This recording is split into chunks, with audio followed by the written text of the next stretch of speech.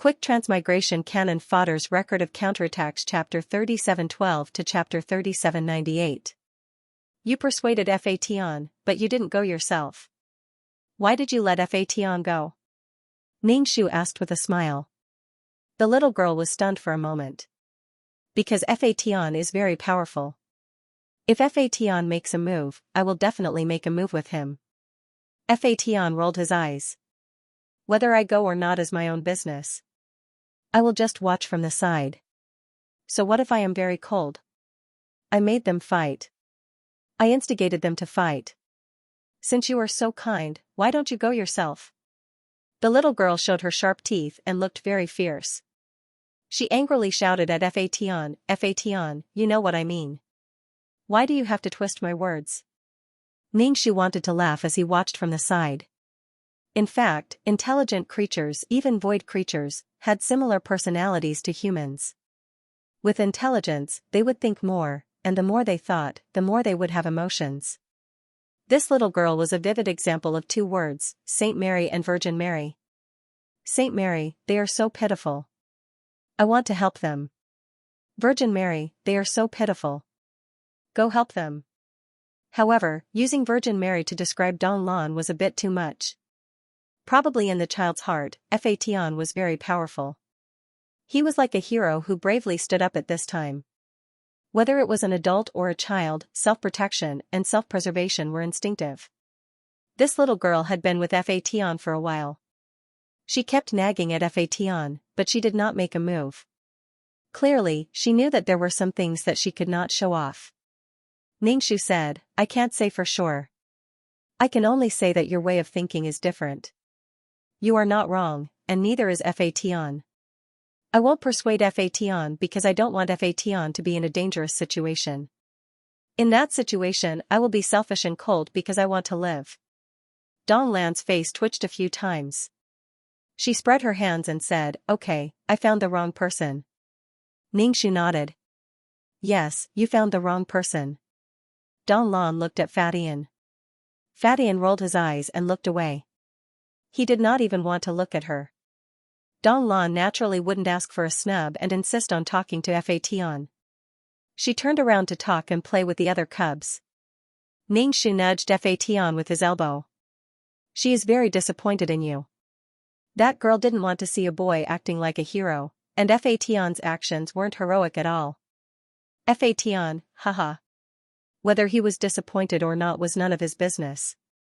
The old man walked over and said to Ningxu, do you want to comprehend the divine runes? Ningxu nodded repeatedly. Yes, yes. The old man said, go under the tree. Fation said to Ningxu, I'll go with you, in case you don't understand the situation. Ningxu obeyed and went under the tree. He looked at the tree up close. The tree was densely packed and twisted, crisscrossing. After looking at it for a long time, his eyes were dazzled, and everything was white. Ningxu hurriedly closed his eyes, in case he received too much and his soul exploded. Ningxu opened his eyes again and found himself in a snowy white space. Fation was standing next to him. Where is this? Ningxu asked Fation. This is the old man's spiritual world. Look carefully, it's faster to comprehend the divine runes here than on your own. You can also comprehend the most fundamental power, Fation said to Ningxu. Pay attention, it's coming soon, Fation reminded Ningxu. Ningxu immediately focused and looked carefully at this spiritual world. Soon, golden lines flashed past one after another. These lines were of different shapes. They flashed and disappeared before Ningxu could see them clearly. Ningxu rubbed his eyes. He felt like he was going blind. His head was full of lines. The more he looked, the messier it became.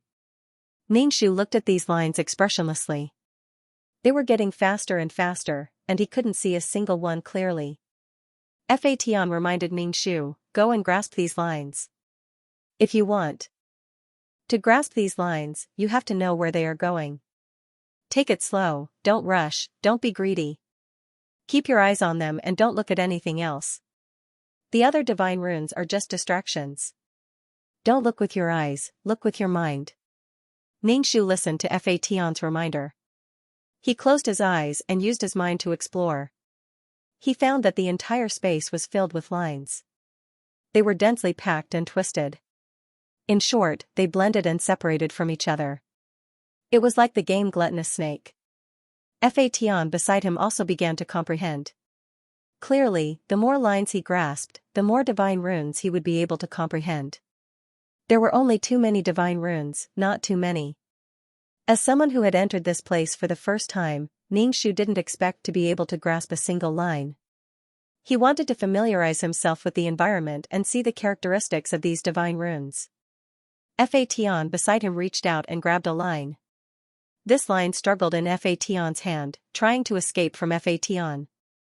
Fatian clenched his fingers, but the divine runes still slipped away from Fatian's hand. Fatian wasn't disappointed.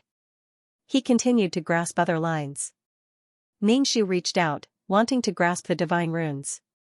However, Ningxu couldn't even touch the divine runes in front of him.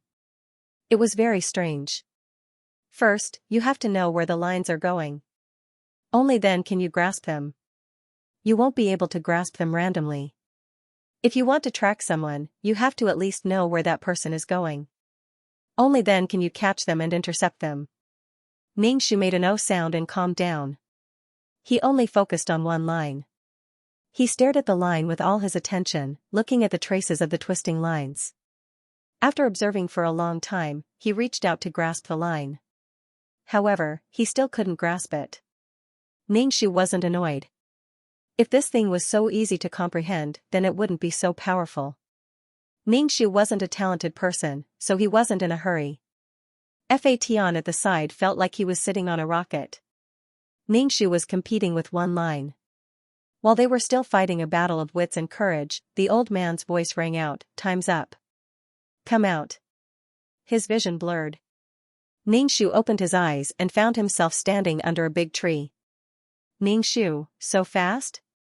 He couldn't even feel the lines, let alone grab them. He couldn't even touch them. Fast? Isn't this exhausting my mental energy? I'm already so old. Using a bit of mental energy will tire me out. Young people don't know how to comprehend. The old man said unhappily. Ningxu, yes, you're right. I won't argue with you. Ningxu asked Fatian, are you going back? I have to go back to work. I'm not going back. We've already met. Ningxu reminded Fatian to be careful when he was collecting the ashes outside. He mustn't act rashly. If he encountered a powerful one and got killed, who could he reason with? His life was his, and he would be the one to feel the pain. Some people's words didn't even hurt. It was fine to listen to them, but don't take them seriously. Don't use your own life to prove other people's stupidity. To view the new chapter of Zue, please go to mobile address. Ningxu was afraid that Fatian wouldn't be able to resist the temptation of beauty at such a young age. After all, when it came to love, if one was too rational, their genes wouldn't be able to be passed down. There would always be times when they would become muddle-headed. Although he didn't know what Fatian's taste was like, Ningxu felt that the girl didn't match her taste. She had a lively personality. She seemed to be more eloquent than the other cubs. Fatian listened to Ningxu's advice and nodded. Don't worry. She has nothing to do with me. I won't do anything I don't want to do because of a few words from her. Now, he couldn't be bothered with Donglan. In the past, he saw that there were many treasures in the Donglan Sea. The area was bigger and the water quality was special. If one wasn't from the Donglan Sea, they wouldn't be able to sink into the water. He thought that if he went to the Donglan Sea to find something in the future, he would have an acquaintance who could help him find it. However, when he interacted with Donglan, he realized that Donglan was just a mushroom that was doted on by the elders in the family. Some things were very natural. Fatian felt that although he didn't suffer much, being by Ningxu's side made him empathize with her. He felt a little pitiful. Now, he had given up on interacting with Donglan. Ningxu saw that Fatian's expression was serious and didn't seem to be perfunctory. He was relieved. Then I'll go back. You stay in the cub house and play with people you like. Fatian nodded. He stared at Ningxu's ear and asked, what is this thing? He could vaguely feel a little life force. It was a little like an ultimate martial art, but an ultimate martial art wasn't so small. Ningxu touched the earring and said with a smile, I forgot to tell you. It's an ultimate martial art that becomes so small after being tempered. I was so worried that it would fall off. Tian looked at the earring for a while. It's a good thing.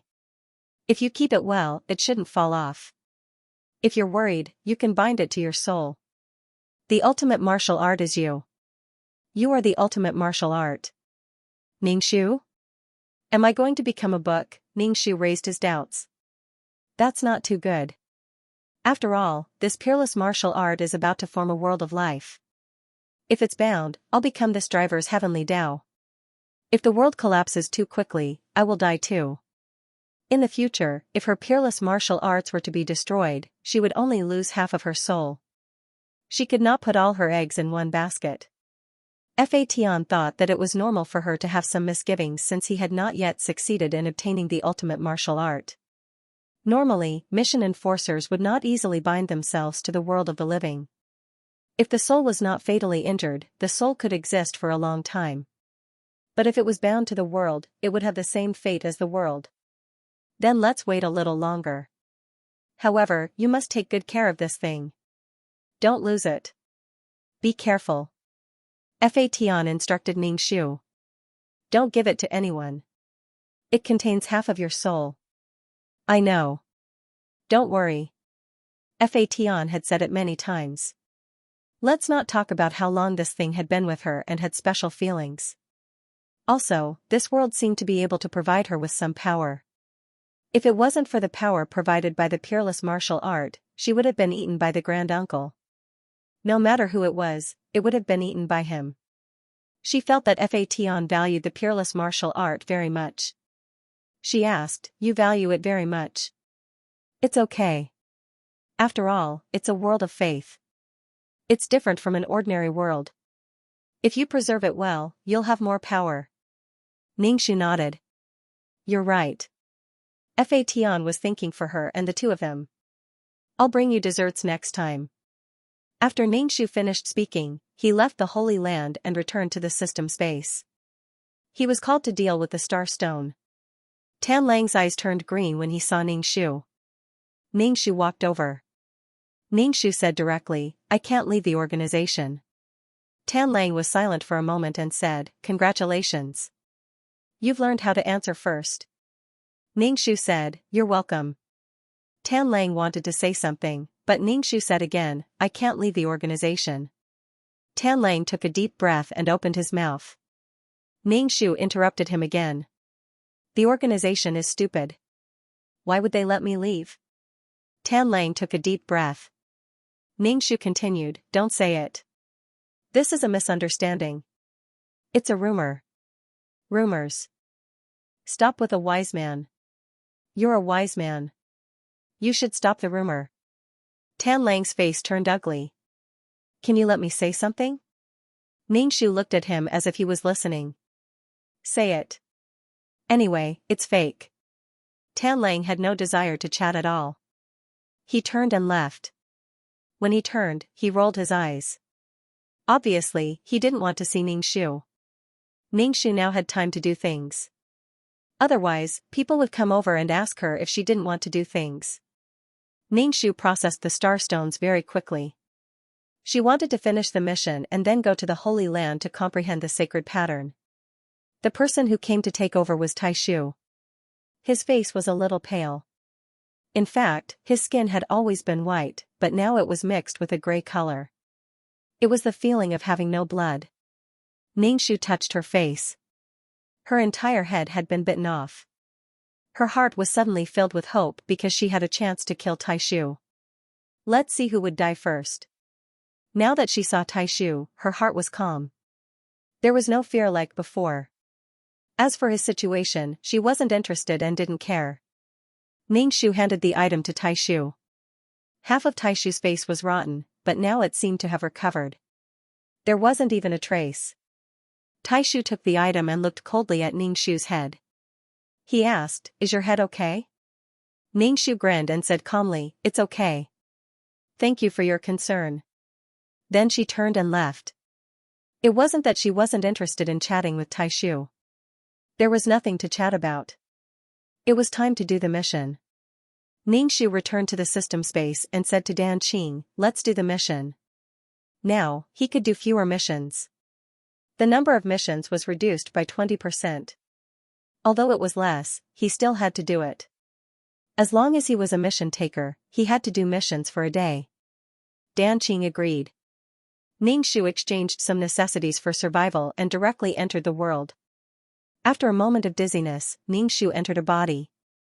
Ningxu opened her eyes and found that she was sleeping on a table in a bookstore. Not far away, a man was reading. Seeing that Ningxu had woken up, he said to Ningxu, "Go back and sleep. It's easy to catch a cold if you sleep here." Ningxu didn't say anything. She continued to lie down and began to accept the plot. This plot was relatively simple. It was a book in this library that had been circulating for a long time. It was actually a little monster sealed by an exorcist. It was a spider demon, a little spider demon. It wore clothes but had splayed feet. When the bookshelf collapsed, the client unconsciously let go of the book and released the little spider demon inside. To view the new chapter of Zue, please go to mobile address. This little spider demon looked like a child and was ignorant. The exorcist had been merciful and left her behind. It had been some time since then. At that time, the country was a little chaotic, and it was easy for demons and ghosts to appear. There was a place where there was a big spider demon. The spider demon absorbed the essence of men by confusing them. Men often appeared in the village. Generally speaking, men were more easily confused and absorbed the essence of men.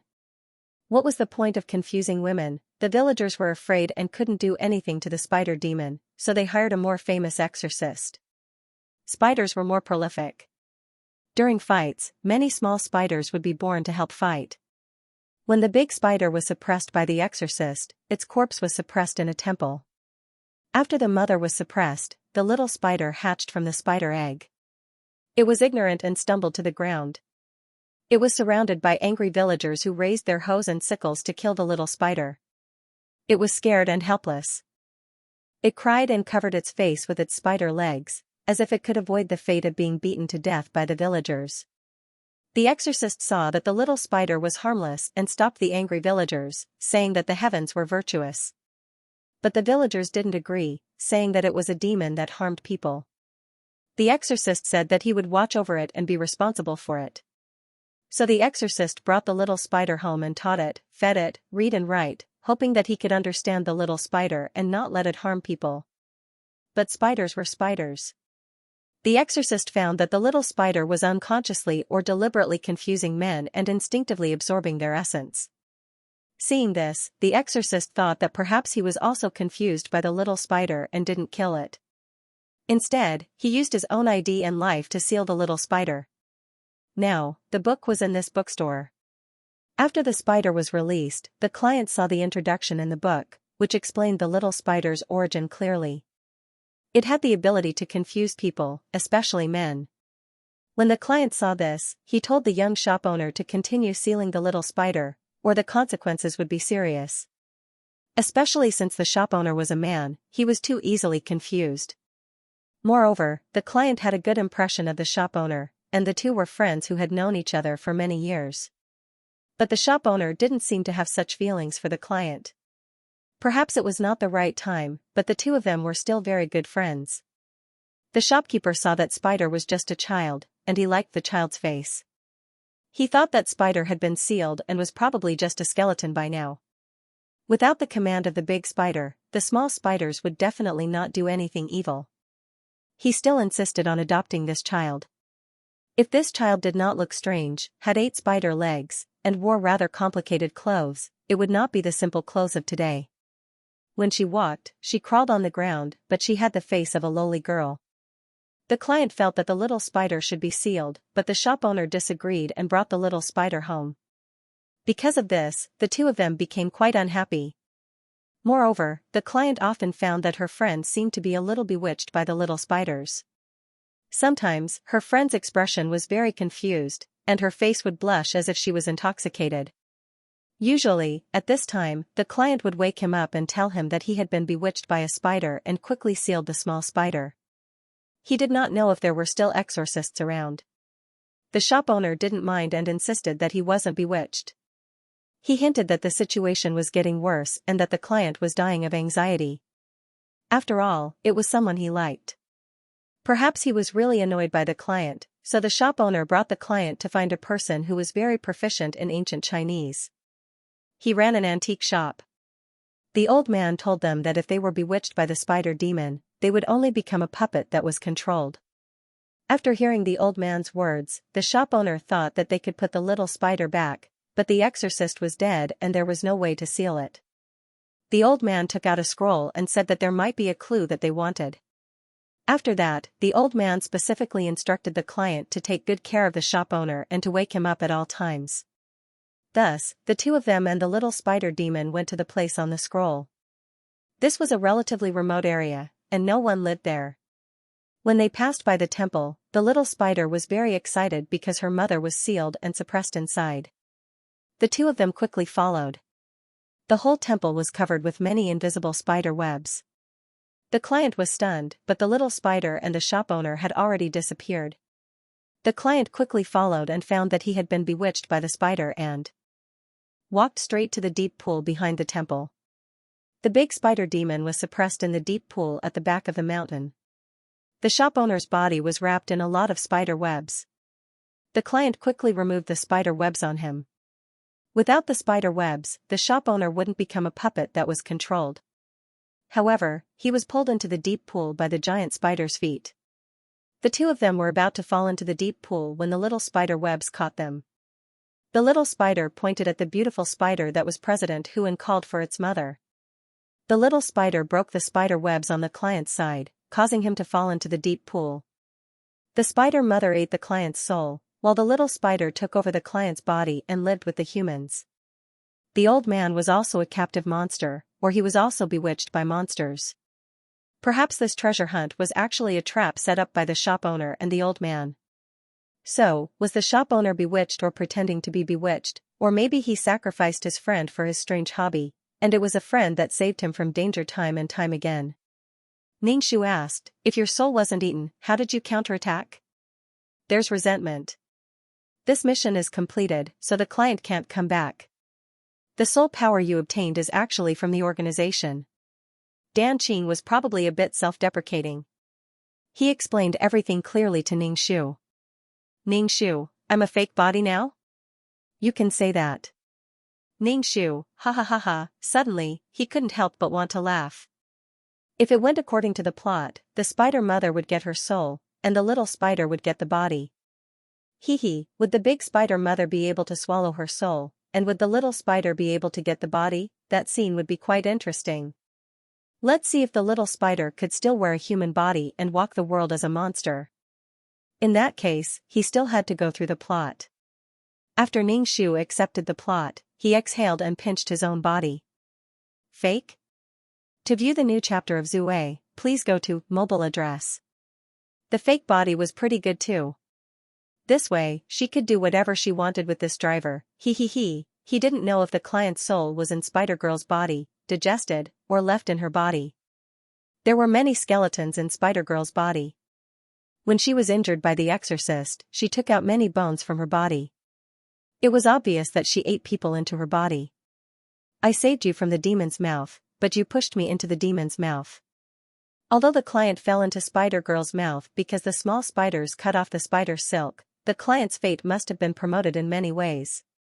The human heart was complicated, not to mention a monster. A monster that fed on humans to increase its strength. Ruiji, don't sleep here. You might catch a cold. The owner, Yanzhou, pushed Xianxia. Xianxia looked up at Yanzhou. Yanzhou looked quite gentle and had a scholarly aura. In this era of the internet, opening a bookstore was not profitable at all. It was even a business that couldn't make ends meet. After all, if it wasn't a national or government bookstore or library, it was very difficult to run. Yanzhou couldn't even afford the rent now. After all, there were phones and computers. Who would still carry paper books? It was more convenient to carry a phone. Fortunately, the client's grandfather was a good person and didn't force Xianzhou to do so. The client, Ruiji, would also come to the bookstore to bicker with Xianzhou and fight for a chance to get along. Ruiji had a good impression of Xianzhou. Ningxu glanced at him and stood up to leave. I'm not going to talk to a pervert like you. Xianzhou was given a cold stare by Ningxu. He felt a little confused. She was probably angry when she woke up. Normally, Ruiji wouldn't treat him like that. Ningxu walked out of the bookstore. Looking at the store's elegant name, she returned home and said to the carefree old man, "Grandpa, I think the shop downstairs has been reclaimed. That Xianzhou can't even afford the rent." The old man tapped his pipe. "What's wrong? Did he make you angry?" He didn't lack the rent, and his granddaughter seemed to be interested in him. That was why he allowed him to default. Kindness was one thing, but no one would do this for no reason. Ningxu said directly, "We are also ordinary people. We also need to eat and drink. We are not philanthropists. If he keeps delaying, he will still have to pay the rent himself. We will also have to pay for the utilities." Because the water and electricity upstairs and downstairs were connected, they paid for the water and electricity. Xianzhou only had trouble paying the rent. "No, I just feel that he's become a deadbeat. Just because you're kind, his business is so bad." Ningxu suddenly thought of something. The little spider had turned into Ruiji's appearance. Xianzhou could be with the person he liked, and Ruiji's grandfather was Xianzhou's landlord. When the two of them were together, Xianzhou's financial problems could be solved. This was a very dark plot to begin with. There were too many guesses from all sides. The old man looked at Ningxu. "Are you serious? Didn't you say that there aren't many people like him who are as persistent as he is?" Ningxu rolled his eyes. "What persistent? This is inflexible and doesn't know how to be flexible. He is destined to be abandoned by the times. He is still complacent." The old man was speechless. It was hard to guess a girl's thoughts. "Are you serious? Don't be like this today and change tomorrow." What did he do? People were tolerant to people they liked. They didn't know that Xianzhou had left. "I'll talk to him." Ningxu said, "What do you want to talk about?" "Don't talk. If you talk about it, he will take your kindness as a form of coercion. He will say that because he made me angry or because I don't like him, I became harsh to him. Your kindness in the past has turned into a pile of dog sh*t since ancient times. It had been hard to be a good person." The old man looked at Ningxu curiously. "What's wrong with you? In the past, when I said that you liked Xianzhou, you would hurriedly deny it. Why are you so straightforward now?" A girl's mood was like this. Sometimes, she liked him, but sometimes, she really didn't like him. You couldn't guess a girl's thoughts. "That's because I don't like him. That's why I can see my inner feelings. Anyway, don't look for him. I don't like him now. It'll be awkward if I expose this piece of paper. But you still have to remind Xianzhou, so that he won't continue to cling on like this and not be able to pay it back. It was not good to owe someone something. Sometimes, the person who was given alms felt even worse than the person who gave it to him. Sometimes, doing a good deed would turn into enmity." The old man said. "Why are you acting like an old man now?" "Okay, I'll cook something to eat." Ruiji would bring some food downstairs when he was free. For example, lunch, he would make a sumptuous bento. "Eat my ass. No matter how much you eat, it's not as important as your face." As soon as the little spider appeared, Xianzhou was bewitched by the little spider's baby face. Ningxu suspected that Xianzhou actually knew that he was bewitched. Ruiji had been very worried about Xianzhou and purposely acted like he was bewitched and dangerous in front of Ruishi. He really suspected that Xianzhou wanted the little spider to use Ruishi's identity to live in human life from the beginning. Xianzhou had never said anything like asking the client to give up his body. Well, how could he say something like that, even if the client really liked him? Giving his soul and body to another person was a very unreasonable and shameless request. Or was Xianzhou really a puppet of the spider and the spider was using Xianzhou? To live in the human world, he felt that this plot was filled with too many uncertainties and too many guesses.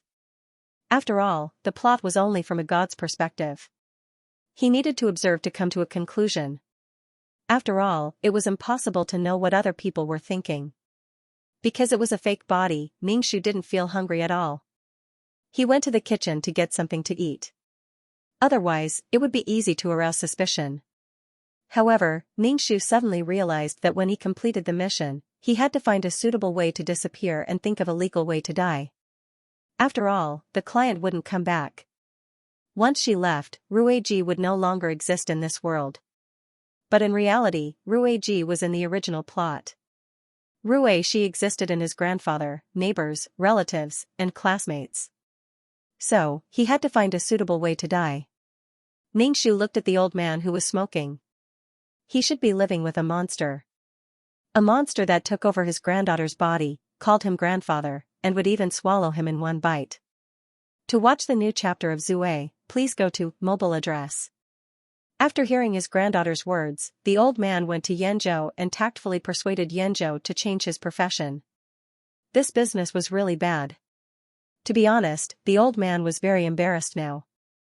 It was as if someone had borrowed his money and wanted the other party to return it.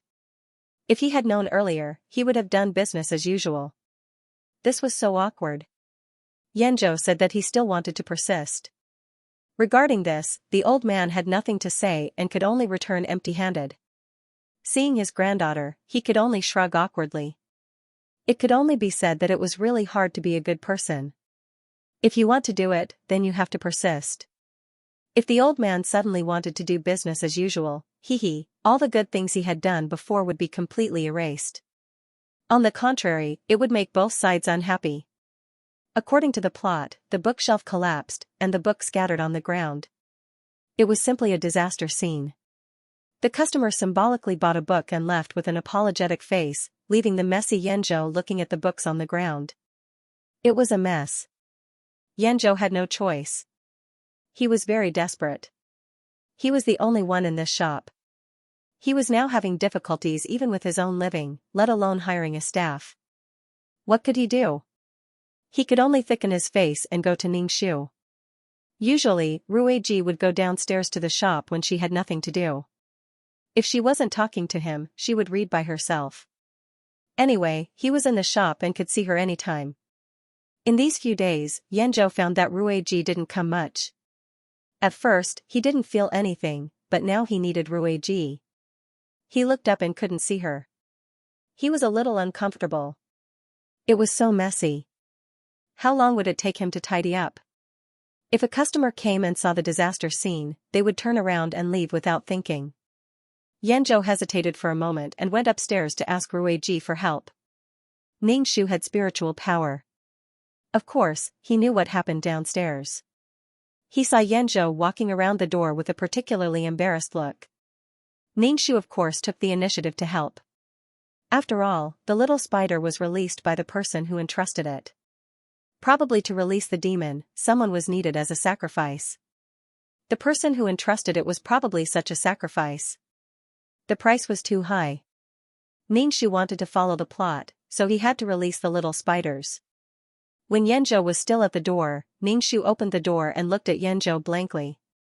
"What are you doing at the door?" Yanzhou was a little embarrassed and said, "I want to ask you for a favor." "Xianxia, go ahead." The two of them went downstairs. Xianxia looked at the messy bookstore and rolled up his sleeves to start working. When Yanzhou saw this, he also started working quickly. Xianxia tidied up the books and saw a rather old book that was filled with age. He asked Yanzhou, "Where did you get such an old book?" "I bought it from a small bookstall. I thought it would be interesting since it's so old." Xianxia asked, "Have you opened it?" Yanzhou, "Bring it back." "I forgot." "Very good, this thing was destined to be released by her." Xianxia opened the book and saw something that looked like a spell. It was a little blurry on the page. A blurry shadow crawled out of the book and moved down along Xianxia's hand. Xianxia grabbed the shadow. He didn't scream in fright like the person who entrusted it, and Yanzhou even laughed at him for thinking too much. The little black shadow was caught by Xianxia, and it struggled with all its might. Xianxia squeezed it hard, and the spider let out a sharp screech. Yanzhou heard the abrupt sound. Ningshu asked, "What's that sound? Did you hear it?" Ningshu showed an extremely fake smile. "No, I didn't hear it." "You heard wrong." Yanzhou made an O sound. His expression was a little puzzled. Obviously, he had some doubts about his hearing system. The little spider in Ningshu's hand was struggling hard. It even used its sharp spider legs to prick Ningshu's hand. Unfortunately, Ningshu was now in a fake body and couldn't even feel pain. "I'm an emotionless killer." Ningshu squeezed hard. The little spider screeched even more sharply in pain. Yanzhou was very surprised to hear such an obvious sound. He said to Ningshu, "Did you hear it?" "I heard it." Ningshu nodded. "You should clean the shop. There are rats. Don't let them gnaw on the bookshelves and books." "Rats?" Yanzhou's face was a little green. It was a disaster to think that his shop could be visited by rats. Ningshu squeezed the spider in his hand enough. He didn't want to kill it. Letting go of his hand, the spider's shadow hurriedly fled and hid in the storage room. Ningshu watched the little spider go inside. He expressionlessly withdrew his gaze and began to organize the books. He said to Yanzhou, "I helped you so much. How are you going to repay me?" Yanzhou froze for a moment and asked, "How do you want me to repay you?" Ningshu rolled his eyes in his heart. Shouldn't friends thank each other when they helped each other? Was it natural? "Anything. Just treat me to something to eat or drink. It's so hard and tiring." Was it easy to sort out such a messy situation? He was thinking too much. "Okay, you can eat whatever you want. I'll treat you." Yanzhou was a little embarrassed and said. Ningshu said bluntly, "My food is expensive. Can you afford it? Your business isn't good now. You can't even pay the rent." Yanzhou was even more embarrassed. He scratched his head and said, "That's true. I can't afford it. I can only treat you to something cheap." Ningshu looked at Yanzhou and laughed. He narrowed his eyes. He looked very cheerful and didn't hold a grudge. But the human heart was like the sun. It was an existence that couldn't be looked at directly. Yanzhou carried some things into the storage room. He accidentally knocked something over and found that there was a child in the storage room. Ningshu heard the noise and immediately went to the storage room. The child saw someone and hurriedly crawled inside. Yanzhou grabbed the child. The child turned around and covered his face. Yanzhou asked where the child came from. The child revealed a cute little face. In that moment, it hit Yanzhou's heart. Ningshu realized that two blushes had appeared on Yanzhou's face. Clearly, he liked the little spider's appearance very much. In fact, there might be a hidden plot in this plot. Yanzhou might be the next life of the exorcist. In that life, the exorcist had carefully reformed the little spider. During this process, it was unknown if he had been bewitched or controlled by the little spider. After all, exorcists were much stronger than ordinary people. At that time, the little spider didn't know how to restrain itself and ate people in front of the exorcist. In the end, the exorcist used his life to seal the little spider. Regarding this, Ningshu still felt that the exorcist had been bewitched to a certain extent. Otherwise, why would he seal the little spider instead of killing it directly? If it was the little spider's mother, Spider Lady, who was a great demon and a very powerful existence, it would be fine if he couldn't kill her, but she was just a little spider. To view the new chapter of Zue, please go to mobile address. There were too many doubts. Perhaps it was because of this that Yanzhou liked the little spider very much when he saw it.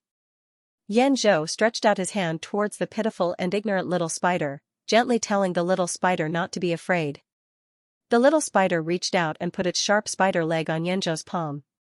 Yanzhou was stunned when he saw the spider leg, but he still held it. Ningshu looked at it indifferently and was not scared. He said, "This child is a monster." Yanzhou said, "She's just a child."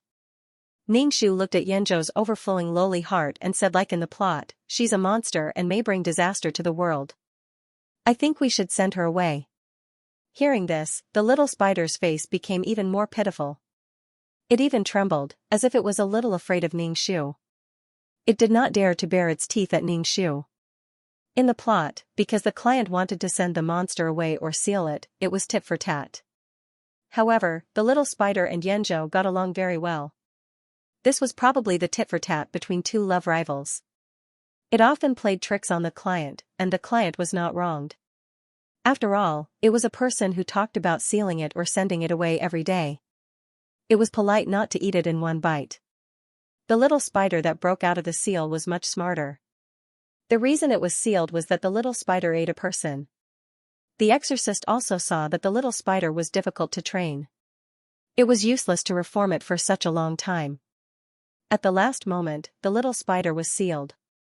Yanzhou planned to raise this little mushroom cool, and the kind that would last for a long time. He planned to raise it, and it was to raise a monster. He probably felt that he could change a monster. It was because the child was too small and too cute. It lowered people's vigilance. Even if it was a monster, it was still a child. Ningxu persuaded as usual, but Yanzhou's expression was very firm. He was very kind to the little monster and had a very good attitude. At least, the client did not feel this gentleness.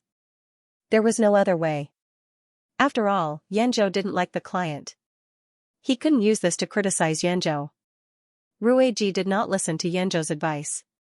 Firstly, he was concerned about his safety. Secondly, he felt a deep sense of disparity from Yanzhou's attitude towards the little monsters. The person she liked another person. How frustrating. Ningxu said coldly, "I don't care how you deal with this monster, but you can't leave it here. I don't want a monster living downstairs." Yanzhou had always lived in the store. Renting another house would be a huge financial burden for Yanzhou. Yanzhou's expression became very awkward. Looking at the cute Lolita, he felt embarrassed. Yanzhou had no choice but to beg Ningxu. "Ruiji, can you let this child stay here for my sake? I promise he won't cause any trouble." Although the old book had detailed the origin of the little spider and the situation of the spider lady, looking at this little Lolita, there was no way to connect it with those. Ningxu snorted. "Don't forget that they are man-eating monsters. They especially like to eat men. If you stay, they might eat people. There's always a man. And you're also a man. Do you think you're very powerful? Even an exorcist couldn't tame her monster nature. You're a weak person. You can deal with monsters."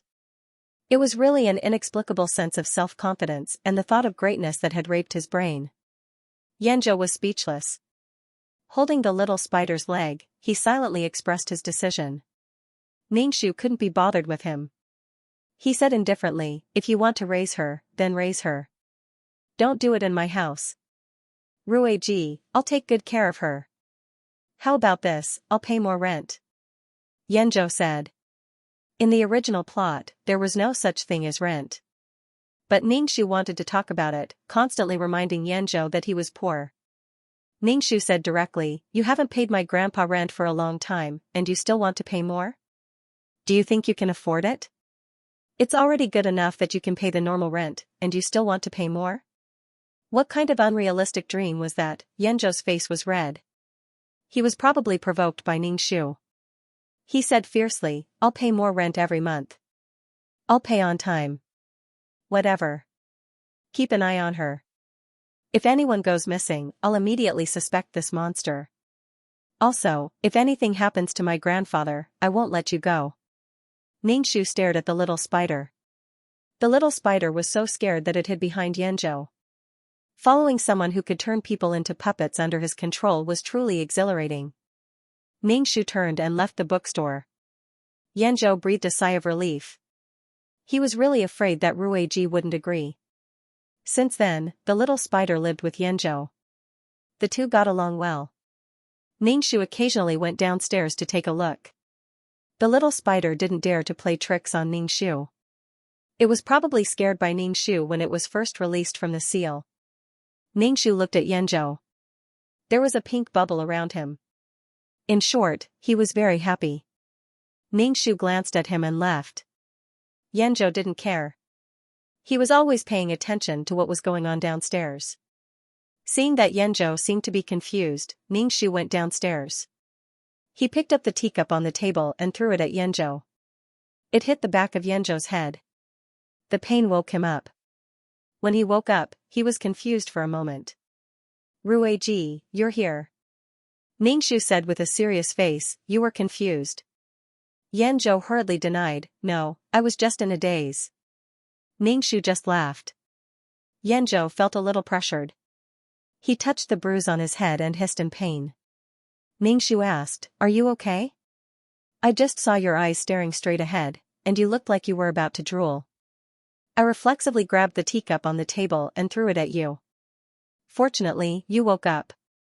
Yanzhou was speechless. Drooling? Drooling? Ningxu carefully looked at Yanzhou's face. Was he pretending or was he really confused? Or was he just pretending? Ningxu pretended to be very worried. Are you really okay? I think we should send that spider away. The little spider hid behind the door and stuck out its cute head. It looked over timidly, but it didn't dare to spit spider silk at Ningxu. Yanzhou gently touched the bruise on his head and said, it's okay, it's okay. Before Ningxu left, he looked at Yanzhou with an extremely worried expression. No matter what, you have to be careful.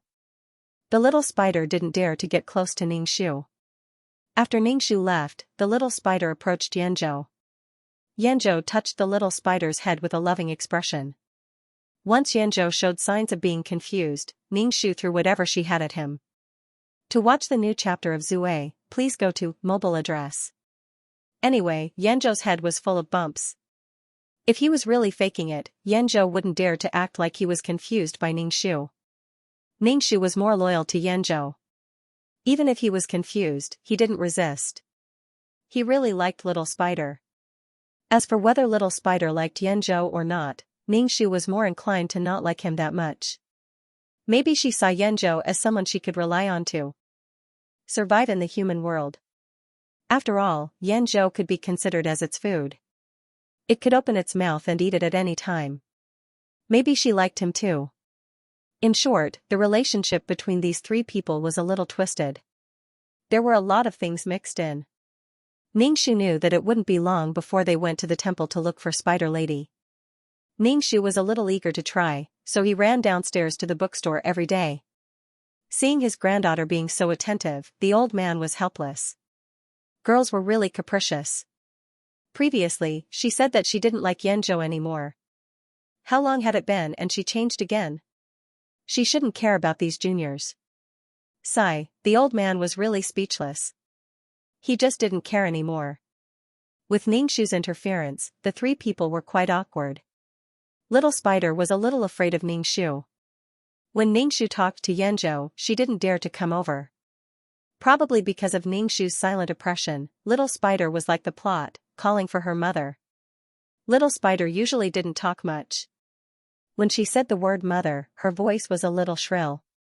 This kind of depressed mood lasted for a long time. Yanzhou thought that Little Spider was homesick and said that he wanted to bring Little Spider home. Ningxu curled his lips and nodded in agreement. The client felt that sending Little Spider home was a way to get rid of Yanzhou. He didn't agree too much. So he followed them to the deep mountains. Yanzhou brought the Little Spider and Ningxu to an antique shop. The owner of the antique shop was an old man. Ningxu's eyes immediately scanned back and forth between Yanzhou and the old man like a searchlight. Seeing the two familiar greeting each other, Ningxu felt that they should know each other. Then, the chances of these two people setting up a trap for the client were very high. Furthermore, this old man also had a demon in the form of a soul. It was hiding in the house and did not come out. Perhaps this old man had reared demons in captivity, or perhaps he had been bewitched by the demons. Yanzhou asked the old man if he wanted to take the Little Spider home. The old man took out a scroll and said, "The answer you want is in here." Ningxu rolled his eyes in his heart. He immediately took out the props. He felt that this was an act. The old man was only very knowledgeable. Furthermore, he had a demon beside him. He was very familiar with such matters and was very knowledgeable. However, the fact that he had taken it out directly made Ningxu feel that it had been prepared beforehand. Perhaps Yanzhou had come to consult this old man in private. Moreover, at the end of the plot, when the demon in the old man's house reached out to pour tea, Yanzhou did not express any surprise when he saw the demon's hand. Obviously, he knew. There must be some dirty deal between the two of them. Yanzhou took the scroll, thanked him, and was about to leave. The old man looked at Ningxu and said, "You stay. I have something to tell you." Ningxu rolled his eyes in his heart. He sat down and asked, "What do you want to tell me?" The old man said to Yanzhou, "You go out. I have something to tell this girl alone." Yanzhou turned and left, saying that he would wait for Ningxu at the door. The old man said to Ningxu, "Did you notice that he was bewitched by the demon?" Ningxu shook his head. "No." The old man said, "His mind was controlled by the demon. He showed that he was very infatuated with the demon and became the demon's puppet." Ningxu still shook his head. "No. You saw it too. His thinking and logic are very clear. He is also rational. His thinking and actions are normal. A puppet is not like that. I think it's a little spider. How can it bewitch people? You're thinking too much." The old man's expression was a little indescribable. "You should know the origin of that little spider. She has also eaten people." Ningxu said naively, "But she hasn't eaten people now. If she really wanted to eat people, Yanzhou would have been eaten long ago. She probably still has some humanity. She still misses her mother." The old man still said with a serious expression, "No matter what, it has to be a demon. The demon's nature is difficult to train. People will be bewitched unknowingly. Demons will eat people who are bewitched, so you have to keep an eye on him at all times. Don't let him be bewitched and lose his life. Bringing the little spider back this time is also a very dangerous thing." Ningxu was speechless. "You're a terrible old man, very bad." He seriously suspected that the old man was saying all this to trick people into going with Yanzhou. After all, as a girl, Ruiji could awaken the bewitched Yanzhou. Ruiji liked Yanzhou. How could she not be moved when she heard Yanzhou's name? Was it a trap? Ningxu still said, "I won't go." "What danger can there be?" "Huh? What was that?" "I just saw a white shadow flash by." Ningxu was shocked. He stood up and looked into the room. As expected, he saw the spirit of a demon, but it flashed very quickly. The old man hurriedly said, "Your eyes must be playing tricks on you." Ningxu said curiously, "My eyesight is very good." "Old man, did you also raise a demon? Why aren't you afraid of being bewitched?" "You haven't been bewitched by a demon, so Yanzhou won't be bewitched by a demon either." Of course, Ruiji in the plot didn't know that this old man was also a fan of raising demons. The old man was confused. "No, what demon?" "No, there's a demon. My old bones are still here, but they were torn apart by a demon long ago. Demons are very cruel." Ningxu was surprised. "Old man, aren't you afraid that the demon in the room will be angry?" The topic changed in a very strange direction. The old man didn't know what to say and felt very uncomfortable. The old man took a deep breath. "Anyway, look after him. The demon will eat the bewitched, and the bewitched will be sent to the demon's mouth like a puppet." Ningxu didn't care. Okay, I'll look after him." She was still curious and asked, "Old man, is it that fun to raise demons?" "You raise demons, and Yanzhou also raises demons for fun?" The old man said coldly, "I don't raise demons. In this era, even if there are demons, they won't be able to survive." Ningxu said, "Oh, it's not easy for demons to live. No wonder demons are much more docile now and are willing to live with humans." The old man waved his hand and chased Ningxu away. He entered the room with his hands behind his back. To watch the new chapter of Zue, please go to mobile address. Ningxu couldn't be bothered to look at the old man's solemn expression. Who was Yanzhou to her? She had to care about Yanzhou's life and death. But she got some information from it. "Old man, I'll get even with you later." Ningxu went out of the antique shop. Yanzhou was waiting for Ningxu at the door. He asked, "What took you so long? What did you say?" Ningxu didn't care and said, "It's just some weird stuff. I didn't really understand it, so who cares?" However, Ningxu made a big discovery. She said to Yanzhou mysteriously, "Guess what I saw in the room?" Yanzhou didn't even guess. He shook his head and said, "I don't know. I don't have good hearing." How can I hear clearly? Ningxu chuckled. I realized. She paused for a moment. There's a monster in that old man's house too. Yanzhou gasped and asked, really? Yanzhou's expression and reaction were a bit calm. Maybe Yanzhou already knew that there was a monster with the old man. Ningxu looked at him in surprise. Aren't you curious about what kind of monster it is? Yanzhou said, since we can meet the little spider, other people may also meet other monsters. It's very possible. That was true, but Ningxu felt that Yanzhou's reaction was a bit calm. After the little spider turned into Ruiji, Yanzhou took the little spider to the antique shop. Seeing the changes in Ruiji's eyes, the old man said ambiguously, "You're lucky." At that time, Yanzhou did look a bit silly. This lucky was probably said to Yanzhou. He felt that Yanzhou actually let a monster accompany him willingly. Maybe it was said to the little spider. With an identity, the little spider would have no more worries and would have a body. One had to know that the spirit body of the demon in the old man's house didn't even have a body yet. Ningxu cursed in his heart, but he still said, "You didn't pay attention to your own safety when you brought the little spider home to find your mother." She didn't say she wanted to go with him. Yanzhou was a little surprised and asked, "You're not going?" Ningxu shook his head. "I'm not going. Why would I go? Besides, it's fine if you send her back. You know that I don't like that little spider. We've spent so much time together on the road. She might eat me up." Yanzhou was at a loss for words. There were so many things he wanted to say that it hurt. He jokingly said, "Why aren't you worried that I'll be charmed?" Ningxu was a little surprised. "Didn't you say again and again that you weren't charmed?" "Of course I believe you. Besides, with your relationship with Spider, she won't do anything to you." In any case, Ningxu wouldn't take the initiative to ask to go with him. If Yanzhou insisted on letting her go, then he definitely didn't have good intentions. If not, then it could only be said that everything was a coincidence. There weren't so many tricks. Ningxu's words were very reasonable and made people speechless. Yanzhou said, "Just take it as going to relax. I looked at the information that the boss gave me. That place is quite far." Ningxu narrowed his eyes and snorted in his heart. Yanzhou saw that Ningxu seemed to be really unwilling to go, so he gave up on persuading Ningxu. The most important thing now was to send the little spider back. The little spider had been unhappy and listless all this time. When they returned to the bookstore, Ningxu didn't change her words and said that she wanted to go with him. She looked at Yanzhou's expression and didn't seem to care that much about whether she went or not. In other words, it was possible that the old man had pushed the boat along with the current and helped Yanzhou, which was why he said, "You got off too easy."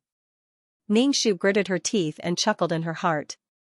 The next day, when Yanzhou and the little spider were about to set off, Ningxu went downstairs with her bag and said to Yanzhou, "I thought about it and still think that I should go with you." Yanzhou nodded. "Okay." Thus, the two of them took a car to a more remote place. On the way, Ningxu realized that Yanzhou didn't look at the paper that the old man had given him. She asked, "Don't you need to look at the map?" "I've memorized it all." Ningxu was speechless. She said meaningfully, "You have a good memory." Those maps were like divine runes. Who the hell could memorize them just by looking at them? If they took a fork in the road, they would definitely take it out and take a look. Ningxu suspected that the paper was a trap.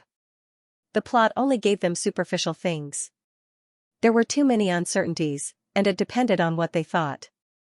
In any case, Ningxu tried her best to think in the dark direction this time. Yanzhou and Ningxu, who lived in the city, walked a lot of mountain roads. Their backs were sore and their legs were cramping. Finally, they arrived at their destination. This was a place with few people. The houses were very old and dilapidated, as if they had been destroyed by something. The exorcist must have destroyed these buildings during the battle with the Spider Lady. After that, the villagers of this village all moved here. After all, there was a terrifying big demon around. Although it was seriously injured and sealed, it could run out at any time. It was too terrifying. The two of them and the demon walked in the dilapidated village and came to a relatively intact house. It was a temple. The little spider became very excited. It jumped down from Yanzhou's shoulder like a wisp of smoke and quickly slipped into the house. Yanzhou saw that the little spider ran out of sight and immediately chased after it. Ningxu walked at the back and saw that the whole house was covered with faintly discernible spider webs. Ningxu pushed the spider webs away with his hand and followed in. After entering, he was not surprised to find that Yanzhou had been completely bewitched and had become a puppet. The little spider not far away was looking at them. To be honest, Ningxu could not be bothered with Yanzhou. So what if he was bewitched? So what if he was swallowed by the spider lady? Who cares if he died? However, Ningxu still wanted to wake Yanzhou up. He ran over and kicked Yanzhou. With a thud, Yanzhou slammed heavily into the wall and fell to the ground to wake up. Yanzhou felt that his bones were about to break. His whole body hurt. However, he reacted at this moment. But moments later, Yanzhou's expression turned blank and dazed.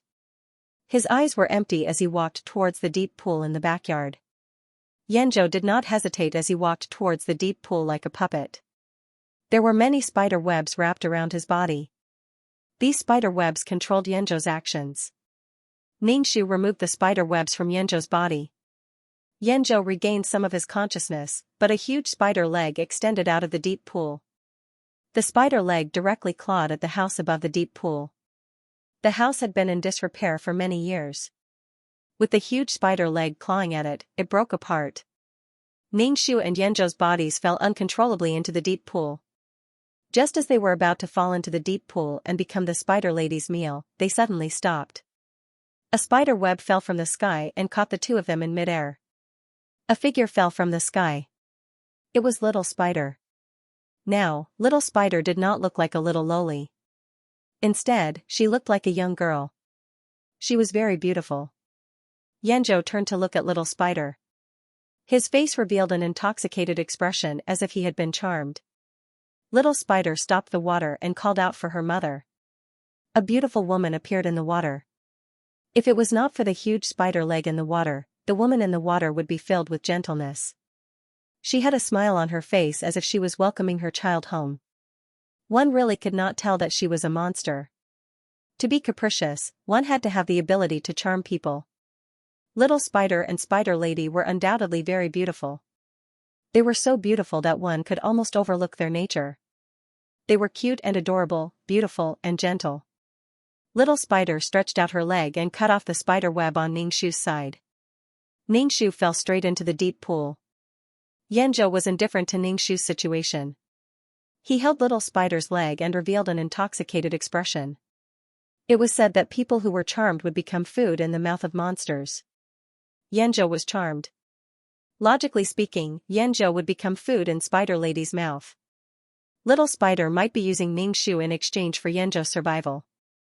Secondly, Little Spider and Ningxu did have a grudge. Ignoring the fact that Ningxu had pinched Little Spider until she cried out in pain, there was also the fact that they were invisible love rivals. Little Spider wanted to use her mother to take revenge. Spider Lady retracted her huge spider leg and accepted the offering from her daughter. Ningxu fell into the deep pool. The water was very cold, but Ningxu could not feel it. She could feel that she was being absorbed into a place. She was obviously going to be devoured by Spider Lady. Ningxu sneered in her heart. She looked up and saw a human and a monster clenching together on the surface of the water. She felt as if her soul was being torn apart. Why was her soul plagued with so many disasters? There were always people who had bad intentions towards her soul. Ningxu directly released a huge amount of mental energy to attack Spider Lady's mind. At the same time, he hammered Spider Lady's huge belly with one hand. Spider Lady let out a pained cry and began to counterattack, trying her best to swallow Ningxu. Ningxu used his mental strength as a knife and slashed at Spider Lady's abdomen. Spider Lady's body was extremely stiff. Her abdomen was like a steel plate. When the spiritual blade slashed across it, it was like slashing a steel plate, producing an ear-piercing sound. Although he was unable to slice open Spider Lady's abdomen, Spider Lady was in so much pain that she let out a sharp cry, her large spider legs flailing wildly. It caused the water in the pool to become turbulent and incomparably turbulent. The little spider looked at the pond with a confused look in its eyes. It clearly didn't understand what was going on, and it kept calling out for its mother. Xianxia was also looking at the situation in the pool. A trace of fear appeared in his eyes.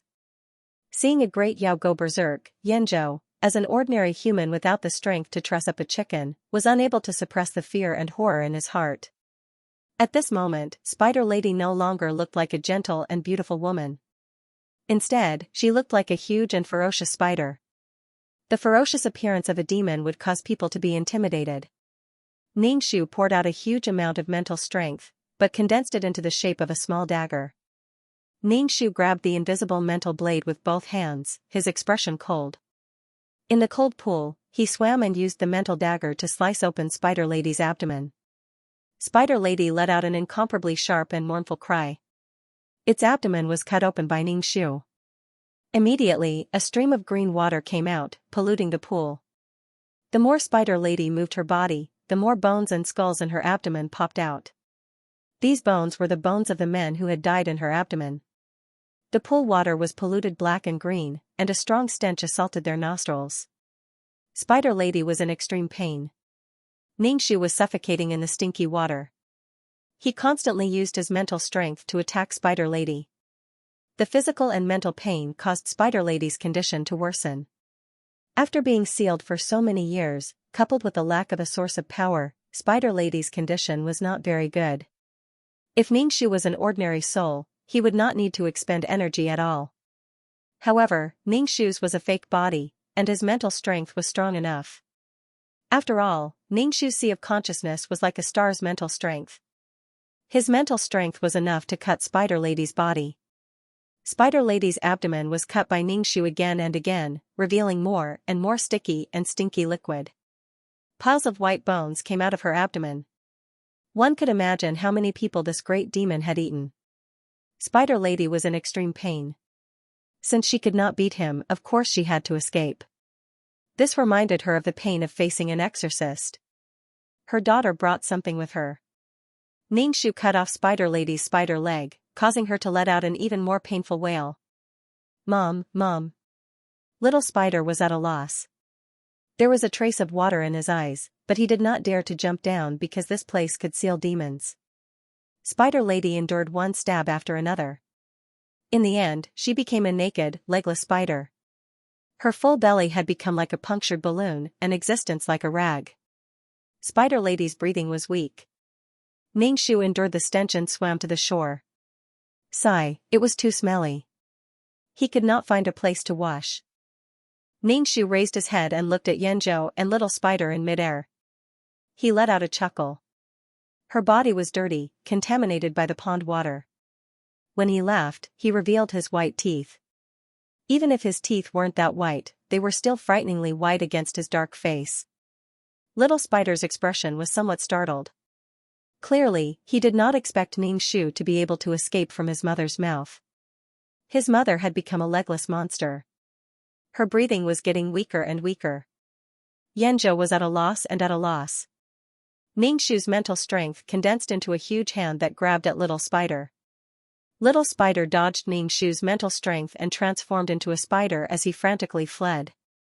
Without the support of the spider web, Xianxia fell into the pond water. Spider Lady was in her weakest state. With food delivered to her mouth, it would be a waste not to eat it.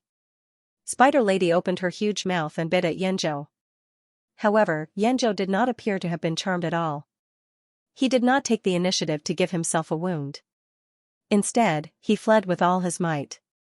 There were also some who died for Xianxia.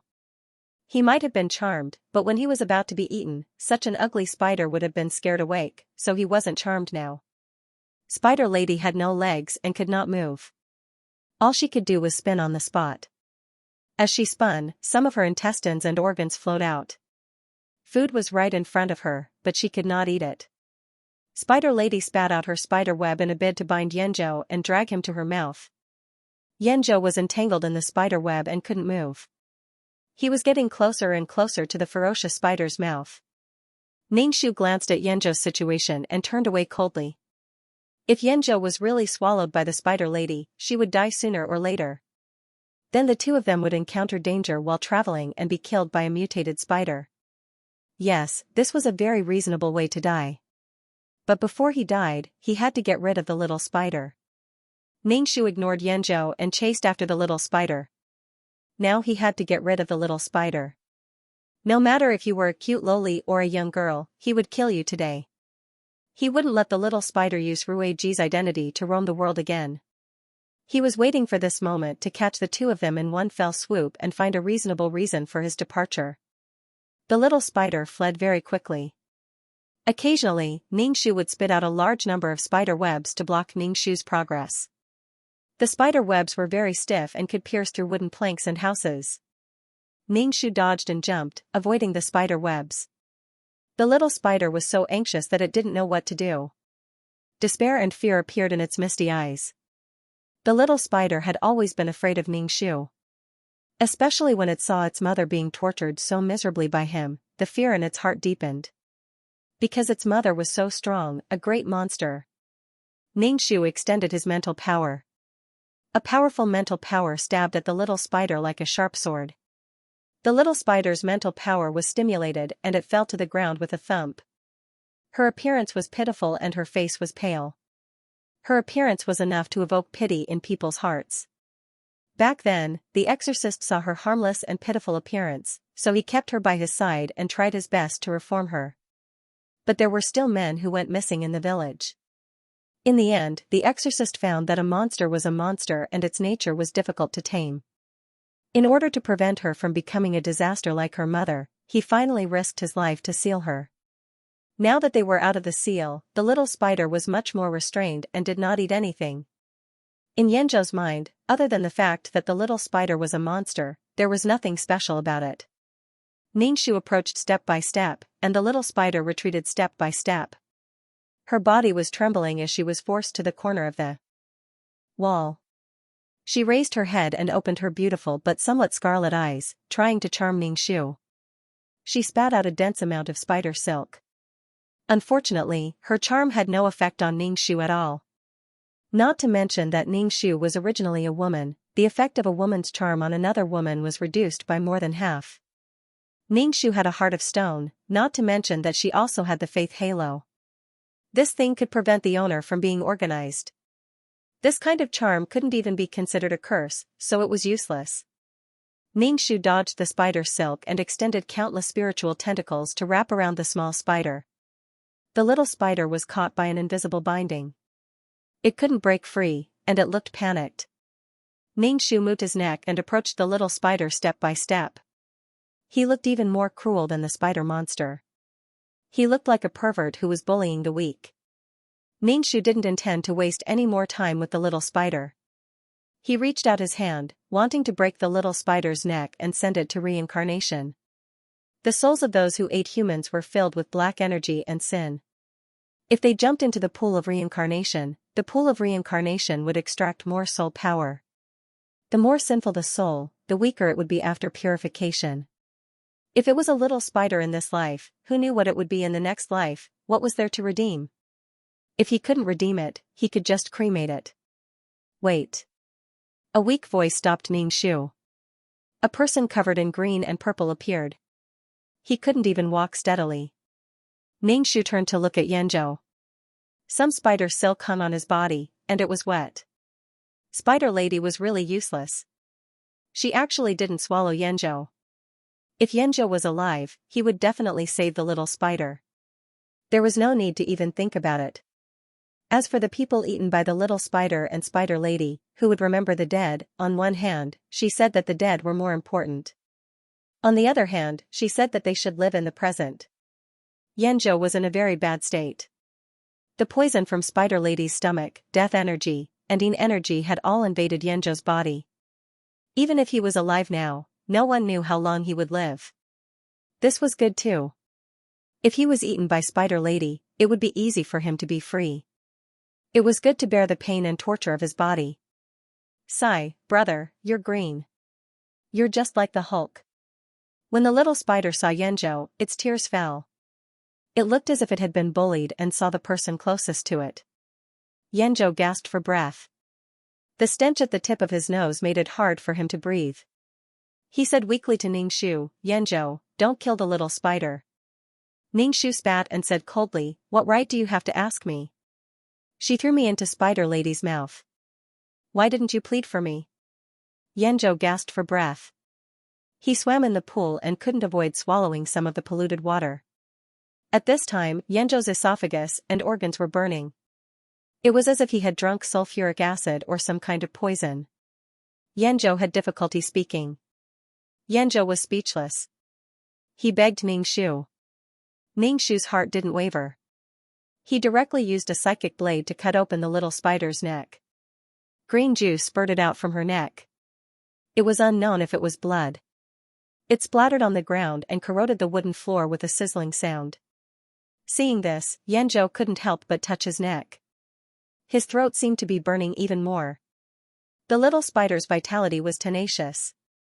Its throat was cut open and it whimpered in pain. It didn't die immediately. It struggled in pain and tears rolled down its cheeks. It was very pitiful. Ningxu was speechless. This scene made him feel like a pervert. Yanzhou looked at Ningxu pleadingly. Ningxu ignored his gaze and used a psychic blade to cut off the little spider's neck. Her head fell from her neck and rolled around on the ground. Her face was still crying pitifully. That expression was frozen at that moment. Yanzhou opened his eyes and looked at the little spider's head. His eyes rolled back and he fainted. His body and mind were already at their limits. Yanzhou fainted. Ningxu ignored him. Instead, he placed Spider Lady and the little spider's corpses together. He took out a lighter and found some dry wood in the forest. He piled it on top of the corpses and lit it up. Since the demon had been dealt with, it was necessary to burn the demon's corpse. Especially Spider Lady. The poison in her body was very strong. Spider Lady was still conscious. She seemed to realize her fate and struggled with all her might. However, her spider legs had all been cut off by Ningxu. She couldn't move at all. All she could do was spit out poisonous spider silk. To view the new chapter of Zue, please go to mobile address.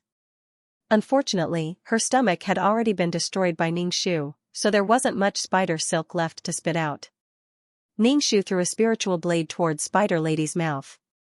The sharp blade pierced through Spider Lady's mouth, causing her to wail in pain. Even though she was howling, Spider Lady's life force was very weak. Ningxu lit up the firewood, and the fire gradually burned. A foul smell mixed with the smell of burning wafted out. In the fire, there were two spiders screaming and roaring, looking like they were in extreme pain. A strong gust of wind blew around, causing the flames to sway from side to side. The unconscious Yanzhou woke up and stared blankly at the fire. Looking at the corpse in the fire, he suddenly rushed towards the fire like a madman, reaching out to dig out the little spiders. Then you can just watch from the sidelines. If you want to dig, then dig. Yanzhou's hand was burned by the fire, but he couldn't do anything. He could only watch as the little spiders turned into ashes. His body trembled, and tears welled up in his eyes. He turned to look at Ningxu. "Why are you so cruel?" Ningxu sneered. "None of your business.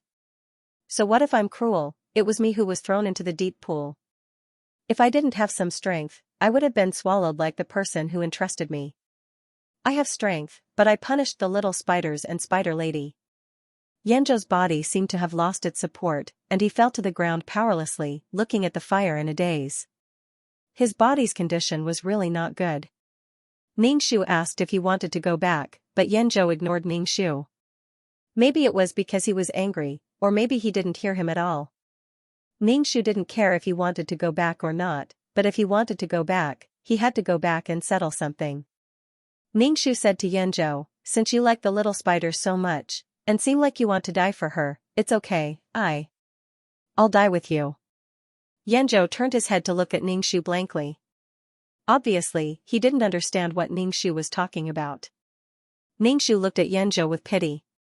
"You've been poisoned. Your body won't be able to hold on much longer. On top of that, the pond water was so cold. It wouldn't be long before Yanzhou would have a fever, and the poison would attack his heart. One could only imagine what kind of scene it would be." Yanzhou's expression cracked.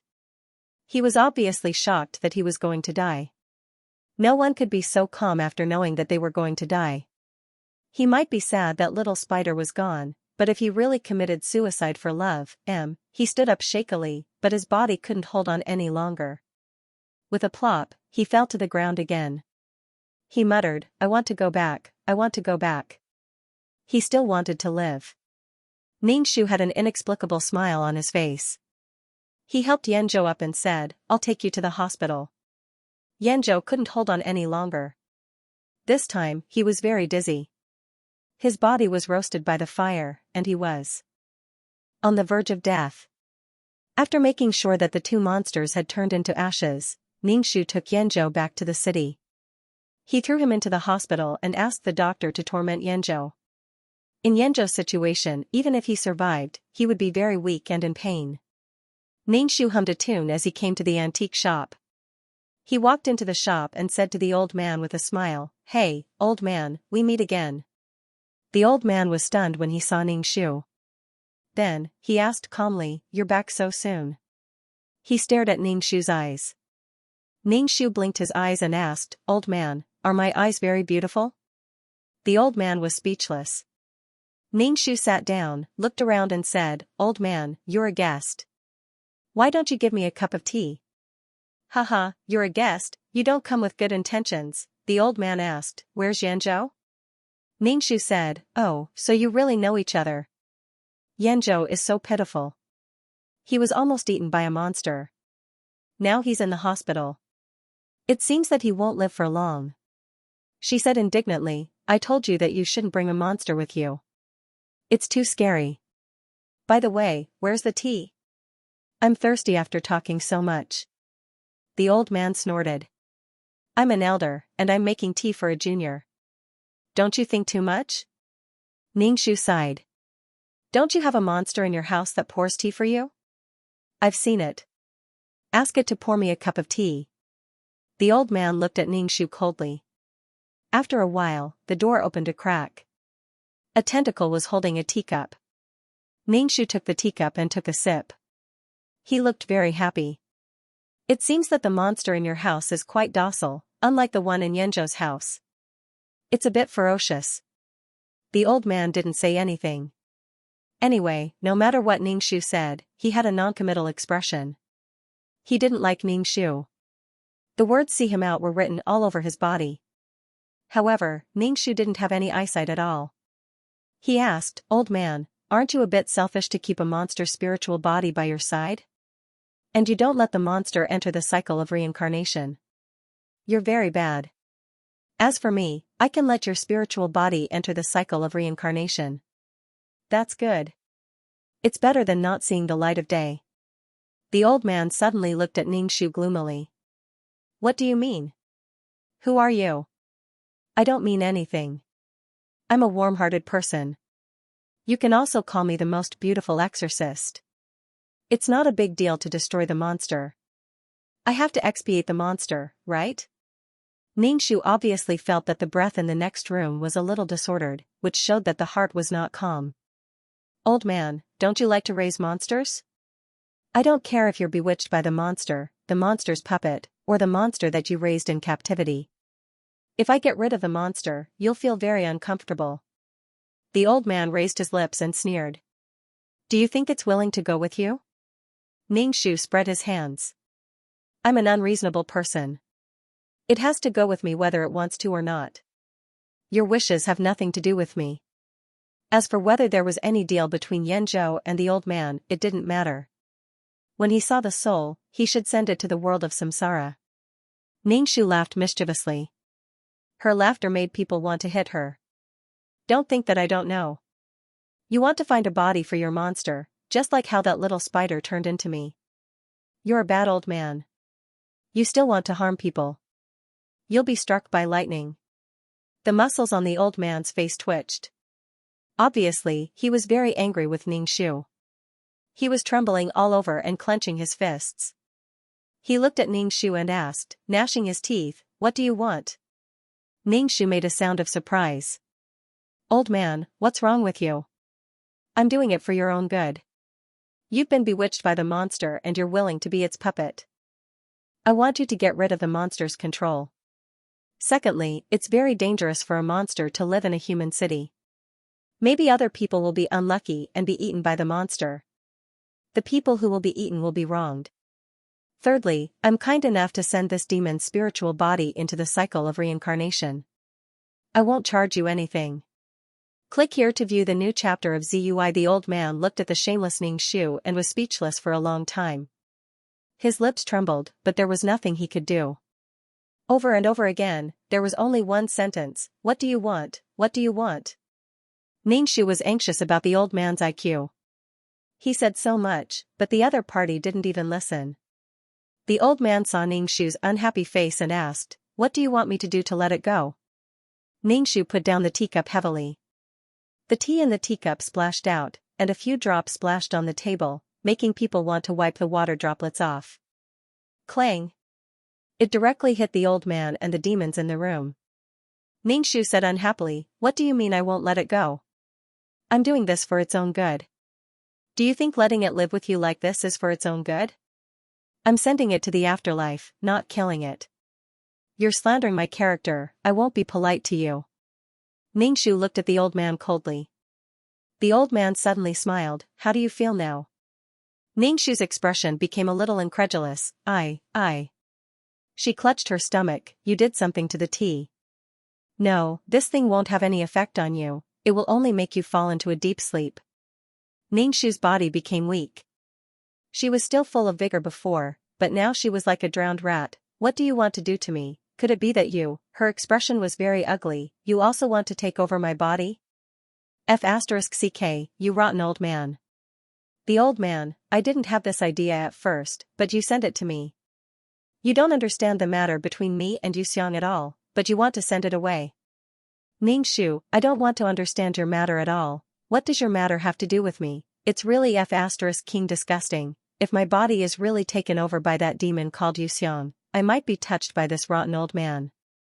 F***ck, it's worse than being taken over by a small spider. This rotten old man is bad." The client's situation was pushed by him from behind. Ning Shu clutched her stomach and looked at the old man angrily. "You will regret it." The old man didn't say anything and ignored Ning Shu. He said to the room, "Xianxia, come out, you will have a body." A spirit body came out of the room. It was a beautiful woman. Even if it was a spirit body, one could still see her delicate and pretty face. Beauty was a good thing. Even if humans knew that monsters were very dangerous, they would still throw themselves at them one after another for the sake of beauty. Birds die for food and men die for wealth. It was the same for men for beauty. Beauty is a bone scraper, it can make people gladly endure. Ning Shu sneered, "You old geezer, can you still do it?" Demons would always be young and beautiful, but humans would grow old, get sick, and die. Xianxia, Xianxia, Xianxia, Xianxia, Xianxia, Xianxia, Xianxia, Xianxia, Xianxia, Xianxia, Xianxia is, Xianxia, Xianxia, Xianxia, Xianxia, Xianxia, Xianxia. The old man's face trembled, and he took a deep breath to suppress the irritation in his heart. "You are about to die, but you are still so stubborn. It can be said that you have really stabbed the old man's heart this time. He is old and ugly now, but Yume has always been like this. Even if this body is an old man, Yume can get a younger body in the future, but what about me? In fact, from Yanzhou's body, I see my young appearance, even if I am a good match with a demon, but I will always be old. They can change one body after another. When Yume takes over this body, such a young body, standing under the sun, they will be like a grandmother and a granddaughter. Who will think that they are lovers or have some other intimate relationship? It's heartbreaking." Yume wanted to walk into Ning Shu's body, but Ning Shu said coldly, "Get away, I wanted to send you to reincarnation, but I changed my mind now." Yume frowned. She didn't look at Ning Shu with ferocious eyes like the other demons. Instead, she looked at Ning Shu gently. She looked like a gentle human girl, if one could ignore the fact that she was a soul. Yume is obviously more integrated into the human world than the little spiders. She poured tea very smoothly, like an ordinary human woman, and took care of the family. They seemed to live together as husband and wife. Although there is no child, there may not even be any intimate contact. It said, "I will take good care of your life." Ning Shu twitched the corner of his mouth. Should I thank you? Thank you for taking good care of my body. Ningxu covered his mouth and laughed. The young girl's laughter was very pleasant, and the old man's face was very ugly. What are you laughing at?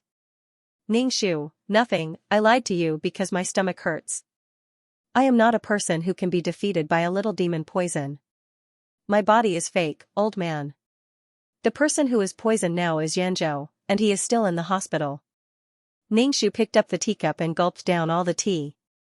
You don't say, it's quite delicious. Can I have another cup? The old man and Yumei's expressions became very ugly. The old man shouted at Yumei, go quickly.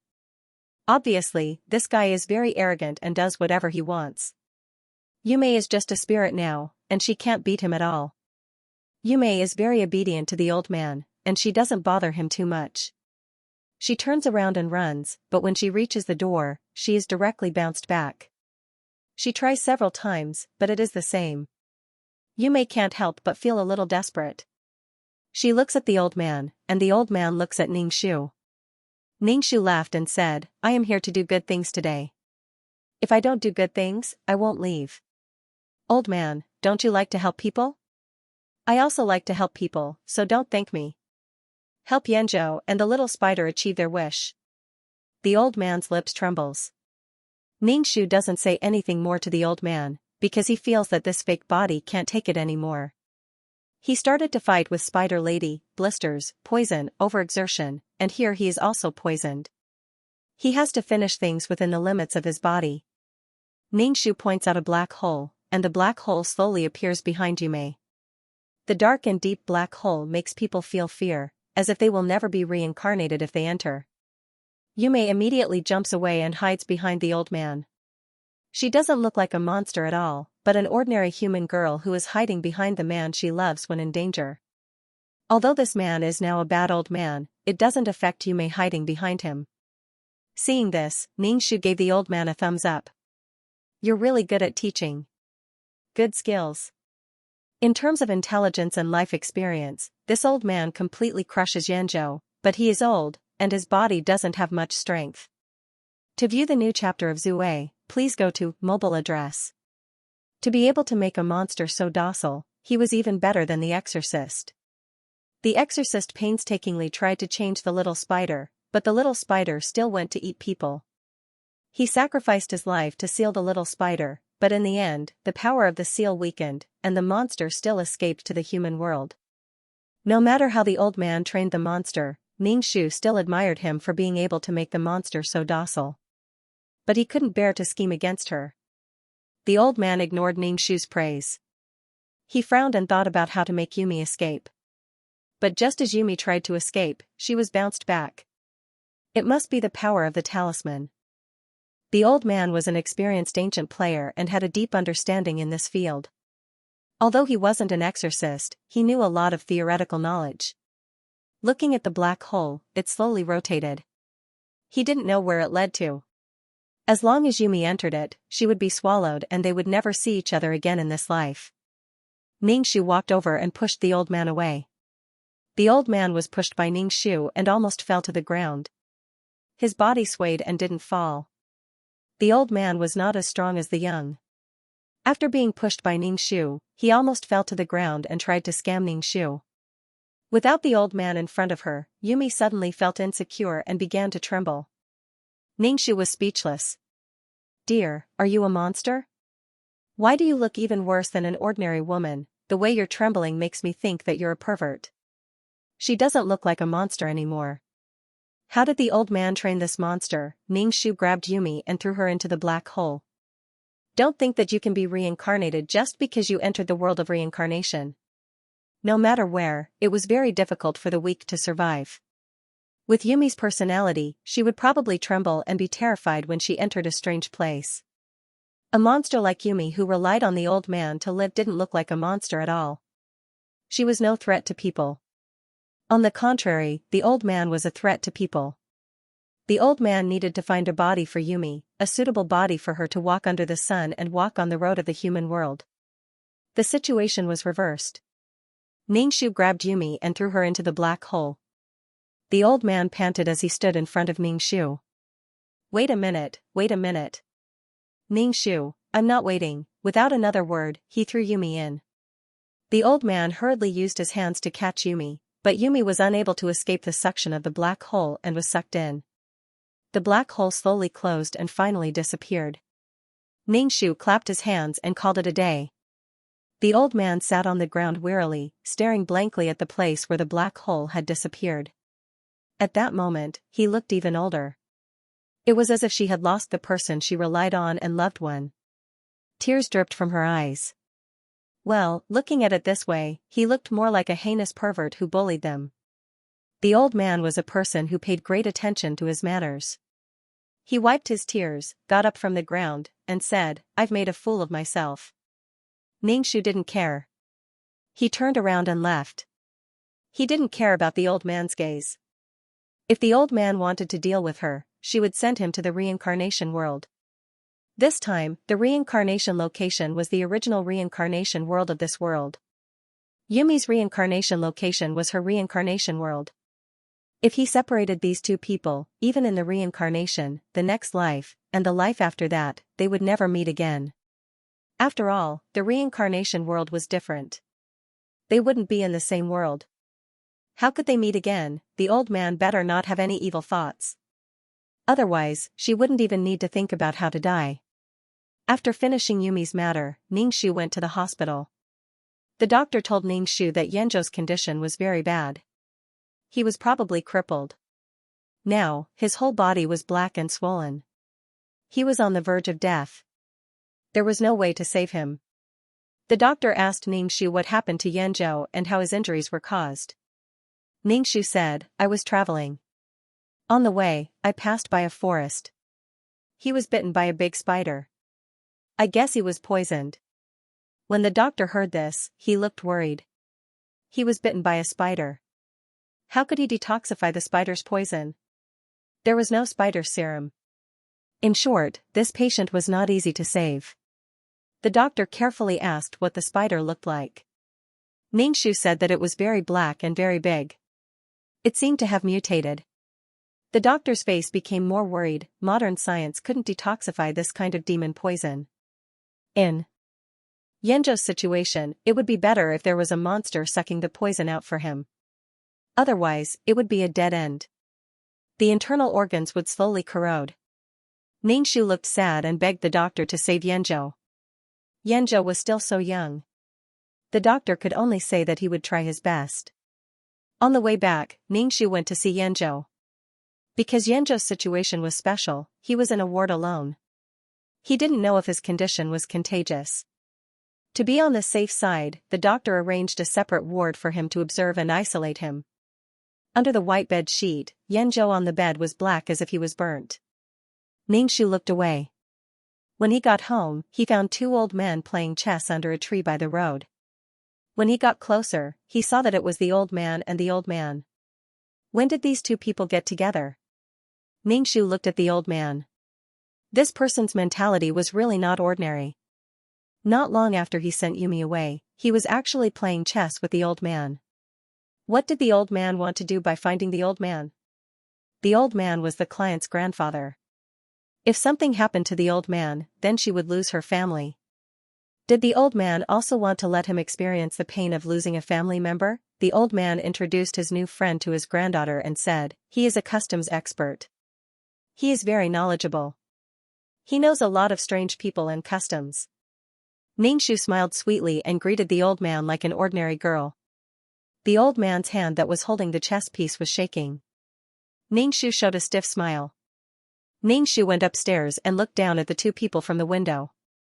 Knowing that Yanzhou was hospitalized, the old man gave some money to Ning-shu and asked him to take care of Yanzhou.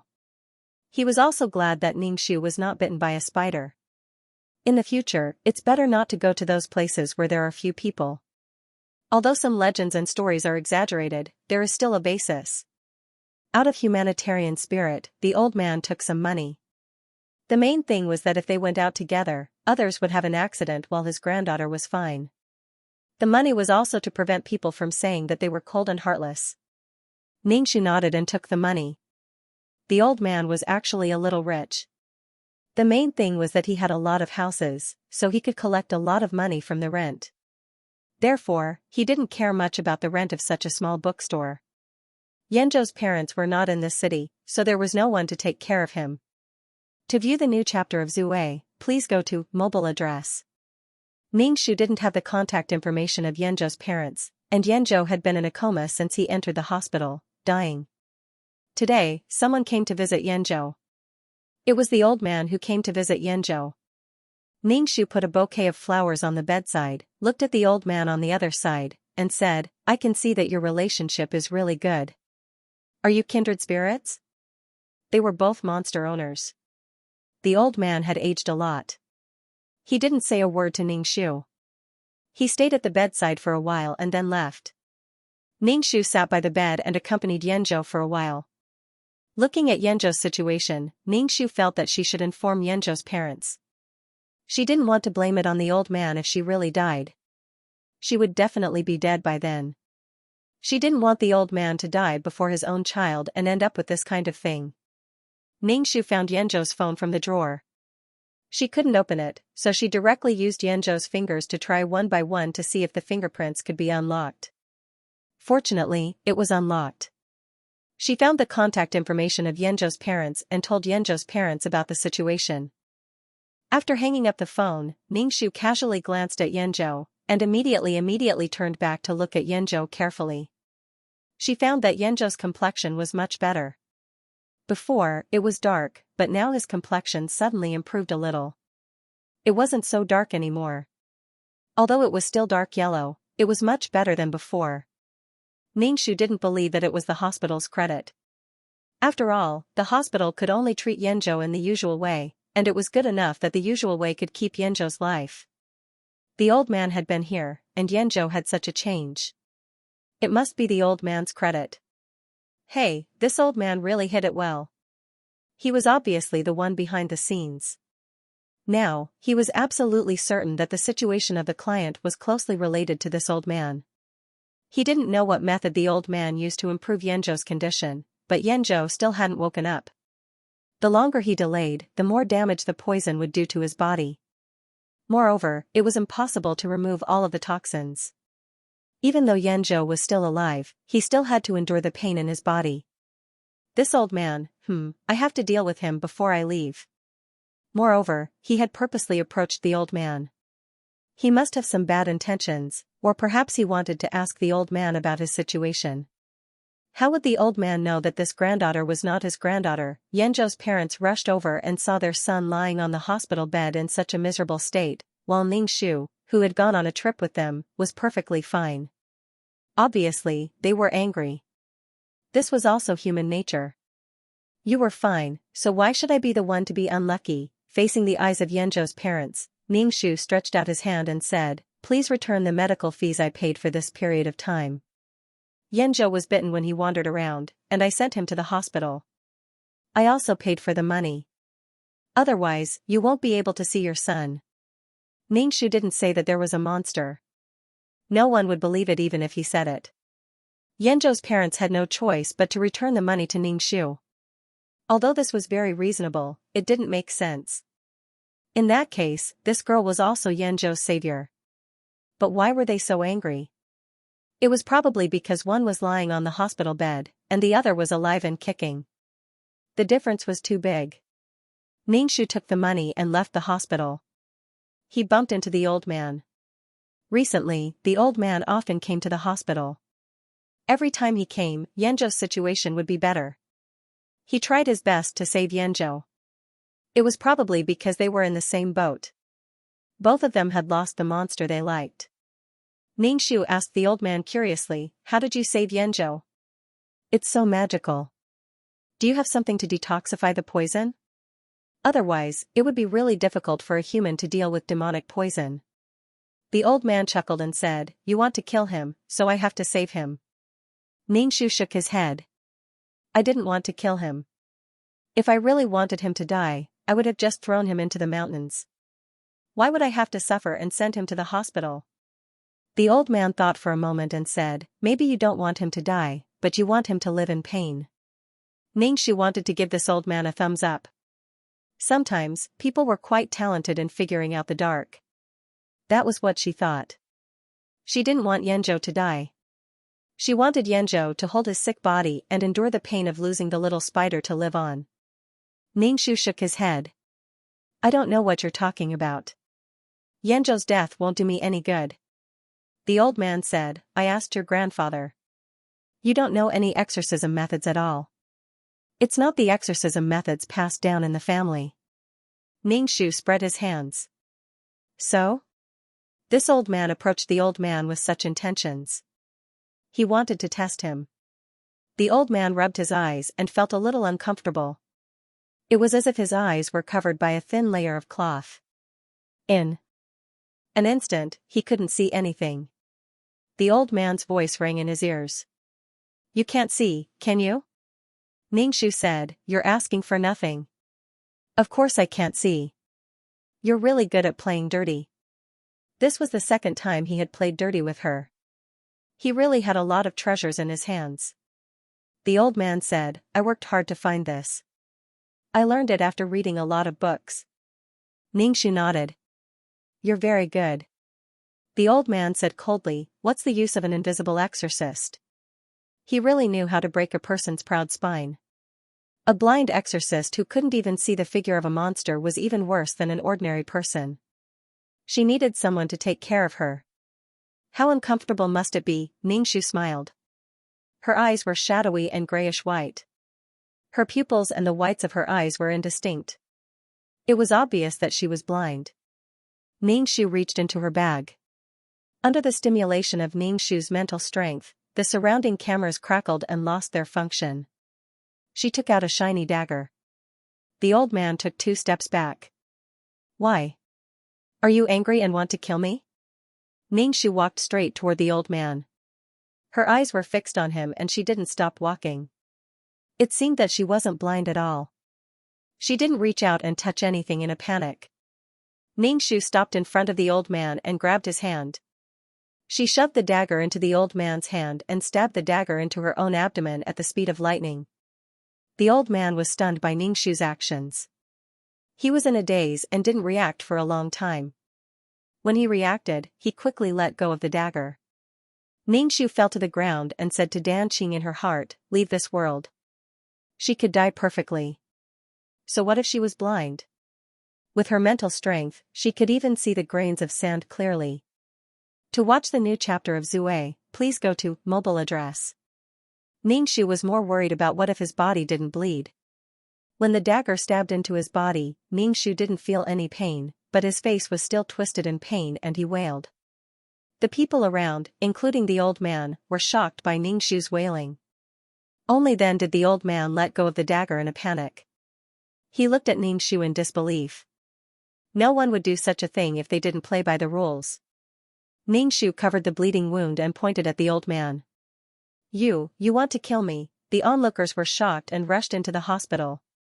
At the same time, they called the police. A stabbing incident happened at the entrance of the hospital. It was too scary. Soon, the doctors and nurses pushed the hospital bed out and rushed to send Ningxu in for emergency treatment. Ningxu grabbed the old man's clothes tightly. Why are you doing this to me? Why? The doctor used a lot of effort to pull Ningxu's hand away. He was in so much pain, but he still had so much strength. The old man's face was wooden. He was motionless like a piece of wood and didn't care about the onlookers' eyes at all. Why? He still wanted to ask why. This person was a lunatic. He only blinded her eyes, but she didn't even want her own life. He couldn't understand at all. The old man knew that he was in trouble. He stabbed a small mushroom in public. With so much evidence, he couldn't find anything to get rid of his crime. He was clearly being held down and forced to kill someone. Ningxu was pushed into the operating room. The doctor tried to stop the bleeding, but the blood couldn't be stopped at all. In the end, Ningxu lost too much blood and died of shock. 10 minutes after entering the operating room, he died. The police waited at the entrance of the operating room with the old man. The old man was silent. No matter what the police asked, he didn't answer. Occasionally, he looked up at the light at the entrance of the operating room. When he saw the light go out, the light in the old man's eyes seemed to go out too. How could the rescue be done so quickly? The only possibility was that the mushroom had died. There wasn't any deep hatred between them. In fact, he didn't know her beforehand. It was just that things slowly developed to this point. The doctor said that the patient had died from excessive blood loss. The old man felt a little absurd in his heart. How could he die so quickly? It was too fast. When the police saw this, they would definitely detain the old man and ask him about the case. This was the crime of intentional homicide, which was a serious crime. The old man remained silent about his crime. Until now, he still couldn't understand why she would do this. She was so young, but she already felt that she had lived too long and didn't want to live anymore. Could it be that he hated Xianxia that much? In order to prevent her from treating Xianxia, he risked his own life and sent her to prison. Then, no one would be able to treat Xianxia anymore. But there was no need for that. Rather than that, he might as well kill Xianxia directly. There was no need for him to hurt himself and pay with his life. She was also an exorcist. The old man really couldn't imagine that just a moment's thought would cause things to go out of control. In the end, he might die of old age in prison. When the old man received the news, his granddaughter was already in the morgue. He was extremely sad and went to the police station to ask the old man why he did this. He was so heartless to kill a child. Moreover, the old man treated the old man as a friend. He didn't expect that he would lead a wolf into the house and harm his granddaughter. The old man didn't want to explain. He didn't understand his granddaughter at all. Anyway, he couldn't wash away this crime. Maybe if he really died, he could still see Yumi. He was already so old. He didn't fear death anymore.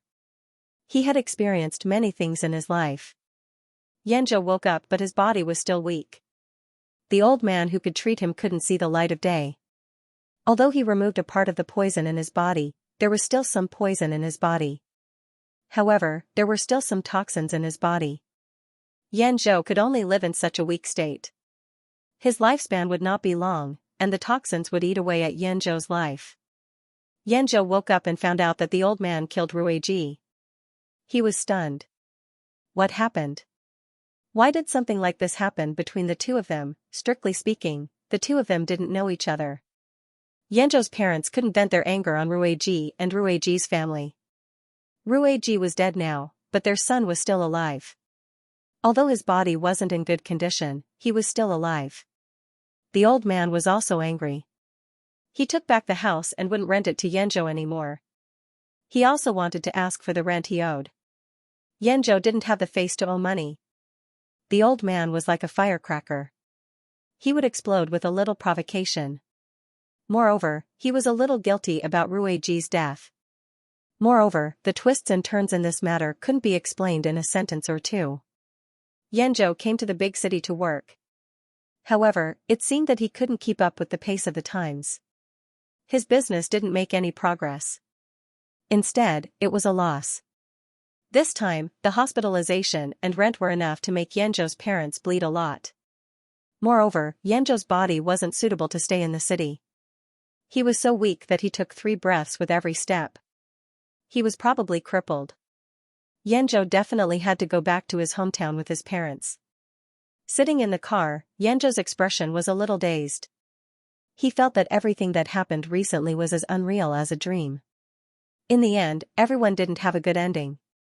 The doctor said that although he was lucky enough to wake up, his body was already damaged. He couldn't do heavy work or anything else. He could only be mediocre for the rest of his life. He was even trash that needed to be taken care of. There was also little Spider. Her cute face appeared in front of Xianxia's eyes. He would never see it again. Xianxia coughed violently. His body was bent. Because the poison had corroded his throat, his voice was very hoarse. Coupled with the lack of breath, he couldn't say a complete sentence. He needed to gasp for breath. Xianxia was probably a loner in this life. He didn't have the ability to support himself. He seemed to be disabled. Which girl would be willing to be with such a boy? He didn't know if there would be another monster like Little Spider, who was willing to stay by Xianxia's side as a human. He lost everything. He liked Little Spider, his healthy body, and the goal he could fight for. He wasted his willpower doing nothing. Ningxu returned to the system space and sighed. He didn't have a soul, but there was still a chance that his life could be reversed. Unfortunately, it was useless. Because he couldn't go back, and there was no next life. This client was really miserable. He was probably the most miserable person she had ever seen. The others could still go back. To view the new chapter of Zue, please go to mobile address. At the very least, there was a next life. Although he contributed a portion of his soul power, he might not be born into a good family in his next life. But he could still go back and enjoy a smooth life in this life. Ningxu opened the attribute panel. He wanted to see how much soul power the organization would give for this mission if no one offered their soul. Ningxu pocketed it and looked at the attribute panel. Name, Ningxu. Age, 27. Level, Super Mission Taker. Contribution card, 27 720/10 million points for 1 contribution card. Soul value, 362. Health value, 332. Wisdom value, 442. Luck value, 302. Charm value, 202. Mental power, 452. Martial power, 322. Aptitude, 392. Faith, 250. 000 Merit, 0 Soul strength, 15. Authorization vote, 0 Pure heart, none. Comprehension of law, none. Constructed world, world of reincarnation, world tree tools, calm halo, calming pill, amulet 4, upgraded amulet 2, faith bell. Honorary titles, goddess of war, selfless ancestor skills, 5th ring shooting technique, intermediate fighting technique, intermediate level. Poison technique, beginner level. Business management knowledge, beginner level. Code programming, beginner level. Lawyer skill, sage ghost catching skill, beginner level. Cooking skill, intermediate level. Embroidery skill, trash hypnosis aura, mother of the world. Queen's blessing, model worker. Sister Chin Shi's blessing, leader aura. Grass blessing, lifelong friend. Meow Meow Meow's blessing, the blessing of the savior Zhu Sun Yang, the blessing of the founding heroine Chen Ermei, the blessing of the Lady of Justice Chen Ning, the blessing of the Blood Clan's nemesis Jasmine, the blessing of the transcending race by San Yang, the blessing of the brave heart Wang Ying, the blessing of the bloodthirsty tyrant Ni Bing Yen, the blessing of the heart of peace and joy, the blessing of the luck halo, the blessing of the faith halo, and a long life. Ruiji mission completed. Mission completion rate, 100. Obtain 20 contribution cards, 16 attribute points, 10% of soul power. Ningxu, *Psi*. Damn, the contribution cards gave quite a lot of attribute points. But this was just a data problem. The main system could just change it. A bunch of data was useless. Ningxu didn't care about these data at all. Was it useful to add so many attribute points to his martial power, luck, and intelligence? It didn't seem to be of much use. This kind of data seemed to have a psychological effect, and with it, he felt that he might be stronger. Just looking at the data made him feel bloated. He only gave him a little of the useful soul power, but not the truly useful ones. Clearly, she didn't want to give him too much soul power, so she gave him some data to make up for it. This kind of mission was quite disadvantageous. Without the soul power of the person who entrusted it, the system would only give a little bit of it. It's so real. The human world was not worth it. Ningxu asked, "Do you have many of these missions on hand now?" Danqing said, "No, this kind of mission is randomly assigned. Everyone may have a few such missions, but some people will not encounter them. It all depends on luck." Ningxu, I knew the data couldn't be misused. Those stats are all fake. They're all fake. Ningxu didn't dwell on this issue any longer. He went to a restaurant in Water City and got some desserts for Fation.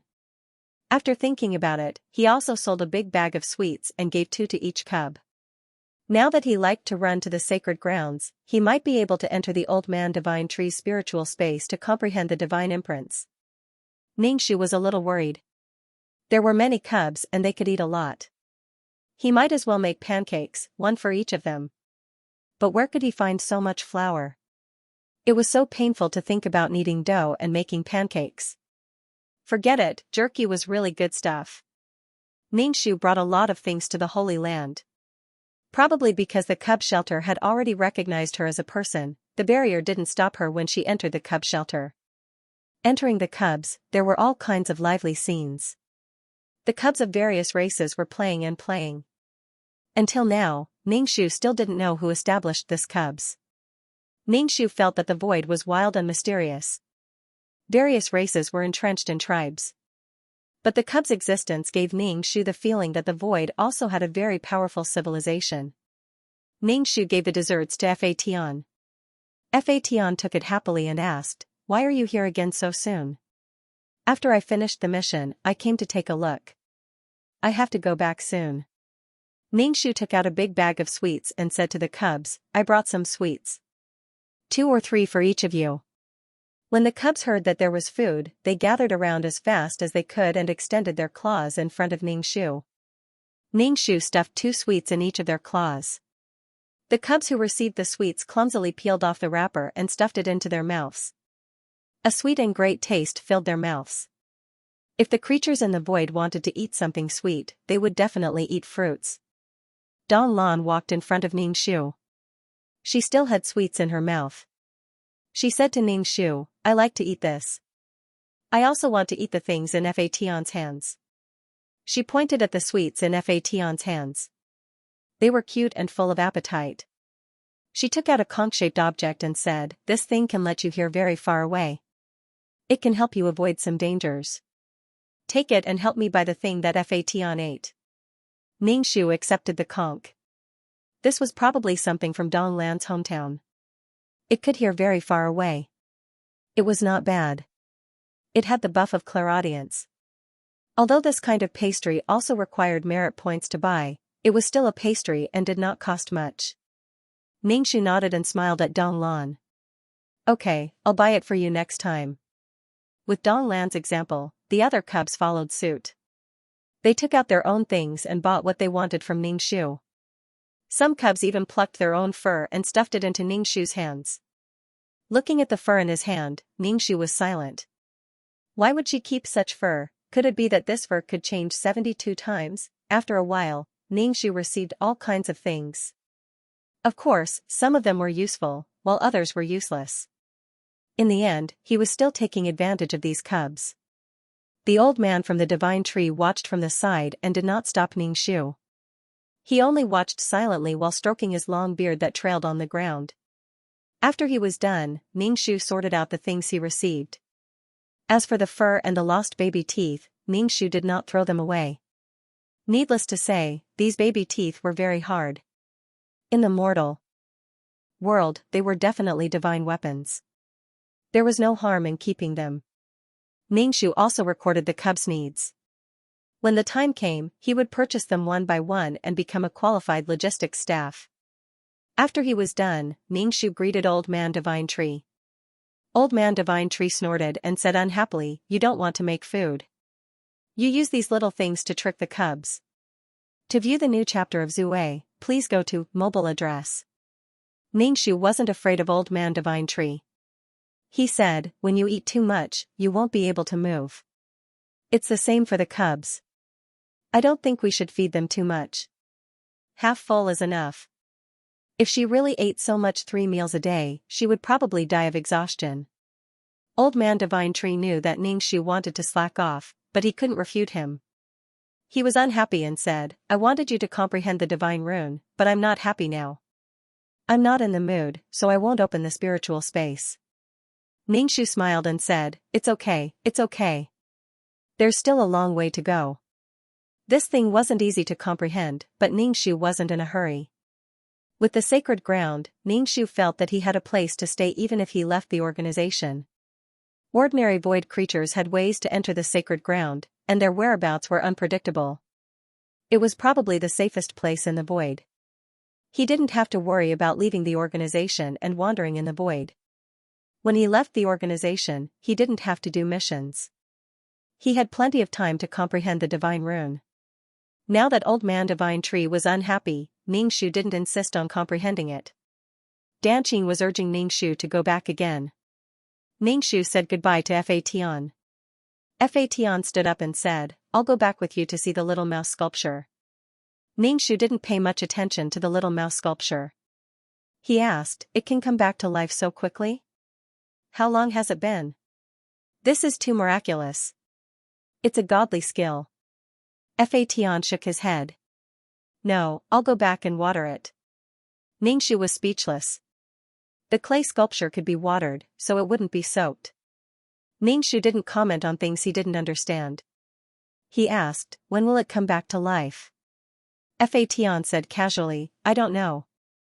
It'll come back to life when it's time. If it couldn't come back to life, it meant that either his judgment was wrong, or there was a problem with the sculpture technique or steps. In that case, the little mouse was a failed experiment. Since he had failed, he would not waste his time on it. Fa Tian wanted to know if the little mouse would still have the ability to split after it was revived. Returning to the system space, Fa Tian took out a small bottle and evenly poured water on the little mouse sculpture. The water gradually disappeared. It was unknown whether the water was absorbed by the sculpture or evaporated. Ningxu touched the sculpture and comforted Fa Tian. I feel that the sculpture is still full of life. It should be able to come back to life. Fa Tian, not really. What gave Ningxu the illusion that he and the little mouse were intimate partners? Not really. Besides, little mouse only had Li Wen in his heart. They were just acquaintances. Fa Tian was too lazy to argue. What should be done would be done.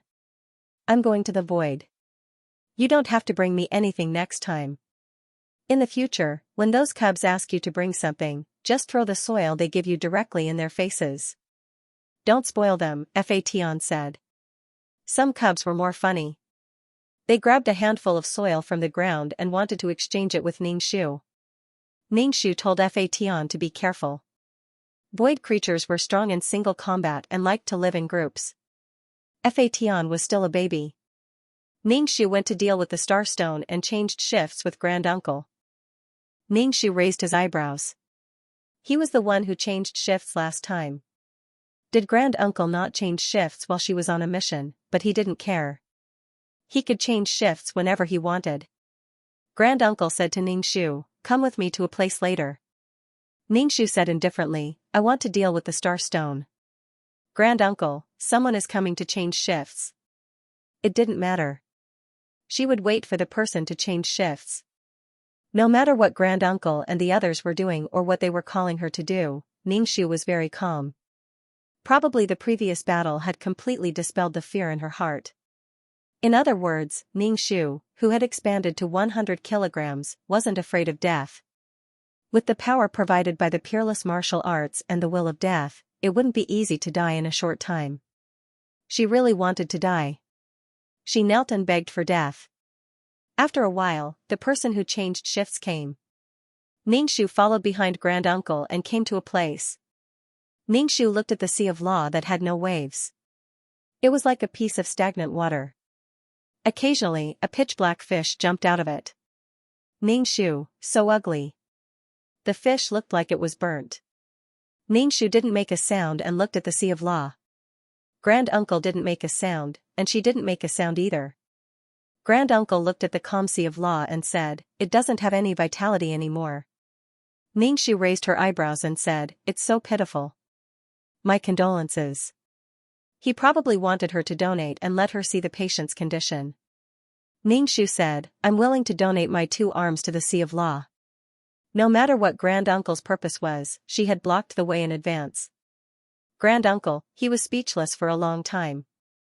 Ningxu asked tentatively, then add 2 more legs. If she donated it like this, her soul would be very weak.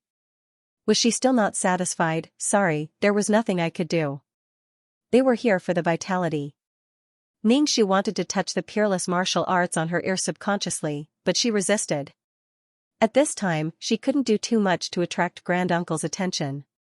Ningxu didn't want to talk to Grand Uncle, and Grand Uncle didn't seem to be used to chatting with people. There was a suffocating silence between the two. They looked at the pitch-black fish swimming in the sea of law. After a long time, Grand Uncle said, chop it. Ningxu was at a loss. Chop what? What kind of request is this? Does he want me to chop Grand Uncle? Grand Uncle glanced at her coldly. Didn't you say you wanted to donate your limbs? Ningxu. Ningxu said indifferently, please record my name in the merit book. I'm a donor. Also, treat me better. Is this how you treat donors? I think that since the sea of law is like this, everyone should do their part for the sea of law. Those who meet the requirements, come and donate. Ningxu cut off her legs and 2 arms, and her soul became even weaker. She said, I've already donated. Don't ask me to donate again in the future. Her soul was really full of disasters. It was like a balloon, deflated and full, and then deflated. If she didn't do anything today, there would be a big accusation on her head. So many planes and so many creatures might have perished because she didn't donate anything. She had to bear the heavy responsibility of the destruction of the world. She had forgotten her original intention. She was born in a plane, but she had never been willing to do anything for it. Ningxu didn't need to think to know what she would say. Humans weren't the only ones who were good at this. The organization was also good at it. Everyone wanted to have a good reason to start a war. The party with a good reason would stand at the top of morality. To view the new chapter of Zue, please go to mobile address. Since there was a problem with the Sea of Law, everyone should work together and do what needed to be done. If they wanted her to donate, then she would donate. Since this little thing could shut their mouths and preserve her peerless martial arts, Ningxu was willing to do it. Sigh, this was the difference between Grand Uncle and Jingqing. Jingqing only knew how to do what he wanted. He wanted to bite her, but he ended up in a very embarrassing state. Look at Grand Uncle, he did not do it for his own life, but for the Sea of Law. He made her throw her soul into the Sea of Law, and she had to be willing to do it. However, the person who benefited indirectly was still Grand Uncle, and she felt that she had used a smaller price to protect something more important. Jingqing did what he wanted and followed his heart too much. Sometimes, he could not achieve his goal. Jingqing only bit her head, which caused her to counterattack fiercely. Grand Uncle used a very cold and aloof way to act pitiful. One could not even tell that he was acting pitiful, and he achieved his goal. I will donate, I will donate, I will donate. And Ningxu was willing to lose her soul power to do something for the Sea of Law. It could be said that the Sea of Law gave birth to the world, and the world gave birth to her. The energy body that she found for the Sea of Law seemed to be of no use. She had a clear conscience. As for whether Grand Uncle and Jingqing got any benefits, she was too lazy to ask. She only did what she thought should be done. In the future, when the Sea of Law really collapsed, she would do everything she could. When the Sea of Law was about to be destroyed, it was something that could not be changed. Moreover, she would leave the organization sooner or later, and it could be considered as the last thing she did for the Sea of Law. Ningxu threw her arms and legs into the Sea of Law, and the new limbs that grew out were very transparent. Ningxu asked Grand Uncle calmly, I did not absorb pure soul power. Is there a problem with the Sea of Law? After removing the impurities in the soul, Ningxu absorbed soul power that had not been purified. Grand Uncle did not say anything and looked at the Sea of Law in a daze. Ningxu rolled her eyes and turned to leave.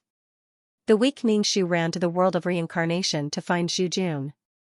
She was just short of tears and snot. Zhu Jun looked at Ningxu's transparent soul and silently handed him a bottle of soul fluid. Her soul force was like a magic trick, always changing back and forth. Ningxu gave Zhu Jun a thumbs up.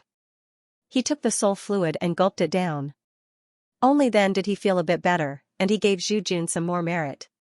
To avoid being unable to start work due to lack of money, Zhu Jun did not accept the merit and said, there is merit. What else can you do other than give it to me? Ningxu, why do I feel like I'm a scumbag who's willing to pay? Ningxu asked, if I don't give you money, what can I give you? Zhu Jun, I want to travel. Ningxu nodded. Sure. You guys can make the necessary arrangements. You can rest. Zhu Jun, I want to go to the colorful world. Ningxu, sure, but don't cause any commotion in the world. I'll find you a tool to go to the world. Only then was Zhu Jun happy. Alright, I'll wait for you. Ningxu, did she neglect the needs of her employees? However, the appearance of this golden skeleton was really eye-catching. Also, traveling through worlds too frequently was harmful to the world. Although the harm was relatively small. Ningxu said, wait a little longer. Wait until the world in my hand forms into a world of living beings. Go and take a look. As for the other worlds, it's better not to go. Now that there was a problem with the Sea of Law, it directly affected the world. 1,000-mile dike could be destroyed by an ant's nest. Perhaps because of Zhu Jun's travel, it would collapse. It was not stable at all. Coincidentally, it would destroy this weak balance. The impact would be huge. Zhu Jun nodded. All right, we can wait. We can't go to Nine Palace Mountain now. Let's forget about Nine Palace Mountain. Nine Palace Mountain was in a miserable state now. Several worlds had been wiped out. Although there was Zhu Jun's soul fluid, Ningxu's soul was not in a good state.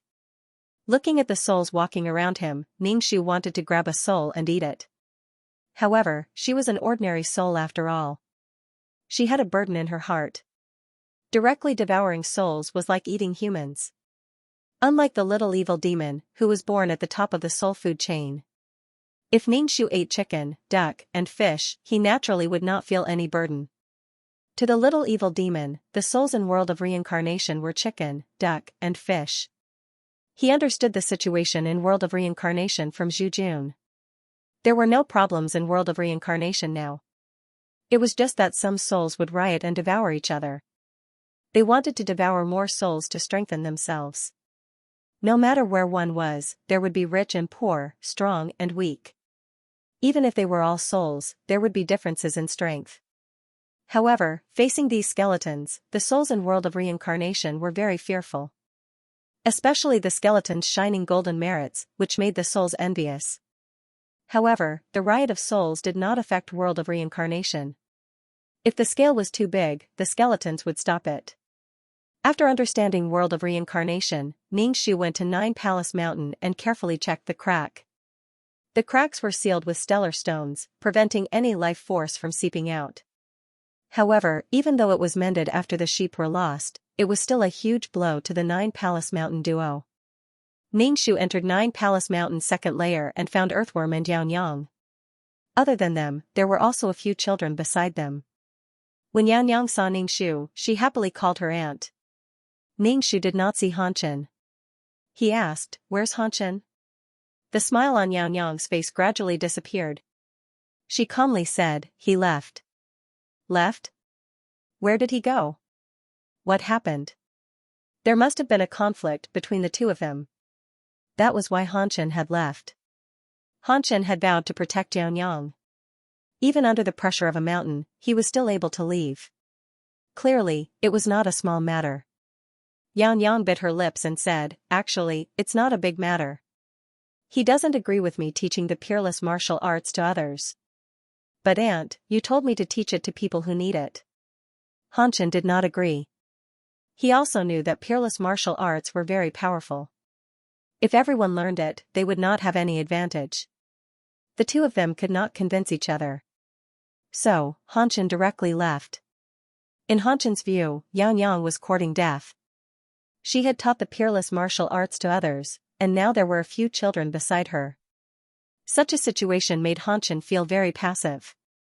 He could not understand Xianxia being so saintly. Although these children were lonely and had no one to rely on, they had always been hungry. They had long since understood the ways of the world. They were forced by life to live. How could they have the innocence and kindness of ordinary children? To view the new chapter of World of Reincarnation, please go to, these children followed Xianxia because she was willing to take care of them and provide them with food and a place to live. That was great, so of course they would cling to her. He felt that giving these children cultivation manuals was already a chance to change their lives. Now that they still wanted to cling to him, it was really annoying. He would definitely raise an ingrate. As for Xianxia, she really took Ningxu's words to heart. These children cultivated peerless martial arts, so she didn't really care about what they ate. The conflict between the two of them was due to the clash of their thoughts. Before Hanchen lived with Xianxia and the others, he lived in a sect. He knew all too well about the relationships and conflicts between sections. Given Xianxia's personality, there was no way she wouldn't be fooled by them. Don't underestimate them just because they were children. Ningxu knew that it was mostly his fault. He said, "Why didn't you talk nicely and drive him away?" I wanted to talk to him nicely, but he was already angry. He felt that I shouldn't have spread peerless martial arts around. Later, when these children followed him, he got even angrier and left. Ningshu looked at the children. These children don't want to leave, right? Xianxia felt a headache coming on. Yes. Compared to Hanchen, these children were obviously more important. However, she didn't expect him to really leave without looking back. Xianxia felt wronged. Ningshu said, no one was looking after them at first. Now that someone is looking after them, they have to cling on even if they have to. Even if they have to play some tricks, they have to stay. It was for survival. As for how grateful they could be to Xianxia, it wasn't certain. If she drove them away, these children would bear a grudge against Xianxia. It wasn't easy for them to see the light at the end of the tunnel, but now it was destroyed. As for the peerless martial arts, what the hell was that? Could it change their current situation? Could it let them eat? It couldn't. When survival was a huge problem, everything else had to take a back seat. This thing could make her stronger, but if she didn't eat, she would starve to death. Speaking of which, it was all because of her. Ningshu didn't expect that something like this would happen because of her. From the looks of it, Xianxia's personality was still too naive and adorable. She viewed things too one-sided.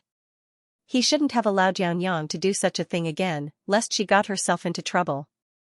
Ningshu turned to Xianxia and said, let the children go. Give them some traveling expenses and food. Tell them that you're busy and can't take care of them. Give them more traveling expenses and food. Xianxia nodded and walked towards the children with the bundle in her hand. The children's faces were filled with apprehension. When they saw Xianxia's face, they had a bad premonition. One of them said, Sister, we will definitely be obedient and won't cause any trouble. Please don't drive us away. Lady Yao, I haven't even opened my mouth. Xianxia took out all the savings and food in her bag and said, I have other things to do, so I can't take care of you. Take this money. It's enough for you to live for a long time. We don't want the money. We just want to follow you. Sister, you're the kindest person. The children begged Xianxia.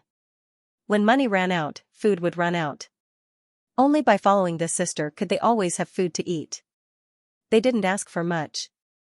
As long as they could fill their stomachs, they wouldn't have to fight for food on the streets. They just wanted to eat the leftovers of others. Xianxia was compassionate, but it wasn't easy to take care of these children. One of the older children angrily snatched the bundle from Xianxia's hands and said angrily, I knew it. These people are just hypocrites. How could they really care about beggars like us? Now that they can't pretend anymore, they want to use money to send us away. Hypocrites, hypocrites. The children were especially angry. Xianxia's face turned pale, and her body began to wobble.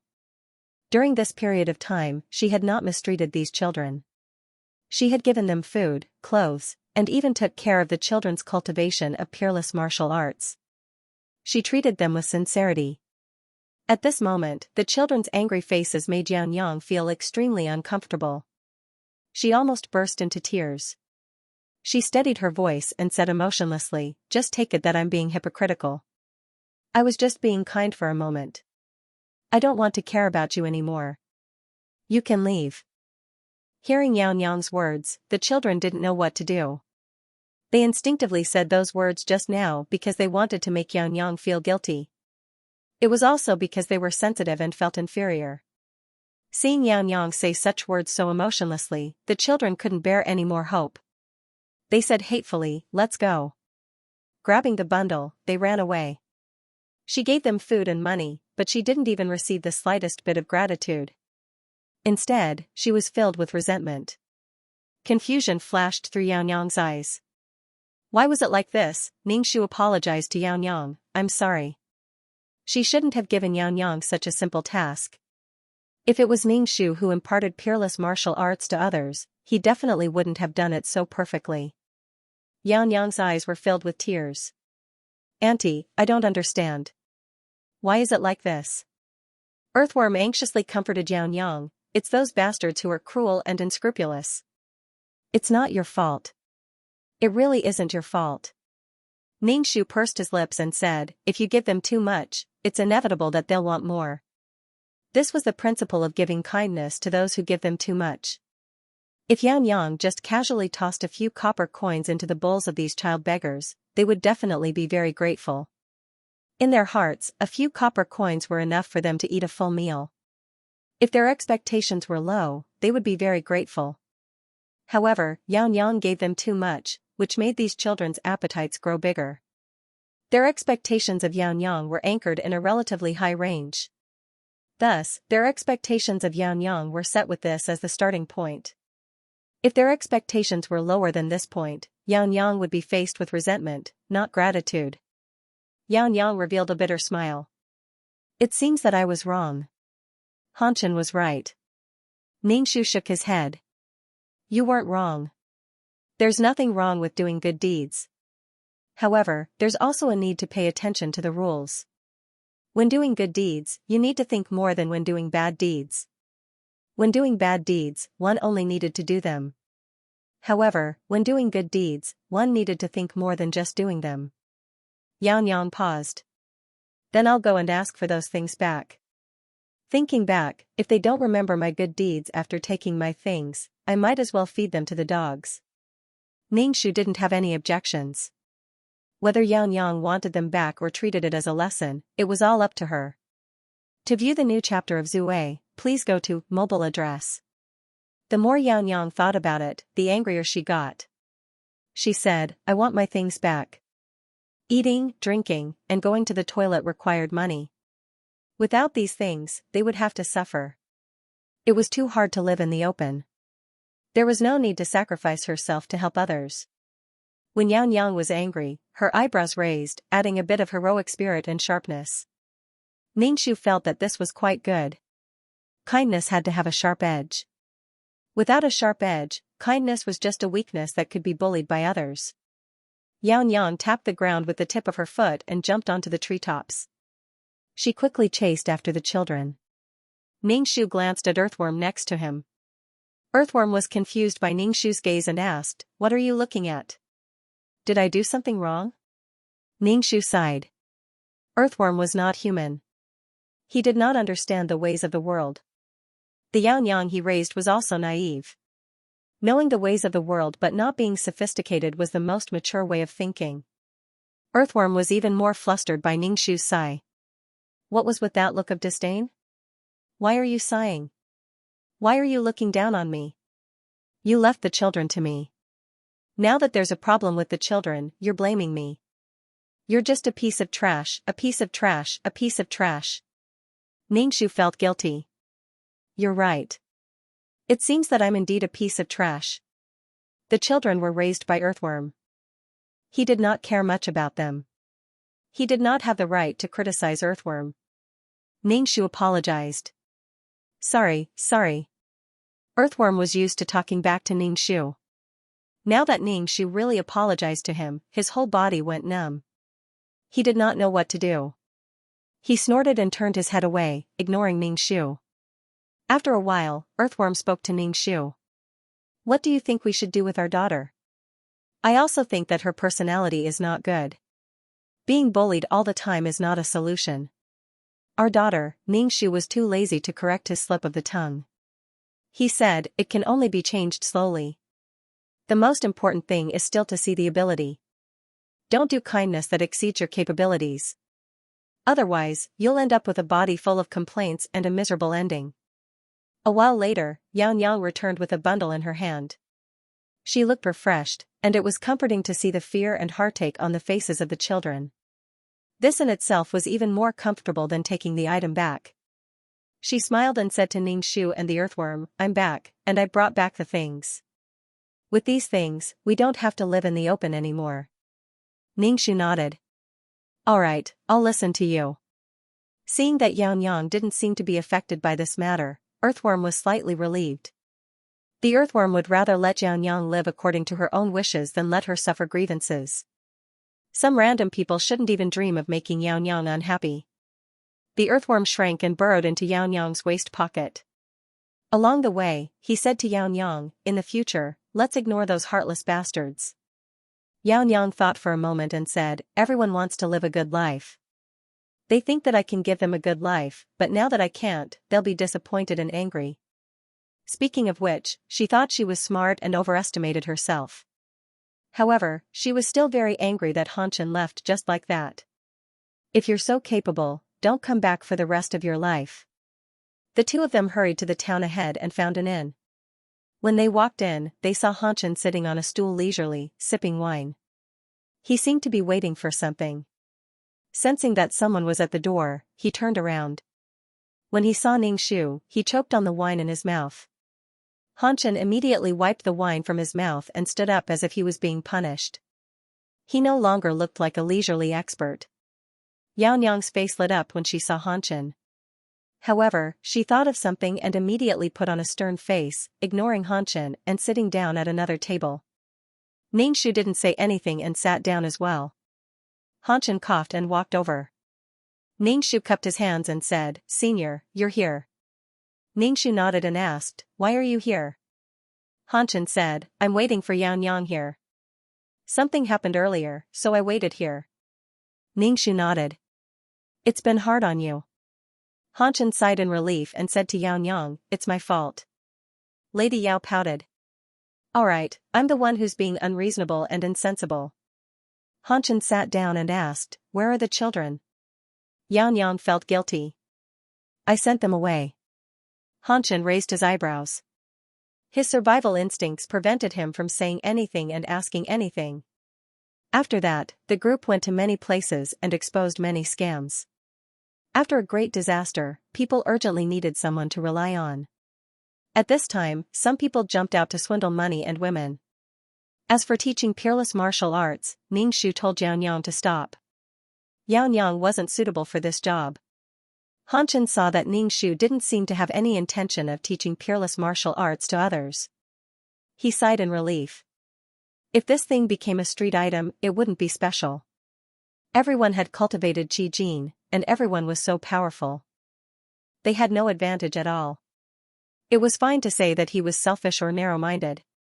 However, this kind of thing couldn't be taught so casually.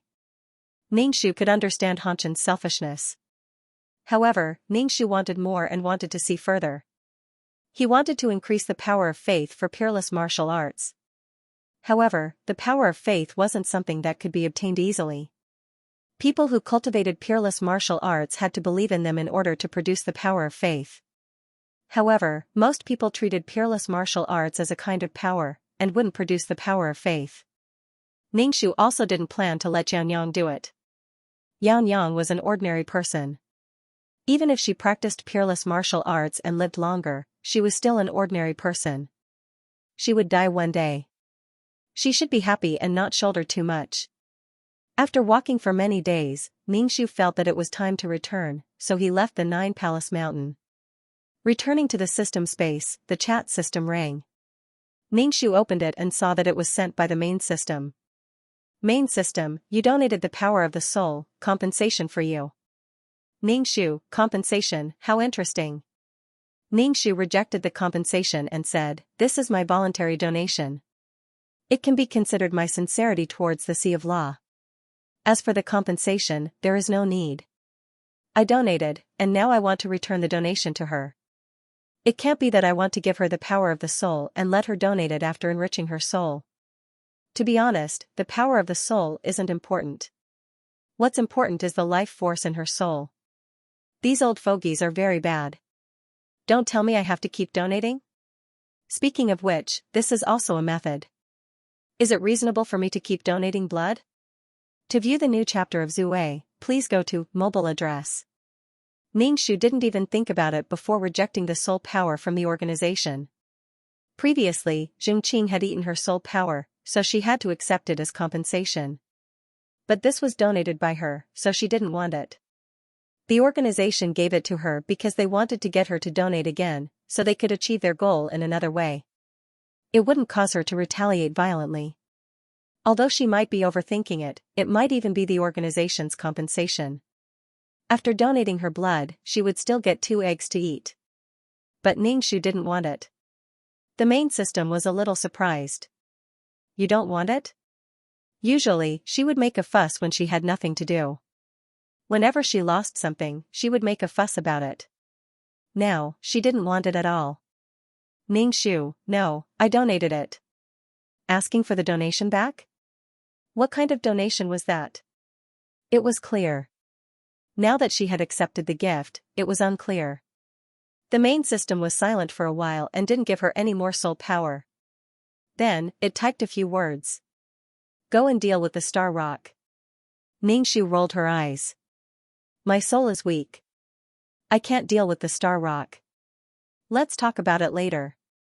Dealing with the star rock would hurt the soul. If the soul was strong, it would be fine. But when it was weak, the impact would be huge. Ningxu didn't want to be abused at this time. Rest, rest. The main system was silent again. It just ignored Ningxu. Ningxu sat on the sofa with her legs crossed. She took out a fruit and spat out the skin and the core.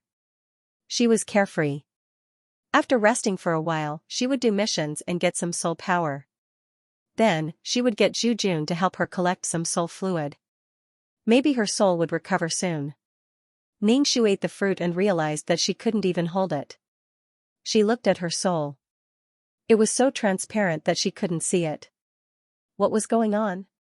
Where was her soul power? Ningxu looked at her soul and fell into a daze. What happened? She just ate a fruit. Ningxu asked, Can you still see me? There are some marks. If you don't look carefully, you won't be able to see them. Danqing said. Ningxu asked Danqing, Did you see what happened to me? Danqing was silent for a moment. I don't know. Anyway, with a whoosh, you became transparent. Whoosh, the question was, what had happened? Ningxu was a little confused. What was he going to do? If this went on, his soul would scatter. He hurriedly ran to the world of reincarnation and prepared to ask for more soul fluid. After a moment of silence, Zhu Jun said, I don't have any soul fluid on hand. I'll go look for wandering souls that are about to dissipate. After Zhu Jun left, Ningxu sat on the sand. He saw that the sand had sunk down slightly, but he couldn't see anyone. Ningxu propped up his chin and felt very melancholy. He looked at the souls coming and going, but none of them noticed him. Ningxu became even more depressed. What had happened to his soul? He touched the peerless martial art on his ear. It was still on his soul. He was afraid that his soul would be so weak that the peerless martial art wouldn't be able to hold it. Zhu Jun gathered many skeletons to look for wandering souls. He found half a bottle of soul fluid and hurriedly brought it to Ningxu. Ningxu jumped up and rushed toward Zhu Jun. He wanted to take the bottle in Zhu Jun's hand, but it directly passed through him. He couldn't touch it at all. Ningxu? Give it to me. Ningxu opened his mouth. What could he do? He could only take it with his mouth.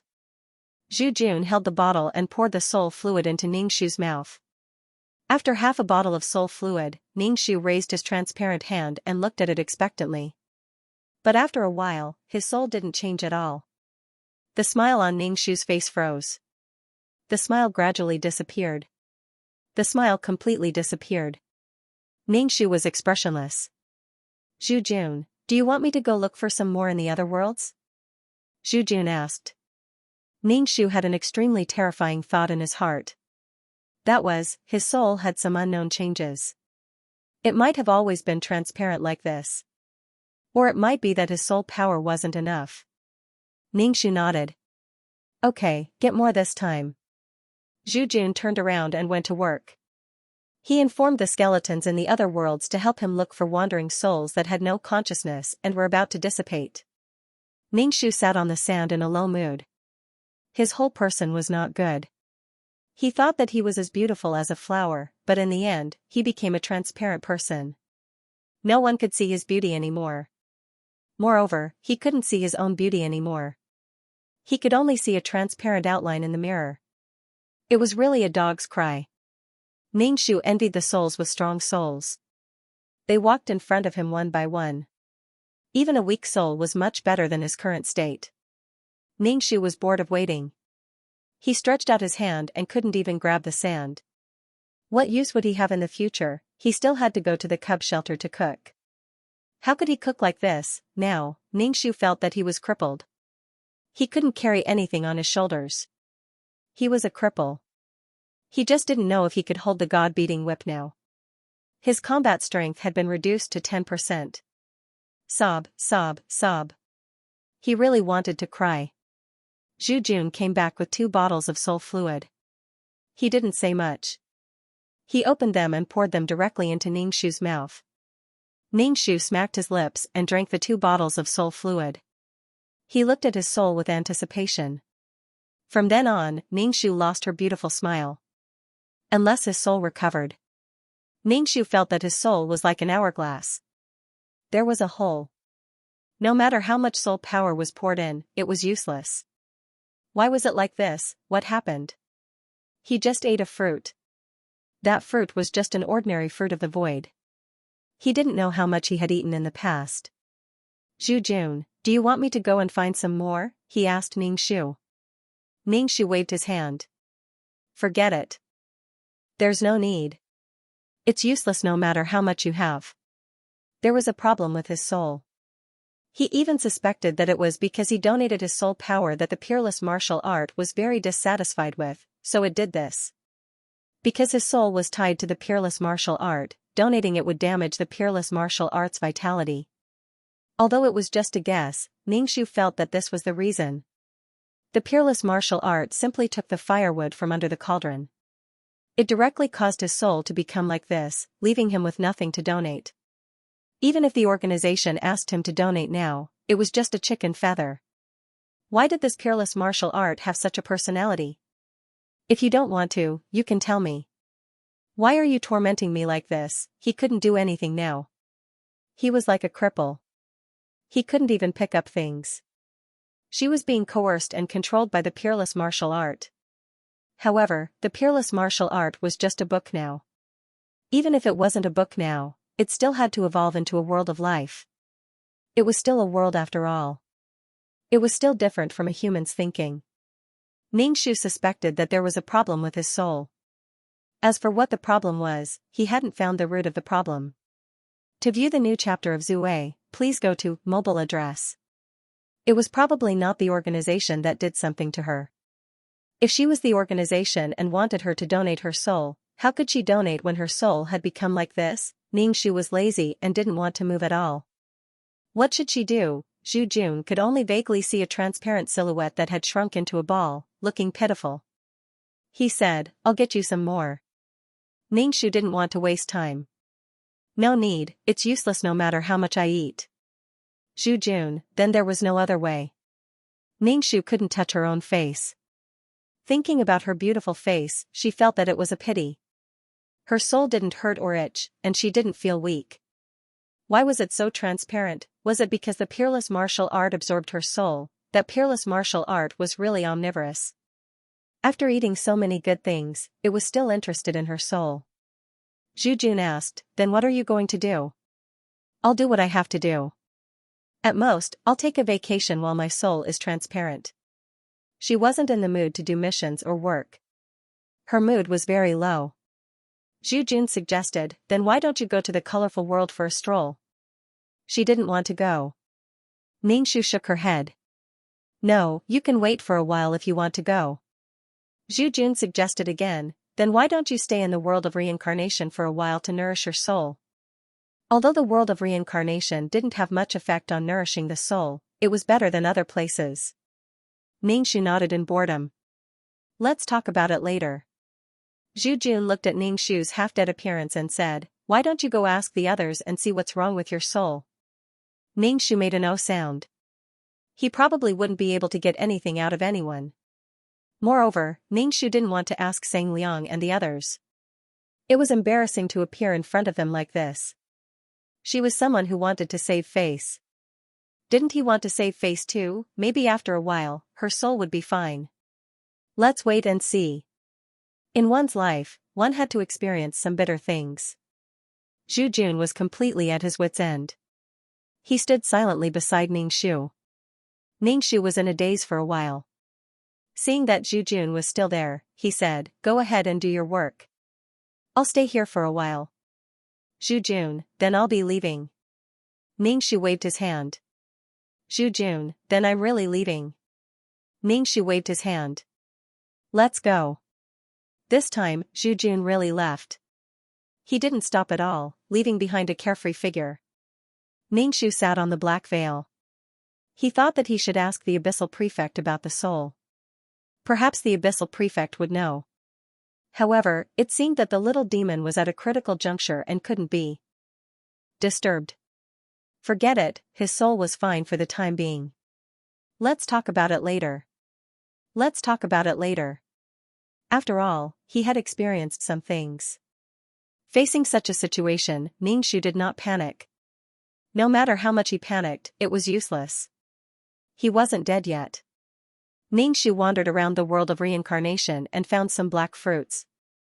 They were quite sweet. This kind of fruit was quite nourishing for the soul. Unfortunately, it was useless for Ningxu. Ningxu said, "They assigned you a task. They asked you to go to the world to collect materials." Ningxu. Do you think I can do such a task in my current state? Dan Qing, I told the organization, but unfortunately, they ignored me. Ningxu, in this case, he had to expose his own shortcomings. Ningxu had to stand in front of Sang Liang and the others. Ningxu came to the consultation room of the City of Water and waited. When Sang Liang came out, he immediately asked, "Can you help me check if there's a problem with my soul?" Sang Liang looked up and down at Ningxu and asked, "What's the matter?" Ningxu, I just don't know what's going on. I've drunk a lot of soul fluid, but it's always so transparent. I'm so scared and worried. Sang Liang, he was really speechless. Ningxu looked at Sang Liang expectantly and asked, "What's wrong with my soul?" Sang Liang carefully looked at Ningxu's soul and shook his head. I don't know. Although Ningxu wanted Sang Liang to know his situation, he really couldn't do anything.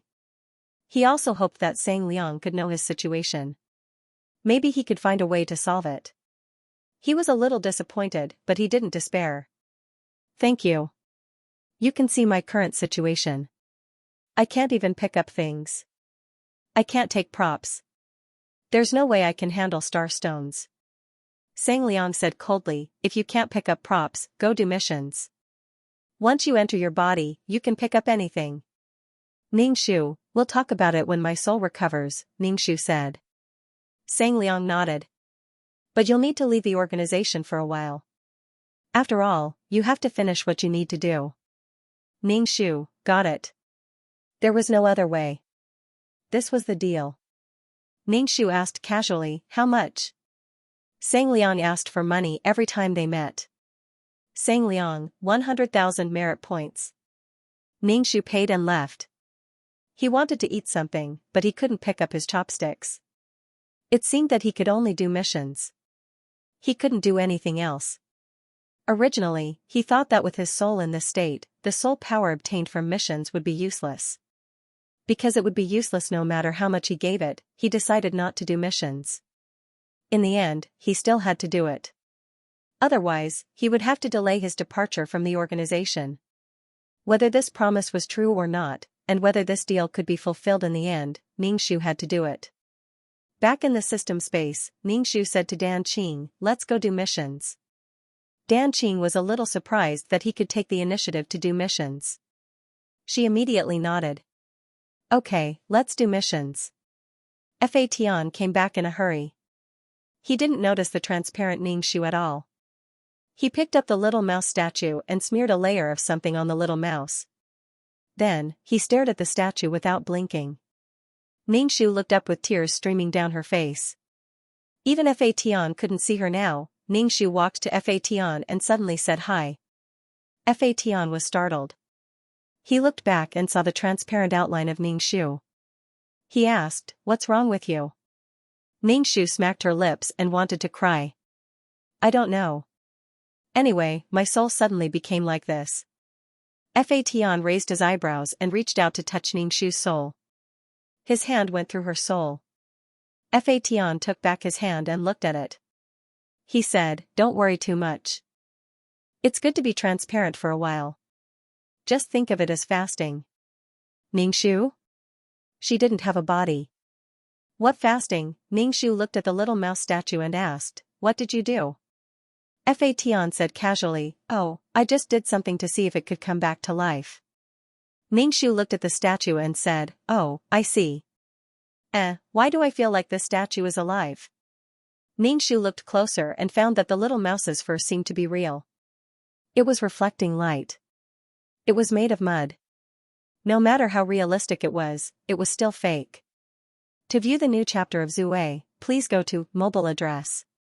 But this time, the fur was real. It seemed to be a body of flesh and blood, full of life. Fatian glanced at it. "It's all right. There's hope for it to wake up." "What did you put on it just now?" After rubbing that thing, the sculpture underwent a qualitative change. It was a treasure found in the Donglan Sea. Ningxu sighed. "You're quite good to the little mouse. To go to such great lengths for it, it seemed like he truly treated the little mouse as a companion." Fatian was speechless. "Haha," Ningxu said with relief, "you're really a Nuwa." Fatian corrected him expressionlessly. "I'm a boy." Ningxu asked, "The Donglan Sea. It was found for you by the Donglan Sea, right?" Fatian said, "No." Sensing that this topic wasn't very pleasant, Ningxu changed the topic. He asked, "Do you think it's because I donated some soul energy that my soul became like this?" He donated soul energy, but it was actually his life force. Fatian's eyebrows immediately furrowed together. In the end, his entire face was scrunched up as if he had a toothache. Ningxu knew what Fatian wanted to say. "Logically and morally, I should do something. This is nothing. As for the consequences of my donation, I should be the one to bear them." Fatian nodded. "That's true. When the time comes, I can leave calmly and easily. I won't have to start a new life with something on my back. But it's better to have a change in the soul than not changing at all. Maybe it'll develop in a good direction. After all, it's not a change from a serious injury, so there's no need to worry about it." Ningxu saw that Fatian didn't seem to care about his changes at all. That calm look made Ningxu feel that his changes weren't a big deal at all. It wasn't worth worrying about at all. Ningxu nodded. "That's true. It wasn't a big deal. Anyway, he had the will of death buff. It wouldn't be easy for him to die." Ningxu saw the little mouse's sculpture move from the corner of his eye. He couldn't help but take a closer look. The sculpture stopped moving again. Could it be that her soul was transparent? Even her eyesight was not good. However, he believed that the little mouse would come back to life soon. He did not know if the little mouse would still be the same little mouse when it woke up. The sculpture of the little mouse moved again. Ningxu confirmed that he didn't see wrongly this time. He hurriedly called out to Fatian, "Look, didn't the little mouse move?" Fatian stared at the sculpture. Under their gazes, the sculpture began to move stiffly. It moved its arms and legs like a robot, blinking its eyelids. Ningxu did not need to breathe. At this moment, he subconsciously held his breath. He watched as the little mouse's eyes gradually regained their vigor. However, at first, he was confused. He stared at the world with a strange and fearful gaze. A dead creature had come back to life. This was a very magical thing. It could actually reverse life and death. Void creatures died and disappeared. They did not even have a soul. However, the little mouse had come back to life. Fatian had a pair of godly hands. What was he studying? Fatian was no longer the Fatian she knew. He became mysterious and powerful all of a sudden. The little mouse looked at Ningxu and Fatian. Its eyes were very blank. It seemed to have remembered something. In short, all kinds of memories collided in its head, making it very uncomfortable. There were these two people's faces in its memory. The little mouse's body was very stiff. Its limbs were also very clumsy. Fatian said, "Don't move. You're mud now.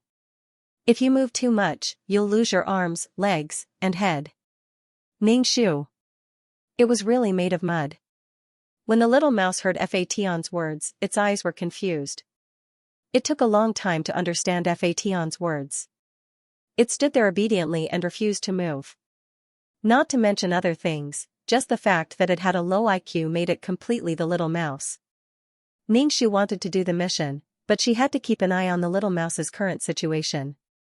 Its body had always been stiff. Ningxu asked Fatian, has its body always been this stiff? It melted as soon as water poured on it.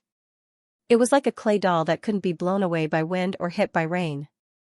Also, did it still have strength? Fatian said casually, maybe. It's not its original body after all. As for whether it will always be like this, we'll see after a while. Ningxu looked at Fatian. Why are you so calm? Aren't you happy at all? Fatian's self-control was really good. Wasn't he happy that a living creature he had handled had come back to life? Fatian nodded. I'm happy. The first test subject seemed to have succeeded, but whether its strength was still there needed time to verify. It was also a failure. Ningxu raised her eyebrows.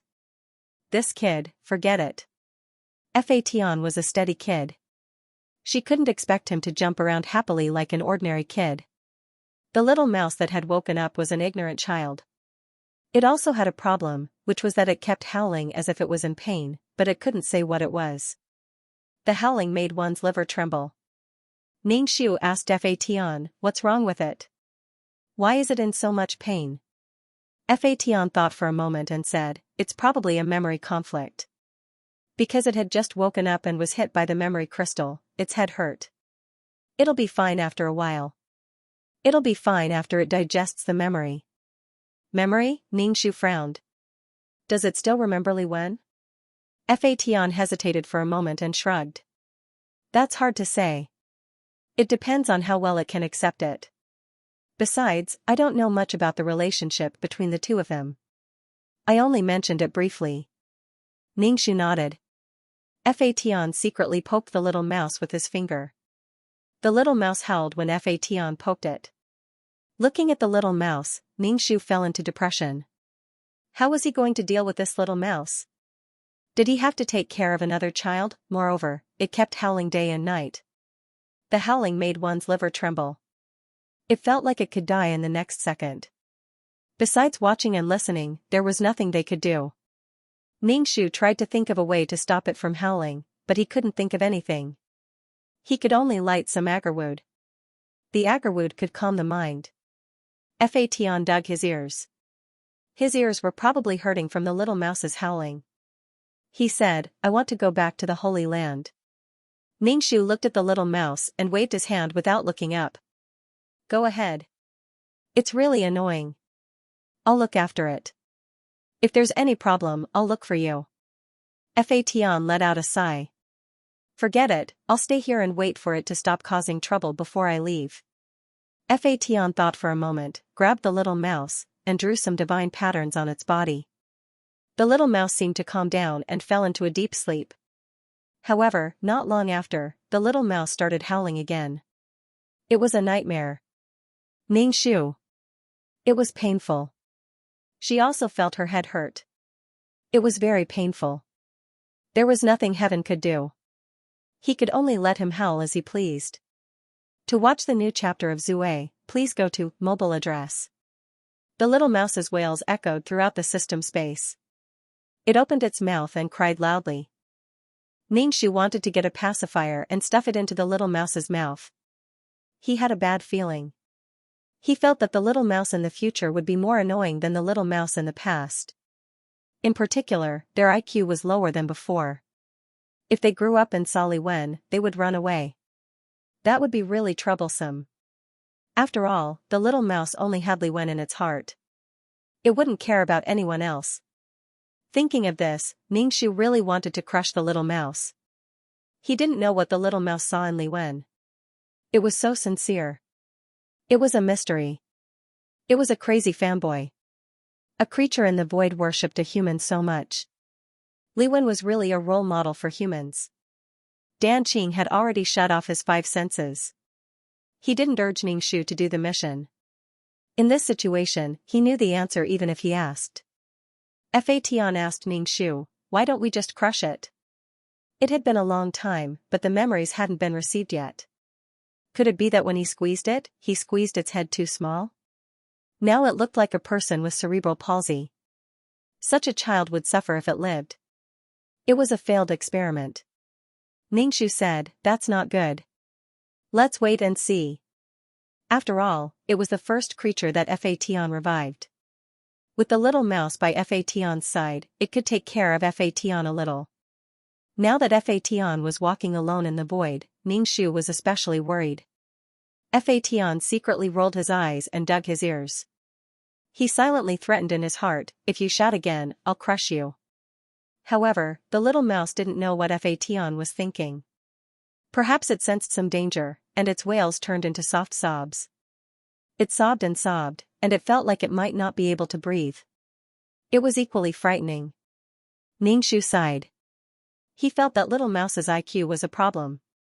What if he really became a mentally retarded child? As time went by, little mouse's sobs became softer and softer. Feeling that he was about to die, he closed his eyes. Ningxu reached out and touched the little mouse. He could feel that it was still alive. Perhaps it was man-made. The little mouse's body might have subsequent problems. As for his strength, Ningxu didn't look forward to it. From a certain point of view, this kind of resurrection could not be considered a resurrection. Hopefully, it wasn't a powerless existence. Ningxu told his worries to Fation, but Fation didn't agree with Ningxu's idea. After all, Ningxu was using the origin strength, the strength of a peerless martial art. Her strength shouldn't be weak. This kind of strength was much higher than the strength he had obtained in the past. If she was really a piece of trash, then he could just raise her.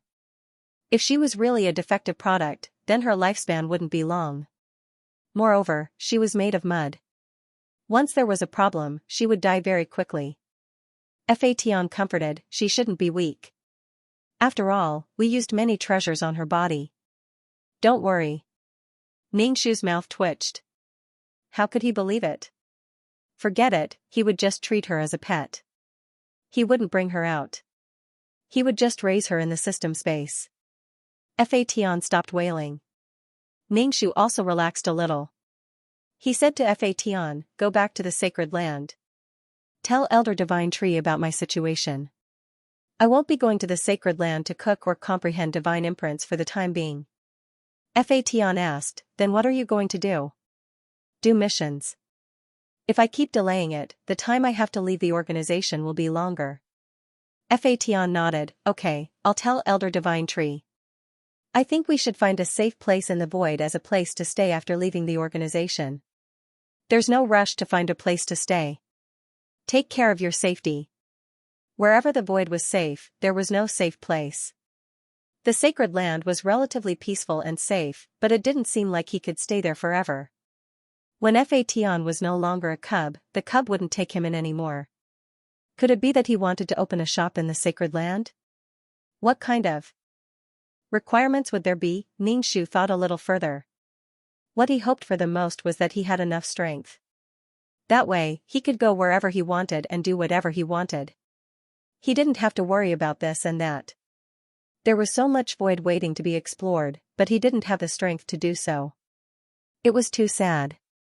Only with strength could he explore the mysteries of life with Fation and do experiments with Fation. Ningxu was now very interested in Fation's clay figurines. What was the principle behind reviving a void being that had been annihilated the moment it died? Fation said to Ningxu, "I want to enter the peerless martial arts." Ningxu asked, "What do you want to do?" "I want to collect some life force." As time passed, this kind of life force would gradually dilute due to the birth of the world. The original Sea of Law also had this ability, giving birth to Taishu and Jingqing. But as time passed, the Sea of Law didn't have this ability. Now, the Sea of Law didn't even have any life force. Ningxu said without thinking, "Then go in." Ningxu followed him into the peerless martial arts. The peerless martial arts was now a vast ocean. Previously, it could submerge the calves, but now it could submerge the chest. Feeling the rich life force in the water, Ningxu was happy. The peerless martial arts would definitely be a powerful world in the future. With such rich life force and spiritual energy, the creatures born here would definitely be very powerful. They would be innately stronger, just like the void creatures. However, the peerless martial arts couldn't be compared to the void. Fation took out a bottle and filled a few bottles before stopping. The water level dropped a little. It could be seen that Fation had filled a lot. Fation wanted to use the water to make mud, so he didn't have to come here to get water. Looking at the vast ocean of peerless martial arts, Fation said, "You're quite lucky." Ningxu said, "It's okay. Although I'm unlucky, at least I survived." Other than comforting himself, what else could he do? Sometimes, when he was unlucky, it was really infuriating. Fation said, "People won't always be unlucky, and they won't always be lucky. Some people are powerful and aloof, but there will also be a day when they collapse and turn into dust." He looked at Ningxu. Some people are as lowly as dust, but they can also stand tall. Seeing him rise and fall, seeing him fall, the world changed, and the world changed. Ningxu felt that Fation was getting better and better at talking. Hearing these words, she felt sweet in her heart, and said with a smile, "You're right, I think I'm doing pretty well right now." Everything was developing in a good direction, and there was hope for her to leave the organization. Right now, the peerless martial arts could temporarily provide her with strength that could fight against others. Although she would be weak after that. To view the new chapter of Zue, please go to mobile address. Fading Heaven looked at Ningxu and said, "You should build up your confidence and make your own decisions. If you believe in something, no one can shake your confidence and decision." Ningxu clenched his fist. Whiting. His confidence was incomparably strong. Build it up slowly.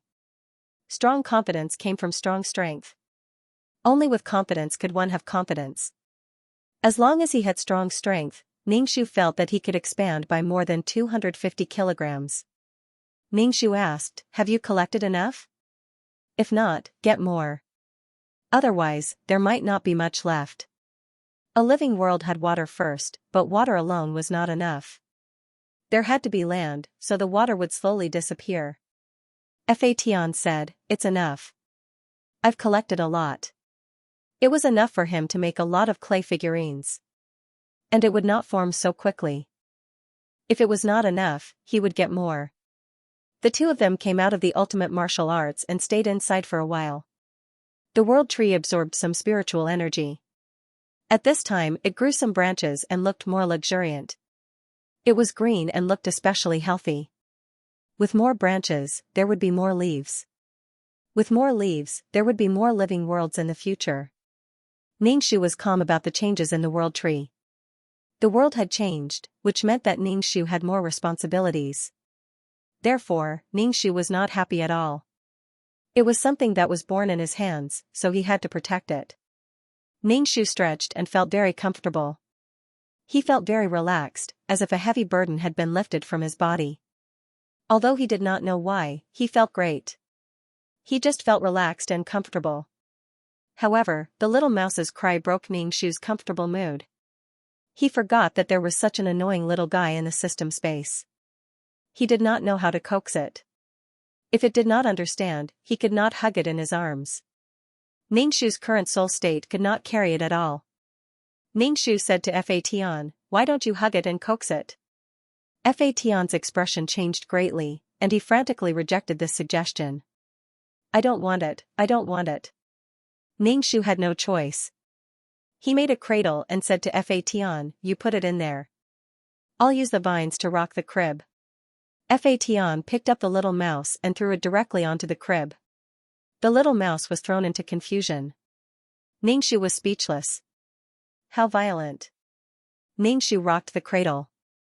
The little mouse, Su ran, whimpered, but no longer wailed. He would not be able to leave any time soon, so he could only wait for the little mouse to recover before he could complete the quest. Fation could not sit still in the system space. It was as if there were thorns on his body. He could not sit comfortably or stand peacefully, as if he had ADHD. Ningxu said, "You can go. There's nothing to be busy with here." He was used to the vast and endless void. Being trapped in such a small system space made him very irritated. Moreover, the little mouse kept whimpering. It was very annoying. Fation now regretted using the little mouse as a test subject. Fation glanced at the little mouse and nodded. "Then I'll go. If it can't handle it, just leave it be. It'll be fine after crying for a while." Ningxu was speechless. Fation hurriedly left. The boat of friendship really capsized just like that. When the little mouse was tired of whimpering, it fell into a deep sleep. Ningxu rocked the cradle. Suddenly, he wanted to throw the little mouse to the earthworms. If it really couldn't handle it, he would throw it to the cub shelter. However, with the little mouse in this state, Fatian would probably not return to the cub shelter. Ningxu looked at the little mouse and thought to himself, but what kind of feelings did the little mouse have? It was willing to die just to let Li Wen leave. Although it seemed to be little mouse's wishful thinking, the little mouse's action was really heroic. However, Li Wen did not appear again. In fact, it was very easy for Li Wen to find her. It could only be said that Li Wen did not take the little mouse seriously. Even if the little mouse was a void creature and was much stronger than ordinary humans, it was like a godlike existence. However, in Li Wen's heart, the little mouse was probably just a beast. Li Wen had the strong self-confidence of a human. Li Wen had the strongest self-confidence. There were probably not many mission enforcers in the organization who had this kind of self-confidence. With me as the center, no one else could affect my mind. Even the strong void creatures were just SOSO in their hearts. Fatian said to build up her strong self-confidence. It was probably this kind of self-confidence. Ningxu rocked the cradle. This kind of strong self-confidence could not be built for the time being. Then, if she kept a calm heart, she would treat Taishu, Sang Liang, and Uncle Chang as ordinary people. They could also be defeated. She had always been in awe and fear towards these people. From now on, these people were just SOSO in her heart. They had weaknesses and fears. They would also be born, grow old, get sick, and die. Like ordinary people, they had obsessions and fears. Ningxu used the vines to cover the little mouse with a handkerchief. Just like the little mouse, a strong void creature, it could split into countless combat teams. However, it could not be obtained from an ordinary person. As she rocked, Ningxu felt sleepy. She simply lay on the sofa and slept. She did not know how long she slept. When she woke up, she felt refreshed and her whole body had been sublimated. So high, she felt that her life had reached the peak. Sleep was really a good thing. It had been a long time since she had a good night's sleep. When she woke up, there was no pressure at all. The little mouse was still sleeping. Ningxu stretched and extended the vines to continue rocking. As long as the little mouse did not cry or make a fuss, it was quite cute. If it really had no strength, it would be like raising a pet. Without strength, even if it wanted to jump around in front of Li Wen, it would not be able to do so. Li Wen wouldn't even spare a glance at such a little rat. Moreover, he did not know where Li Wen was now. Li Wen might have met with an accident. After all, the void was too dangerous, and Li Wen was alone. However, Ningxu felt that Li Wen was not someone who would be easily led away by a dog. He hoped that the little mouse would receive less of Li Wen's memories and live happily on its own. He really thought that he could move Li Wen by persevering. In fact, Li Wen really did not care about it. The little mouse began to whimper. Ningxu immediately shook it faster and hummed a song to coax the little mouse. The little mouse opened its eyes and looked at Ningxu in confusion. It shouted vaguely, "Ningxu?" Its outline was so unclear, but the little mouse could see it. "Do you remember?" The little mouse climbed up stiffly. Its body staggered and sat down with a plop. It was like a baby, unable to control its body. What happened to me?" the little mouse asked. It remembered that it was dead. "It's okay. Do you still remember what happened in the past? Read the new chapter of Zue." It seemed like the little mouse would not wail for no reason anymore. He was finally relieved. Ningxu asked tentatively, "Do you still remember Li Wen?" The little mouse's face scrunched up as it asked, "Who is Li Wen?" Ningxu was a little surprised. The little mouse actually did not remember Li Wen. Could it be that something went wrong during the process of receiving the memories? The most important memory was lost. Ningxu asked, "Then do you still remember how you died?" The little mouse asked, "How did I die?" Perhaps it was because it did not feel safe for a long time, but the little mouse's attitude towards Ningxu was unprecedentedly good. There was a faint sense of dependence. It was probably a little like a fledgling. Ningxu was confused. He didn't even know how he died. Could it be that he had completely forgotten about Li Wen, Could it be that Li Wen hurt it too deeply and made it so angry that it simply blocked the memory of Li Wen? However, this was also quite good. Otherwise, the little mouse would look for Li Wen all day long. It would spend a lot of effort to find Li Wen, but Li Wen would not even care about it. Ningxu was too lazy to do such useless work. Although he had lived for a long time, he could not waste his time like this. It was not a big deal if it did not remember. Ningxu said, "It's nothing. Do you want to eat?" Ningxu used the vine to roll out a fruit. He did not know if the little mouse could eat it. The little mouse grabbed the fruit and ate it. Ningxu observed for a while and found that it did not have a stomachache after eating it. It was fine. The little mouse was really obedient now. However, she had to do missions. Could she just leave the little mouse in the system space? However, she could not always accompany the little mouse. When Fatian was still young, he had to do missions. She did not know how long this delay would take. Therefore, children and whatnot were simply obstacles in the way of a brilliant life. If he sent it to Fatian would definitely throw the little mouse away. If Fatian hadn't revived the little mouse, Ningxu would have thought that Fatian didn't have any feelings for the little mouse. However, perhaps there really were no feelings? Perhaps the little mouse was just Fatian's experimental subject. Even now, Fatian was still collecting ashes everywhere. Thinking about it this way, Ningxu felt that it was quite in line with Fatian's feelings towards little mouse. Ningxu suddenly felt a sense of fear. What if Fatian made a clay figurine for no reason in the future, and after resurrecting, they would no longer care about it and would all jump around him? This was simply the rhythm of a disaster film. How terrifying! Ningxu felt that he should clarify this matter with Fatian. Otherwise, he would feel like an old grandmother taking care of her grandson. Although the little mouse stopped crying, Ningxu still felt very uncomfortable looking at it. After the little mouse finished eating the fruit, it looked at Ningxu and stared at him. Ningxu said, "I have to go out to work. Stay at home, sleep, and recall your memories." Little mouse. I don't understand what you're talking about. Ningxu. I have to go. Stay here. Little mouse, then can you not go? Ningxu, dear, our suggestion is to think of Li Wen. The little mouse wasn't so clingy in the past. What should I do? I think of earthworms again.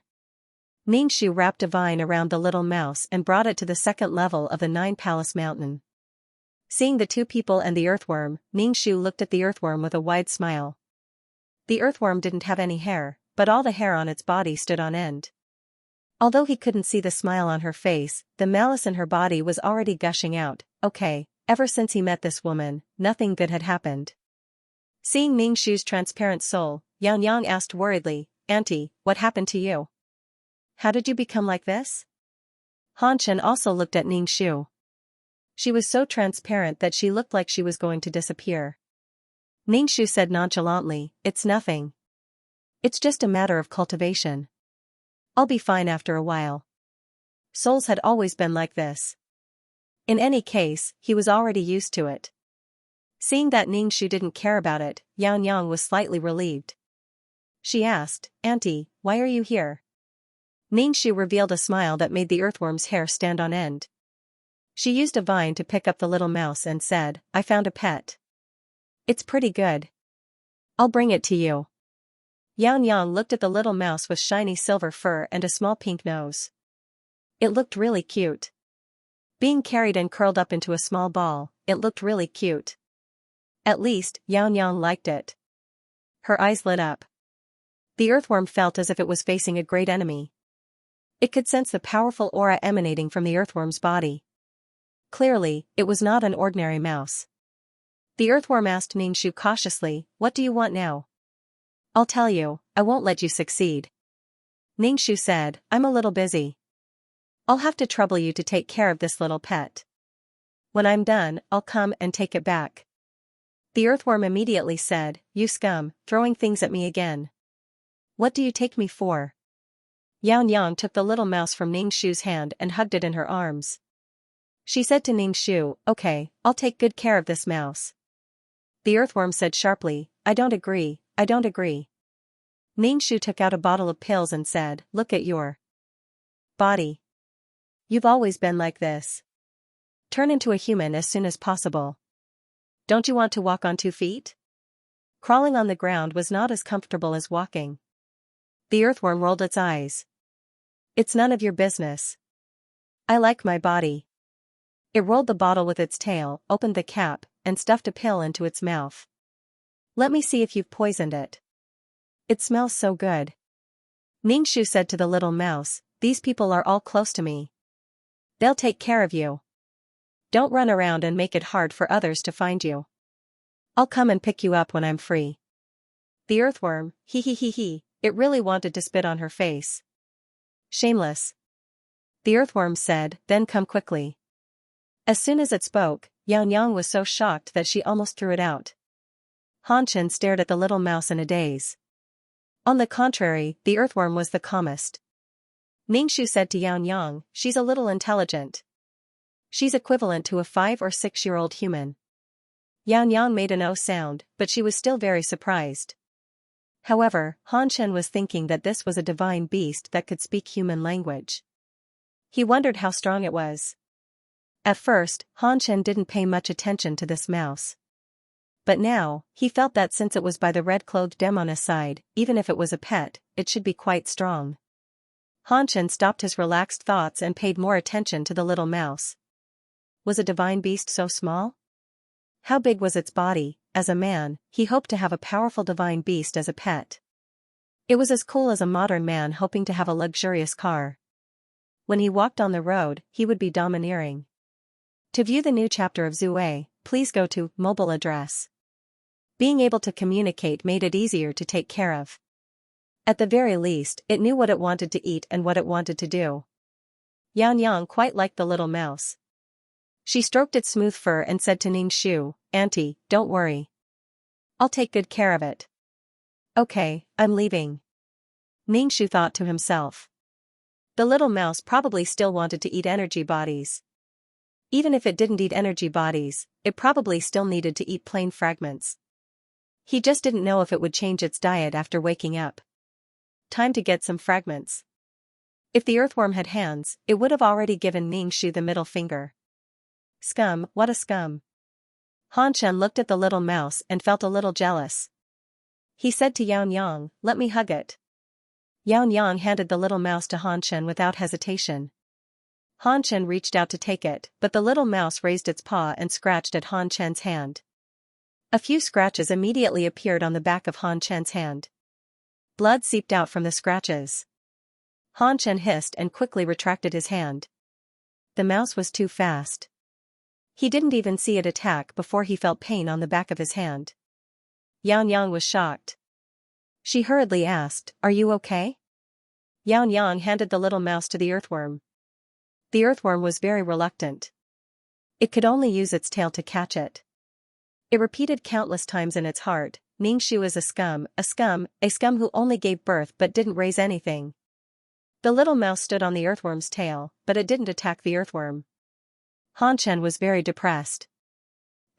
Why did it only attack him? He didn't want to do anything to the mouse. Why was it hostile towards him? Why was he so unlikable and unlikable? Xianxia took out some medicine from her bag and sprinkled it on the wound. She blew on the wound to reduce Xianxia's pain. She said, "It's probably a little shy. It'll get better after some time." Xianxia, he didn't feel comforted. Didn't they see the mouse together? The mouse was targeting him, definitely, unbearable. After being grabbed, Xianxia didn't dare to get close to the little mouse.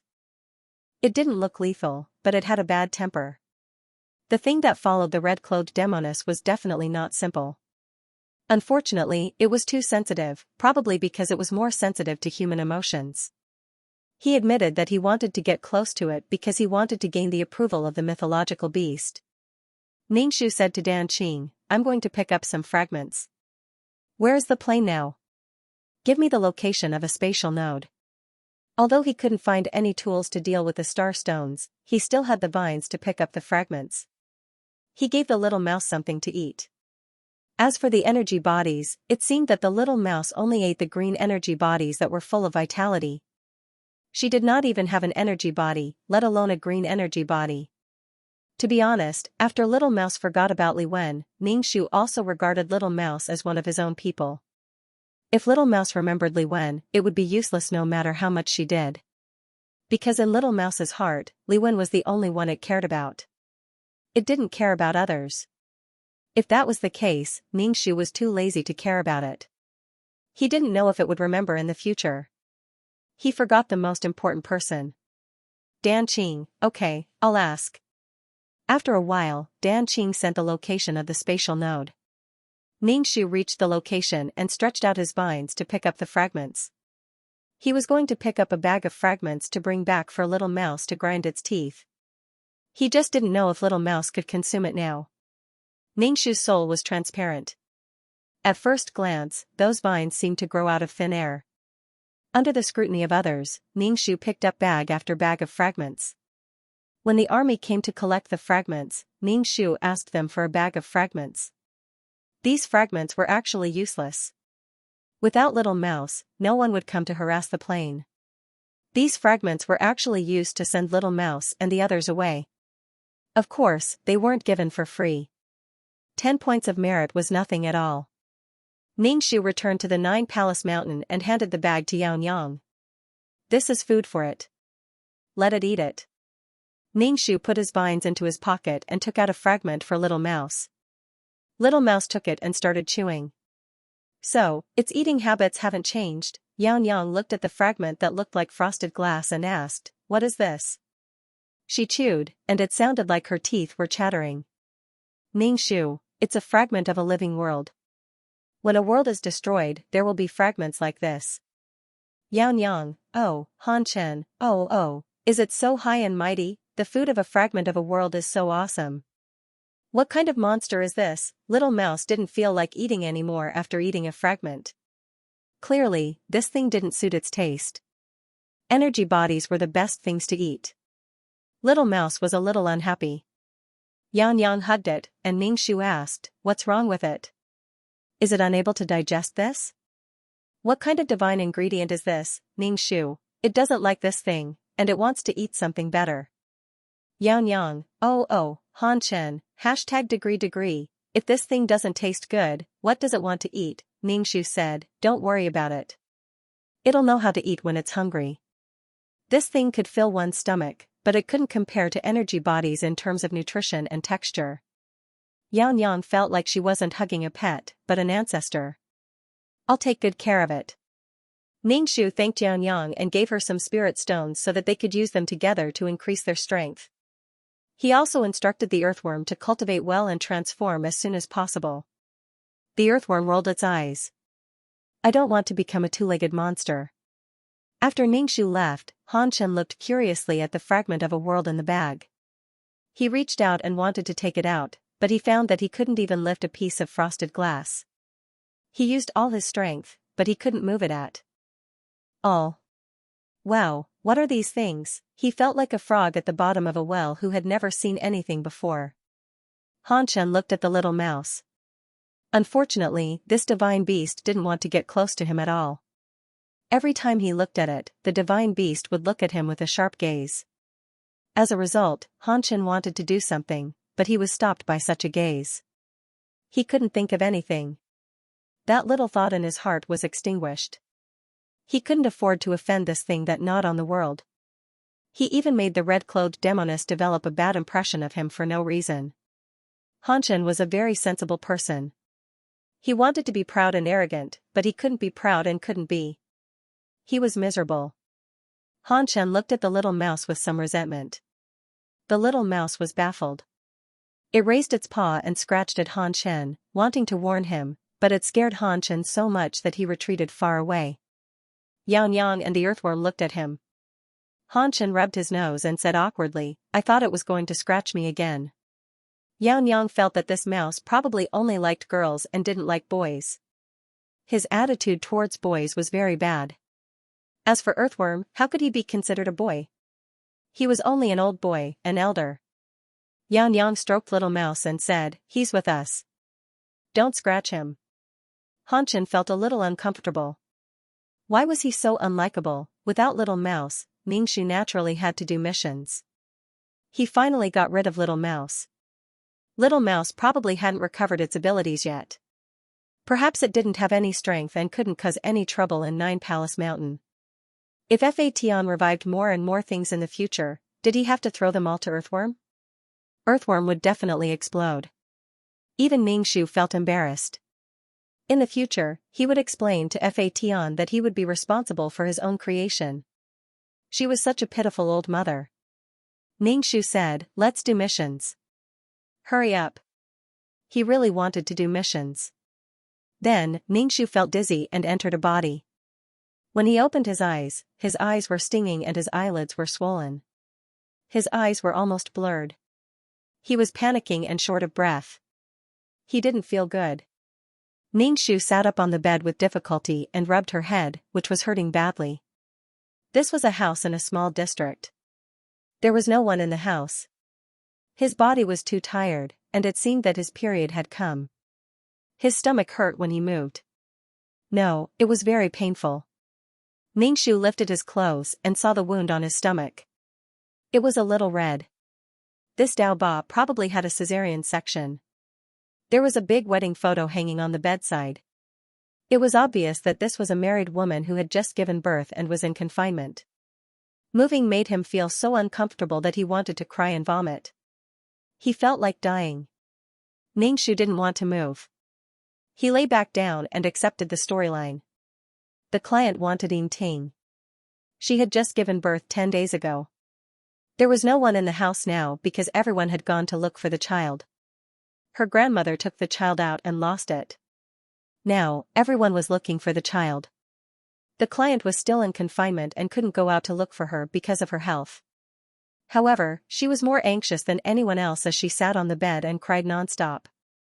When Ningxu came over, the client was so tired from crying that she couldn't take it anymore and fell asleep. The client gave birth to a girl through a cesarean section.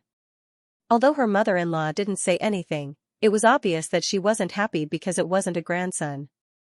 Moreover, the client's husband was the eldest son. She probably wanted an eldest grandson. The child was a little jaundiced, so the mother-in-law said that she would push the child downstairs to bask in the sun. It was in the garden of the neighborhood. The client didn't think too much about it. He nodded his head and agreed. Without any precaution, she decided to take a nap for a while.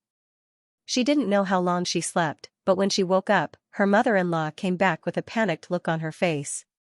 She told the client that the child was missing. She had just gone to the toilet and asked someone to look after the child, but when she turned around, the child was gone. The client felt as if he had been struck by lightning. He asked who the mother-in-law had given the child to, and why she had given the child to a stranger. The client struggled to get up and look for the child.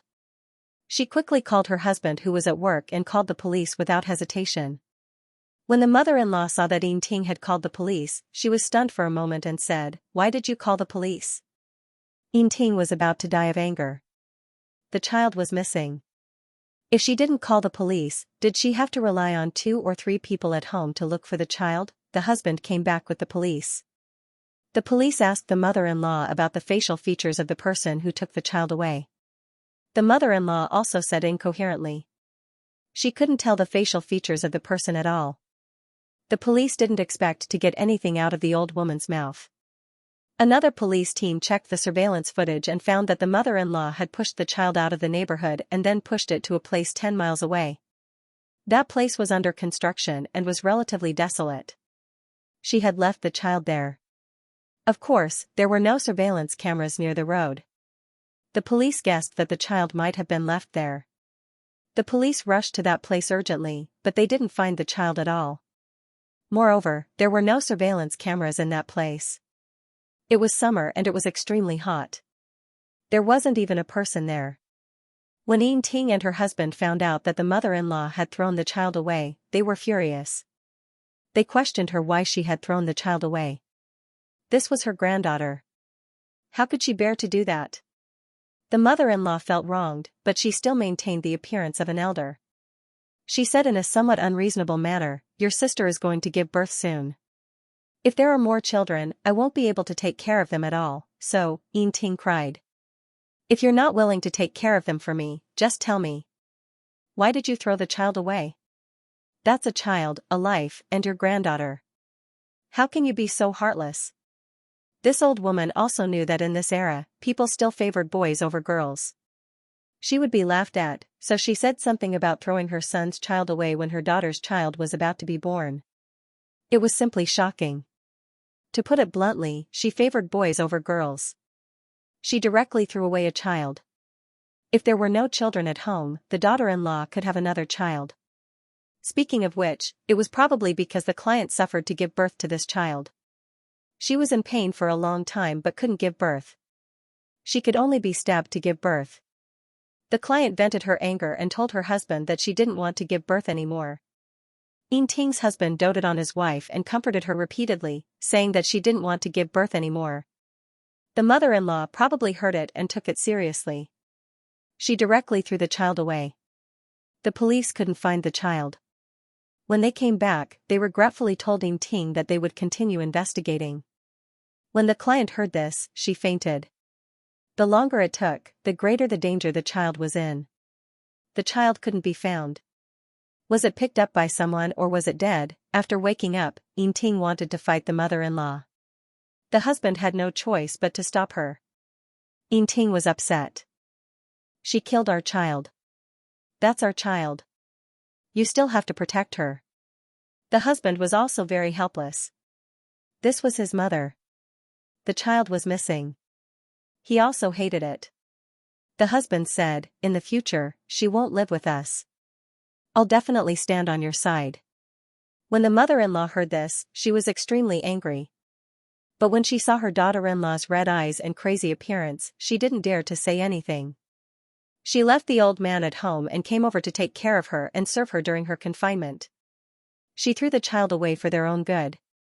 She was just a servant. If she didn't give birth, when she grew old, there wouldn't even be someone to serve her soup. Yin Ting was furious. She was so angry that her whole body trembled. She shouted that she wanted a divorce. She didn't want to stay in such a vicious family. When the mother-in-law heard this, she hurriedly apologized and said that she had done wrong. In the future, she wouldn't interfere in the affairs of the younger generation.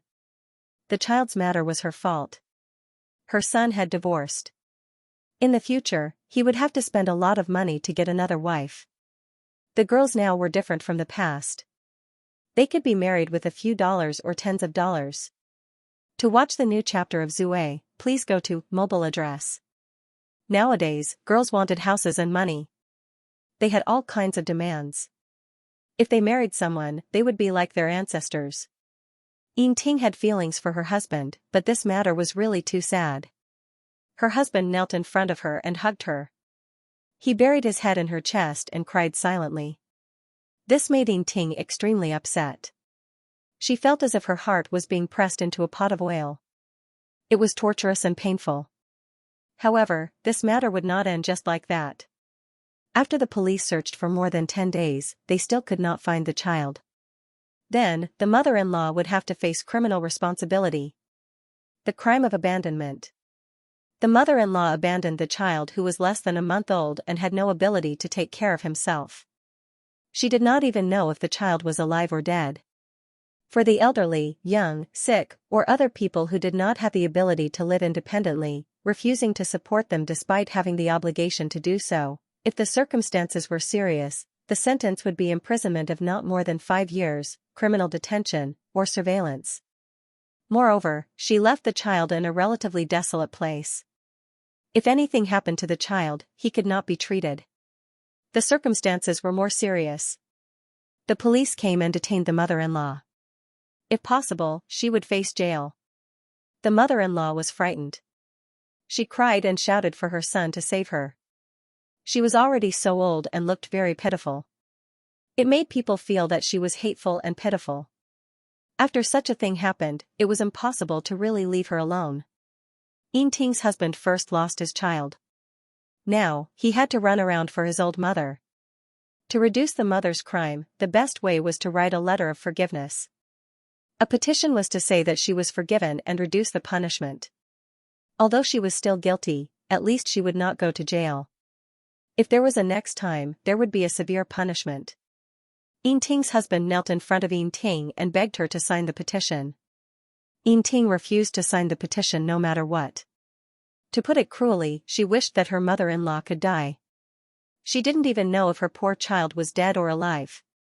Now, she still wanted to sign the petition. Dream on. Yin Ting's husband also knew that this matter was difficult for her. He swore to her, after this matter, I will not care about her in the future. Not long after, the father-in-law ran over and begged Yin Ting again. He knelt in front of Yin Ting. Yin Ting still did not agree to sign. She was very stubborn. Her husband did not force her. However, not long after, her mother-in-law went home.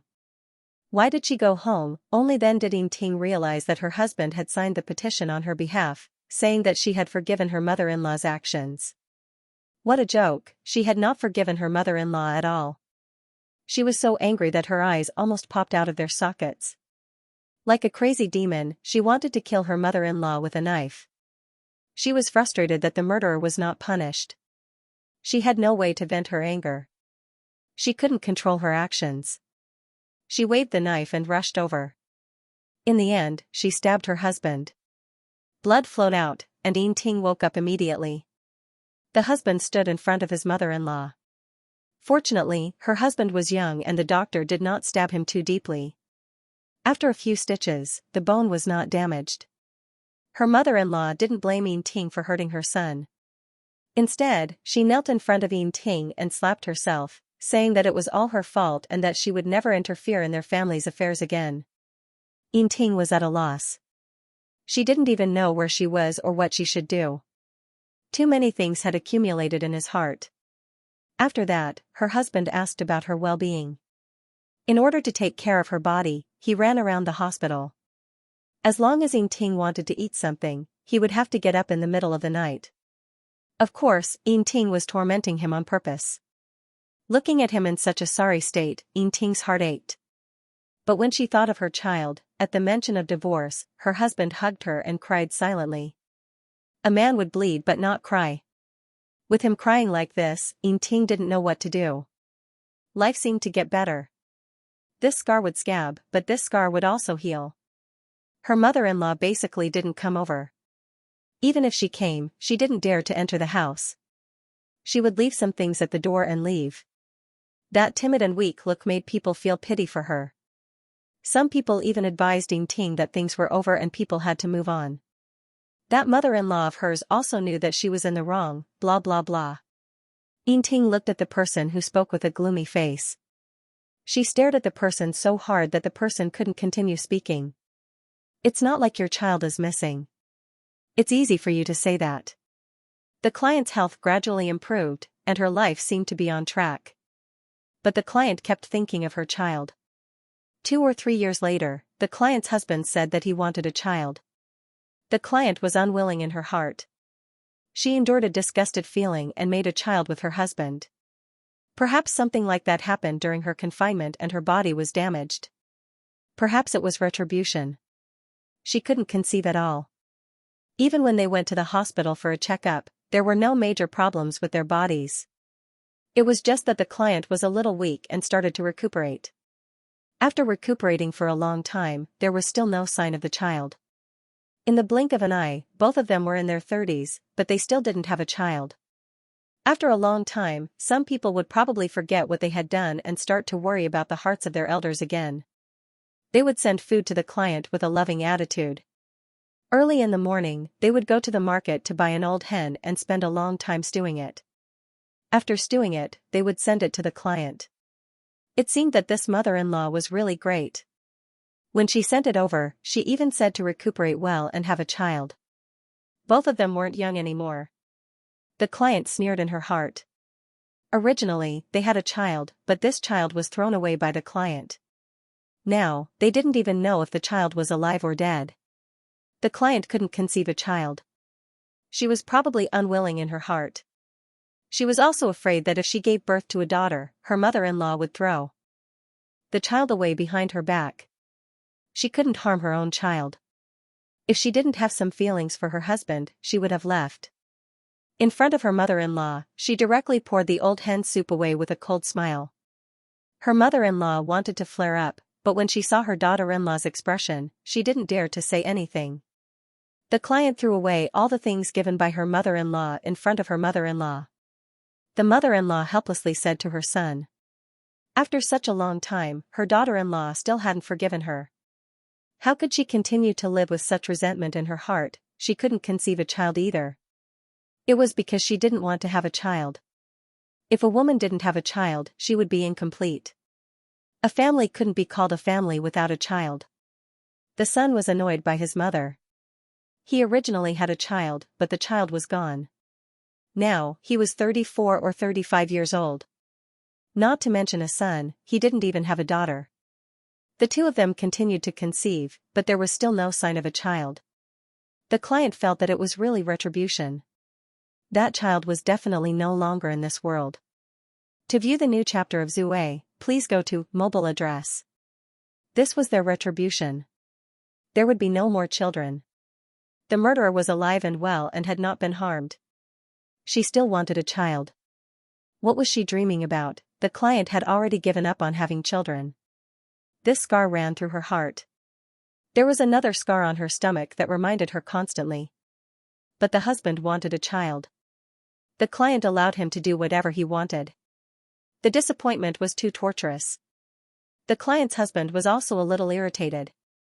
He smoked more and more and was under a lot of pressure.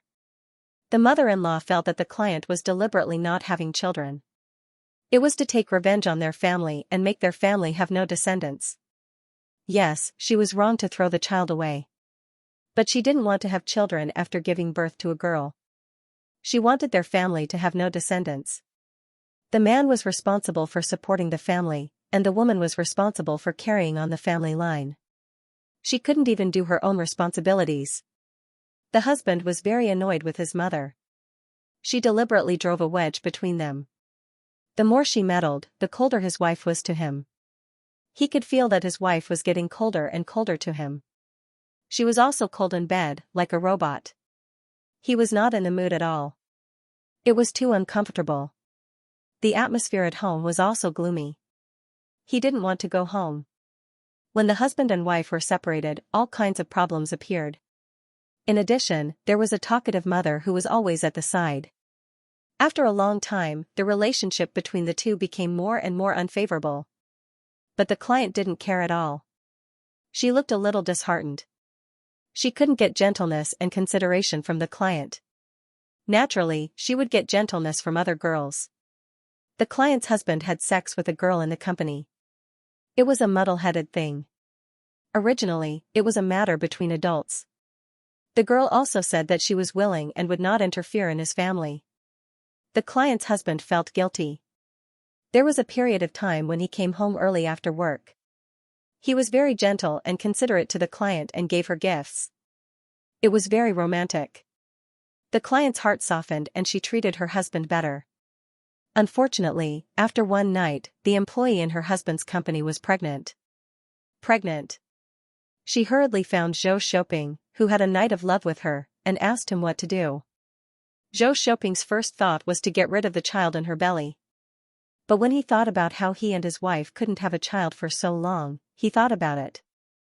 But to have a child with this woman after just one night, this was really, but if he wanted this child, what would happen to his wife at home? Ever since that incident, their relationship as husband and wife had not been good. If this happened again, their relationship as husband and wife would be gone forever. He hesitated, wondering whether to have children or a wife. Seeing that Zhou Shouping was so hesitant, the clerk wanted to abort the child, but Zhou Shouping stopped him. Now that he was old, he couldn't wait to have a child. The only pity was that the child was not born from his wife's belly. Zhou Shouping hesitantly told his wife about this matter. His client immediately exploded, and his mother-in-law also knew about the conflict between the husband and wife. When she found out that a woman was pregnant with her son's child, she immediately wanted to keep the child. In response to her daughter-in-law's obstruction, she said bluntly, "You can't give birth to a son or a daughter. Now that there's a woman who can give birth and is pregnant, you should let her give birth to the child. Either you get a divorce, or you raise this child in the future." I was wrong in the past, and I don't want you to have children in the future. Raise this child well, and I won't separate you and your wife. When the client heard this, she exploded in anger and directly asked for a divorce. Zhou Xiaoping naturally couldn't bear to part with his wife, but his mother-in-law directly shouted, "Let's get a divorce then. If you can't give birth to a child, why don't you abdicate?" Abdicate? No matter how one looked at it, it was like an empress abdicating. The conflict between these two sides exhausted Zhou Xiaoping, and the clerk who had a one-night stand wanted to abort the child. Zhou Xiaoping thought of his previous child and really didn't have the courage to lose another child. He wanted to divorce the client with an apologetic heart. The client was extremely disappointed in her husband and the family, so naturally, they divorced. Not long after, Zhou Xiaoping married the clerk and gave birth to a son. Originally, when this matter happened, she happened to pass by that community and saw her ex-mother-in-law pushing a cart, smiling sweetly and talking to others about her grandson. How cute and smart he was, and at a glance, she knew that he would be a promising person in the future. That loving appearance was like a grandmother to her grandson. The client instantly broke down and thought of her daughter. She did such a thing and didn't receive any punishment. In the end, she even got a grandson as she wished. Her daughter was nothing. Yinting was angry and hateful. The pain of losing her daughter was a wound that she couldn't heal in this lifetime. Her husband kept saying that he would treat her well in this lifetime. Her husband's betrayal didn't add much pain to her. Instead, she already had a premonition when her husband signed the forgiveness letter behind her back. It was just that she had a fluke mentality. The client was in incomparable pain, but they were a happy family. She suffered day and night, thinking of her daughter who she had only seen for more than 10 days. She was really unwilling, really hateful, and scratched her heart and lungs. Countless times, she wanted to pick up a knife and drag her ex-mother-in-law down with her. But when she thought of her parents, who were originally heartbroken because of her matter, if they had to send off their child again, it would definitely be incomparably painful. But her hatred couldn't be dispelled. The client's biggest wish was still her child. Secondly, she didn't want to see her ex-mother-in-law have a happy night after doing evil things.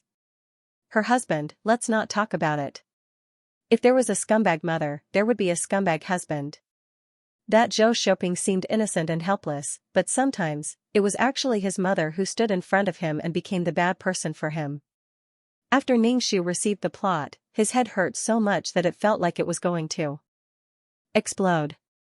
Without thinking, he jumped out of bed. The most important thing now was to find the child.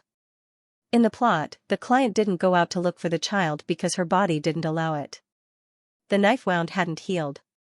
On a hot day, it was really unbearable. If the client walked a little faster, the knife wound would have cracked. Now, the client had just called the police. It was only 3 to 4 hours since the incident happened. This mother-in-law walked 10 kilometers away and walked back. It was really hard on herself on such a hot day. It was rare to be so ruthless. She was a woman, but she still despised her own granddaughter and said that she was a girl. Ningxu went to the bathroom and rubbed his face, tying up his hair. He wanted to rush to the construction site as soon as possible. Out of the room, Ningxu saw the client's mother-in-law, Tao Qiaohong. She had a golden ring on her ear. Although she was old, she was still in good spirits. When she saw Ningxu come out, she looked embarrassed. To watch the new chapter of Zue, please go to mobile address. Seeing that Ningxu was about to go out, she hurriedly asked, "Dear, where are you going? You're still in confinement. Don't go out in the wind and get sick." She spoke so lovingly. If she hadn't lost the child, she would have looked like a mother-in-law who doted on her daughter-in-law. Ningxu didn't pay attention to her at all. As soon as she went out, her expression changed. She ran back to the bathroom and changed into a new sanitary pad. Bloody Lokia. Ningxu felt that the client didn't have a child afterward. Firstly, it was because of psychological reasons. She instinctively resisted having a child. Secondly, her body really couldn't take it. Although they didn't find any major problems, it still hurt her body. After a while, she didn't feel good. She felt like she was going to bleed out at any time. Seeing so much blood, Ningxu felt weak. It was too scary. After stuffing a few sanitary pads in her bag, Ningxu went out. Zhao Qiaohong wanted to say something a few times, but when she saw Ningxu's cold face, she felt weak and didn't dare to speak. She watched as Ningxu walked out of the door, her mouth muttering ba. Only Ningxu didn't hear it. Even if he did, he felt that it was ironic. If there really were gods and Buddhas, would they bless such a person, and what was she praying for? When she prayed, would she find the child, or would she not find the child? Ningxu ran down the stairs. Every time she moved, the wound on her lower abdomen would hurt. The sun shone on her, but Ningxu felt a cold wind blowing from her bones. But he was sweating all over. Ningxu's face was pale. Even his lips were pale. When they arrived at the entrance of the neighborhood, Ningxu hailed a cab and told the driver the address while panting. He hoped that he could make it. The client's biggest wish was her child. She probably didn't care much about her husband. Her husband's actions had hurt her heart. But there was one more thing. She knew the location of the child before the police came. It couldn't be justified. He had to deal with the aftermath. Let's find the child first. In just a short while, Ningxu felt dizzy and out of breath. When the driver saw Ningxu's appearance from the rearview mirror, he worriedly asked, "Do you want to go to the hospital?" Ningxu waved his hand. "Driver, please hurry up." Driving for more than 10 miles was quite fast. Ningxu hurriedly got out of the car and scanned the area with his spiritual force. He found that there were no strollers around. Ningxu. Was he too late? The driver stuck his head out of the car window. Ningxu shouted, "Sister, are you still going back?" Wait for me," Ningxu's driver said, and then chased in a direction. Ningxu's face grew paler and paler. His wound was really painful. He caught up with the tricycle in front of him. The tricycle was filled with bottles, paper, and other recyclables. It was obviously a garbage collector. This garbage collector was an old man. His hair was a little white and his clothes were dirty. Ningxu pulled the tricycle and shouted, "What are you doing?" Ningxu endured the pain and put down the stroller. When the old man saw Ningxu snatching the child, he hurriedly got out of the car. "What are you doing?" "This is my child." Ningxu panted and said, "Uncle, this is my child, not yours. You picked this child up." After finding the child, Ningxu heaved a sigh of relief. He relaxed a lot and the depression in his heart dissipated a lot. This meant that the child was alive at that time and had not been kidnapped by the human traffickers. She might not be living well, but she was still alive. The old man grabbed the stroller tightly. "Nonsense, this is my grandson. You came up and snatched my child. Do you believe that I will call the police?" "Uncle, she is a daughter, not a grandson," Ningxu said. The sun shone on his body and it was dazzling. He felt like he was going to die. It was so uncomfortable. "Uncle, thank you. This is really my child." Ningxu snatched the child and pushed the stroller away. The old man behind couldn't catch up with Ningxu at all. Furthermore, he was on a broken tricycle and it was even harder for him to run on this uneven road. She could only watch helplessly as Ningxu ran away with the child. Ningxu carried the child and sat in the car. He didn't even want the stroller anymore. He said to the driver, "Brother, take me back." The driver was shocked. "Sister, where did you get this child? Where did she snatch a child from? What was wrong with this woman?" Ningxu felt like he was going to faint at any time. It was really uncomfortable. His lower body was sticky and he could feel that the blood had already wet his pants. But he had no choice. He could only do this. He couldn't care less about this. Ningxu looked at the child in his arms. It wasn't crying or making a fuss. Its face was red from the sun and it was still breathing. However, its body was boiling hot. It was obviously a heat stroke. Ningxu said to the driver, "Big brother, take us to the hospital." The driver didn't say anything and drove Ningxu to the hospital. When he got off the car, Ningxu's butt was already dripping with blood. The driver looked at the seat and his face twisted. He couldn't bear to look at it. Ningxu sent the child to the hospital. Because he didn't have any documents, he had to go home to get something. Ningxu went to the toilet to change into sanitary pads. She felt that sanitary pads were useless. With this amount of blood, he probably had to wear diapers. In order to clear his suspicion of being a prophet, Ningxu bought a GPS device. How did he find the child? Of course, he used the GPS device. It was connected to the phone's software so that he could know the child's whereabouts at all times. As for why he had to install this thing, there were too many reasons.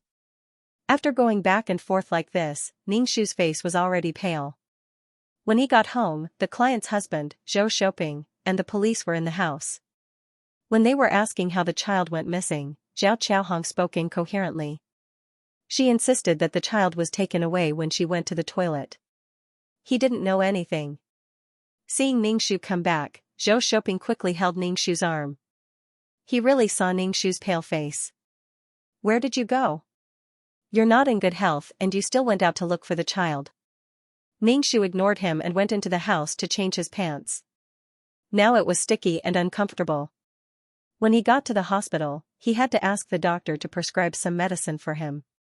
If he kept moving like this, his body wouldn't be able to take it. Zhou Shouping still wanted to say something, but he was shut out by Ningxu.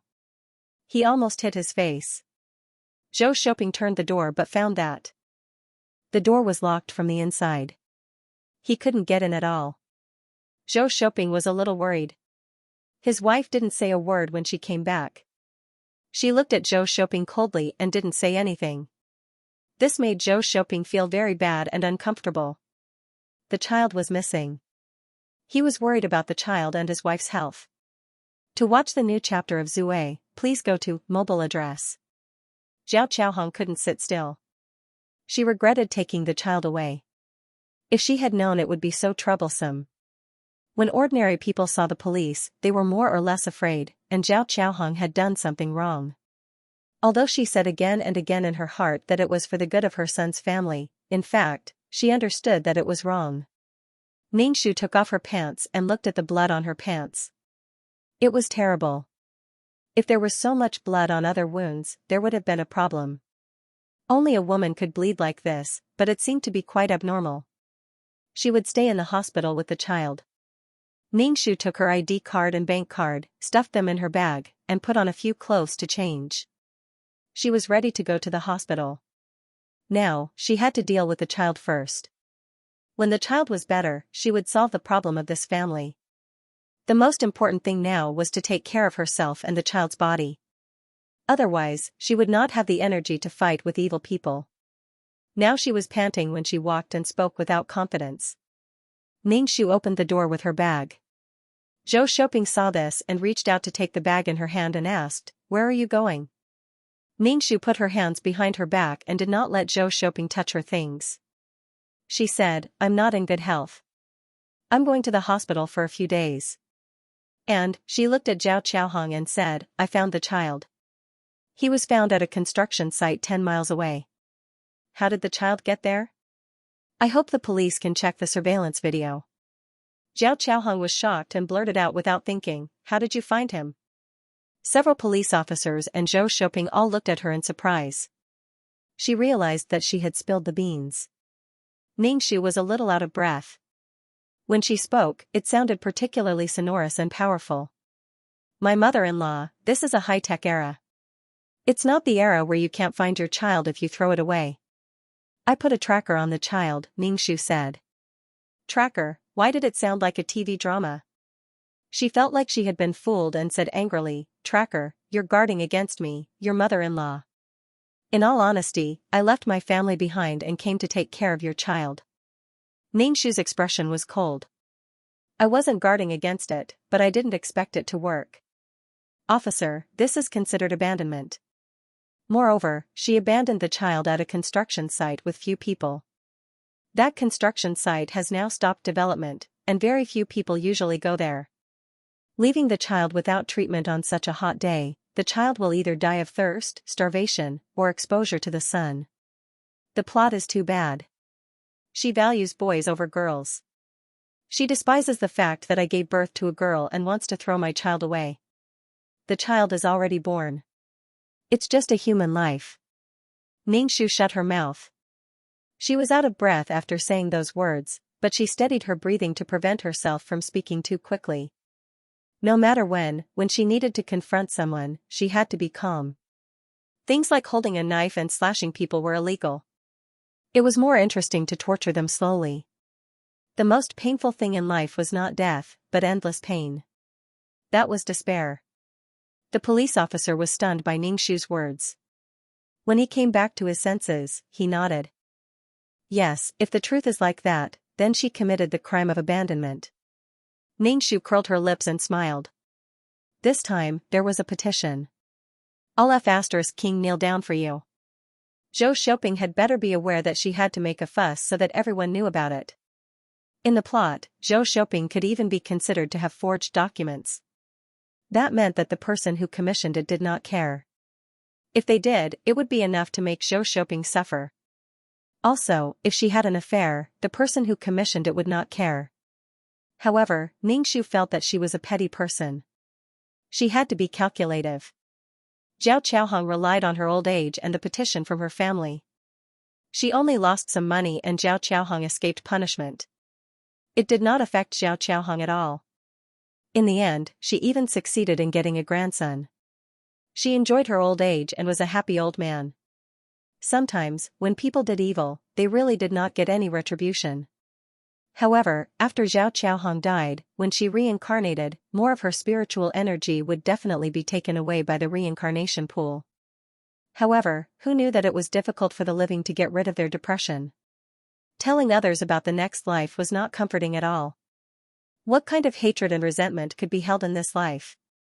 Did they have to wait for the next life? If they couldn't do it in this life, why wait for the next life? When Zhao Qiaohong heard the police say that she had broken the law, she was scared out of her wits. She immediately shouted, I didn't want to abandon her.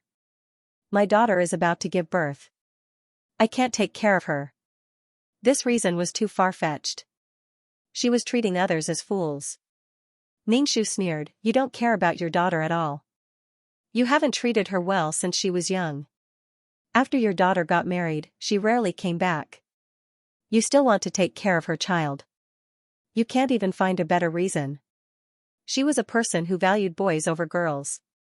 It was simply ridiculous that she still wanted to take care of her daughter's child. Her heart only had the old man at home and Zhou Shouping, her son. When did she think about her daughter? It was said that when she signed the petition, the person's sister-in-law was not very willing. However, she could not stand her father's pleas and signed it. At this time, she used her daughter as a shield and said that it was for her daughter. She was drunk. If that sister-in-law heard it, she would probably scold someone. Zhao Qiaohong was so angry that she wanted to die. At this time, she did not side with her family. It seemed that she even wanted to instigate the police to arrest her. She angrily scolded, you are too cruel. Shouping, this is your wife. The child was found. Zhao Qiaohong was a lot more confident. The child was found, so it was not a crime of abandonment. Ningxu said calmly, I'm heartless, but you're even more heartless. The child just had an accident and hasn't seen the world yet. If you throw her away like this and she dies, she'll definitely come looking for you as a ghost. She prayed to God and Buddha every day, but she did not even learn the way to be good. No matter what Buddha or immortal she prayed to, the basic purpose was to guide people to be good. Some people were good and did not even have a basic conscience. They had no humanity. It was probably not a child born in her belly, so she did not need to love and care. This kind of child is the most powerful when she turns into a malicious spirit. The child is not dead. If something happens to her, your heart will be gnawed day and night. You will not be able to live or die. Wasn't it superstition to scare you to death? The police did not know whether to laugh or cry. Was it really good to promote feudal superstitions in front of them? However, they did not stop Ningxu from speaking. To be honest, if what she said was the truth, this old woman's heart was really cruel. Ordinary people could not do such a thing. To watch the new chapter of Zue, please go to mobile address. If anything happened to the child, it could be considered intentional homicide. After all, such a young child did not have the ability to save herself or call for help. Without treatment, she could only watch helplessly as she died. It was cruel. Zhou Shouping stood at the side with a pale face, silent. At this time, no matter what he said, it would be useless. After talking for a while, Ningxu felt that her pants were about to get wet again. She went to the bathroom to change and left with her bag. The child was still in the hospital. Zhou Shouping wanted to carry Ningxu's bag and go to the hospital together, but Ningxu rejected him directly. "Stay away from me. Don't hang around in front of me. Otherwise, I'll hate you too." Zhou Shouping's face became even paler, and his eyes were a little red. It was heartbreaking to see him like this. Ningxu had a heart of stone. Even if Zhou Shouping cried to death in front of her, she would not bat an eyelid. She left with her bag. Zhou Shouping watched as Ningxu left the house and grabbed his hair in pain. The police had also checked the surveillance footage. The scene they saw was the same as what Ningxu said. She was the one who pushed the child away, not some stranger. Zhou Shouping looked at the surveillance footage, his hands trembling as he covered his face. He asked Zhao Qiaohong with a sobbing tone, "Why did you do this?" "This is your granddaughter, my child." Zhao Qiaohong was very panicked. "No, son, listen to me. I did it for your own good. She said she doesn't want to give birth anymore. It costs a lot of money to raise a girl. It's not easy for you to work." Zhou Shouping growled in a low voice, "Why can't I even raise a child? That's my child. Even if I have to eat rice and vegetables, I will raise her into an adult. If I really can't raise her, why did I get married and have children? If it was really that difficult, he could just eat and drink his fill. Why did he have to start a family? His wife was the one he loved. Whether the child was a boy or a girl, it was the product of him and his wife. She was a life." The policeman said, "It was indeed abandoned. We need to detain him." Zhao Qiaohong was so scared that she burst into tears. She cried, "Son, save me, save me." She tugged at her son's sleeve, wanting him to save her. However, Zhou Shouping was also very disappointed with his mother. He felt that it would be good for her to be taught a lesson. If he still treated her with respect and filial piety without any emotions, his wife would definitely be disappointed in him. Moreover, the child had been found, so it shouldn't be too serious. Zhou Shouping did not say a word and let the police take away his panicked mother. Seeing her like this, he felt angry and pitiful. Why did he have to do such a thing? If he hadn't been meddlesome, how could there have been such a thing afterwards? Zhou Shouping had a splitting headache. He watched from the window as his mother was escorted into the police car. She kept looking in his direction, her face full of fear and helplessness. She was stuffed into the car by the police. This was really shameful.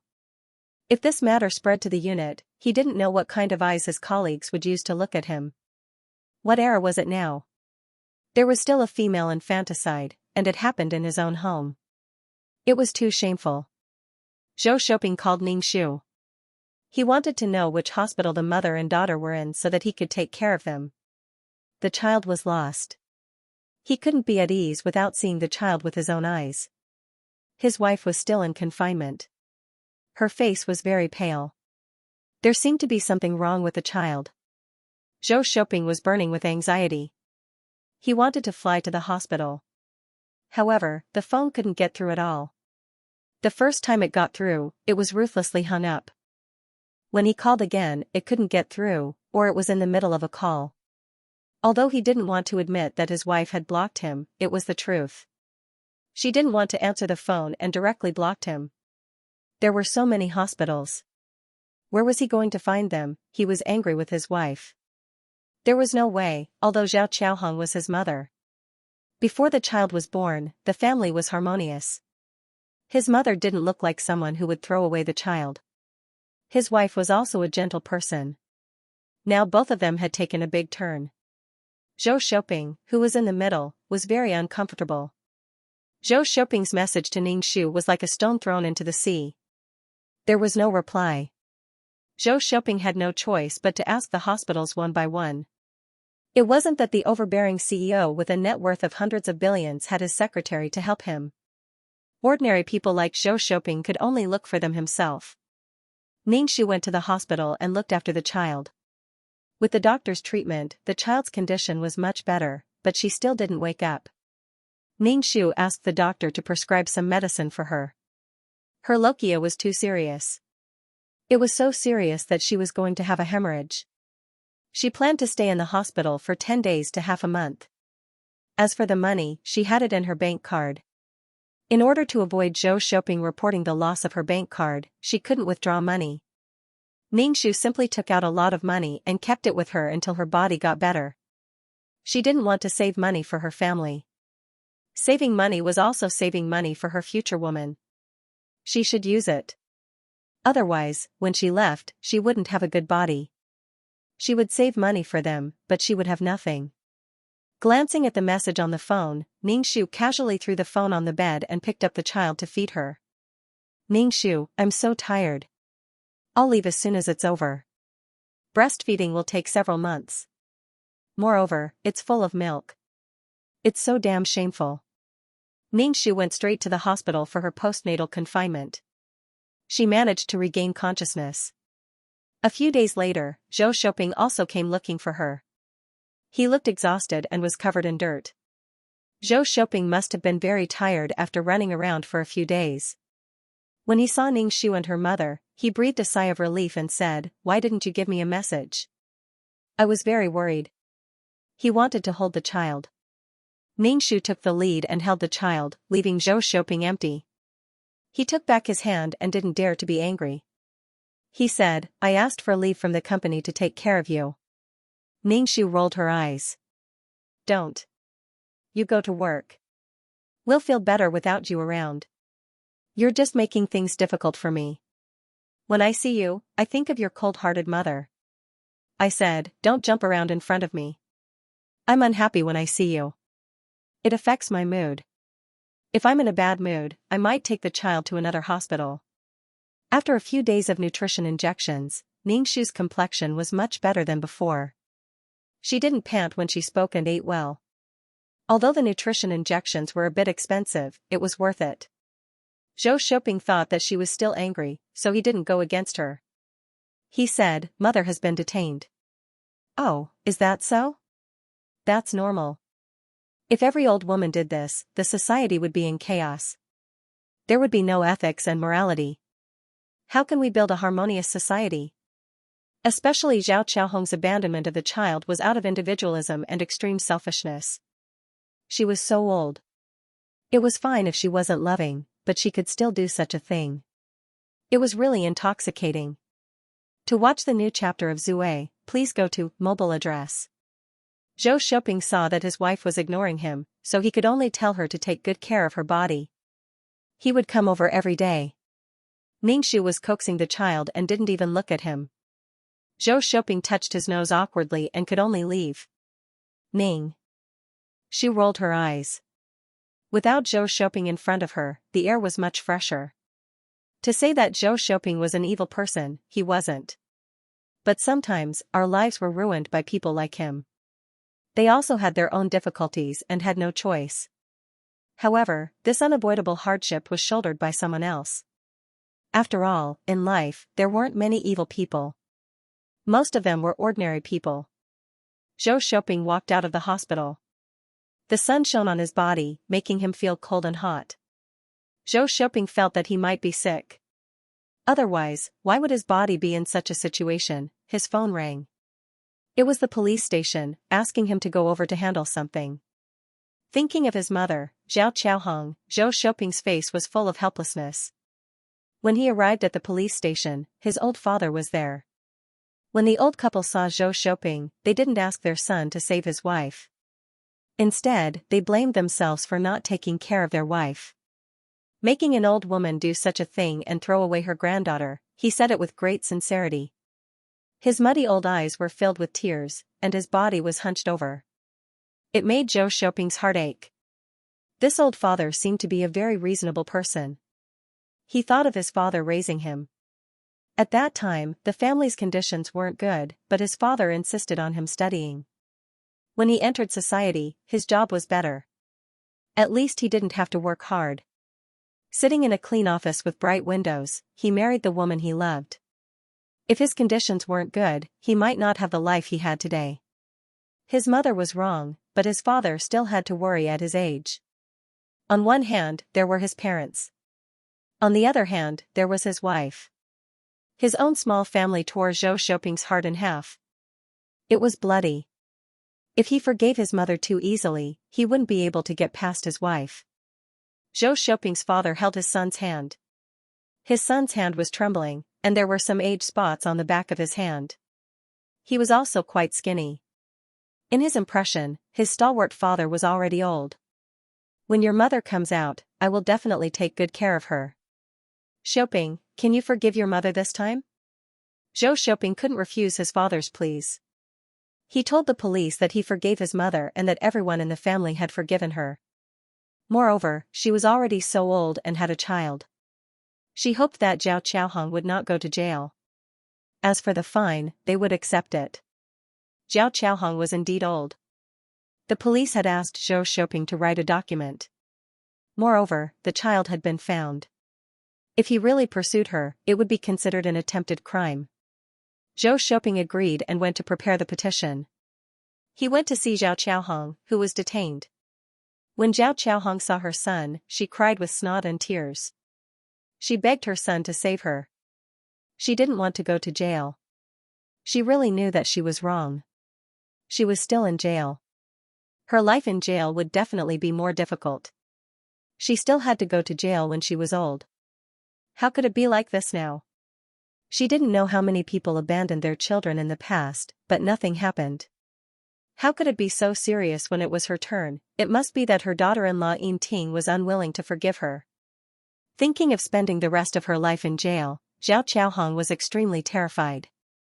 It was really hateful and annoying. Zhou Shouping was also giving face to her father. Otherwise, he really wanted to let Zhao Qiaohong know what fear was.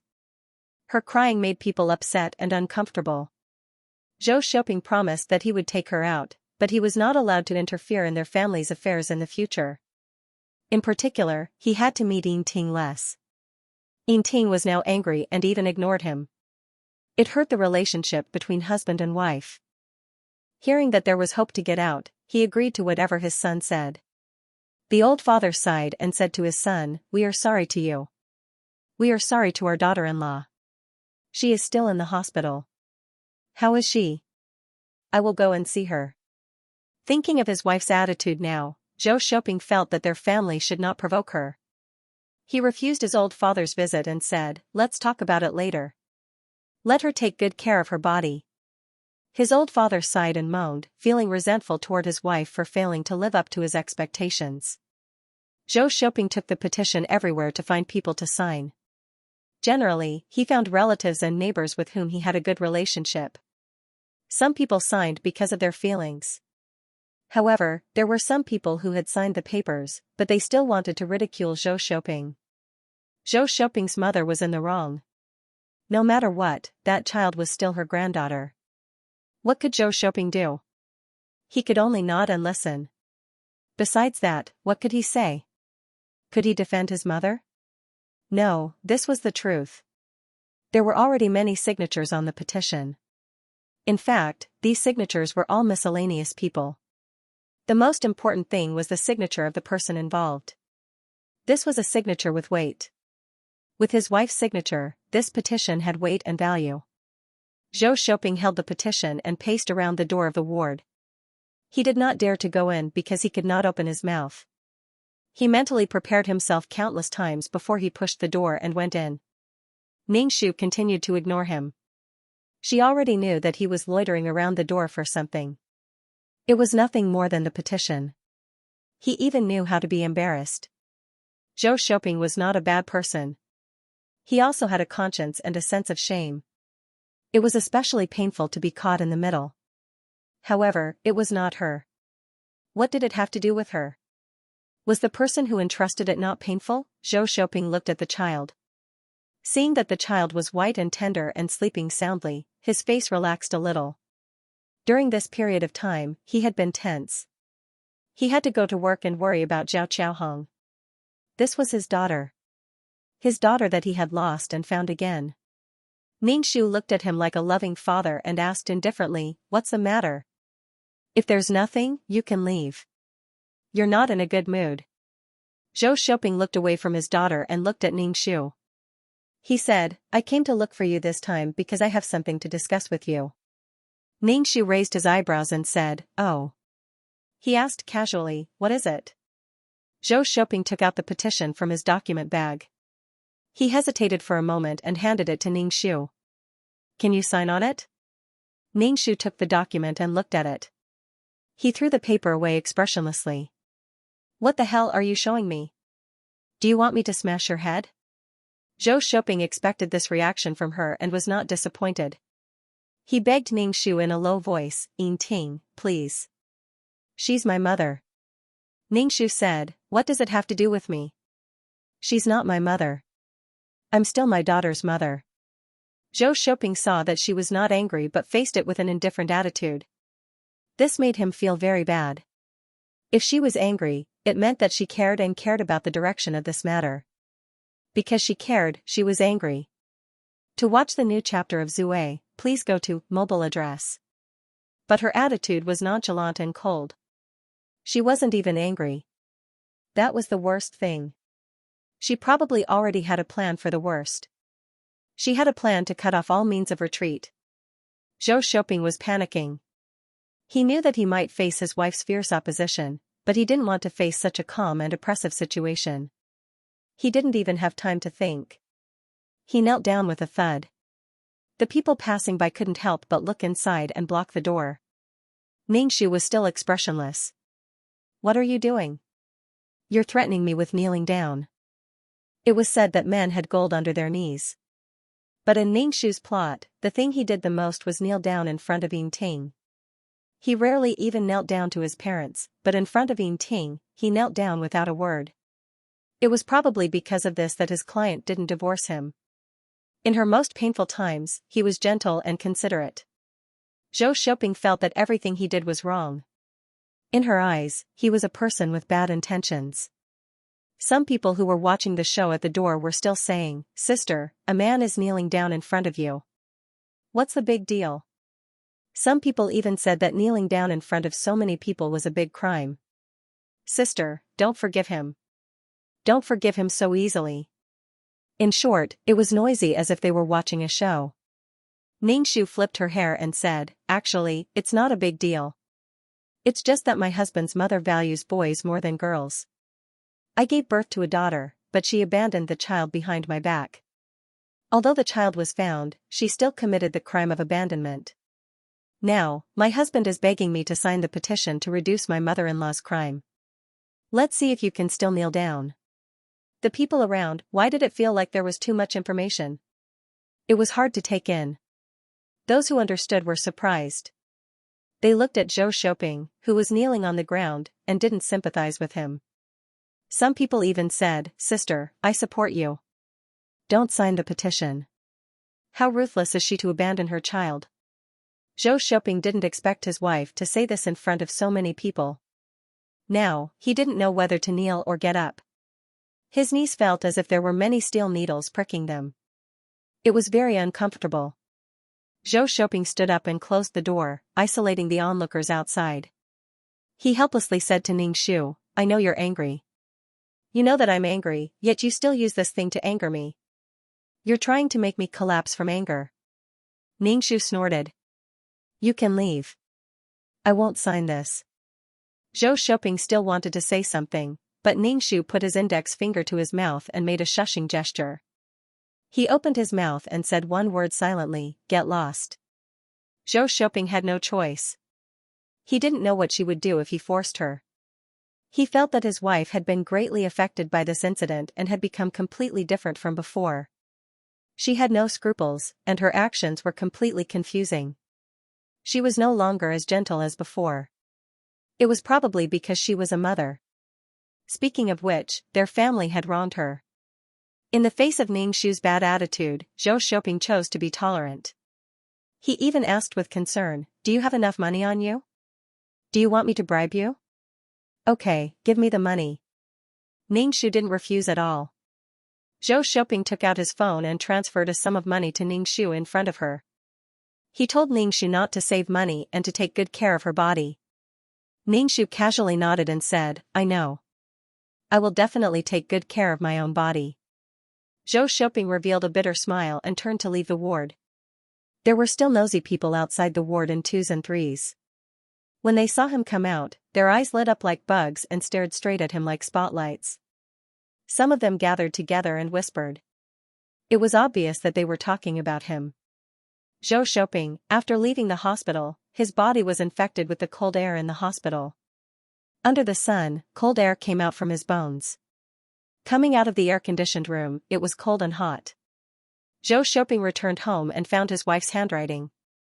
He planned to copy his wife's handwriting to sign the petition.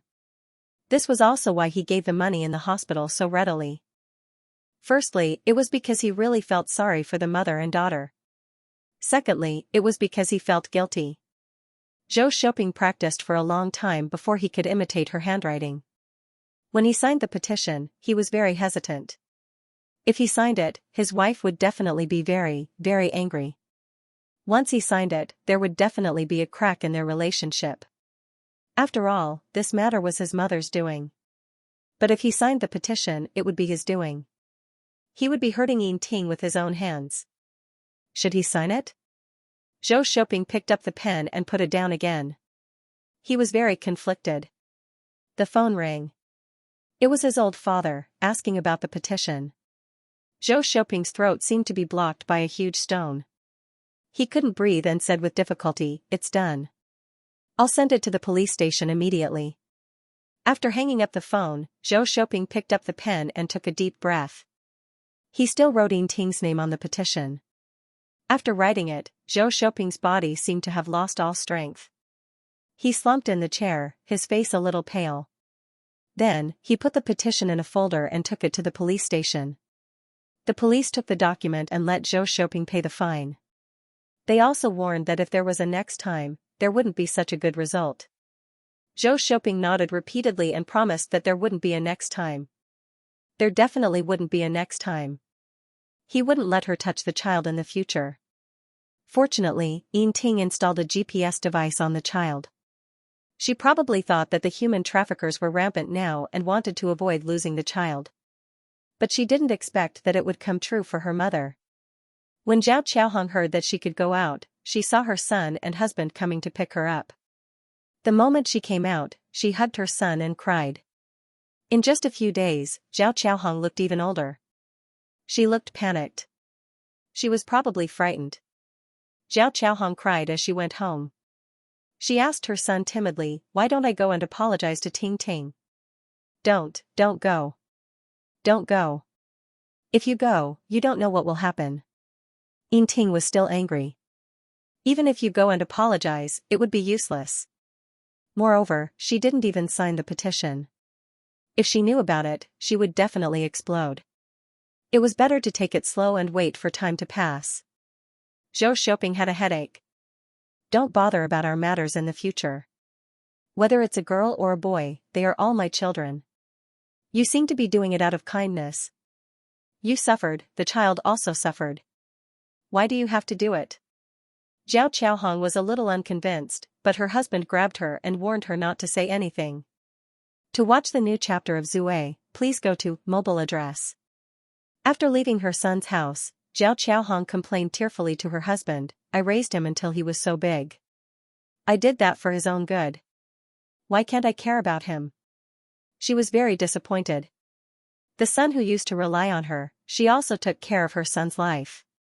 Now, she didn't want him anymore. She felt sad that she had been abandoned. Zhou Dongnan warned her, "If you continue to be a demon, don't say that our son doesn't care about you. I can't be bothered to care about you either. I'm already so old, but you've lost all my face, old thing." Now, all the neighbors and relatives knew that their family was a vicious family. They couldn't even tolerate a granddaughter. It wasn't like before. They couldn't afford to raise a child and threw it away. It was really embarrassing. Zhao Qiaohong saw that her husband was so angry that his face turned green. She quickly begged for mercy, "I don't care anymore. I don't care anymore. Don't be angry.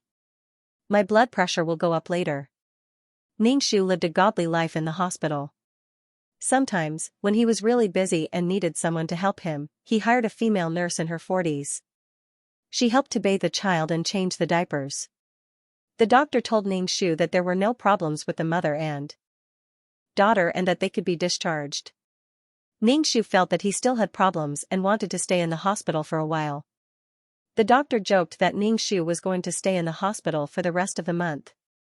After the hospital's nurses, patients, and bed attendants gossiped, almost everyone knew that his mother-in-law threw the child away because the child was a granddaughter. He more or less received sympathetic looks in the hospital. Some people even came to comfort Ning Shu. Some people said that raising a daughter was more considerate than raising a son. He received some food and necessities. Ning Shu accepted them and said thank you. The others looked at Ning Shu with even more sympathy. What a good daughter-in-law. What kind of family did she come from? How could she do such a wicked thing? Before they even met, Zhao Qiaohong was already a popular person in the hospital. Zhou Shouping came to the hospital with a nervous heart.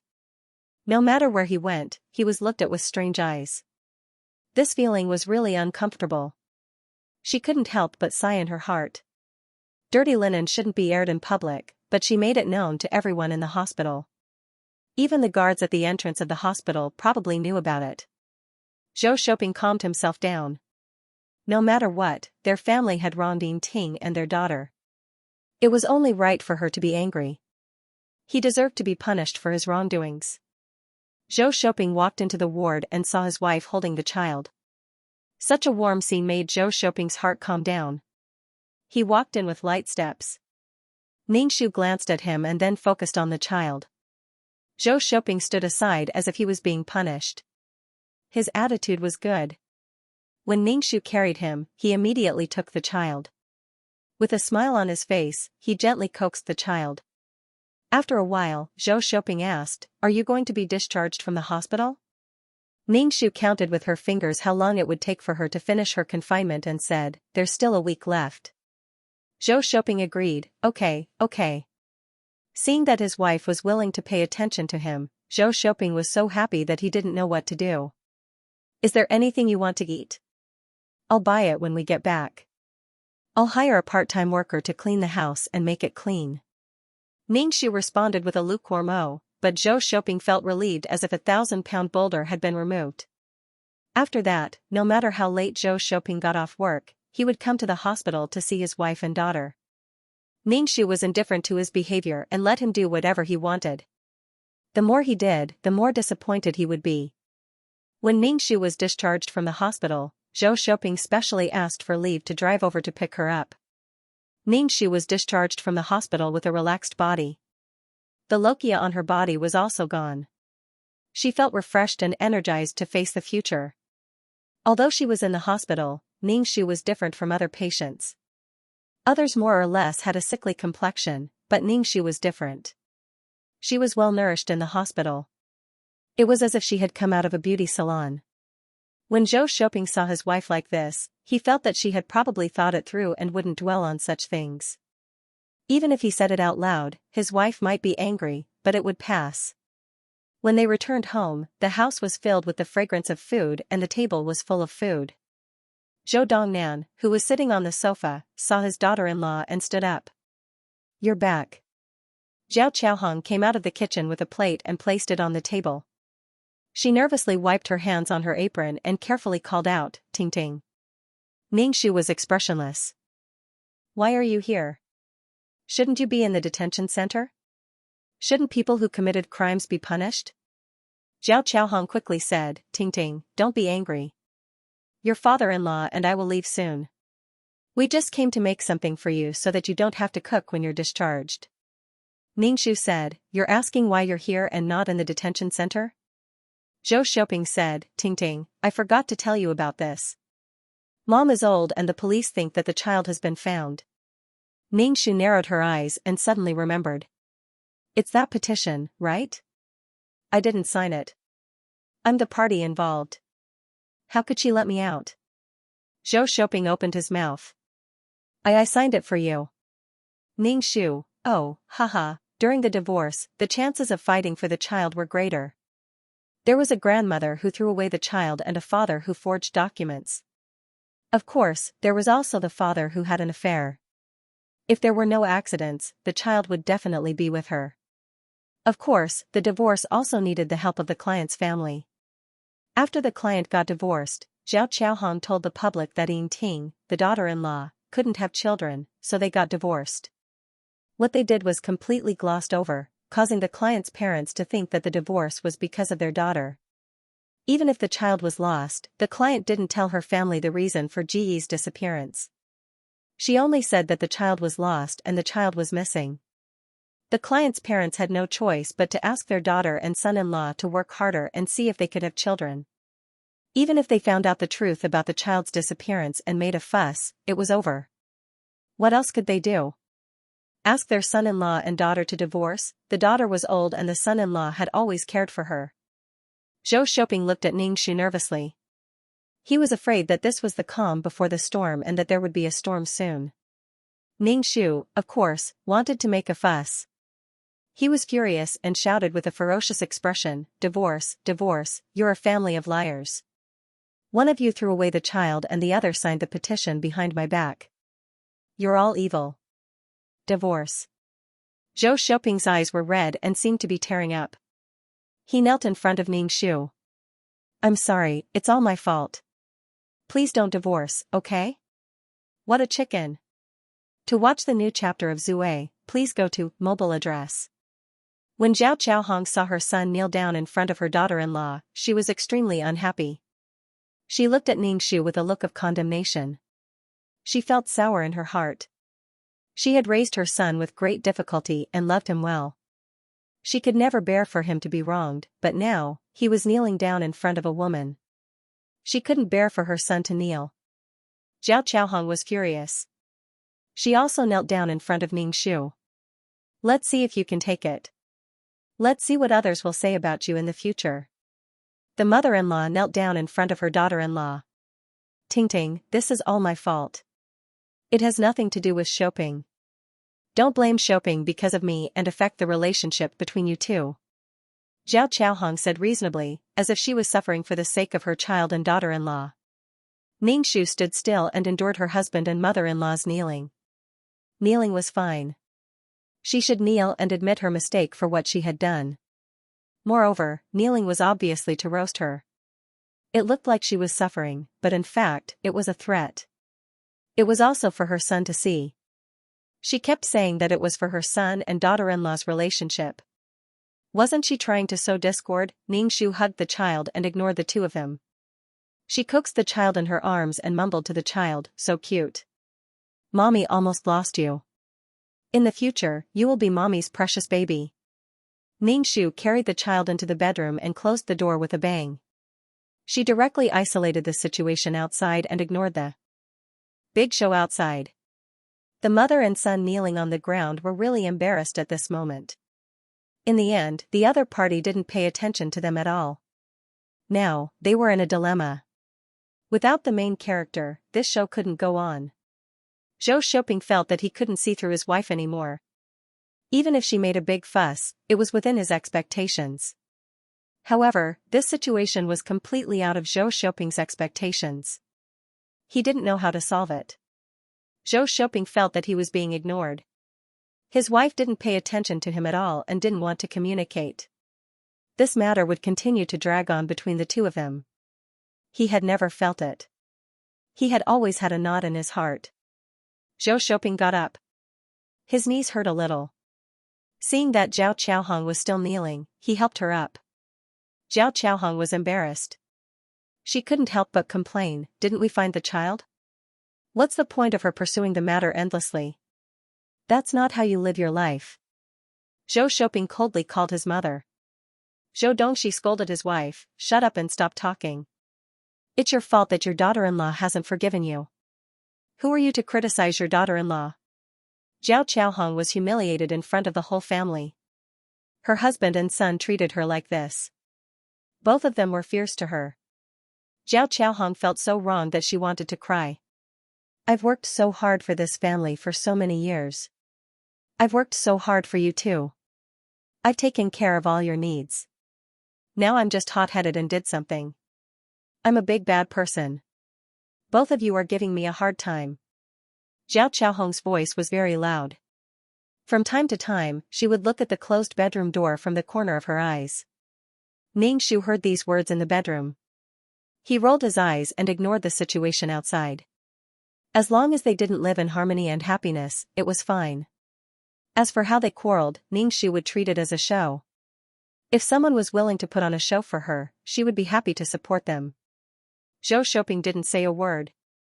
His expression was very ugly. Seeing his son's situation, Zhou Dongxi dragged his wife away. At this time, the husband and wife's matter should be solved by themselves. Moreover, with Zhao Qiaohong, the culprit, here, things would only become worse. Zhao Qiaohong should be secretly happy that she could come out. At this time, if she still wanted to be caught in the middle, it would only make her son fly into a rage. If she didn't want to lose her son, it was best not to provoke him. Moreover, her daughter-in-law probably wanted to kill her in her heart. If she still jumped up and down and made her crazy, she would be the unlucky one. Speaking of which, this old woman had suffered for most of her life. She probably felt that the bitter days were over and she had a daughter-in-law again. She felt that she could find some sense of superiority from her daughter-in-law. Usually, Zhou Dongxi rarely cared about the family's matters. When he had nothing to do, he would find his old friend to drink tea and play chess. If the old woman was willing to worry about something, he would let her worry about it. He didn't expect that his inaction would cause such a big trouble. Zhou Dongxi frowned a little irritably. He felt that this matter wouldn't be over so easily. He didn't know what would happen next. It was all this old woman's fault. She ate too much and couldn't enjoy herself when she was old. She didn't want to take care of the child, so she threw the child away. Her son and daughter-in-law didn't insist that she take care of their child. How much did it cost to raise a daughter? Zhou Dongxi thought about it and felt that his blood pressure was going to rise. He was used to living a peaceful life and just wanted to live a peaceful and stable life. After the two old people left, the house became much emptier. Zhou Shouping sat in the living room while Ningxu changed the child's diapers in the bedroom. He hammered his old waist. After bending for a while, he felt that his waist was going to break. He probably wouldn't be able to carry this child in the future. What should he do? Zhou Shouping knocked on the door and said, "Ting Ting, come out and eat something. The dishes are cold." He thought that he would be ignored, but the door opened.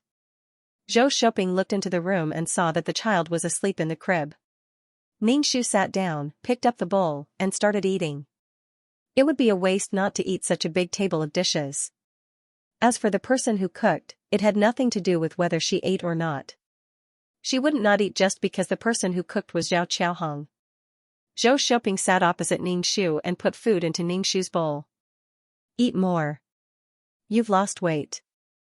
This was pure nonsense. Ningxu had definitely gained weight during this period of time. As for losing weight, Zhou Shouping had definitely lost weight. His complexion didn't look good, as if he had stayed up for a few nights. His face was very gloomy and he didn't look energetic. During this period of time, the person who was under the most pressure was definitely Zhou Shouping. Ningxu just ate and didn't talk to Zhou Shouping. He was too lazy to talk, and there was nothing to talk about. He was just a stranger. However, Zhou Shouping felt that his wife was probably going to carry out the silent treatment until the end. This was really not conducive to solving things. Some things were piled up, and if they weren't solved, they wouldn't be over. He didn't know if the divorce was real or fake, or if it was just words out of anger.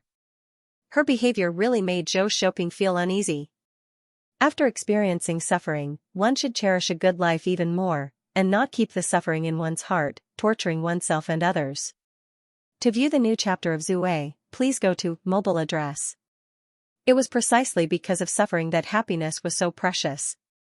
His wife had been obsessed with this matter, which was not a good thing for herself or for the family. It made the family shrouded in gloom. Ting Ting. Zhou Shouping's expression was bitter and hateful. Ningxu immediately interrupted him.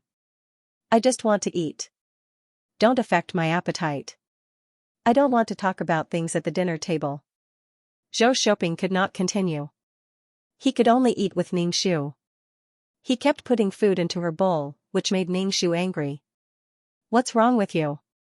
It's not like I can't take food." You keep putting food into my bowl. I keep eating what you put in my bowl. I can't even eat what I want to eat. Zhou Shouping, what do you want me to do? Sigh. What could he do? He could only nod and say yes. He wanted her to vent. If she was not so angry, it would be easier to talk. After that, Zhou Shouping went to talk to Ningxu again and again. Ningxu did not pay much attention to him. He was either coaxing the child or bathing the child. After folding the baby's clothes, he could not find a suitable time to talk to her. Ningxu was annoyed to see him hovering in front of her. Don't hover in front of me. After such a big thing happened, you still don't allow me to be a little emotional. Go away. Zhou Shouping revealed a smile. It was a smile of relief. Yes, you should be angry. You should vent your anger on me. You should. Ningxu snorted. She was still cold and indifferent. Zhou Shouping thought this matter was over. He went to work diligently every day. After work, he came home early to help with the housework. Whether it was changing diapers or bathing the child, he was very nimble. He could be considered a diligent man. However, when Zhou Shouping wanted to be intimate, he was heartlessly rejected by Ningxu with an extremely cold attitude. Not in the mood. Zhou Shouping naturally wouldn't force his wife. What could he do? He could only hold it in. He looked very pitiful.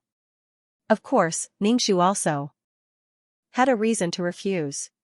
Your mother came again today and asked me when I was going to have another child. She gave me an old hen, saying that it's good for my health. She asked me to have another child. Zhao Qiaohong probably had a busy life. She liked to worry about her family and home. Even if she risked being hated by others, she still had to worry. Although the child had been found, she still despised the fact that the child was a girl. If she despised the child, so be it. It wasn't a big deal, but now she had to give birth to another child. To be honest, this mother-in-law was really annoying. Zhou Shouping's face turned ugly. He couldn't defend his mother. They couldn't be intimate. It was Ningxu's fault. However, with these words, Zhou Shouping was short of breath. No matter what Zhao Qiaohong did, Zhou Shouping had to bear all the responsibility. You are her son. Zhou Shouping had a big headache. He really couldn't understand. He felt that his mother was trying to break up this family. His wife was still angry, and she was fanning the flames. She was trying to burn him to death. Zhou Shouping had always been submissive. He was considerate of his wife and child. Although it was right, he still had to face difficulties and cold faces. There were also people who were dragging him down. It was inevitable that he would be angry. He felt tired and that it wasn't worth it. Zhou Shouping directly got up from the bed, put on his clothes and went out. As for why he went out in the middle of the night, who cares? He probably went to his parents' house. Ningxu was very happy. Such a big bed was occupied by her alone. It was strange that such a man was sleeping next to her. As for what he wanted to say to his parents and make a fuss about it, who cared? Zhou Shouping came to his father's house in the middle of the night. He only had one sentence to say to his old father. Dad, look after your wife. She will only be satisfied when my family is broken up. Didn't you say that you don't care about Yin Ting's matter? Why did she go to Yin Ting's ear and say something about having another child? The child is only 1 month old now. We can't take care of him. Every night, we take turns to take care of him. We are so tired. If we have another child, we will be exhausted. Zhao Qiaohong was originally happy that her son was back. Usually, there was only her and her husband at home. It was inevitable that she would feel lonely. Sometimes, when she talked to her husband, he would ignore her or go out to play with other old men. Since this happened, she was like a sinner. The most she heard every day was their scolding. Today, her son came to her house in the middle of the night to scold her. Zhao Qiaohong was a bit desperate. She sneered and said, if you have anything to say, say it now. I will listen to it. Otherwise, you will nag me every day. Everything I do is wrong. I just dislike her because she is a girl. What's wrong? I just don't like her. I will never like her in this life. Zhou Shouping was speechless. Such a straightforward attitude made Zhou Shouping speechless. I just want her to have another son to carry on the Zhou family's ancestral line. What's wrong with that? There are 3 ways to be unfilial. Having no descendants is the worst. A girl is not a descendant. If a woman doesn't have a son, what will she do when she is old? She will be laughed at and bullied by others. She won't even have a family member. Zhao Qiaohong said more and more confidently, as if she was venting the grievances in her heart. Zhou Shouping was completely speechless. He couldn't even refute. It could only be said that their views were different. When they communicated, no one could convince the other. His mother's thinking was probably still in the farming era. When there was no mechanization, many people were needed to do things. Men were strong and had more responsibilities. Coupled with the long-standing bad habits, she naturally favored men. But now it was an era of intelligence. There was no requirement for strength. The problem of views couldn't be changed, and there was no way to reconcile. Zhou Shouping was a little desperate. This contradiction was irreconcilable. He couldn't say anything about his mother. It was his mother who brought him up, took care of him, and grew up clean. He also remembered that his mother didn't treat his sister very well. Instead, his sister did all the housework. Sometimes he wanted to help, but he was called away by his mother to do homework. He gave her the food first. He didn't think much of it before, but now Zhou Shouping felt that it was retribution. Now that he had a daughter, he suffered more malice and disgust from his mother than his sister. His sister was a piece of flesh that fell from his mother's body. No matter how much he disliked her, she was still his daughter. But his daughter was a piece of flesh that fell from another woman's body. He didn't need to feel any heartache. Views determined behavior. Zhao Qiaohong didn't feel that she had done anything wrong. If throwing a child was a mistake, then many people had thrown their children away. Even if she had committed a heinous crime, there were many people who had committed the same heinous crime as her. To view the new chapter of Zhuwei, please go to mobile address. Zhou Shouping left his parents' house in a daze. He didn't understand how his good life had become so unrecognizable. He had a loving wife, his children, and a complete family. It was only because a daughter was a daughter and not a grandson. If it was a grandson, this wouldn't have happened to this family. Such a sharp conflict.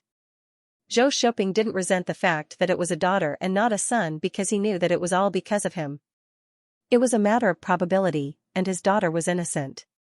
The gender wasn't something she could choose. It was just that he was really crying. He was too tired. Zhou Shouping felt like there was a mountain pressing down on him, making him unable to move and unable to struggle. The pressure was huge. Back home, Zhou Shouping took off his clothes and shoes, hugged his wife, and sobbed. Ningxu was expressionless. Zhou Shouping was a person who knelt down at the slightest thing and cried while hugging others. He looked so fragile that it was easy to arouse sympathy in people's hearts. An indomitable man was now so fragile. Ordinary women's hearts were full of maternal instinct. If there was another woman who loved him, wouldn't her heart ache to death? The client was in so much pain in this family. After persevering for so many years, she still wanted to have another child with him. It was nothing more than that her heart softened in front of this man. Ningxu said, "Go wash your face. You've made me dirty from crying. I still have to wash. Now that the child has finally fallen asleep and I can take a nap, you're tormenting me again." Sorry, there was no warmth, only ruthless reality. Zhou Shouping wiped the tears on his face and let go of Ningxu. He said, "I'll go get some water for you to wash up." "No need, don't bother. If you wake up the child, you'll have to coax her." Ningxu directly lay down and began to sleep. Leaving Zhou Shouping alone in the darkness, lonely and confused by his side, he was really a man who made people's hearts ache. Ningxu always felt that the way Zhou Shouping treated his wife was like how he treated his mother. Whenever she had nothing to do, she would cry. Her crying made people's hearts ache, and it stimulated a woman's maternal instincts. No matter what, women actually liked this kind of stuff. Of course, people like Ningxu, who didn't have empathy and sympathy, couldn't give Zhou Shouping the attitude he wanted. The days passed in such a lukewarm manner, like a pool of stagnant water, without the slightest wrinkle or ripple. Zhou Shouping's heart was oppressed. However, Zhou Shouping was unwilling to break the peace before him. He would rather maintain this lifeless peace. If he wanted to break this peace, he would have to face a storm. Zhou Shouping chose to refuse. Zhao Qiaohong occasionally came to the door with something. When Ningxu saw that it was her outside, he didn't open the door and let her knock on the door. When neighbors passed by, Zhao Qiaohong would say that every time she came to see her daughter-in-law, he didn't even open the door for her. He despised her for being old, crying, and dirty. At this time, Ningxu would open the door and poke his head out and say, "Grandma, you came to the door with something because you want to steal the child. You want to throw my child away. Last time, you were lucky to find her. If there's a next time, I don't know if you can find her again. Grandma, please do a good deed and give this child a place to stay. We don't want you to take care of the child, and we don't want you to pay for the child. Don't throw her away." In front of many people, Ningxu begged Zhao Qiaohong with a pitiful expression. When others looked at Zhao Qiaohong, their eyes were particularly subtle. Naturally, they also knew why her daughter-in-law didn't dare to let her into the house. Zhao Qiaohong was very angry, but she didn't dare to say anything bad about her daughter-in-law in front of others. Even if she said it, others wouldn't believe it. They all thought that her daughter-in-law had a reason to do so. She wanted to make use of public opinion, and Ningxu also made use of public opinion. After sending off Zhao Qiaohong, Ningxu received a call from Zhou Shouping, who said that he would come back late in the evening. The company's anniversary celebration, everyone in the company had to go. He asked Ningxu not to wait. Ningxu raised his eyebrows and curled the corners of his mouth. After waiting for so long, the big show was finally about to start. Zhou Shouping, who was depressed, drank a little too much and had sex with the company's junior staff. And just like that, the junior staff got pregnant, and there were things after that. Ningxu replied with an "oh." His attitude was cold, which made Zhou Shouping, who called back to report the itinerary, very upset. At the banquet, he drank a little too much. Ningxu carried the child on his back, took the marriage certificate and ID card, and was ready to go. He checked the nearest hotel around the restaurant where Zhou Shouping's company dinner party was. When the two people entered the hotel, he could start the operation. Zhou Shouping was drunk. The banquet was over, and the others left in twos and threes. Zhou Shouping could stand in front of him. After sending off the leader, there was no one around him. The junior staff asked Zhou Shouping, "Vice President Zhou, I'll call a car for you." Zhou Shouping didn't have an impression of this junior staff. He rubbed his head and nodded, but Zhou Shouping thought that it was not good for him to go back like this. His stomach was churning, and he was about to vomit at any time. He would have to trouble Ting when he went back, so he said to the junior staff, "No, just find me the nearest hotel. Here is my ID card. Help me register later. Sorry to trouble you." The junior staff took the ID card and nodded. Seeing that he was drunk and couldn't walk, he wanted to help him, but Zhou Shouping avoided him. Ningxu's spiritual force covered the surroundings and found that Zhou Shouping and the girl were heading in the direction of the hotel. Ningxu followed and watched the two check in at the counter and enter the elevator. After a while, Ningxu walked to the counter, took out his ID card, marriage, and household register and put them on the counter, and said to the counter staff, "The man just now is my husband. I want to know which room they are in." Counter staff with spiritual force, Ningxu naturally knows which floor they are on, but he still has to ask. After learning the room number, Ningxu put away the ID card, went out of the hotel, and took out his mobile phone to call the police. "I report that there are prostitutes in Huaxin Hotel, and there are a lot of them. The room number is 4021. Ningxu said the address and the room number. In order to be able to appear quickly, Ningxu also exaggerated the number and gathered a crowd. Then the next step is to wait for the police to come to the door. Ningxu is observing the situation in the room at all times. Originally, there was nothing charming between the two. Zhou Shouping vomited as soon as he entered the room, and the junior staff poured tea for him. In the end, he is a junior staff. In the face of the company's leaders, he always has the intention of pleasing them, but he has never thought of using his body. It's just that the atmosphere in the hotel is a bit ambiguous, coupled with the fact that a man and a woman are alone, the temperature is gradually rising, and some desires are like seeds sprouting in the night, unstoppable. To view the new chapter of Zue, please go to mobile phone address. Ningxu waited in the hotel's dimension. He stood in an inconspicuous corner and stared at the hotel's door. Soon, the police came over. They were quite fast.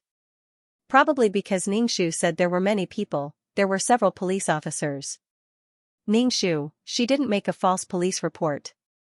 After all, there was indeed a man and a woman having sex in the room. When the police came to do something, the hotel naturally didn't dare to stop them. They quickly brought them to the room. They swiped the door card and the door opened with a beep. The light in the room was dim. Only the sound of a man and a woman panting could be heard. Someone came in, but the person on the bed didn't notice at all. Zhou Shouping was drunk, so his reaction was slower than usual. The staff member was very nervous. She was probably in a dilemma. Should she obey or not? When the police and the hotel staff entered the room, they saw two naked bodies entangled together. It was very eye-catching. Although there was only a man and a woman, it was indeed as reported. They were selling sex and whoring. Police, get up. The police couldn't watch anymore. They interrupted the two people. The staff member was so scared that she pushed Zhou Shouping away and pulled the quilt to cover her body. Zhou Shouping, who was pushed away, reacted slowly. He looked at the staff member in confusion. When the light was turned on, he felt that it was dazzling. He covered his eyes with his hand. She was completely naked, showing off her body in front of the police without any precaution. Smelling the alcohol in the room and seeing Zhou Shouping like this, the police were really speechless. Police, put on your clothes. Zhou Shouping woke up with a start. He snatched the quilt from the staff member to cover his body. His brain was in a mess. The alcohol made his brain unable to think. Why did the police suddenly appear in front of him? What was going on? What? Whoring? How could he be whoring? Zhou Shouping broke out in a cold sweat. His whole body was numb. He put on his clothes and was taken away by the police. After such a thing happened, they naturally had to go to the police station. If there were no accidents, they would definitely leave a criminal record. Oh my God, how can I live with such a criminal record? Beside his ears was the sound of the little employee crying. Obviously, she was frightened and helpless, not knowing what to do. The employee felt bitter in her heart. She was almost caught by the unspoken rules in the workplace. Now, she was caught by the police and accused of prostitution. This. At the thought of this, the clerk cried even harder. He was embarrassed and scared. Outside the hotel, Ningxu saw the embarrassed employee and Zhou Shouping being stuffed into the car. He wondered if the employee would be able to get pregnant this time. The police arrived very quickly. It seemed that the two of them had not even gotten to the point yet. In that case, Zhao Chaohong's precious grandson might not come back. Zhou Shouping and the employee were taken to the police station. Ningxu also followed. But he did not enter the police station. He wanted to see the outcome. But the child on his back was crying. Ningxu found a small flower bed and sat down. He took off his clothes and started feeding the child. As a mother, when the child was hungry, she could take off her clothes anytime and anywhere to feed the child. Sigh, luckily it was dark and there were fewer people. Heartbroken, I want to leave this world as soon as possible. In the police station, Zhou Shouping was holding a teacup. It was filled with strong tea. He said it was for sobering up. It was summer and Zhou Shouping's body was cold. During this period of time, he had an unbreakable bond with the police station. First, it was his mother. Now, it was like this. Whoring, why was his brain so muddled? Was it really because of drinking? How could he afford to have a wife and child at home? The policeman sat opposite the two of them. He held a notebook and a pen and asked, "Since you are sober, let's start. Do the two of you know each other? What is your relationship?" The employee was crying. She kept wiping her tears and couldn't say anything. Zhou Shouping calmed himself down and said, "I know each other. We are from the same company. But police comrade, I am not a whore and she is not a prostitute." Then are the two of you a couple? The policeman asked. He was experienced and could tell that the two of them were not a couple. Whoring was illegal. But if the two of them were a couple, he couldn't do anything about it. Zhou Shouping was conflicted. If he admitted that he was a prostitute, then he would have a criminal record. Moreover, he didn't have a prostitute. However, if he admitted that he was a couple with the clerk, then he would be a married man. That would be an extramarital affair. Ningxu was outside the police station. This was the effect he wanted. If he didn't want to be a prostitute, then he would have to say that they were a couple. If they were lovers, then it would be an extramarital affair. What was more authoritative than the policeman's testimony? When the time came to fight for the child's custody, the chances of winning would be higher.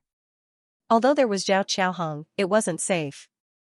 If he wanted to have a 90% chance of winning, plus Zhou Shouping's extramarital affair, the chances of winning would be even higher. The employee felt even more bitter. She couldn't stay in this company anymore. It was too embarrassing. She would resign when she went back. She was also muddle-headed. How could she be like that at that time? The policeman was a little impatient. He asked, "What is your relationship? Do you know each other? Tell me the whole story. If it was a prostitute, then explain it clearly. If it was a relationship between lovers, then he couldn't do anything about it." It was the middle of the night and he wanted to sleep. Zhou Shouping didn't answer. Instead, he asked, "I want to know how you found us?" Why would the police stare at them for no reason? And they just happened to find their room. Even if they had 3 heads and 6 arms, they wouldn't be able to find out what they were doing. Their matter wasn't a big deal. The police weren't that free. The policeman said, "You are looking down on us." Of course, we have informants. If someone reported us, we would naturally investigate. Someone reported us? Zhou Shouping asked excitedly. Report? Who reported me? Could it be someone from the company? Or did someone set up a trap for him? Zhou Shouping's head was jumping. Could it be someone from the company that he didn't get along with? He glanced at the crying employee beside him. Could it be that she was also part of the police or the hotel? The people in the hotel were stupid. What good would this do for the hotel? Without any privacy, who would dare to stay in the hotel? Having the police around would also be bad for the business. He couldn't figure it out. Now Zhou Shouping suspected everyone, but he didn't expect that it would be his wife who reported him. What? After questioning the informant, you want to take revenge on him? We won't reveal the informant's information. Otherwise, who would dare to report crimes in the future? The police wouldn't reveal the informant's information. They would know the informant's information once they checked. After all, it was a real name report. To view the new chapter of Zue, please go to mobile address. Zhou Shouping didn't know who he had offended, but he lost his footing. Zhou Shouping was in a dilemma. He had to choose the lesser of two evils. If he was accused of being a prostitute, he might as well say that he had an affair with a woman. The latter would be accused of being a Casanova, but it sounded better than the former. He had a wife at home, but he still went to prostitute. This was too shameful. Zhou Shouping opened his mouth and said with difficulty, "I am her lover." The clerk next to him turned to look at Zhou Shouping in astonishment. Lovers? When did they have a lover's relationship? The staff was so shocked that she burped and forgot to cry. Zhou Shouping gave the staff a look. If she admitted to being a prostitute, her reputation would be bad. If she said that she had an affair with him, even if she was a married man, she could say that it was a moment of infatuation. Everyone made mistakes, and there was still a chance to make up for it. At least it sounded better than being a prostitute. If she was smart enough, she should know what to choose. The staff was stunned for a moment and immediately nodded, "I am his lover." How did she suddenly become a mistress with a married man? She did not even have the chance to sleep with him, and in the end, she came to the police station. The staff was scared out of her wits. She just wanted to leave the police station as soon as possible. The police officer looked at her coldly. "Are you sure you are his lover?" Zhou Shouping nodded, "Yes." The staff hesitated for a moment. "Yes. All right then, sign this and go back." The police officer yawned. It was the middle of the night, and they were tormenting each other. Lover? In order to avoid being accused of being a prostitute, the other party would definitely insist that they were lovers. This was expected. Zhou Shouping and the staff signed the papers, and the two of them left the police station one after another. Zhou Shouping stopped and turned to the staff. Are you resigning or should I? The employee was in a bad mood. She knew that in this situation, she would definitely resign. She was an insignificant employee, and Zhou Shouping was a supervisor in the company. But in her heart, she was not reconciled at all. She said, Vice President Zhou, you are burning the bridge after crossing the river. Before, you said that we were lovers. Now you want me to resign. Finding a job is not something that can be done in a short time. Besides, you did that to me in the hotel. No matter how she looked at it, she was the one who was at a disadvantage.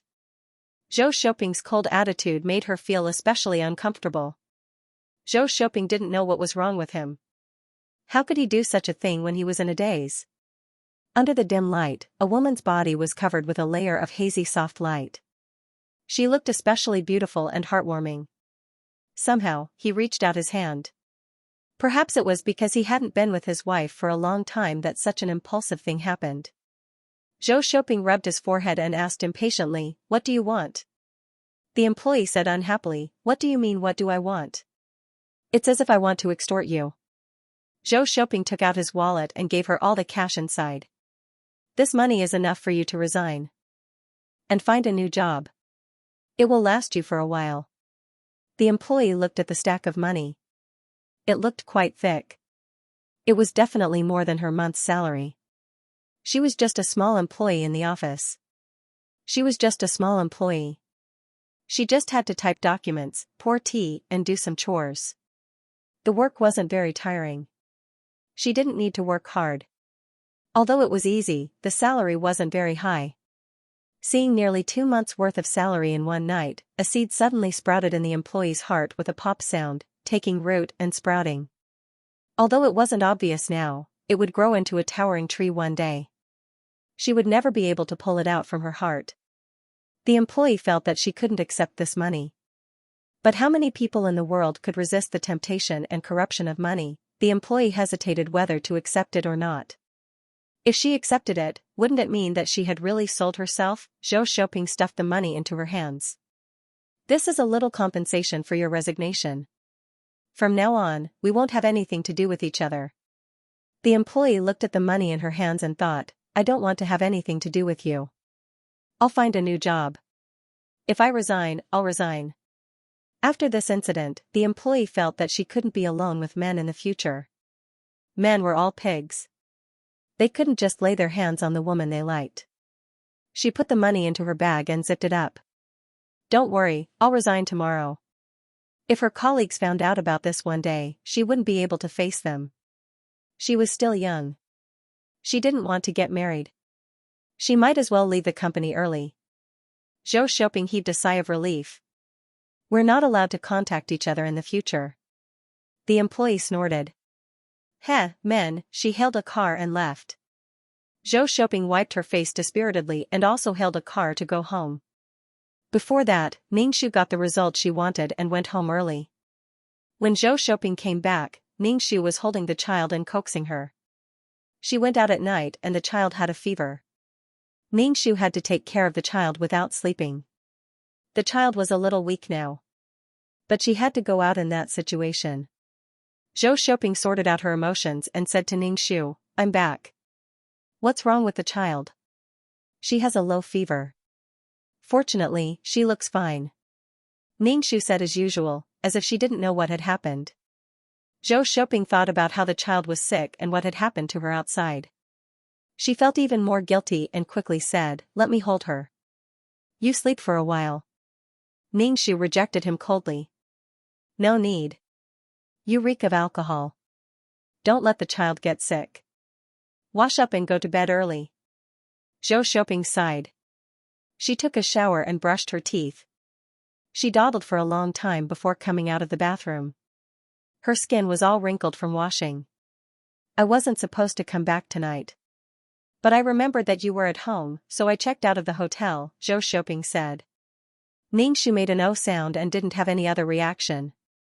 Seeing that his wife was so cold, Zhou Shouping finally knew why he was so impulsive and had such improper thoughts about a small employee. As the saying goes, 3 years in the army is like a pig. His wife had always refused to be intimate with him. He was so impulsive because he had physiological needs. As long as he waited for that small employee to resign tomorrow, this matter would be over. He definitely had to hide this matter from his wife. There was no benefit in telling her. It would only make the relationship between him and his wife even colder. That kind of thing happened at the same time as the company, and he was reported to the police station. His wife would definitely be furious with such a shameful thing. The exhausted Zhou Shouping closed his eyes and slept. But his sleep was not peaceful. To watch the new chapter of Zue, please go to mobile address. Ningshu held the child and looked at Zhou Shouping, who was sweating in his sleep. He didn't know what nightmare he had, but his eyebrows were tightly knitted, and his muscles were very tense and tight. Was Zhou Shouping a person who committed all kinds of evil? Obviously not. It was also because of this that the client didn't divorce him. Sometimes, she said that she wanted to divorce him, but it was all for a moment of pleasure. Hurting oneself also hurt the client.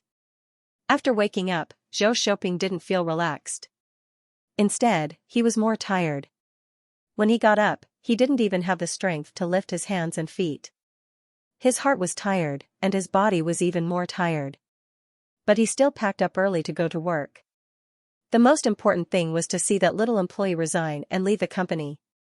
After buying breakfast and putting it on the table, Zhou Shouping said that he was going to work and left.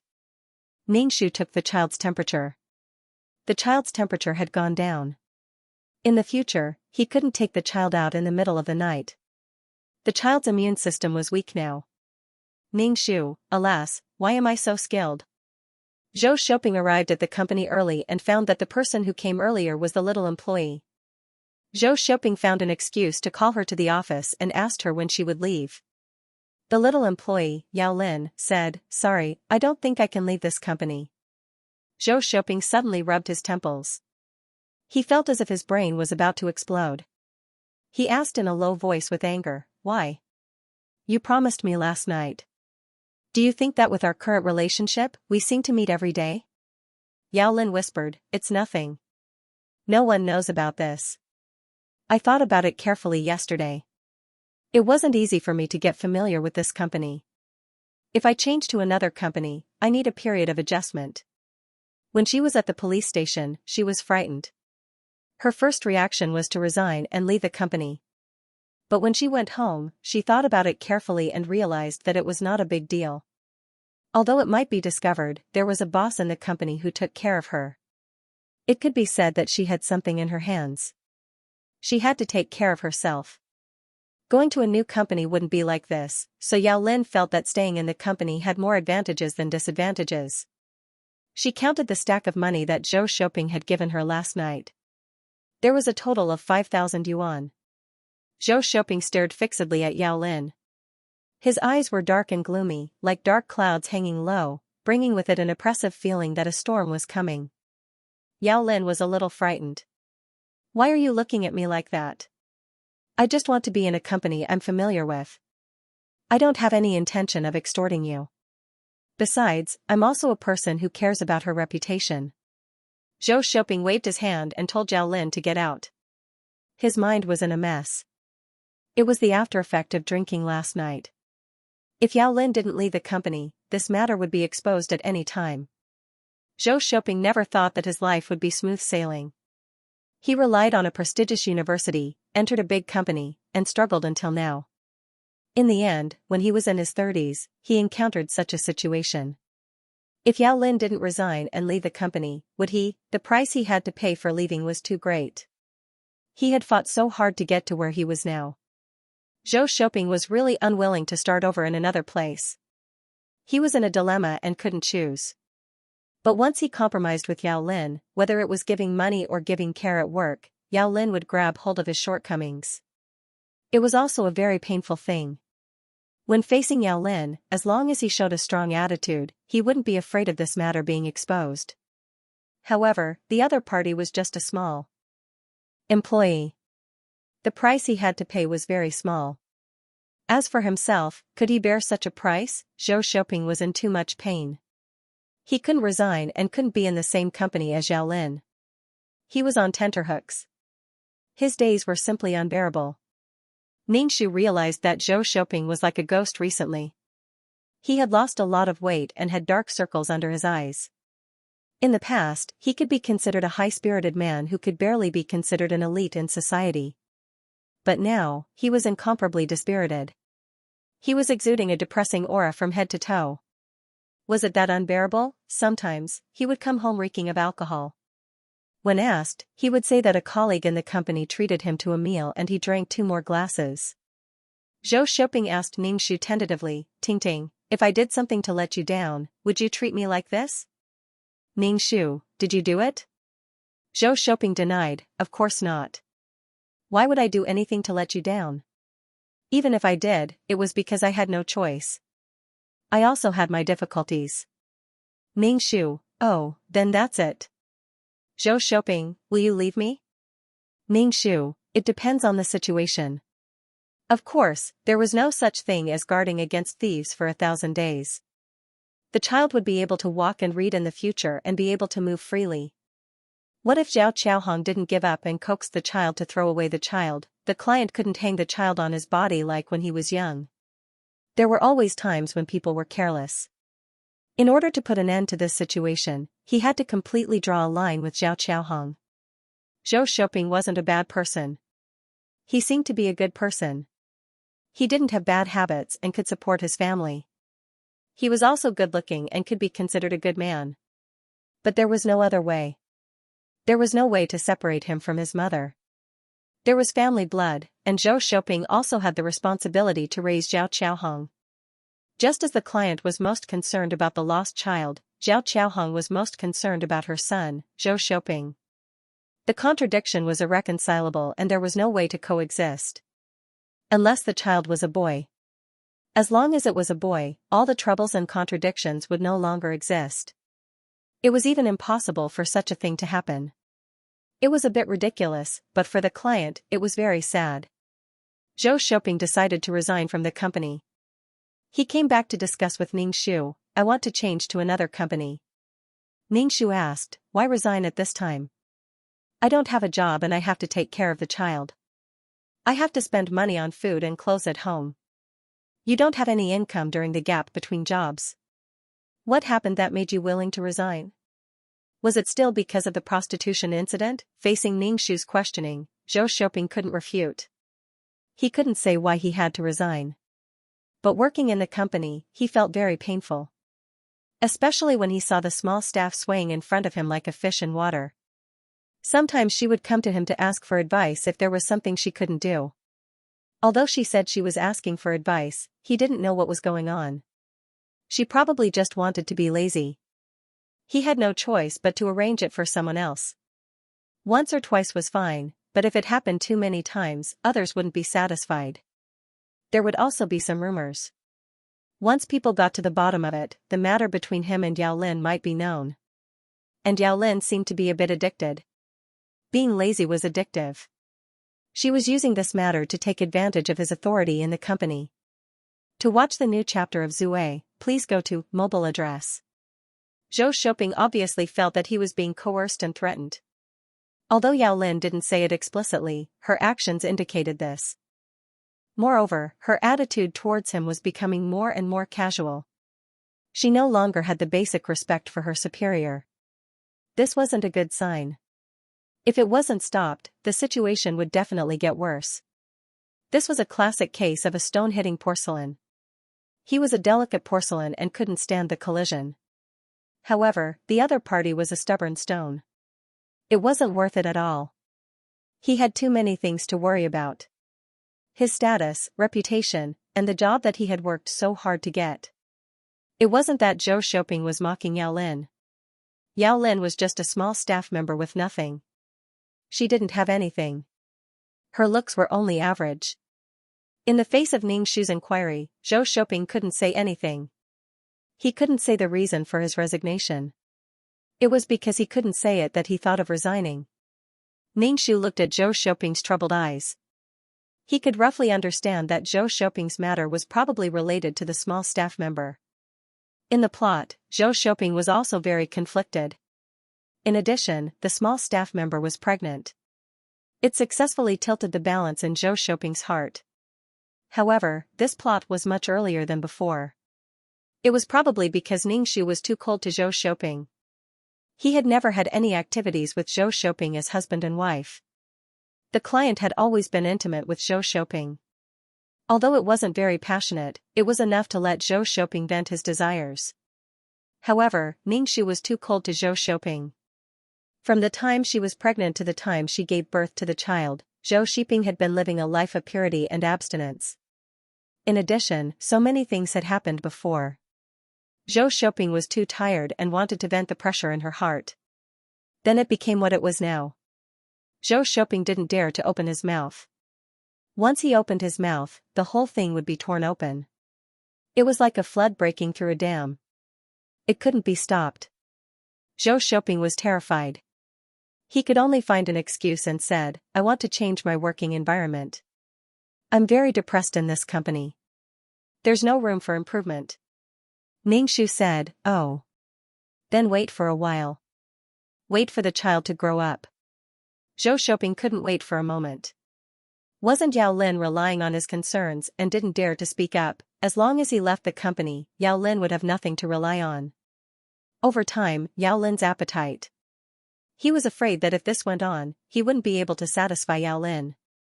In any case, Zhou Shouping had been in society for a period of time. This kind of thing could be expected, and it could cause the family to break apart.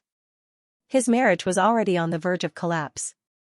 Under the influence of internal and external factors, Zhou Shouping's ominous premonition became stronger and stronger. Under this feeling, Zhou Shouping was willing to give up everything, hoping to protect one side. At that time, he wouldn't lose his job, his reputation, and his family. Ningxu thought for a moment and understood Zhou Shouping's mentality. Speaking of which, Zhou Shouping was also a mature man. He knew that he couldn't have it both ways, so he might as well give up on one side. What he gave up was his own future, not his family. However, if he gave up on his family, he wouldn't get any benefits at work. Everyone in the company knew that he had an extramarital affair with an employee. Office romances had always been disliked by the company. Although some companies didn't explicitly state it, once it was discovered in private, there would always be one person who couldn't work in the company. Moreover, it was an extramarital affair. Even if the two got married in the end, the employee left the company. In addition, she was pregnant and had a child, so she became a full-time housewife. Although Zhou Shouping's job was saved, Ningxu estimated that his reputation in the company wasn't good. Who knew how many people were gossiping behind his back? Some companies would fire people with bad character or tainted employees. This was cutting off a path and gaining a new life. Although everything had to start from scratch, the reputation was still there and he wouldn't be threatened. Ningxu looked at Zhou Shouping with some inexplicable feelings. This man seemed to be bold and capable. Unfortunately, he couldn't be with the client. When he saw Zhou Shouping, he would think of Zhou Shouping's mother and the child who didn't have much fate. This pain couldn't be healed in a lifetime, and it would be exposed and reminded all the time. Sometimes, a missed opportunity was a missed opportunity. Zhou Shouping and the client couldn't be said to be right or wrong. They both had pain, despair, and no choice. However, the relationship between two surnames wasn't a matter between a man and a woman, but a matter between two families. Zhou Shouping was a little creeped out by Ningxu's gaze. He couldn't help but ask, "Why are you looking at me like that? Otherwise, I won't resign." "Ningxu, it's up to you. If you're not happy with it, you can quit." Zhou Shouping breathed a sigh of relief and his heart relaxed a lot. He hugged Ningxu from behind and hugged Ningxu and the child. "Thank you for your understanding. I'll go to the company and resign immediately." Ningxu didn't say anything. Zhou Shouping went to resign happily. Those who didn't know would think that he had picked up money. He had never seen someone so happy to resign. When Zhou Shouping arrived at the company, he immediately wrote a resignation letter and sent it to his boss. Zhou Shouping's boss didn't expect Zhou Shouping to resign so suddenly. It was unexpected. Zhou Shouping's position wasn't important, but he was still a vice president. He wanted to recruit new people in a short period of time. Zhou Xiaoping did things steadily and basically wouldn't make any mistakes. With such a subordinate, he was also relaxed. Naturally, he wanted Zhou Xiaoping to stay. However, Zhou Xiaoping insisted on resigning. Faced with his boss's persuasion, Zhou Xiaoping also declined. Although he was leaving the company, Zhou Xiaoping wouldn't become enemies with his boss. They might meet again in the future. Becoming enemies everywhere was an idiot's behavior. A mature person wouldn't indulge in a moment of emotion. Zhou Xiaoping came out of his boss's office and met Yao Lin. When Yao Lin saw Zhou Xiaoping, she smiled and greeted him, "Hello, Vice President Zhou." Zhou Xiaoping saw the smile on Yao Lin's face and nodded. When the two passed by each other, Zhou Xiaoping turned to Yao Lin and said, "Oh right, I resigned." Yao Lin's figure paused. She turned her head and looked at Zhou Xiaoping with some astonishment. "You resigned?" Yao Lin never thought that he would resign. After all, Zhou Xiaoping was a management staff. His salary wasn't low. How could he just give up like that? Seeing the astonished and disbelieving expression on her face, Zhou Xiaoping's heart gave birth to joy. Although this was hurting the enemy by 1,000 and losing 800, but seeing Yao Lin's expression, he felt very happy. He couldn't suppress the pleasure. The person she relied on was gone. The good days were in the past. To watch the new chapter of Zue, please go to mobile address. During this period of time, Yao Lin relied on him and became a little arrogant. She even spoke more confidently and dared to command others. He didn't know where her confidence came from. Without him, let's see if she still had the courage to do so. This still hadn't happened. If they really had sex, then Yao Lin might even go to heaven. Oh my, Zhou Xiaoping felt that resigning was a great idea. He could jump out of the quagmire and avoid sinking deeper and deeper. Yao Lin asked anxiously, "Why do you want to resign? You fought so hard and you just gave up like this." Yao Lin was really anxious for others. She looked as if her own interests had been harmed. However, without Zhou Xiaoping, Yao Lin wasn't as comfortable in the company.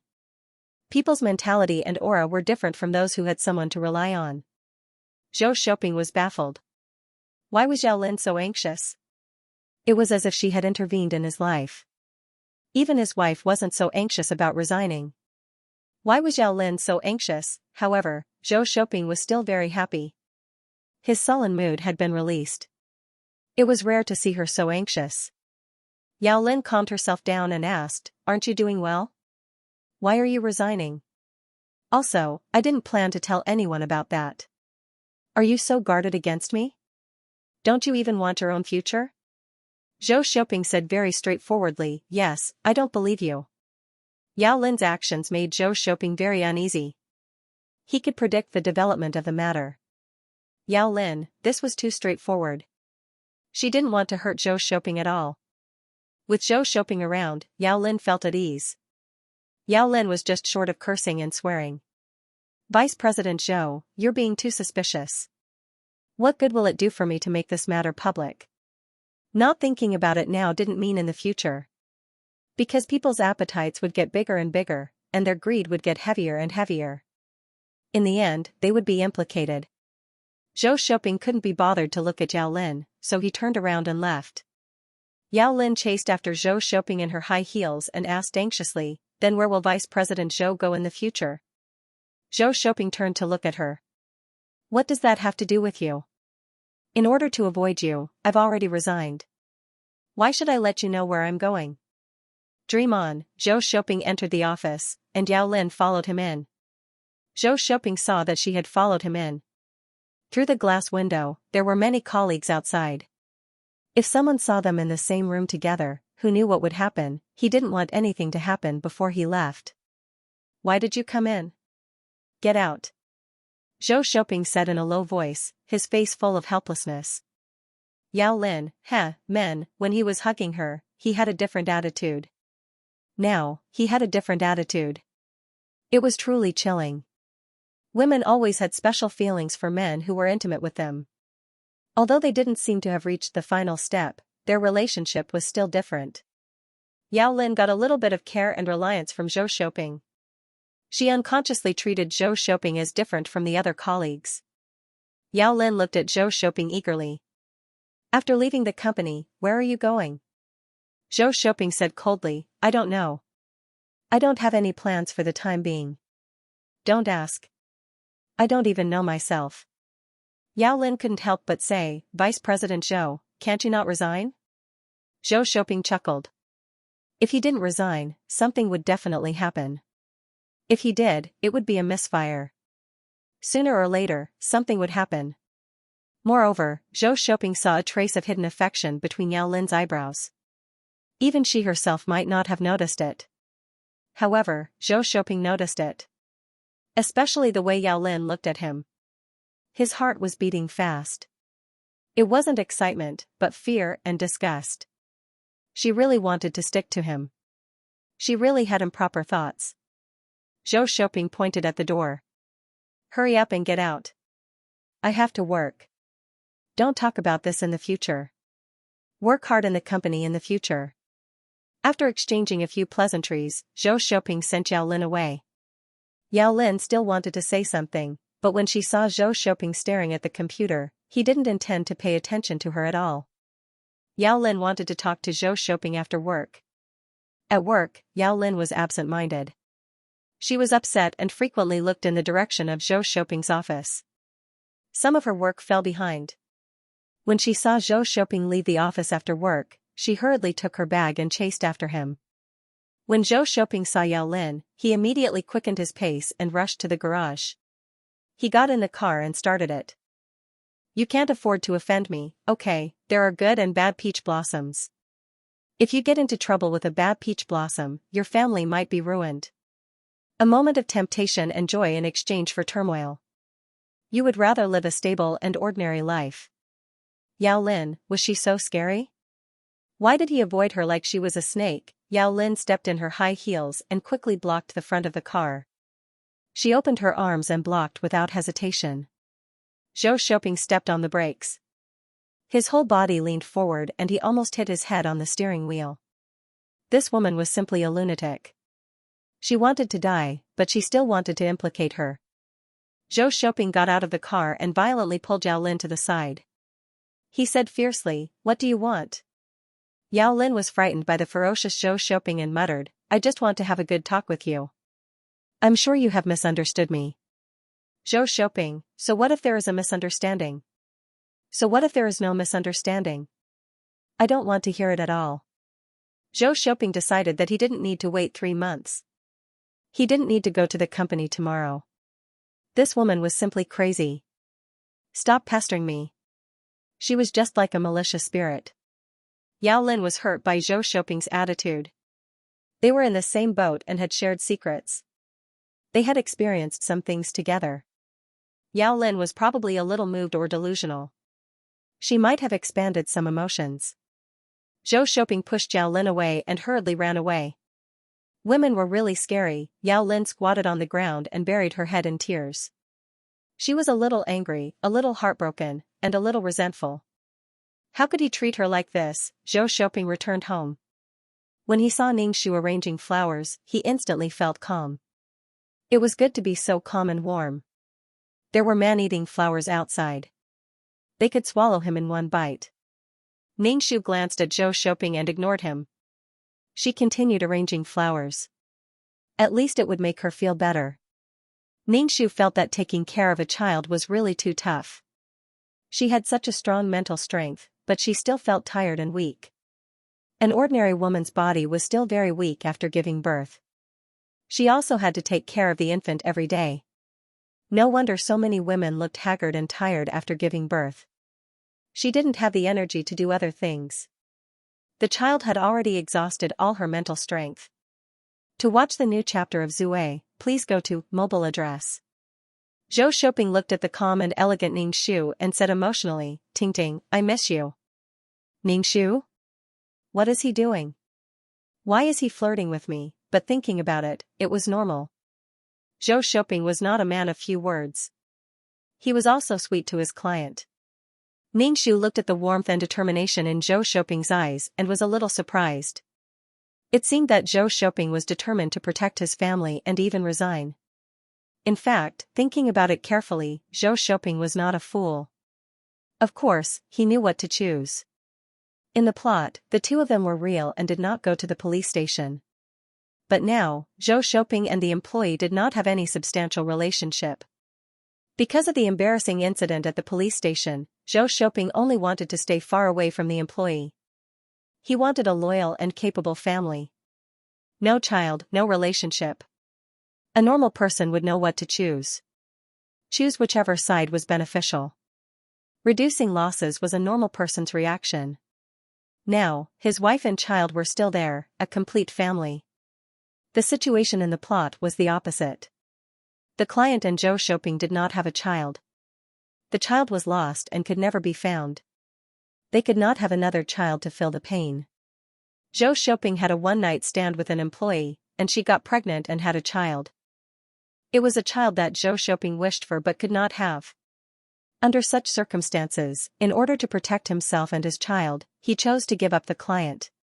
The client was hurt. Zhou Shouping was also hurt. He also needed a child to soothe the pain in his heart.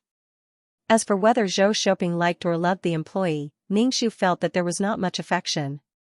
It was probably for the child in her belly. The client and Zhou Shouping had a foundation of feelings. With these prerequisites, Xianxia did not care about Zhou Shouping's loyalty at all. Zhou Shouping said to Xianxia, "From now on, I will find a new job. Don't worry, I will definitely be able to support you and your mother." Xianxia did not comment. She did not intend to pursue Zhou Shouping. If they could break up peacefully, she did not intend to go to court. But if they had to make things ugly, Xianxia was not afraid. There was also the matter of Zhao Qiaohong. She would not be satisfied if she did not teach her a lesson. After the divorce, Zhou Shouping would definitely get married and have children again. If his wife gave birth to a grandson, he was afraid that she would want to throw the child away. He had to think about what to do. Zhou Shouping was still imagining a beautiful life in the future. He had no idea how his wife was planning to divorce him. With the least effort. First of all, he had to get the approval of his wife's family. The client's parents would definitely not agree to their daughter's divorce with their son-in-law. A divorced woman would not have a better life than a divorced man, especially Xianxia planned to take a child. It could be imagined how difficult it was for a single mother to take care of a child and raise a child. She had to work and raise a child. The child lived in an incomplete family, which was a kind of harm to the child. There was a lack of fatherly love. It was not good to reorganize a family with a child. Was a man willing to raise a child who was not his own blood? She always felt a knot in her heart.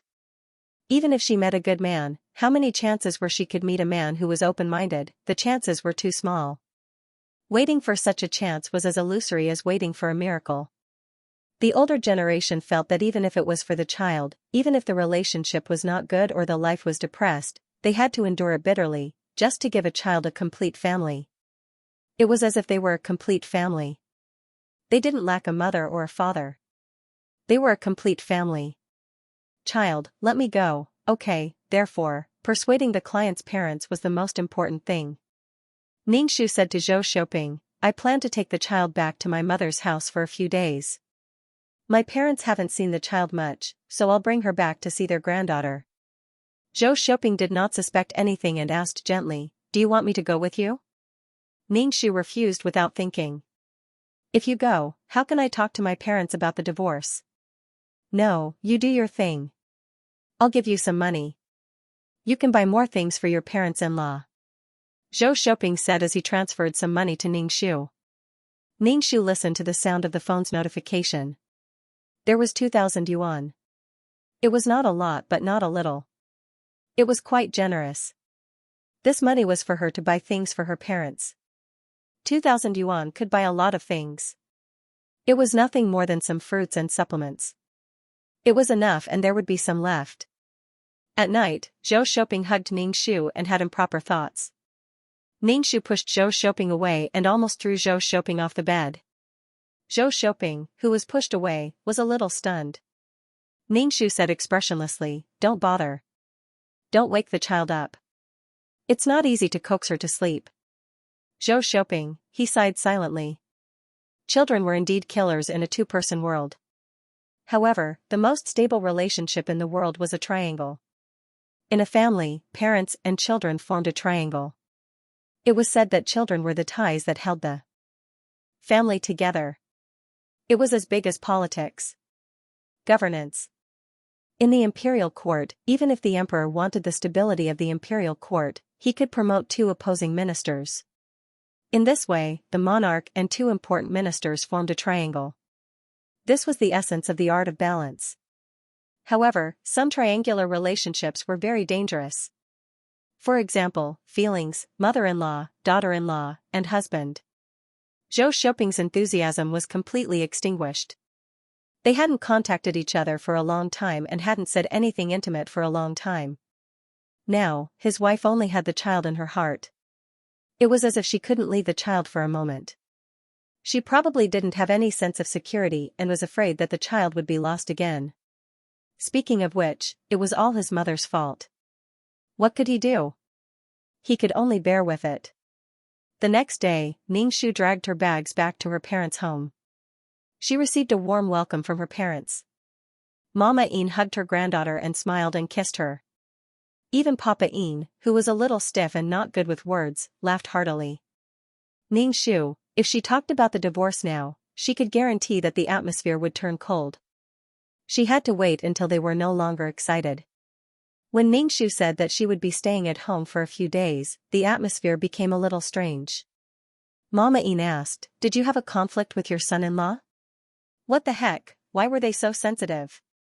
Staying at her parents' home for a few days was a relationship problem? Ningxu wanted to say no, but if she were to talk about the divorce in 2 days, wouldn't that be a slap in the face? Hence, Ningxu showed some worry on her face to give her parents some leeway. She didn't want to be so happy and suddenly talk about the divorce. She was afraid that it would be too exciting and cause the two elders to have high blood pressure. Mama Yin couldn't be bothered to carry the child. She stuffed the child into her husband's arms. To watch the new chapter of Zue, please go to mobile address. Papa Yin was caught off guard and almost couldn't catch the child. He hugged the child slowly and heaved a sigh of relief. Mama Yin asked, "What exactly happened? Did my son-in-law do something to let you down?" Ningxu's expression was a little awkward. He wanted to say something but stopped. Mama Yin was so anxious that she punched Ningxu's back. "Say it. Are you trying to make me anxious?" Ningxu was hit so hard that she choked. Mama Yin was really strong. Ningxu took 2 deep breaths and said, "He didn't do anything to let me down. It's his mother." Papa Yin frowned. "What's the matter? She's giving you a hard time. Didn't you just give birth not long ago?" Mama Yin understood women's minds better. "She doesn't mind that you gave birth to a daughter and doesn't treat you well." Papa Yin frowned. "That can't be. She seems like an easy person to talk to. She's also a reasonable person." Everyone had a bottom line and something they cared about. Zhao Qiaohong cared about a grandson. In order to let her daughter-in-law have another child, she didn't hesitate to throw away her granddaughter. She was afraid that her daughter-in-law wouldn't have another child after having a granddaughter. Then, she wouldn't have a grandson. Ningxu's tears fell pitifully. Mama Yin was anxious and distressed. She punched Ningxu's back again. "What are you crying for? Explain it clearly." "Ningxu, my dear mother," the tears that he had painstakingly brewed were gone. Ningxu couldn't cry even if he wanted to. It was better to cry without tears. Ningxu sniffed and said, "It's okay if she only dislikes me." She even threw the child away. Mama Yin almost jumped up. "What's the matter?" Ningxu blabbered on and explained the whole story clearly. When he was done, he even gulped down half a glass of water to moisten his throat. "That's what happened. Mother, tell me, why should I stay with such a family?" Mama Yin and Papa Yin looked at each other. Mama Yin was a little hot-tempered. "I'm going to look for her." "That's too cruel." "What did Shouping say?" Ningxu shook his head. "What can he say? That's his mother." Fodder said expressionlessly, "The one I'm carrying is his daughter." This is his reaction to losing his daughter, and he even created a petition. Haha, Papa Ian laughed sinisterly, his face expressionless. Ningxu stuttered, that's why I want a divorce. I can't eat or sleep well now. As long as the child isn't in front of me, I'm scared. I'm always afraid that my mother-in-law will throw the child away when I'm not paying attention. You see, it's not a big deal that she threw the child away this time.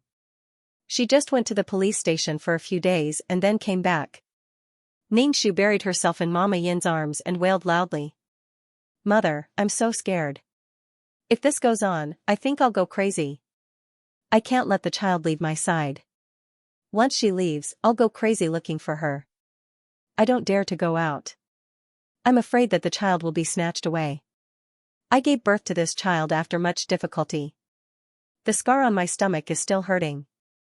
I love her and dote on her, but I'm afraid that this kind of emotion will affect the child. In the future, the child will hate me. Mother, what do you think I should do? Am I suffering from postpartum depression? Is there something wrong with my mind? Their daughter's cries tore the old couple's hearts apart. When Mama Ian saw her daughter's blank and helpless expression and the deep sorrow between her brows, she knew that her daughter really had no choice but to come to them. Mama Ian asked hoarsely, then what did Zhou Shouping say? Did he agree to the divorce? Ningxu shook her head and said, I haven't told him yet. I want to wait a little longer. After the news of Zhou Shouping's resignation was confirmed, if they divorced before then, wouldn't that be helping Zhou Shouping and that lowly employee? Although she didn't have any direct grievances with that lowly employee, she still didn't want to help them. Otherwise, Zhou Shouping would have a fruitful career and love life. Moreover, if Zhou Shouping didn't have a job anymore, the chances of winning the child would be a little higher. She would add another chip to the balance. It wasn't that she had to fight Zhou Shouping to the death. Everything was for the sake of the child. Moreover, Ningxu guessed that if they could really get a divorce, perhaps Zhou Shouping's mother, Zhao Qiaohong, would be eager for her daughter-in-law to take her granddaughter away. In this way, when Zhou Shouping got married in the future, there wouldn't be a burden. Ningxu thought that if she left the child in the Zhou family, she could imagine what kind of life the child would lead. Perhaps if the child knew, she would say that she would rather not have been found. Now that things had developed to this point, the child was found and not lost, and Zhou Shouping didn't betray the family. She chose to be loyal to the family and didn't have a child. It seemed that there was no need for a divorce at all. Divorce was something that harmed others without benefiting oneself. The client didn't mention the husband at all. All her wishes were related to the child. Ningxu was a little hesitant about the marriage. Should she get a divorce? Anyway, this marriage, to her, as an outsider, was of little value. It was tasteless, but it was a pity to throw it away. There was also the existence of Zhao Qiaohong that was like a fishbone stuck in her throat. No mistakes were made because Ningxu had intervened. If no one intervened, it would happen naturally. Zhou Shouping's husband, in general, was a good person. Everyone made mistakes. It was the greatest thing that could be improved. Forgiving him seemed to be a good ending. Everyone was fine, and the situation was very good. It was a great reunion. It seemed that this was a perfect ending. The person who was hurt forgave the bad person, and she herself was redeemed. Forgiving the person who hurt her could lead to redemption. She had to sacrifice herself to fulfill everyone's wishes. Ningxu didn't know whether there was redemption or not. She only knew that bullying good people was a phenomenon. Ningxu thought about the client's feelings about this marriage and reread the plot again. They had decided to get a divorce. Father Ian carried the child and gritted his teeth as he said, F*** CK Zhou Shouping. I can't let this matter rest. If I get a divorce, my life will be ruined. Ningxu was speechless. What a straight man. Once a woman gets a divorce, her life will be ruined. She can't even live anymore. Ningxu's tears flowed freely. I can't live anymore. I'm going crazy. Maybe if I can't live anymore, I'll jump down from the building with the child and be free. Mother Ian clenched her fists and hammered Ningxu with all her might. As she hammered, she said in a sobbing tone, What do you mean by death?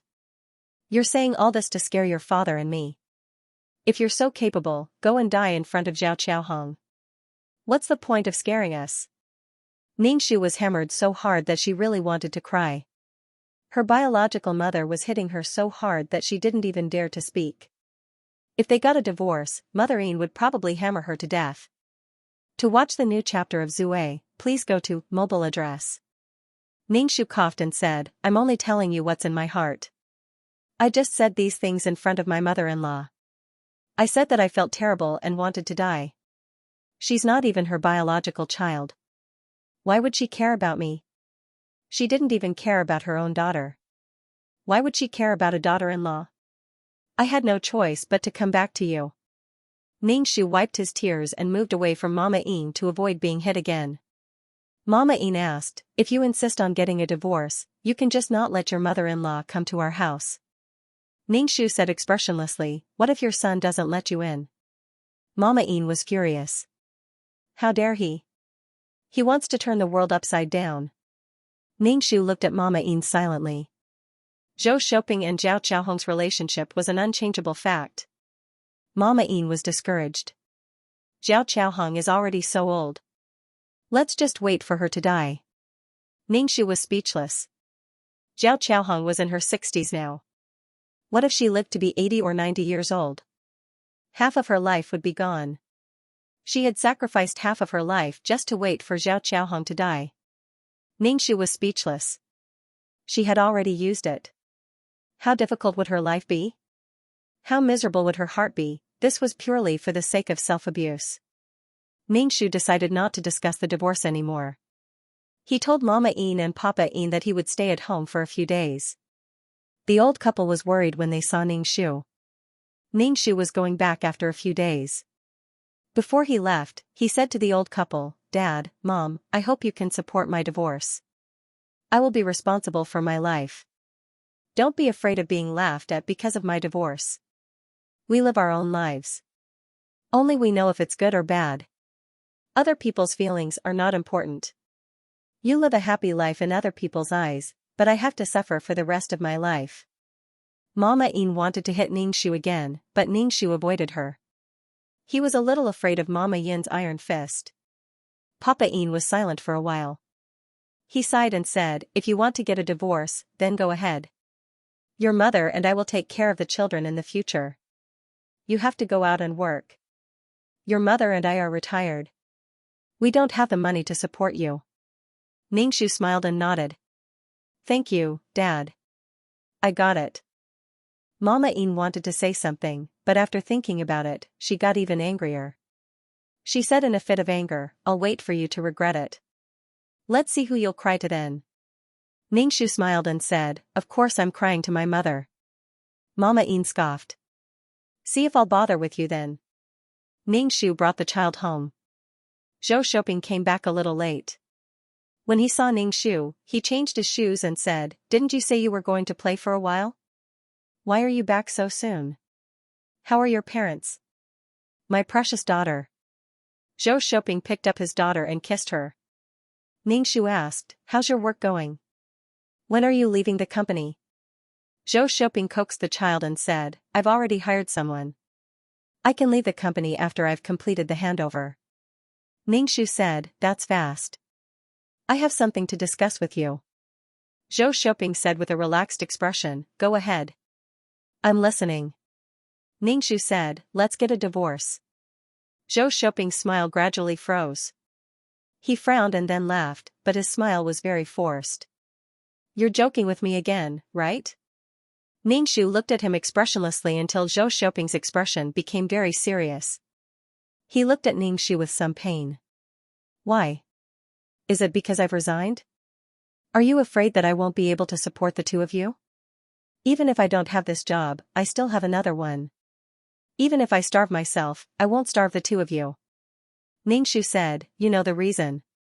Don't try to hide it. Zhou Shouping's eyes were a bit red. Yin Ting, you're being unfair. You're blaming everything my mother did on me. I'm being blamed for it. You didn't even think about giving me a chance. You're being unfair and cruel to me.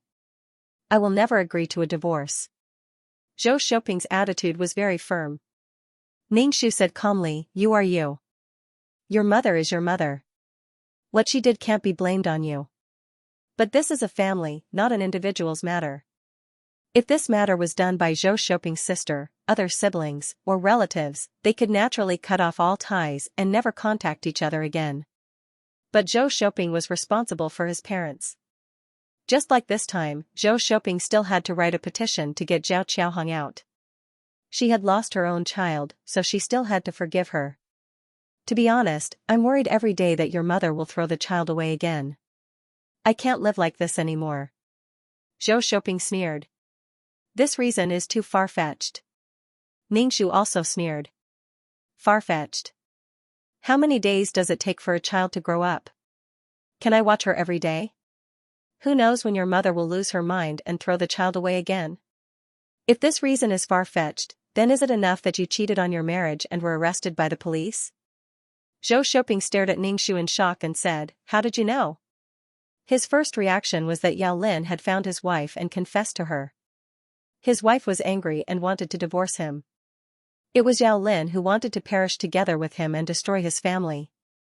It could be seen how terrible Yao Lin's image in Zhou Shouping's heart was. Zhou Shouping had his reasons for thinking this way. Because in the company, Yao Lin looked at him with more and more resentment. The closer it was to leaving the company, Yao Lin's actions became more and more strange. Every time Yao Lin stared at him, Zhou Shouping felt his hair stand on end. He always felt that Yao Lin was going to do something earth-shattering. So this was what she was waiting for. Zhou Shouping was furious. He suppressed his emotions and said to Ningxu, "Tingting, listen to my explanation." Ningxu shook his head. "I'm not listening. Are you stupid? If you commit a crime, won't the police inform your family?" Especially when she was the informant. "Zhou Shouping," he said weakly, "it's not like that. I can explain." Ningxu looked at him, waiting to see how he would explain. Zhou Shouping said, "I don't know what the police told you, but I'm not in a relationship with her. I said that to avoid prostitution." Ningxu said, "Oh. Then you two are a one-night stand." Zhou Shouping held his head in pain. He couldn't explain and couldn't explain. He struggled. "Nothing happened between us. Do you believe me?" Ningxu said, "I've seen the photos. Both of you are naked." Zhou Shouping, "Do you believe that we don't have a substantial relationship?" Zhou Shouping looked at Ningxu expectantly. Ningxu spread out his hands. "It doesn't matter whether I believe it or not. What's important is that I want a divorce, even if you two are just chatting naked." To watch the new chapter of Zue, please go to mobile address. When Zhou Shouping saw Ningxu's attitude, he couldn't help but say, "No wonder you didn't feel anything when I resigned. So you want to divorce me?" A normal wife would persuade her husband to resign because it was related to living expenses. Without a job, it was equivalent to not having money to live. Even Yao Lin was very anxious when she saw him resign. Yao Lin was already so anxious just because she wanted to gain some benefits at work, let alone when they were husband and wife.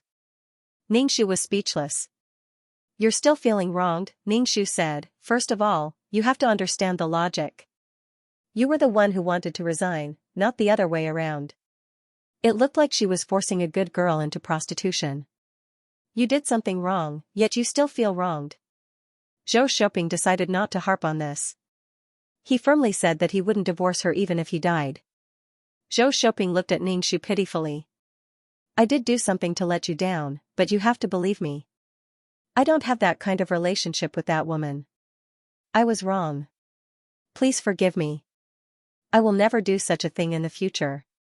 If I do, I will chop myself." Zhou Shouping raised his hand and swore with an extremely serious expression. Ningxu was speechless. "I don't even like to chop myself anymore. In the end, I met a man who was so ruthless to himself." Ningxu was expressionless. "You chop yourself. It has nothing to do with me. I want to divorce you peacefully, but if you still refuse to talk, then we can only go through legal procedures. When the time comes, your mother will be brought up again when she loses her child. Also, the matter of you going to prostitutes will also be brought up." Zhou Shouping corrected him. "I didn't go to prostitutes." Ningxu was a little angry. "Then you're still having an affair. It doesn't matter if you're looking for a lover or a one-night stand." Zhou Shouping came back to his senses and stared sharply at Ning Shu. You want to take the child away. Not only do you want a divorce, but you also want to take the child away. Yin Ting, aren't you thinking too much? She was very upset. Ning Shu spread his hands and said, not only do I think a lot, but I also think very beautifully. Tell your parents. We have to inform them about our divorce. I think if your mother knows that we are getting a divorce and that we are taking away a burden, she will be very happy. She can't wait for us to get a divorce immediately, Ning Shu said. Zhou Shouping sighed. Can you not be so sarcastic? This child is the blood of the Zhou family. Ning Shu said, oh, is he your Zhou family's child? No, he still doesn't have a proper name, and he hasn't been registered in your household register yet. How can he be your child? Zhou Shouping was stunned. He had been too busy recently. First, he lost his child. Then, Zhao Qiaohong was detained. Then, he was sent to the police station. Then, it was time to resign. Too many things had happened. He had forgotten about the matter of the child's household register. He would definitely do it, but he couldn't remember at that moment. That meant that when they got a divorce, Yin Ting only needed to transfer her household register and the child would follow her household register. Then, he wouldn't have to be so busy twice. When did she become so smart? Even if he wanted to register the child's household register now, she wouldn't allow it. Zhou Shouping's head hurt. He said in pain, you are deliberately planning to divorce me. Ning Shu's eyebrows were about to rise. I was the one who asked your mother to throw the child away. I was the one who asked you to have an affair? Zhou Shouping said, aren't you in the wrong? You are very cold to me. I feel terrible. In a moment of confusion, I haven't made a big mistake. My mother is my mother. You can't give up on me because of her. Are you fair to me? Are you fair? Ning Shu, F*CKU. Fair? You want to be fair with me? Just because the child is a girl, you want to take away her life? Is that fair to the child? Is that fair? Some people don't need to be punished when they do something wrong. Is that fair? Is that fair? Zhou Shouping held his head in pain. He took a deep breath and said, I think we should calm down before talking about this. We haven't reached the stage of a divorce yet. It hasn't been easy for us to be together. Are you going to give up just like that? Ning Shu nodded. Yes, I'm going to give up just like that. Let's part on good terms. If you insist on making a big scene, I'll accompany you. Seeing that Ning Shu wasn't moved by force or persuasion, Zhou Shouping had no choice but to bring up his parents-in-law. They won't let you get a divorce. If his daughter got a divorce, it wouldn't look good and people would gossip. Ning Shu chuckled. Did you think that I went back to play these few days? I've already made arrangements for them. Zhou Shouping was so aggrieved that he cried. You just want to divorce me. Everything has been done and I'm the last to know. Are you telling me that it's time to get a divorce? Ning Shu nodded. I'm telling you now. We're getting a divorce. Zhou Shouping wanted to hug Ning Shu, but Ning Shu pushed him away with his strong arms. He stumbled and almost fell to the ground. Zhou Shouping was speechless for a long time. He spat out, you're quite strong. Was she still his little Jiao Jiao? Ning Shu said, of course. I trained from carrying a child. Zhou Shouping followed behind Ning Shu like a dog wagging its tail. Whatever Ning Shu did, he would follow. Whenever Ning Shu took care of the child, he would help take care of the child. Ning Shu chuckled. This person was used to being obedient. Whenever there was a sign, his attitude would be so good that it made one's heart ache. Ning Shu said, if you have the time to play around with me, why don't you inform your parents about our relationship earlier? You're doing this because you think that there's still room for negotiation. Let me tell you, there isn't. Zhou Shouping said firmly, there is. Ning Shu rolled his eyes. You can do whatever you want. When he went to the toilet, he locked the door and sat on the toilet to call Zhou Shouping's father. The Zhou family's father-in-law seemed to be a reasonable person. At least he could communicate with him. He was also the head of the family. He told him that his son and I were going to divorce and that we had already discussed it. When he opened the door of the toilet, Zhou Shouping was waiting at the door, looking at him quietly. Ningxu thought, crazy. Zhou Shouping asked, did you call your parents? Yes. It's such a big thing. I have to inform them. Ningxu didn't deny it. There was nothing to deny. Zhou Shouping fell silent. He didn't say anything about not getting a divorce. He quietly helped Ningxu take care of the child and do the housework. However, Ningxu always saw him go out for a smoke when he had nothing to do. The corridor was filled with smoke. Ningxu felt that he was probably going to ascend to heaven and become a deity. After smoking, he would disperse the smell in the corridor before going into the house. After receiving the call, Zhou Shouping quickly came over with his wife with an anxious look on his face.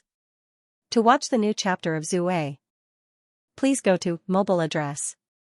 As soon as they entered the house, Zhao Qiaohong took the lead and asked her son and daughter-in-law, why are you getting a divorce? Why are you getting a divorce? Ningxu was silent. Why are you getting a divorce? Don't you have any idea in your heart? Zhou Shitu asked, did something happen? Is it because of your mother? Isn't this matter over? I'll take good care of her. Zhou Shouping said to his parents, come into the house. I'll explain this matter to you. Ningxu said, just say it outside. You have to isolate me. This is between you and me. You have to hide it from me. What's so hard to say? Zhou Shouping naturally wouldn't go against his wife at this time. He could only tell his parents about the matter. Zhou Shitu picked up his walking stick and hit his son. His expression was one of disappointment. However, Zhao Qiaohong's attitude was a little meaningful. Her focus was, will that girl be pregnant? You're already like that. Zhou Shitu almost threw his walking stick at his wife. They were about to get a divorce, but she was still adding fuel to the fire. So what if she was pregnant? It was not legitimate. Zhou Shouping, his mother must be an enemy spy. Otherwise, why would she trick him like this? Ningxu agreed with Zhao Qiaohong's words and said, I also think that Gu Liang might be pregnant. Maybe it's a son. I'll make room for that, Gu Liang. I can't let your grandson not acknowledge his ancestors outside. He couldn't inherit the throne and the vast country. Speaking of a son, Zhao Qiaohong's eyes lit up. Her expression directly betrayed her inner desire. Some people loved money, some people loved women, and some people were greedy for power. Everyone had desires. Zhao Qiaohong hoped to have a grandson who could continue the Zhou family and take care of her when she was old. They all had persistence and longed for something in their hearts. Zhou Shouping's heart was already numb. He couldn't blame his mother because he was a beneficiary of the concept of favoring boys over girls. He had been a beneficiary since he was young. Now that his own daughter had become the victim of this concept, he could not righteously blame his mother for favoring boys over girls. Because he was the one his mother gave birth to. Zhou Shouping felt that he had to find a way to solve the problem once and for all. He could understand why his wife wanted a divorce, but understanding didn't mean that he had to accept it. Zhao Qiaohong looked at her husband, who was staring at her gloomily. She came back to her senses and said, how could I get pregnant so quickly? Zhou Dongwei was speechless. Zhou Shouping was speechless. Was that the main point? Actually, the main point of this matter was that he had done something wrong to his wife. But Mom didn't seem to realize it. It was very powerless. Ningxu felt that Zhao Qiaohong's evil was only on the surface. If she had a grandson, she would definitely be a good person, easy to talk to, and kind. She might take into account that her daughter-in-law had given birth to a grandson. If he loved her, he would treat his daughter-in-law better. She was a very traditional woman. Carrying on the family line was more important than anything else. This child was a girl. He didn't know how good she could be to her granddaughter, but she was so disgusted that she threw her away. It was also a little dumbfounded. Zhou Shouping was very regretful. He shouldn't have brought her here. It was simply adding fuel to the fire. Zhou Shouping pulled Zhou Qiaohong to the side and left the room to talk in the corridor. Only Ningxu and the old man were in the room. Zhou Shouping comforted his daughter-in-law and said, Ting Ting, you've been wronged. Ningxu said, yes. The child has also been wronged. Could it be that just saying that she had been wronged was enough? Once she said that she had been wronged, she would feel that all the grievances she had suffered were worth it. Zhou Shouping was speechless. He didn't know how to respond. Sometimes, when people said that they had been wrong to others, as for what they thought in their hearts, they were still forced to say something similar to an apology. But in reality, it was useless. They knew that they had been wronged, but they didn't do anything. It was useless to say it. They didn't want to hear it. In the corridor, Zhou Shouping first glanced at the door. The door was still closed. Zhao Qiaohong was a little dissatisfied. What's the matter? You're sneaking around like a thief. This is your home. He didn't even dare to enter the house. Zhou Shouping whispered to Zhao Qiaohong, "Mom, I've been fired." It was Zhou Shouping who had taken the initiative to resign, but he told Zhao Qiaohong that he had been fired. Zhao Qiaohong immediately said angrily, "Why should the company fire you? I'll go to your company to reason. You were doing well. Why did you fire him?" Zhao Qiaohong was proud of her son's prospects. It seemed like he was the company's CEO. No matter what, he was a CEO. If she had a grandson, her son would be a winner in life. They would be reunited. Zhou Shouping said, "Keep your voice down. Being fired by the company isn't something to be proud of. It was because of that incident that I was fired by the company. I had that kind of thing with a female employee. Go ahead and make a fuss. In the end, everyone will know about it. I won't even be able to find another job," Zhou Shouping said with a slight threat. "I don't have a job now. Tingting wants to divorce me and take away the child.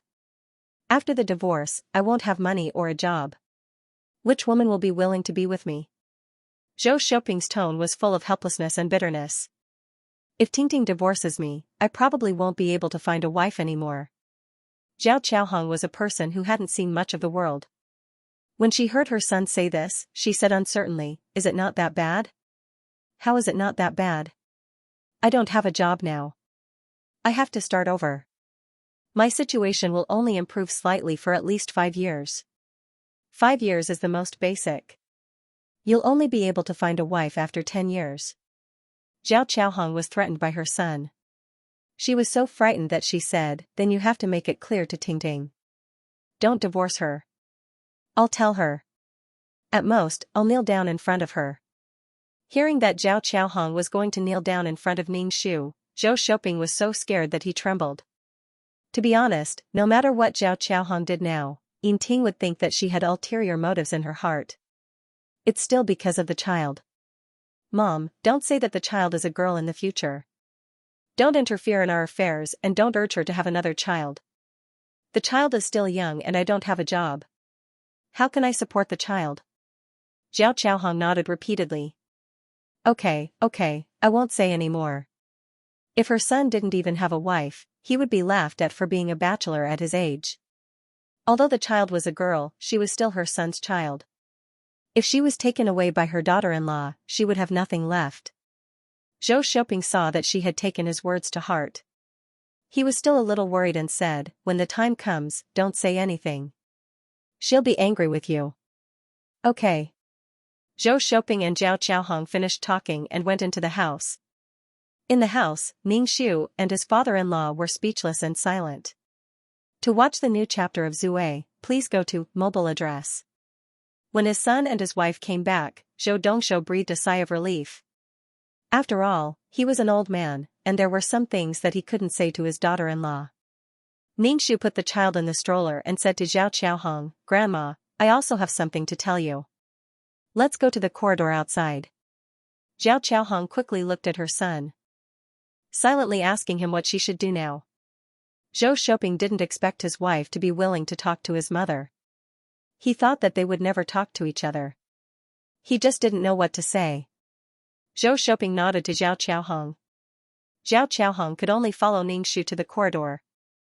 Zhao Qiaohong asked Ning Shu, "Tingting, what do you want to tell me?" Ning Shu said, "I don't know what he said to you, but what I want to tell you is that I plan to break up with Zhou Shouping peacefully. If we can't break up peacefully, and he continues to be so stubborn, then we can only meet in court. Once we go to court, do you know what you will face?" Zhao Qiaohong's face was a little blue. Her son threatened her, and now it was her daughter-in-law's turn to threaten her. Zhao Qiaohong asked with some despair, "What will I face?" Ningxu laughed. When Zhao Qiaohong heard the laughter, she felt that it was a bit gloating. Of course, there was also Zhao Qiaohong's imagination. Ningxu said, "Once we go to court, I will say all the reasons for the divorce, including the fact that you abandoned the child and committed the crime of abandonment. This matter will be recorded in the police station." Zhao Qiaohong's face was completely blue. "Didn't we find the child? At most, I'll be charged with an attempted crime." Coming out of the police station, Zhao Qiaohong was scared and did some homework in this area. Ningxu chuckled. She had failed to commit a crime. The child in the plot had been thrown away, and the client had never found it. This time, she went out in the hot weather to look for the child with the knife pain. The child was found, but this was not a reason to avoid punishment. This was the result that the client paid a price for. The motive for this matter was very chilling. Ningxu, yes, I found the child. You may not know one thing, that is, I didn't sign the petition. Your petition is fake. It was your son who faked it. They let you go because you're old and you have this petition. If this petition is shown in court, you might have to go back, and you'll be charged with another crime. Uncle's tea teaches a lesson. Zhao Qiaohong's face turned from green to white, and her lips trembled as she looked at Ningxu. Also, your son had an affair with a female employee in the company. No, that's not right either. It seems to be a one-night stand. We have also filed a case at the police station. When the time comes, it will naturally be used as evidence in court. As for the man's side, you are the one at fault, and your son is also the one at fault. What do I have to lose? I don't want to suffer. I will break up with you peacefully. If it doesn't work, we can go to court. Zhao Qiaohong's face was very ugly. Ningxu thought for a moment and said, "Forget it, I suddenly want to go to court. I actually hate you. I will take revenge for my daughter and let the police station educate you for a few more days. If we go to court, this matter will blow up. It will also remind other girls that they have to be careful when marrying Zhou Shouping. Zhou Shouping has a mother who values boys over girls. She can only have sons, not daughters. Daughters will be thrown away." Zhao Qiaohong looked at Ningxu in horror and was speechless. Ningxu looked at Zhao Qiaohong and suggested sincerely, "Aunt Zhao, I think you should let Zhou Shouping marry a man. A daughter-in-law is also a woman." Zhao Qiaohong hurried into the house and said to Zhou Shouping at the top of her lungs, "Divorce. You have to divorce. Divorce now." Zhou Shouping was speechless. Seeing Ningxu enter the house after her, Zhou Shouping was puzzled. What did he say to his mother to scare her like this? Ningxu smiled at Zhou Shouping. "Dear, your mother suggested that we get a divorce immediately." Zhou Shouping glared at his wife. "Why are you interfering in the matters between our son and daughter-in-law? Do you think things are not messy enough?" All of this had happened because of her. Now, she was still urging her son and daughter-in-law to get a divorce. This marriage might really end soon. Zhou Shouping said helplessly, "Mom, what did we say? Why are you doing this again?" Zhao Qiaohong said, "This bad woman." Ningxu tilted her head and looked at her. She dragged her voice and let out a confused hum from her nasal cavity. Zhao Qiaohong immediately changed her words. "If you don't get a divorce, Tingting will go to court with us." Go to court. She kept winking at her son and hinted that if they went to court, their matter would be written up in a big book. Then, she would have to go to the police station again. Moreover, she didn't know that the petition was fake. She thought that this matter would be over. Since Ting had signed the petition, it meant that she had forgiven her. In the end, it was her son who signed it. If they went to court, it would really be difficult for her son to find a wife in the future. It could be said that Ningxu had completely grasped Zhao Qiaohong's Achilles heel. It would be difficult for her son to find a wife. Without a wife, how could she have a grandson? Zhou Shouping could tell that the old woman was definitely controlled by her daughter-in-law.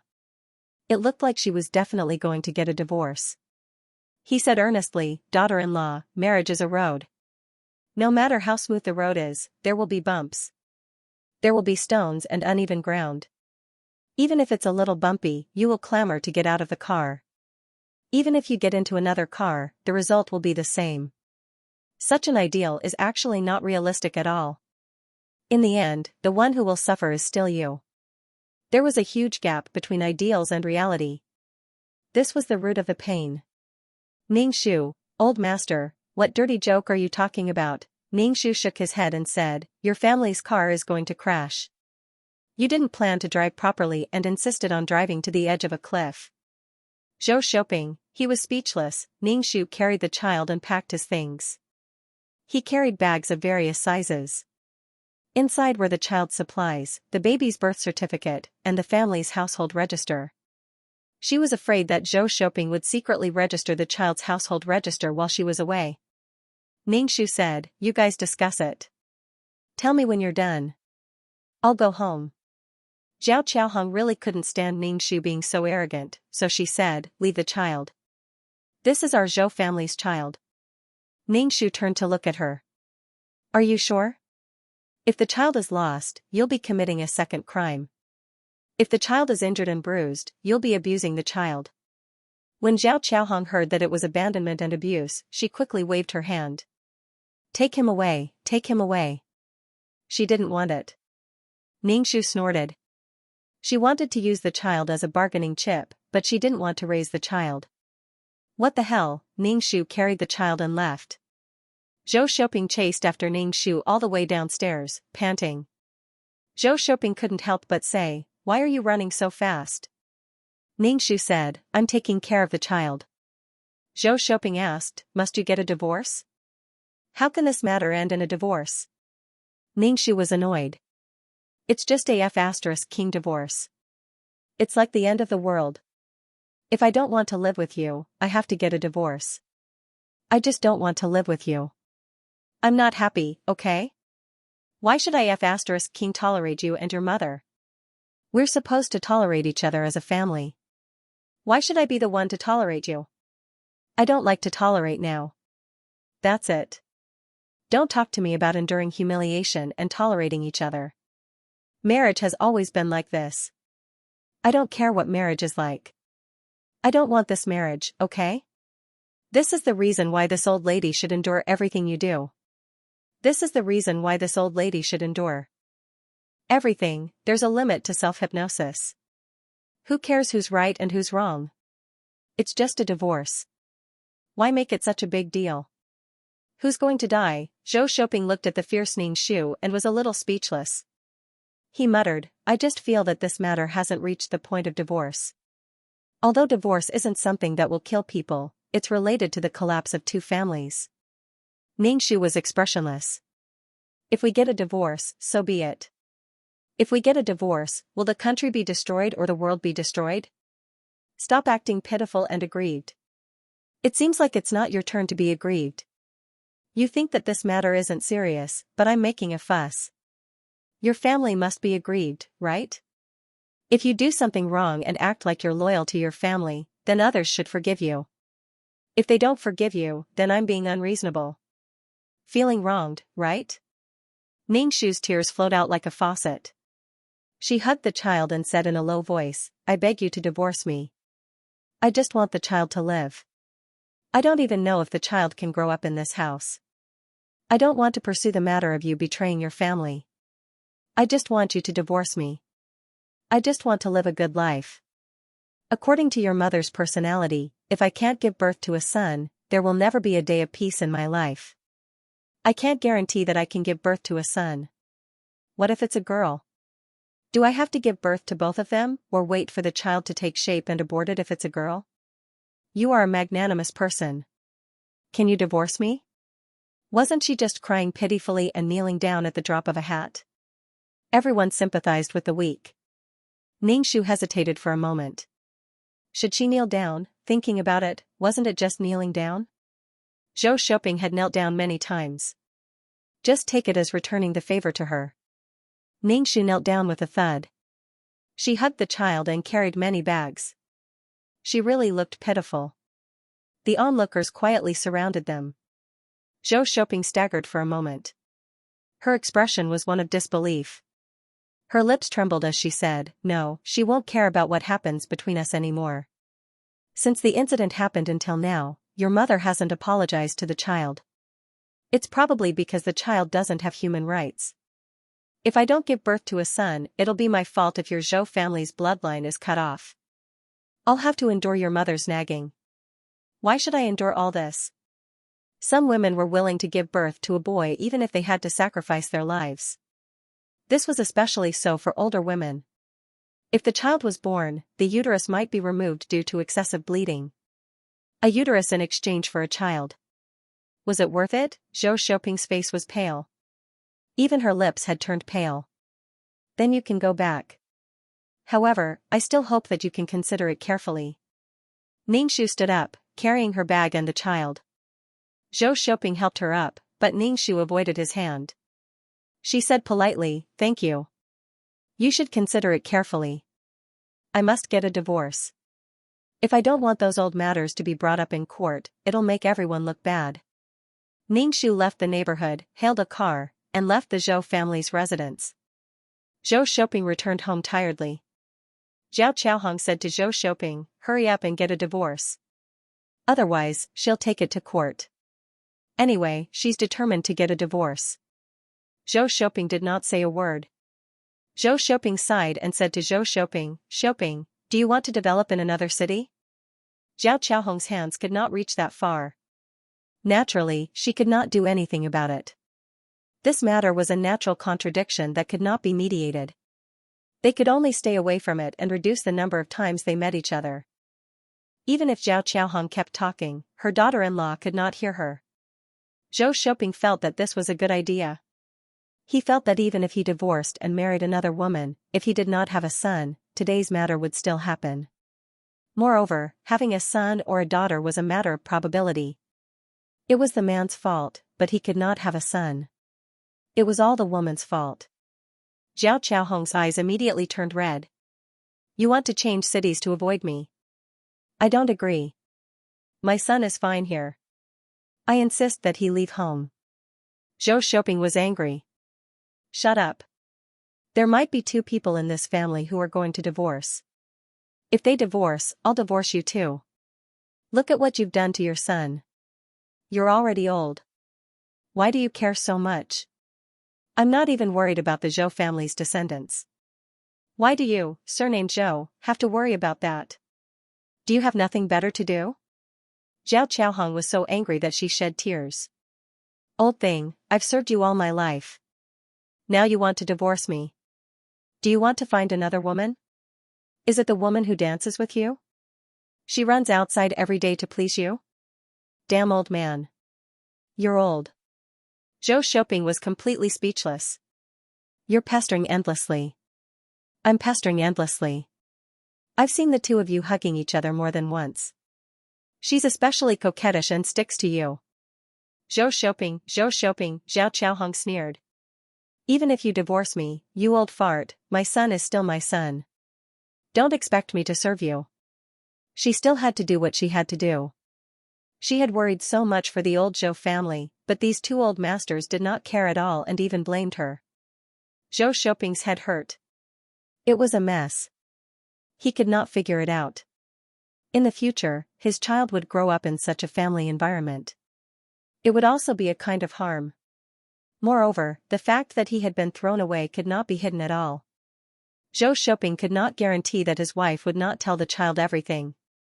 Divorce seemed to be a good idea.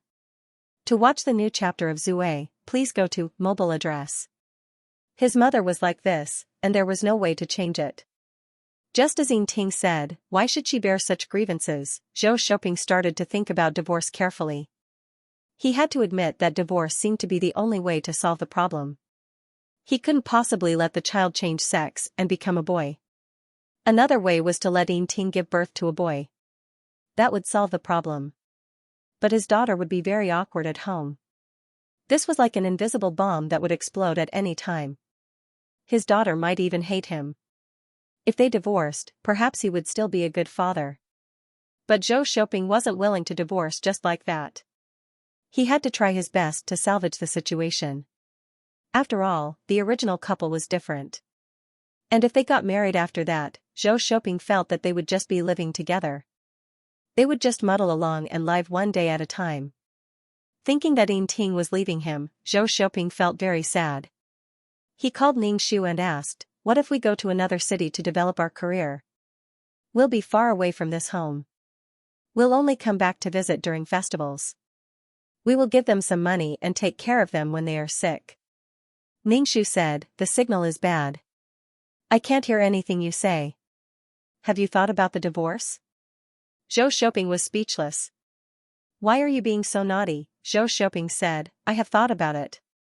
We will divorce and the child will be yours." Ning Shu said, "Okay then. Let's arrange a time to get the divorce certificate. There is also the issue of child support." Zhou Shouping sighed. "Wasn't the signal bad?" Zhou Shouping said word by word, "Ting Ting, I don't think I will get married again in this life." With Ting Ting as an example, finding another wife would also result in the same result. Unless he went for IVF, he could probably choose between a boy and a girl. The child had not been born yet, and no one knew that Zhao Qiaohong had such a problem. Ning Shu rolled his eyes. "Whether you get married or not has nothing to do with me." Did he think that she should be touched by his gesture? "If you get divorced, you will be a stranger. Whether you find someone else or die alone has nothing to do with me." Zhou Shouping sighed. "It has nothing to do with you. Let's hang up." Ning Shu hung up the phone and said to the two elders of the Yin family, he agreed to the divorce. "The child is mine. Mama Yin, that's it." She thought it would be troublesome. Ning Shu shrugged his shoulders and said, "He's rational and can be considered a good person. Unfortunately, he can't live. There were so many good people in the world, but they couldn't all be together. Since you said that he is a good person, why do you want a divorce? What about his mother? Can she win against her son?" Ning Shu said indifferently, "Since I said that he is a good person, then he treats his parents and his wife the same. How could he fight with his parents for his wife? There is no such thing as a perfect way to live up to Tathagata and Qing Qing." After Zhao Qiaohong did such a thing, as her son, Zhou Shouping still had to get Zhao Qiaohong out. Actually, the client just had to suffer a little so that Zhou Shouping could live up to his wife and parents. But in the plot, the client had to compromise and give birth to a child to start over. It was still the same. After knowing that her son was going to get a divorce, Zhao Qiaohong started to look for a wife for Zhou Shouping. She immediately went to the marriage agency to register Zhou Shouping. Zhao Qiaohong's requirements for a daughter-in-law were simple. She just had to be a little chubby. Girls nowadays were on a diet. If they lost all their weight, how could they have a son? They were too active. Zhou Shouping and Ning Shu arranged a time to settle the divorce. Ning Shu tidied herself up and even put on light makeup. Her lips were red and her teeth were white. She looked very good. One look and you could tell that she was the kind of person who enjoyed eating. She didn't look like someone who was going to get a divorce at all. Instead, she felt like she had been reborn. Did she have to be like this? Ning Shu and Zhou Shouping sat in a cafe to discuss child support. Zhou Shouping said, "Give the child 1,000 yuan a month until he turns 18. 1,000 yuan was not a lot, but it was also not a lot. After all, a can of milk powder cost a few hundred yuan. Fortunately, the child drank milk. There were also other diapers and daily necessities, which cost a lot." Ning Shu frowned. 1,000 yuan a month. In the future, the child would have to go to school, so the expenses would be even higher. Zhou Shouping said, "Is it too much pressure to raise a child alone? Why don't you get a divorce?" Ning Shu snorted. "Your mother did such a thing to the child. Shouldn't she be compensated?" Zhou Shouping was speechless. Ning Shu said, "It's fine if you don't compensate. You can ask your mother to apologize to the child. Let me think about it. I have to let the child be sensible before apologizing." Zhou Shouping sighed. How could Zhao Qiaohong apologize? He asked, "How much do you want?" Ning Shu said, "You can give as much as you want. I'm not a picky person." Zhou Shouping said, 1,500 yuan. You know that I don't even have a job now. How can I give the child living expenses?" Ning Shu reluctantly accepted. The two of them went to the Civil Affairs Bureau to get a divorce. The red book was changed to a green one. Ningshu always felt that the divorce certificate was a green one. It was a bit meaningful. It felt like he had been cuckolded and even issued a certificate to prove that he had been cuckolded. It was probably because many people who got divorced were cuckolded, so they issued a green book. This was really people-oriented. Ningshu and Zhou Shouping waved their hands. Never see you again. Then, they went to settle their child's and their own household registration. She didn't intend to move her household registration back to her parents' home. The client had an older brother. It wasn't good to move it back. Otherwise, her sister-in-law would think that she was freeloading. She opened another household, but she didn't have a house. There was no place to stay for the time being. Zhou Shouping had been waiting at the entrance of the Civil Affairs Bureau for Ningshu to finish his business. He asked her, "Do you want to have dinner together?" Ningshu waved his hand. "No need. Our daughter is waiting for dinner. Good milk." Zhou Shouping was silent. He watched as Ningshu got into the car. He was in a daze. When Zhou Shouping returned home, Zhao Chaohong took out a stack of photos. They were all photos of girls from the marriage agency. These girls were carefully selected by Zhao Chaohong. They all had good looks and bodies. Knowing the birthdays of these girls, Zhao Chaohong even spent a sum of money to ask a fortune teller to predict which girls were destined to have sons. It could be said that she was crazy. Without her daughter-in-law restraining her, Zhao Chaohong could be said to be free. With her daughter-in-law around, she didn't even dare to say that she had another child. She would get angry if she said it. Girls nowadays were so delicate. She couldn't even say it. Zhou Shouping didn't even look at these photos. "I just got divorced less than 2 hours ago.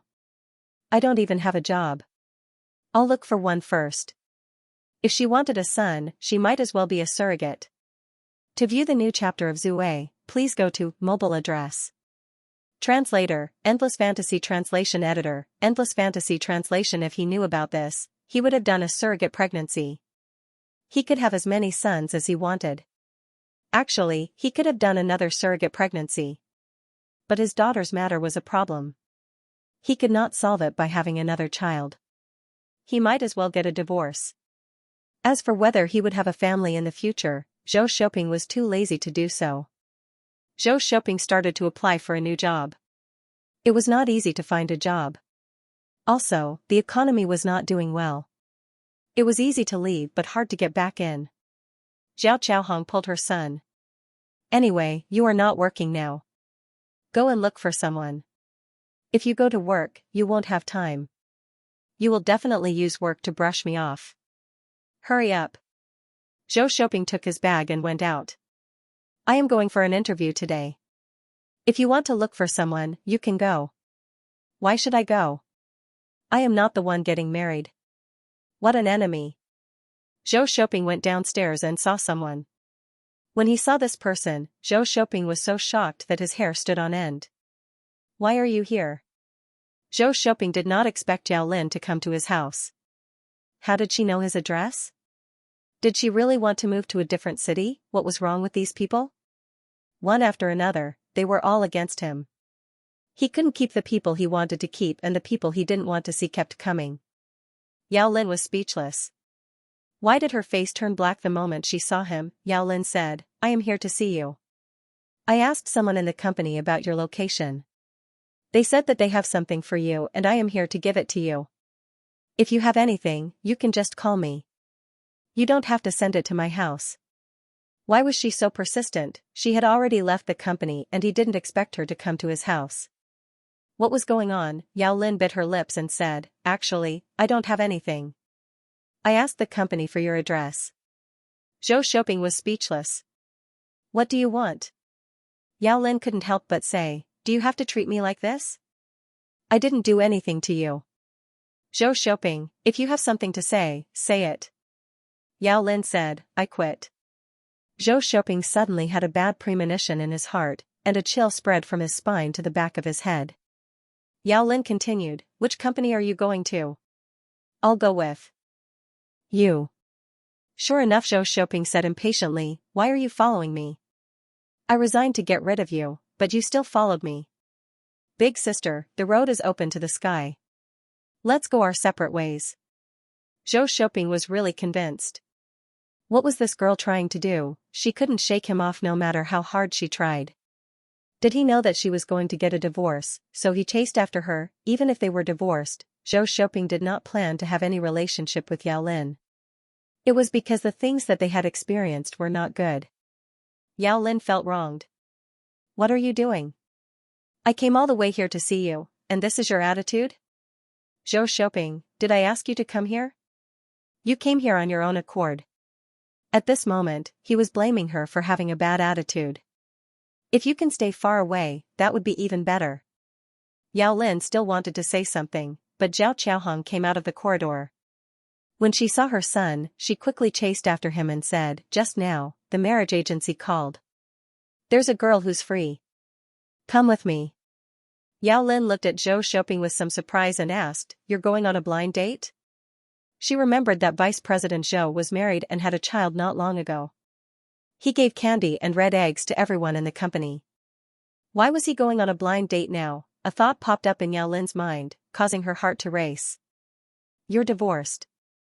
Zhou Shouping saw Yao Lin's expression and felt that something was wrong. He directly said to Zhao Qiaohong, I'm not free. I don't want to go on a blind date. Zhao Qiaohong was disappointed. She looked at Yao Lin from head to toe and focused on Yao Lin's butt and pelvis. A good man had hair all over his body while a good woman had fat. A big pelvis meant that it was easier to give birth. It's okay. Zhao Qiaohong looked at Yao Lin like she was looking at a pig. She felt that it was barely passable. Son, who is this? She came to look for her son. Their relationship must not be shallow. Yao Lin shouted to Zhao Qiaohong, hello, auntie. She was very obedient. Zhou Shouping said coldly, it's a former colleague of mine. I left something in the company and she came to bring it to me. He said to Yao Lin, the things have been delivered. Are you still not leaving? Yao Lin was helpless. She did not dare to disobey Zhou Shouping. Even if Zhou Shouping was no longer a leader, he had accumulated power for a long time. She was still a little afraid. Zhao Qiaohong had a kind smile on her face and said to Yao Lin, go up and have a cup of tea. It's not easy for you to come here. This? Yao Lin looked at Zhou Shouping. She was a little tempted, but she was worried that Zhou Shouping would be unhappy. Zhao Qiaohong complained to her son, she came to deliver things to you, but you didn't even give her a sip of water. Don't you know how to be polite? Don't you have an interview? You go. As long as it was a girl of the right age, she could be considered as a candidate. They could be her daughter-in-law. She would not let them go. No one else in the company came to deliver things. She was the only one who came. She must have some thoughts about her son. Therefore, she first wanted to know what kind of person she was. She wanted to know how she felt about her son. Most importantly, she wanted to know if she had any thoughts of having children. Nowadays, many young people felt that having children was a burden. They wanted to live their lives freely and did not care about their offspring. If everyone had such thoughts, then wouldn't the human race become extinct? How could she go for an interview? The interview was just an excuse. How could she let Yao Lin be alone with her mother? Who knew what Yao Lin would say? Yao Lin was a little nervous. She felt like an ugly daughter-in-law meeting her parents-in-law. She helplessly followed Zhao Qiaohong into the room. Zhao Qiaohong was very attentive to Yao Lin. She poured tea for her and cut a plate of fruit for her. Yao Lin was flattered and a little scared. Zhou Shouping watched Zhao Qiaohong's performance expressionlessly. Yao Lin felt like she was sitting on pins and needles. She answered Zhao Qiaohong's questions. However, Yao Lin still had some brains and knew that she couldn't tell Zhou Shouping about that matter. Otherwise, Zhou Shouping's parents would think that she was an indecent girl. To be honest, she was very serious. She just stayed in the same room with Zhou Shouping. She did not know why she was so hot-headed and did such a thing. In the end, she was arrested by the police. If she succeeded, perhaps Zhou Shouping would not treat her like this. In the end, Yao Lin found an excuse and said that she was busy with the company and had to leave. Zhao Qiaohong urged her son, go and send her off. She was quite satisfied with this girl. She was obedient and had a good temper. The key was that she was not angry when her son was so cold to her. Her eyes would glance at her son from time to time. End of chapter. To watch the new chapter of Zue, please go to mobile address.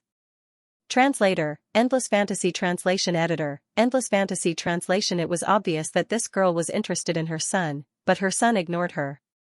She really didn't know how lucky she was. Nowadays, if you treated her coldly, she would do whatever she wanted. It was the ex-daughter-in-law who had a bad temper that was unbearable. Zhou Shouping sent Yao Lin out. He hailed a car and was about to shove Yao Lin into it. He didn't even look at Yao Lin's hesitant expression. She didn't want to get into the car at all. Zhou Shouping shoved her into the car and slammed the door. It was simple and rough. Yao Lin, who was shoved into the car, opened the door again. She got out of the car and said to Zhou Shouping, "Vice President Zhou, I have something to tell you." Zhou Shouping, "I don't want to hear it." Yao Lin looked around and pointed at the park. "Let's go there and talk." Yao Lin looked at Zhou Shouping with pleading eyes. "Ever since the accident, we haven't talked properly." Zhou Shouping nodded coldly. He should make things clear, in case she kept harboring unrealistic thoughts. Zhou Shouping and Yao Lin were talking in the park. Ningxu knocked on Zhou Shouping's house. Zhao Qiaohong opened the door. Zhao Qiaohong saw Ningxu and her face changed instantly. She pulled a long face. "What are you doing here? Aren't you divorced? Why are you still here?" "Ningxu, I didn't want to come either, but there are some things I haven't taken." "What are you not taking?" "There's nothing for you here." Since they were divorced, Zhao Qiaohong didn't want to pretend to be intimate with her ex-daughter-in-law anymore. Some people are asking for too much. A girl dares to ask for 1,500 yuan a month. 1 year was 18,000 yuan. 10 years was 18,000 yuan. Why did she have to take out more than 100,000 yuan of her family's money? If she had the ability, she should raise the child herself. She wanted money and a divorce. She had never seen such a thick-skinned person. Ningxu ignored Zhao Qiaohong and went straight into the house to pack his things. He saw a fruit plate and a steaming cup on the coffee table. She wondered what kind of person could make Zhao Qiaohong serve tea and cut fruits for him. Zhou Shouping had found someone to marry. Based on the story, he seemed to be married to the girl because the girl was pregnant. The girl wasn't based on translation, she didn't know if she could continue her relationship with Zhou Shouping. Time. Was. Time. And Zhou Shouping was now. Time was money. And Zhao Shouping. And Zhou Shouping was translation was. Time was. Was translation. Was time was translation was time? Was translation? With a daughter-in-law, there would be grandchildren. It was probably someone who had come knocking on her door. Turning back time was easier to manipulate, but the future was harder to manipulate because there were too many possibilities in the future. Zhao Qiaohong followed behind Ningxu, afraid that Ningxu would take away the things in the house. She was wary of him. Ningxu only wanted to take a few pieces of clothes. Some winter clothes were bigger, so he didn't take them when he left. But under Zhao Qiaohong's watchful eyes, Ningxu put away some miscellaneous items, such as toothpaste and toothbrush, and the shampoo she used for her own hair. Zhao Qiaohong's face darkened. "You actually want to take these things away? You're taking advantage of me." Ningxu said, "Isn't this toothbrush mine? Why can't I take it?" He took it self-righteously. Zhao Qiaohong was speechless. Haha. Ningxu walked in circles in the house. He went to the bathroom and squatted down to look at the sofa. Zhao Qiaohong looked at Ningxu with a black face. "What are you doing?" "I dropped something, so I'm looking around," Ningxu said as he stuffed a blood-like rune under the sofa. Zhao Qiaohong pursed her lips. What did he drop? He was looking for trouble. Ningxu stuffed the clothes into the suitcase, which was filled to the brim. Ningxu was puzzled. How could there be so many clothes? When she went out to look for clothes in the closet, she felt that there were no clothes to wear. She was complaining in her heart about how the client had so few clothes. In the end, there were so many clothes. She felt like she had seen a ghost. These clothes appeared out of thin air. Ning Shu pulled the big and small bags out of the house. Zhao Qiaohong stood at the door and said to Ning Shu, "You and Xiaoping are divorced now, so don't come looking for him. Don't come looking for him whenever you run into trouble. Women all want someone to rely on. You're the one who got divorced, but now you're looking for Zhou Xiaoping. You're taking all the benefits. He's going to get married soon. If you're a decent woman, you won't do things that destroy other people's families." Ning Shu was about to roll her eyes. "If I run into trouble, I have mom and dad. I can solve it myself. I don't want to come looking for him. You should remind your son that he has visitation rights with my daughter. Don't come looking for nothing and disturb our lives." "Zhao Qiaohong, don't worry, he's going to get married soon. He's going to have a child soon. Why would he care about another child?" Of course, Ning Shu knew what Zhao Qiaohong was implying. Puzzled, she asked, "Do you hate that child that much? What did that child do wrong?" Even if she didn't love or like the child, she still did such a thing. It wasn't as if she couldn't afford to raise a child. Why would she throw the child away, strangle her, or drown her? Zhao Qiaohong was still a little guilty. "I don't know what you're talking about. I just did such a thing in a moment of impulse. Speaking of which, you're also at fault. You were the one who said you didn't want to have another child. There's only one girl. Without her, there'll be another one. Ning Shu, you're too extreme. Even if you said you didn't want to have another child, it's still a knife wound. It's tiring and painful. After saying such things, you want to throw the child away." Even if Zhao Qiaohong said it in front of the person who entrusted her, she still wanted to have another child. How good would it be to have both a son and a daughter? She insisted on throwing the child away. Her brain circuit was a little different. Zhao Qiaohong didn't want to talk about this at all. "You've got your things, right? Take them and you can leave." Ning Shu said word by word, "She's a child who can't move, can't speak, and can't save herself. You abandoned her in such a place. Are you so cruel? People like you should also have a taste of being abandoned. Being thrown into the wilderness, deep in the mountains and forests, unable to ask for help, with no way to heaven and no door to hell." Zhao Qiaohong's expression became incomparably ugly. "You're cursing me. I do wish that I could curse you, but curses are just useless curses. That would be strange. Curses were a kind of power. The more powerful the person, the more powerful the curse. This world was an ordinary and scientific world. There were no strange things." End of this chapter. To view the new chapter of Zue, please go to mobile address.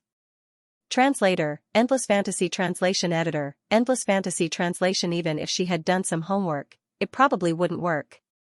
Because the power would be very little, and there might not even be a trace left. Because the heavenly Tao of this world didn't allow such power. At most, it would make Zhao Qiaohong have some nightmares. After all, it was a curse. It was very possible that she couldn't sleep well and had a nervous breakdown. The irresistible thing in this world was that she couldn't sleep even if she wanted to. She would collapse at any moment. Zhao Qiaohong hated this ex-daughter-in-law in her heart. She slammed the door shut. Ning Shu walked out of the residential area with big and small bags. At the entrance of the residential area, she met Zhou Xiaoping and the employee. Ning Shu had seen this staff before, and it was a naked staff. Zhou Xiaoping was stunned when he saw Ning Shu. He quickly asked, "Why didn't you call me if you were coming back?" Ning Shu said, "After I got the divorce certificate, I deleted your number." Zhou Xiaoping was speechless. Why was he speaking the truth? It was heartbreaking. Ning Shu looked at the two of them and asked, "Are you two getting married?" Zhou Xiaoping shook his head. "No." Yao Lin looked at Zhou Xiaoping's ex-wife. She was a beautiful woman with regular features. She asked embarrassedly, "Do you know me?" She asked her to marry Zhou Xiaoping as soon as they met. She felt that the other party knew her. Ning Shu nodded. "I know you. I saw a picture of you two naked at the police station. That was a photo for evidence." Yao Lin's face instantly turned red. Even Zhou Xiaoping was a little uncomfortable. He explained, "She came to give me something." Who knew what it was for? Ning Shu waved his hand. "No need to explain to me. We have nothing to do with each other anymore. Goodbye." I wish you two a long and happy marriage. Ningshu's words were very sincere, which made Zhou Shouping's heart incomparably bitter. It was as if he had eaten Chinese gold thread. His tongue was numb, and he couldn't speak. How could she bless him like this? Zhou Shouping realized that there was no relationship between them. There was no relationship at all. It was suffocating. Yao Lin was so ashamed that she wanted to find a hole to hide in. She saw her photo, and she was naked. What's the difference between that and catching someone in bed? Ningshu hailed a car and was about to stuff his luggage into the trunk when Zhou Shouping said, "I'll drive you. I'll also visit uncle and auntie you on the way." Yao Lin, who was at the side, felt extremely stifled and depressed. The difference was too great. They were both women, but she was forced into the car, while Zhou Shouping had to take the initiative to send her off. Although she understood that the two of them couldn't be compared, she still felt a little sour in her heart. She couldn't help but feel sour and uncomfortable. Ningshu rejected, "No need. My parents don't need you to visit them. They'll get angry when they see you. They're old, and they can't bear the emotional fluctuations." Zhou Shouping watched as Ningshu got into the car, until he couldn't see him around the corner. His eyes were in a daze, and it was obvious that his thoughts had gone blank. "What are you looking at? He's already far away," Yao Lin said with a hint of jealousy. She wanted to control herself, but she couldn't. Zhou Shouping came back to his senses and looked at her. "Why aren't you leaving yet? Yao Lin, why aren't you sending me off?" Damn it, no matter how unwilling Yao Lin was, she knew that there was a gap between her and Zhou Shouping's ex-wife. She hailed a car and said to Zhou Shouping before getting into the car, "Think about what I said to you carefully. I'm sincere to you." In the park, Yao Lin analyzed her heart to Zhou Shouping. She felt that she liked Zhou Shouping and wanted to be with Zhou Shouping. She even quit her job so that Zhou Shouping could enter a new company. Because when she saw Zhou Shouping, she felt at ease. She felt that there was nothing that Zhou Shouping couldn't do. In terms of work, Zhou Shouping was indeed a talented person. The way he worked seriously exuded an indescribable charm. "Zhou Shouping, haha, I'll leave you." After closing the car door, Zhou Shouping turned around and left. He didn't even watch Yao Lin leave. Yao Lin in the car, the driver asked, "Are you leaving or not?" Yao Lin said in a bad mood, "Of course I'm leaving.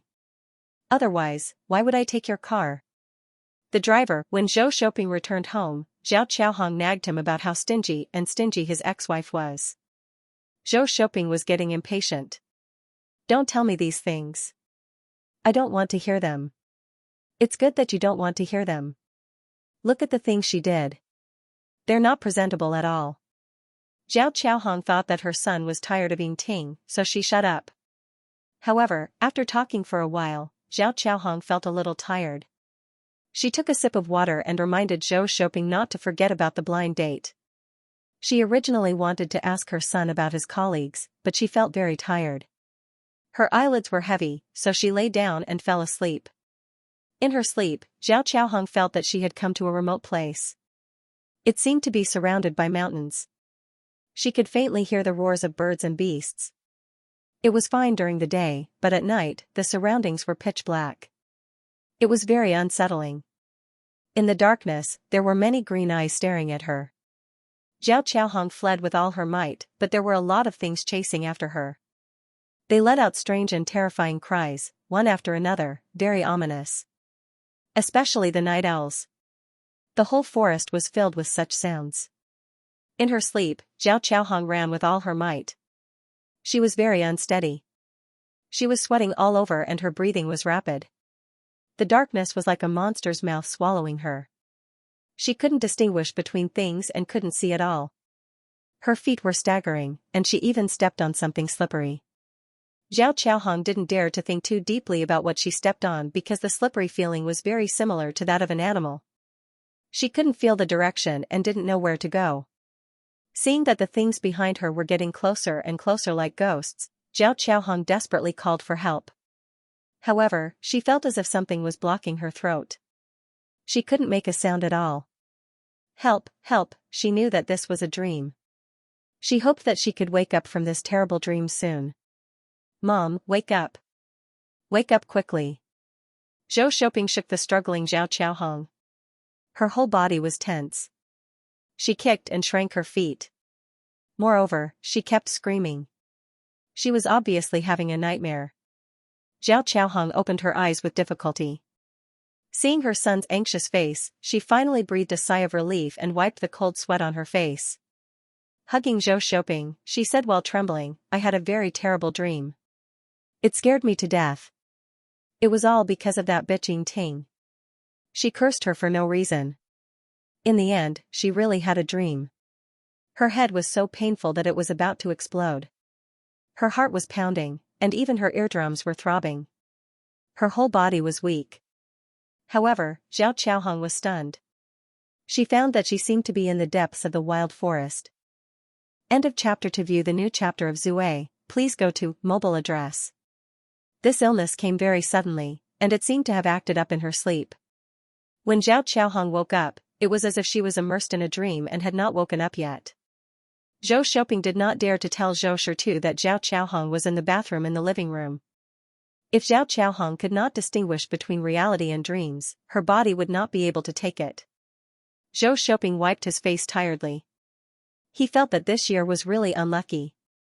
Things happened one after another. He was really bald.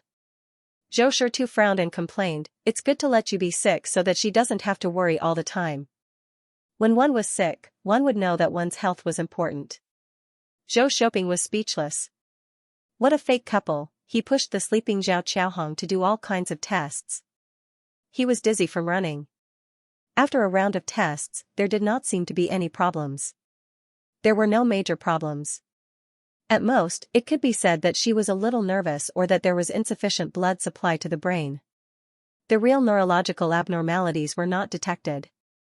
He just needed to see Zhao Qiaohong's condition after she woke up.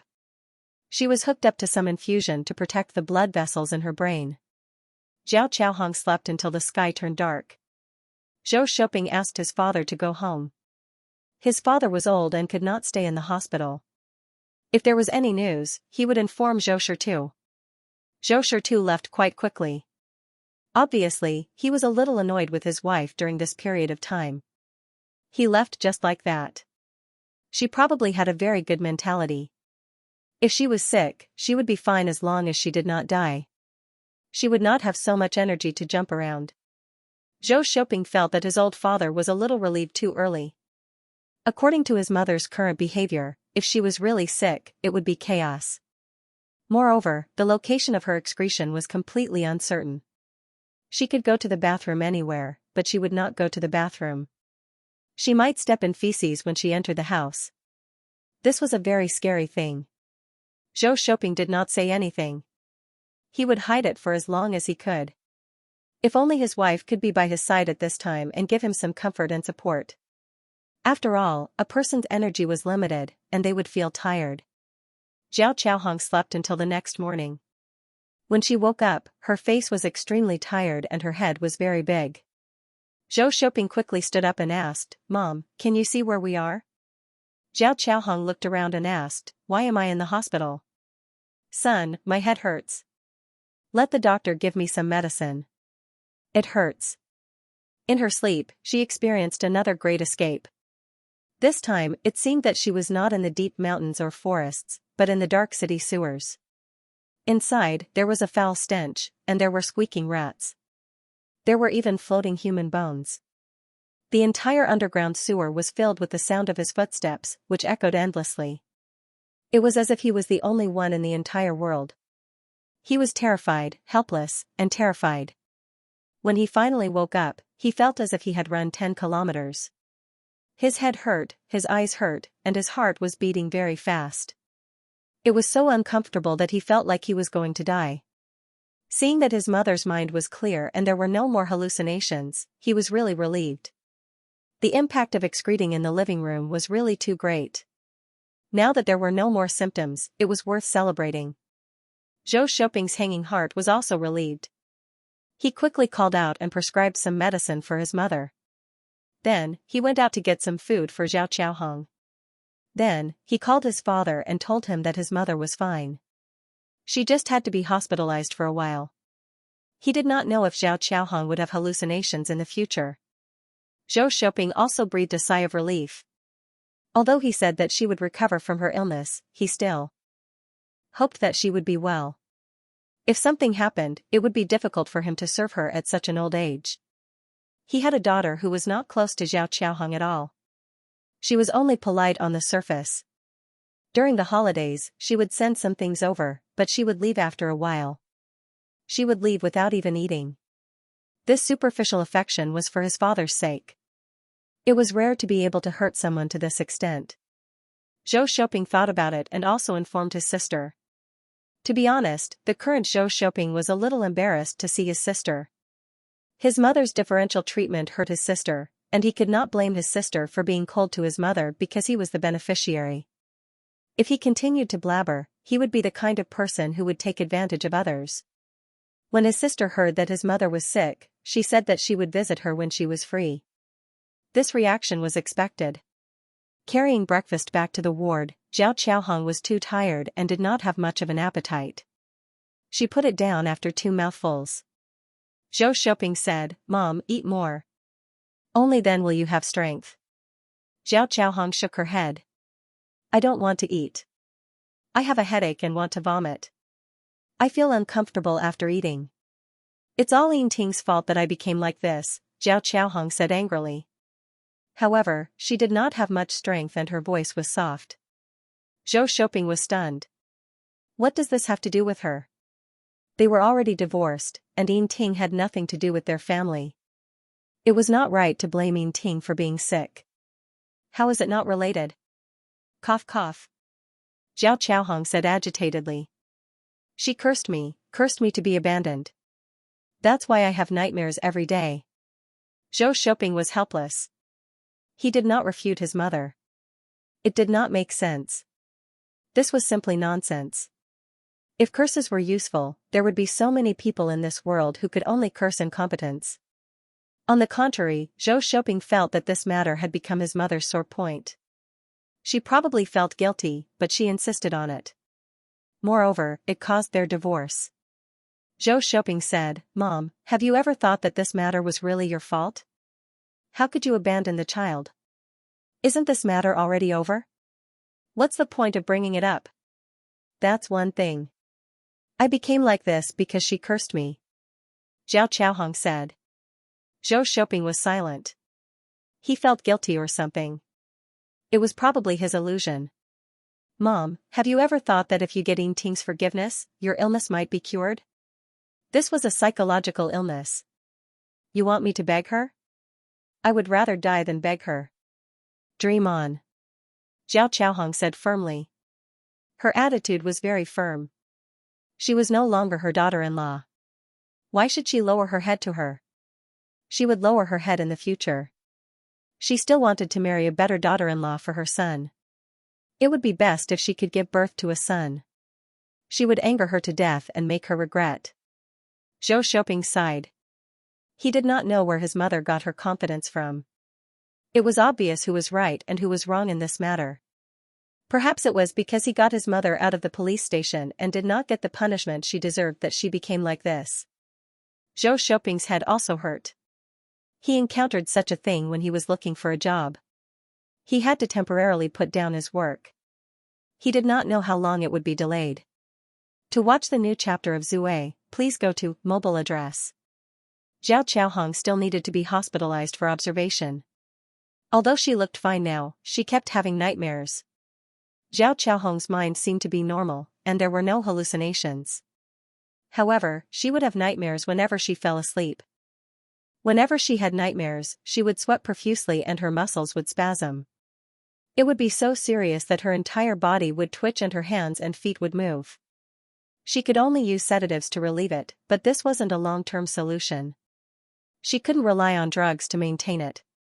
Moreover, sedatives were useless if she took too much. The dosage was getting higher and higher. Would she not be able to sleep without medicine in the future? Every time she woke up, Zhao Qiaohong was extremely tired. It was as if she had run a marathon. The more she slept, the more tired she became. Once a person lost sleep, they would easily become irritable and anxious. Without rest, the body would break down. The doctor was a little puzzled about this situation. Her body was still considered healthy, but why couldn't she sleep well? If this continued, her body would collapse soon. Humans weren't machines. Even machines would have problems if they weren't maintained.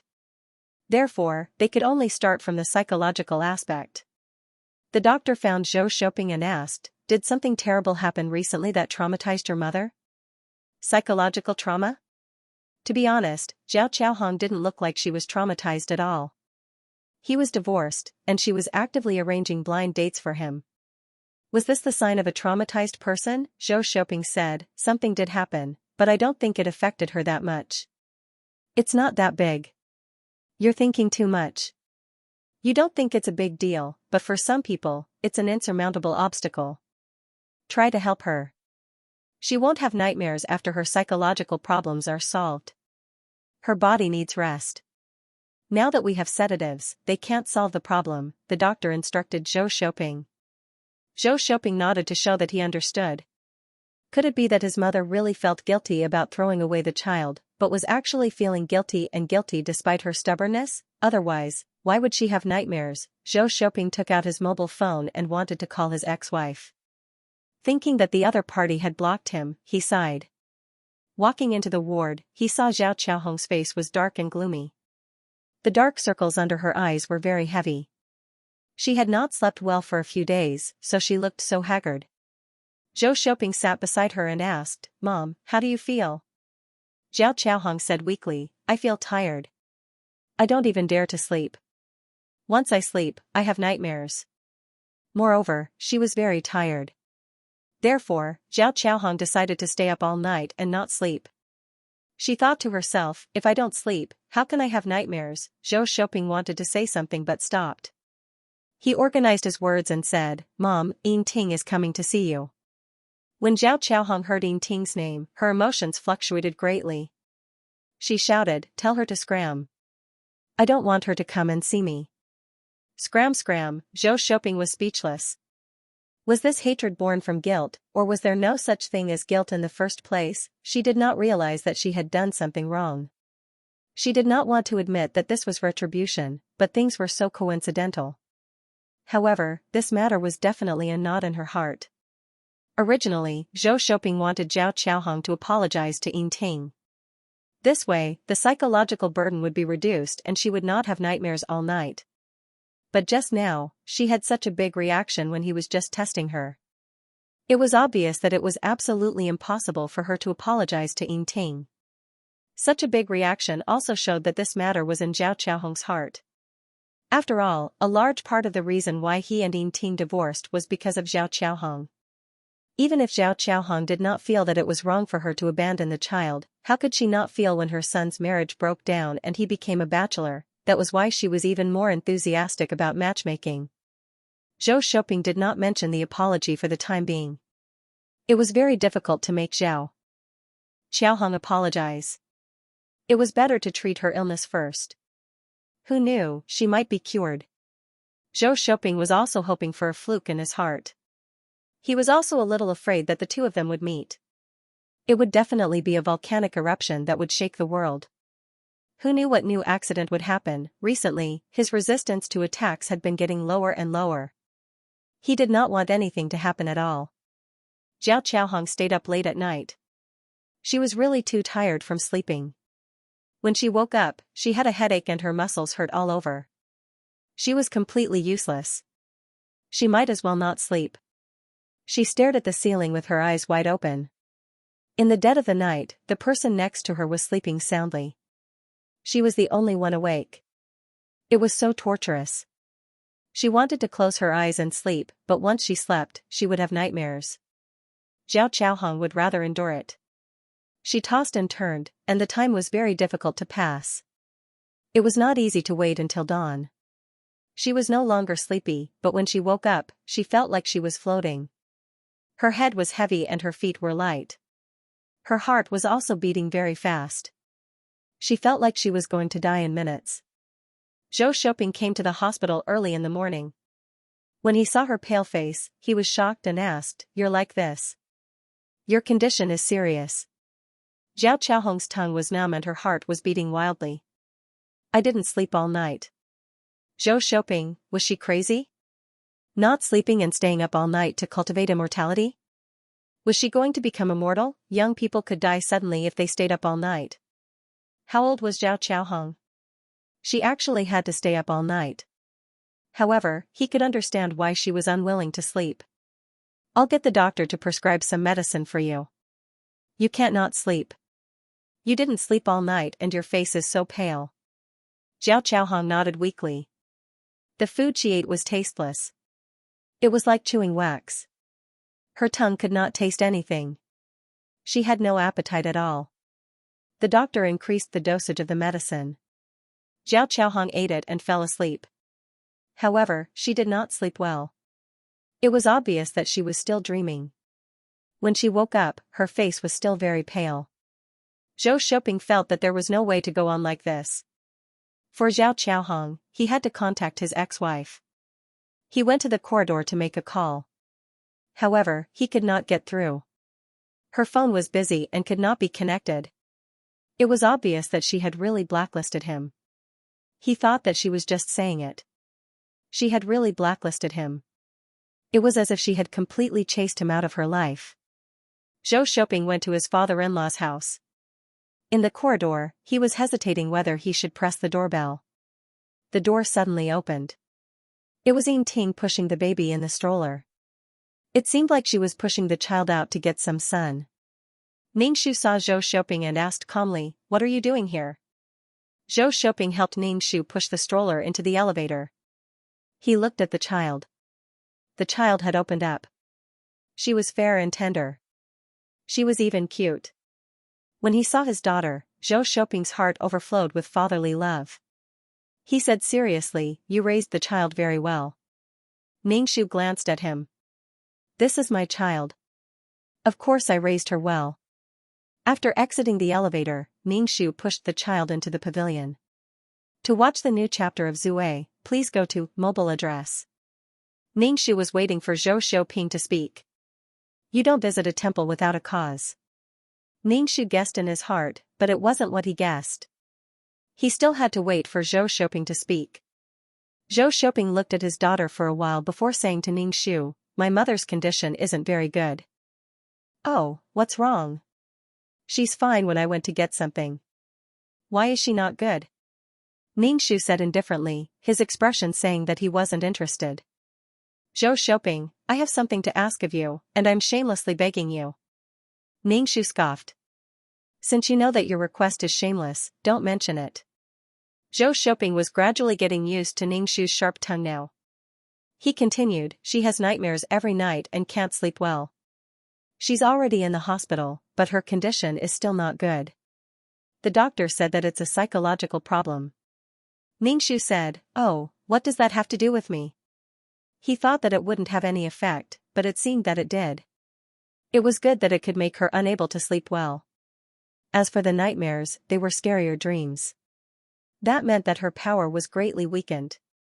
If her power wasn't restricted, Zhao Qiaohong would fall into an illusion and be tortured until her mind was torn apart. Now, it was just a dream that caused her to have some inner demons. Zhou Shouping said, "Yingting, I beg you to go and see her. Tell her that you've forgiven her. Then she won't have such a big psychological burden." Ningxu looked at Zhou Shouping indifferently and didn't say anything. "Go and tell Zhao Qiaohong that I've forgiven her." Did she really look that cheap? He even had to go and say it to her. She might not even accept it. Zhou Shouping's face turned red from Ningxu's stare. He knew that his request was too much and shameless, but Zhao Qiaohong's condition didn't allow him to put on airs and maintain his dignity. Since he had said such words, he probably would not have the chance to continue his relationship with Yingting in this lifetime. His request was too much. The person who was hurt didn't even get an apology. Instead, they had to take the initiative to say that they were forgiven. Of these two people, Zhao Qiaohong would never lower her head, but her current appearance made people angry and pitiful. Ningxu had met so many shameless people that he was able to remain calm. His heart didn't waver, and he even wanted to laugh. "Ningxu, I'm not free. I'm not going." The rejection was expected. In fact, Zhou Shouping was so embarrassed that his back was sweating. He couldn't sit still and felt uncomfortable all over. Ningxu thought for a moment and said, "Have you ever thought that your mother's situation is because she didn't get the punishment she deserved? She did something wrong and didn't get punished. In fact, she feels uneasy. It's like a sharp sword hanging over her head. If you let her stay in the police station for a few days and accept the punishment, she'll feel more at ease and her heart will be better. Especially when she knows that your petition is fake, and she will face the fact that she will be sent to the police station again. She will be even more worried." Ningxu was like a devil tempting people. "Think about it, don't you think so? She feels that I have something on her, so she will accept the punishment. My so-called weakness doesn't exist anymore, and it can't threaten her. Naturally, she won't be afraid of anything." Zhou Shouping felt that something was strange. Who would send someone to the police station for treatment? But he had to admit that what he said made sense. Wasn't there a saying that if you want to kill or cut, just give me a quick answer? The longer you delay, the heavier the psychological burden and the more torturous it will be. "Fight poison with poison," Zhou Shouping said. "You still want to send her to the police station." She had never forgotten this matter. Ningxu spread his hands. "I'm just saying. I don't have the mood to pay attention to strangers. And you, don't come to me if there's nothing. I'm not happy to see you." Zhou Shouping looked at her daughter and asked, "What's the child's name?" She didn't have a name. When the client came back, the child would naturally have a name. She didn't want to give the child a name. It would hurt her brain. Ningxu raised his chin slightly. "I'm not telling you." Zhou Shouping didn't have the energy to talk to Ningxu. He would know the name sooner or later. Zhou Shouping left. Looking at her back, it was really bleak. "Very good. I want you to have nightmares. I don't want you to be afraid, but I want you to have a nervous breakdown and be dispirited." Zhou Shouping went back and thought about the feasibility of sending Zhao Qiaohong to the police station again. Maybe if Zhao Qiaohong was really punished, there would be no psychological burden. But then he rejected this plan in his heart. With Zhao Qiaohong's physical condition, if she was sent to the police station, there would be no doctors and nurses to take care of her at any time. Without medicine, if there was mental stimulation, it might even make the situation worse. How could he be brainwashed by Yingting? His mind was always filled with what she said. She was clearly gloating when she said those words, but the reason behind it was the same. Zhou Shouping, who couldn't make up his mind, told his father about this idea. When Zhou Shouping heard this, he was stunned. After living for so long, there was still such a thing. It was simply amazing. He rejected this plan immediately. He really didn't want his wife to be sent to the police station. It wouldn't be good if it didn't spread out. It was not easy for her to get out of the police station, but she had to go back again. It was simply a miracle. Zhou Shouping sighed and ran to ask the doctor. After the doctor understood the cause and effect, his face was full of information. After he said that he wanted to send the patient to the police station, he was completely silent. This plan was really tricky, but it might be able to solve the patient's psychological problem, but it would also stimulate the patient. The patient was now in a vulnerable state. Once stimulated, the string would be completely broken. The risk was too big. Zhou Shouping slapped his head. Why did water enter his brain? Why did he have to listen to her? Yingting was really bad now. She made him so conflicted. She was doing it on purpose, but this idea was like a tree root in his heart. It was getting deeper and deeper. If Zhao Qiaohong's situation continued to be like this, it would not be good. He might have to put all his eggs in one basket to implement this plan. "You bad woman," Zhou Shouping did not dare to tell Zhao Qiaohong about going to the police station. She definitely did not want to go. Why not reason with her? She had not slept well for a few days. Zhao Qiaohong's face was getting darker and darker. Her eyes were bloodshot, and she was extremely haggard. Zhou Shouping did not know if it was an illusion, but he felt that Zhao Qiaohong had a lot more white hair on her head. Zhou Shouping's heart ached.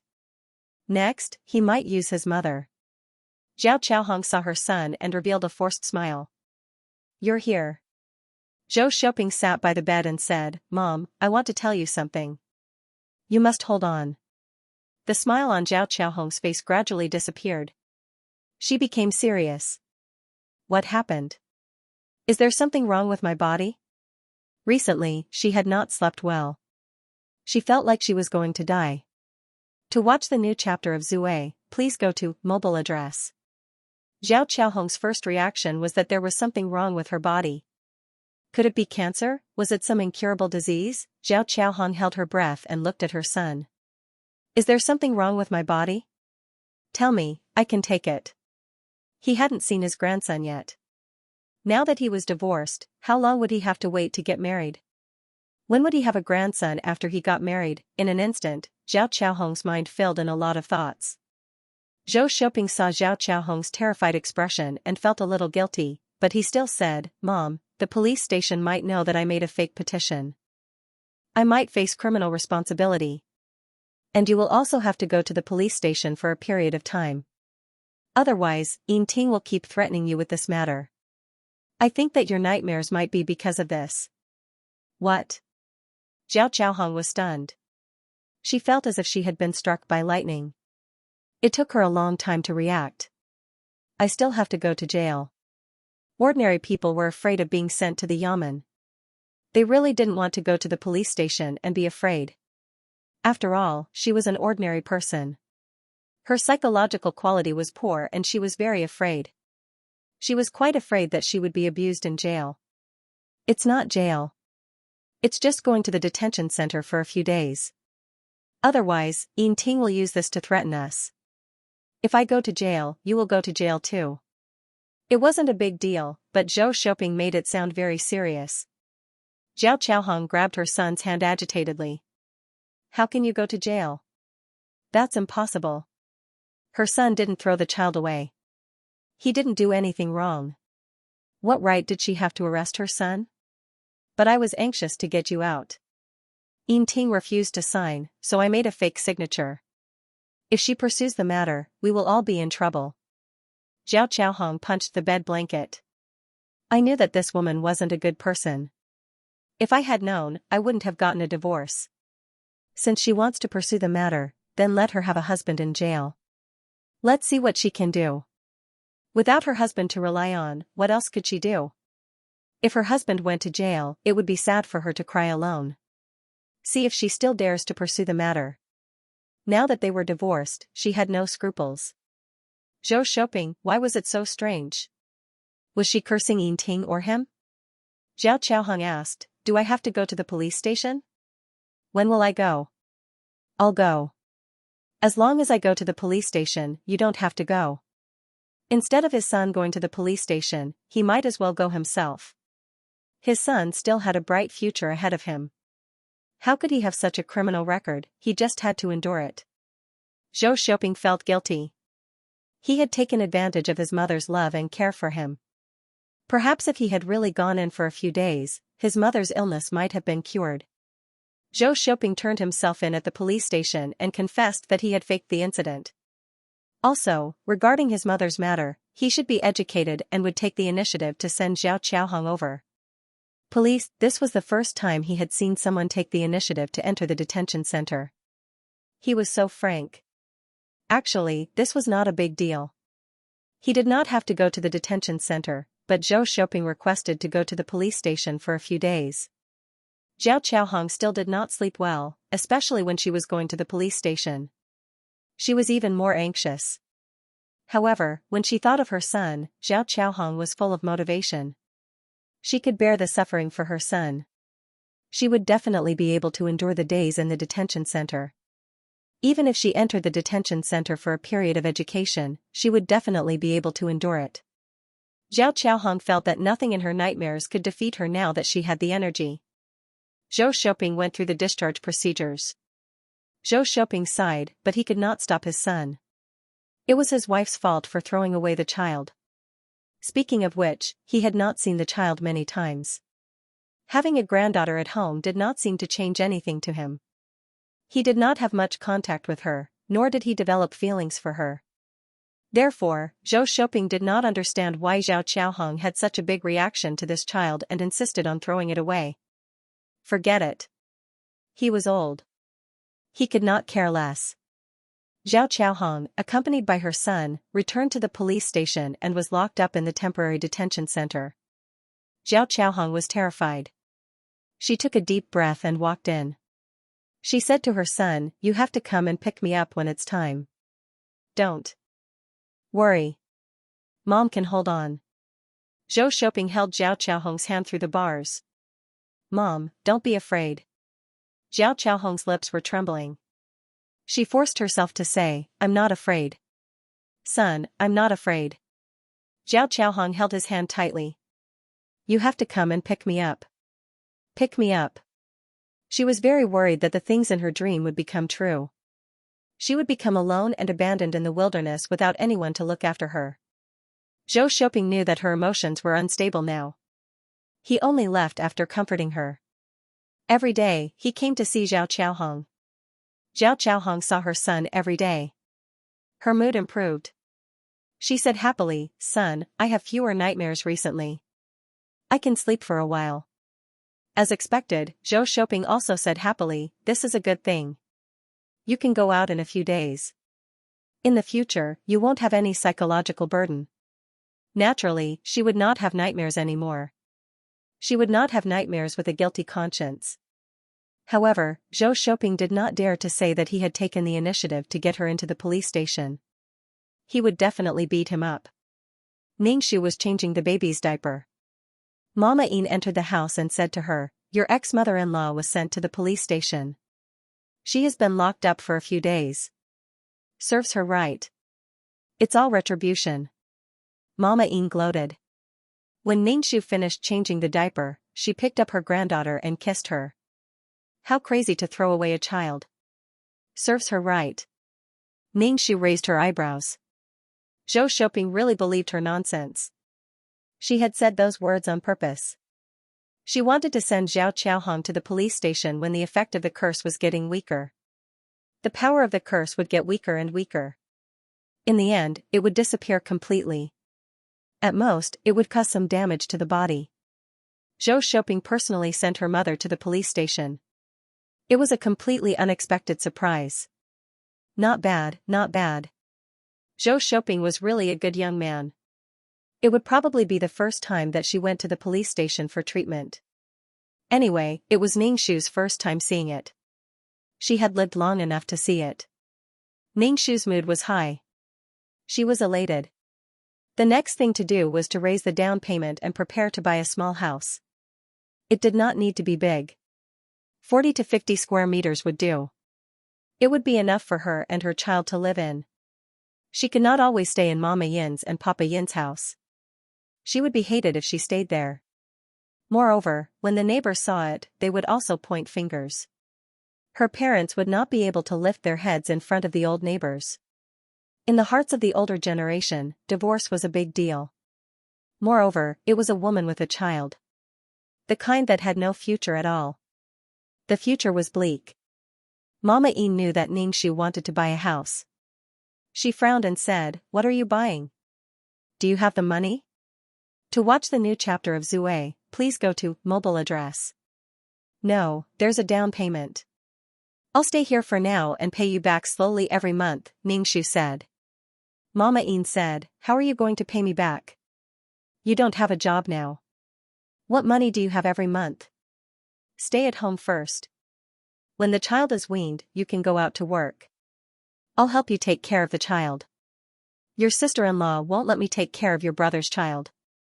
She says that the older generation spoils the child. Am I someone who spoils the child?" Ningxu grinned and hugged Mama Yin. "I'm not saying that you don't like us. I'll give you living expenses every month." "Alright, give it to me. I need money to be a nanny too." Mama Yin coaxed the child. When the child grew up, he would have to go out to buy a house or rent a house. He couldn't always stay here. After a long time, there would be disagreements, complaints, and hurt feelings. In the end, there would only be resentment left. He still had to have his own home. Even if it wasn't big, it wouldn't be considered as living under someone else's roof. Zhou Shouping ran over to Ningxu and thanked Ningxu for her idea. Ningxu was laughing in his heart. What was this? He had done something bad, and the other party was still thanking him. He had lived long enough to see this. He had earned it. Ningxu said plainly, no need. As long as your mother is happy in the police station, it's fine. Zhou Shouping, who could be happy in the police station? It was only because he went to the police station every day that he could stabilize Zhao Qiaohong's emotions. However, after this incident, Zhou Shouping clearly felt that Zhao Qiaohong's energy was lacking. She looked much older and more haggard. She probably wouldn't be able to make up for it. When one got older and experienced some things, it wouldn't be easy for the body to recover. Even though Zhou Shouping knew that she might have done it on purpose, he couldn't blame her. She had said that, but he was the one who sent her to the police station. Zhou Shouping asked, what do you plan to do next? Ningxu casually replied, I don't have any plans. I'm just going to earn money to raise a child. A person's life was a life. Those who were married would raise their families and children, and those who were not married would raise themselves. Anyway, that was how it was. Zhou Shouping hesitated for a moment and asked, don't you have plans to start a family? It's too hard for you to raise a child alone. Ningxu rolled his eyes. It's none of your business. If you have the time, you'd better find a wife and give birth to a son for your mother. When Zhou Shouping heard her say that, he felt a little despair and sadness in his heart. He said that to test Ying Ting's feelings. But she had said those words so straightforwardly, as if she didn't have any nostalgia for him. So sad. Zhou Shouping revealed an ugly smile. That's true. I'm going on a blind date soon. He carefully observed the other party's expression, but there was no reaction at all. He was reluctant to part with Ying Ting, so why wasn't she reluctant to part with him? Ningxu reacted. Oh, congratulations on your immediate success. I hope you'll have a son soon. Zhou Shouping opened his mouth and was a little speechless. Before he left, he said, I'll always be waiting for you. Ningxu waved and smiled. Goodbye. I'm someone you can't wait for. Zhou Shouping sighed and left. Every time they met, he felt like a knife was stabbing him in the heart. It just had to be him who was asking to be stabbed. When it was time, Zhou Shouping picked up Zhao Qiaohong from the police station. After leaving the police station, Zhao Qiaohong cried tears of joy. She grabbed her son and asked, is this over? In the future, Ying Ting won't be able to use this to threaten you and me, right? Yes. Zhou Shouping nodded and said. He felt even more bitter in his heart. His fate with his wife had really come to an end. Even if he remarried Ying Ting, he was afraid that he wouldn't be able to get past his mother. His mother felt that he was in the police station because of Ying Ting. It wasn't an exaggeration to say that the two of them were enemies. If they were to become mother-in-law and daughter-in-law again, it would be so awkward that he wanted to die. How did things get to this point? Zhao Qiaohong got into the car and panted a little. She panted and said, son, I'm afraid I don't have the energy to care about you. You'd better get married quickly. It'll be good if I can see you start a family before I die. Mom, what are you talking about? You're still young. Young, she was just lying to herself. This time, Zhao Qiaohong felt that she was really too tired. It was as if there was something pressing on her body. Zhao Qiaohong went home. Although she didn't keep dreaming like before, she still dreamed. She dreamed that she died and that she crossed the bridge. She dreamed that she was reincarnated as a girl. She dreamed that she was called a girl and a money-losing good. Her parents didn't like her. When she became an adult, they immediately married her off in exchange for money. Her husband didn't treat her well. In her dream, her husband's face was blurred. She couldn't see his facial features. She only heard his rough and fierce voice. He didn't have any pity for her. He made her work. If she didn't do well, he would beat and scold her. Women had to be tidied up. If she didn't tidy up for a day, she would go to the roof and tear down the tiles. She gave birth to a daughter. During the confinement period, she was beaten and scolded by her husband. He said that she was a useless woman. She couldn't even give birth to a son, causing their family to become extinct. The stick hit her body and the baby's sharp cries were like awls that pierced her head. She had an incomparable headache. No, her husband wasn't like this. Her husband wasn't so bad. Even if she gave birth to a daughter, her husband didn't blame her. Instead, she felt uneasy. After giving birth to a son, her heart felt at ease. Only then did she feel that she didn't let her husband down.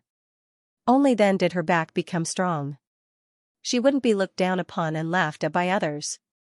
This wasn't her husband. This was a nightmare. She had to wake up.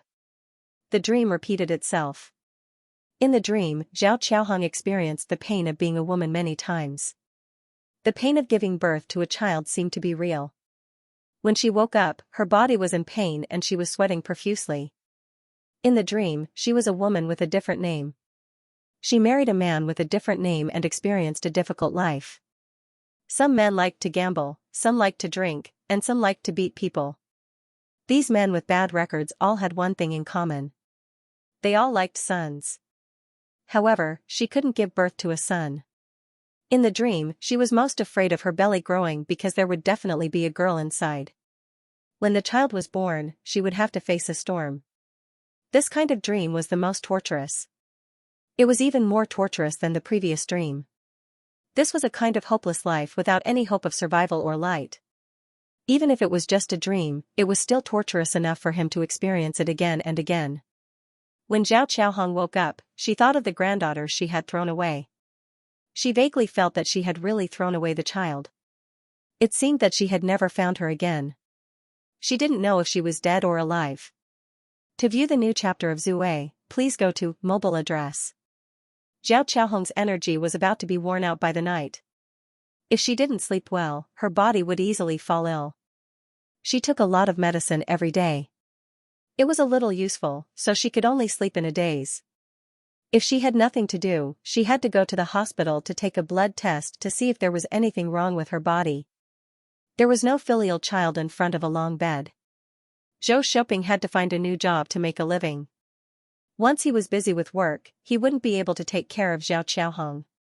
He couldn't just leave his work and run back when he was talking to a client. After all, signing a contract or project required the efforts of the entire company. Zhou Shouping couldn't take care of his mother.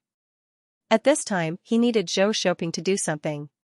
He needed to accompany his wife to the hospital and go through all kinds of trouble. Anyway, Zhou Shouping was exhausted.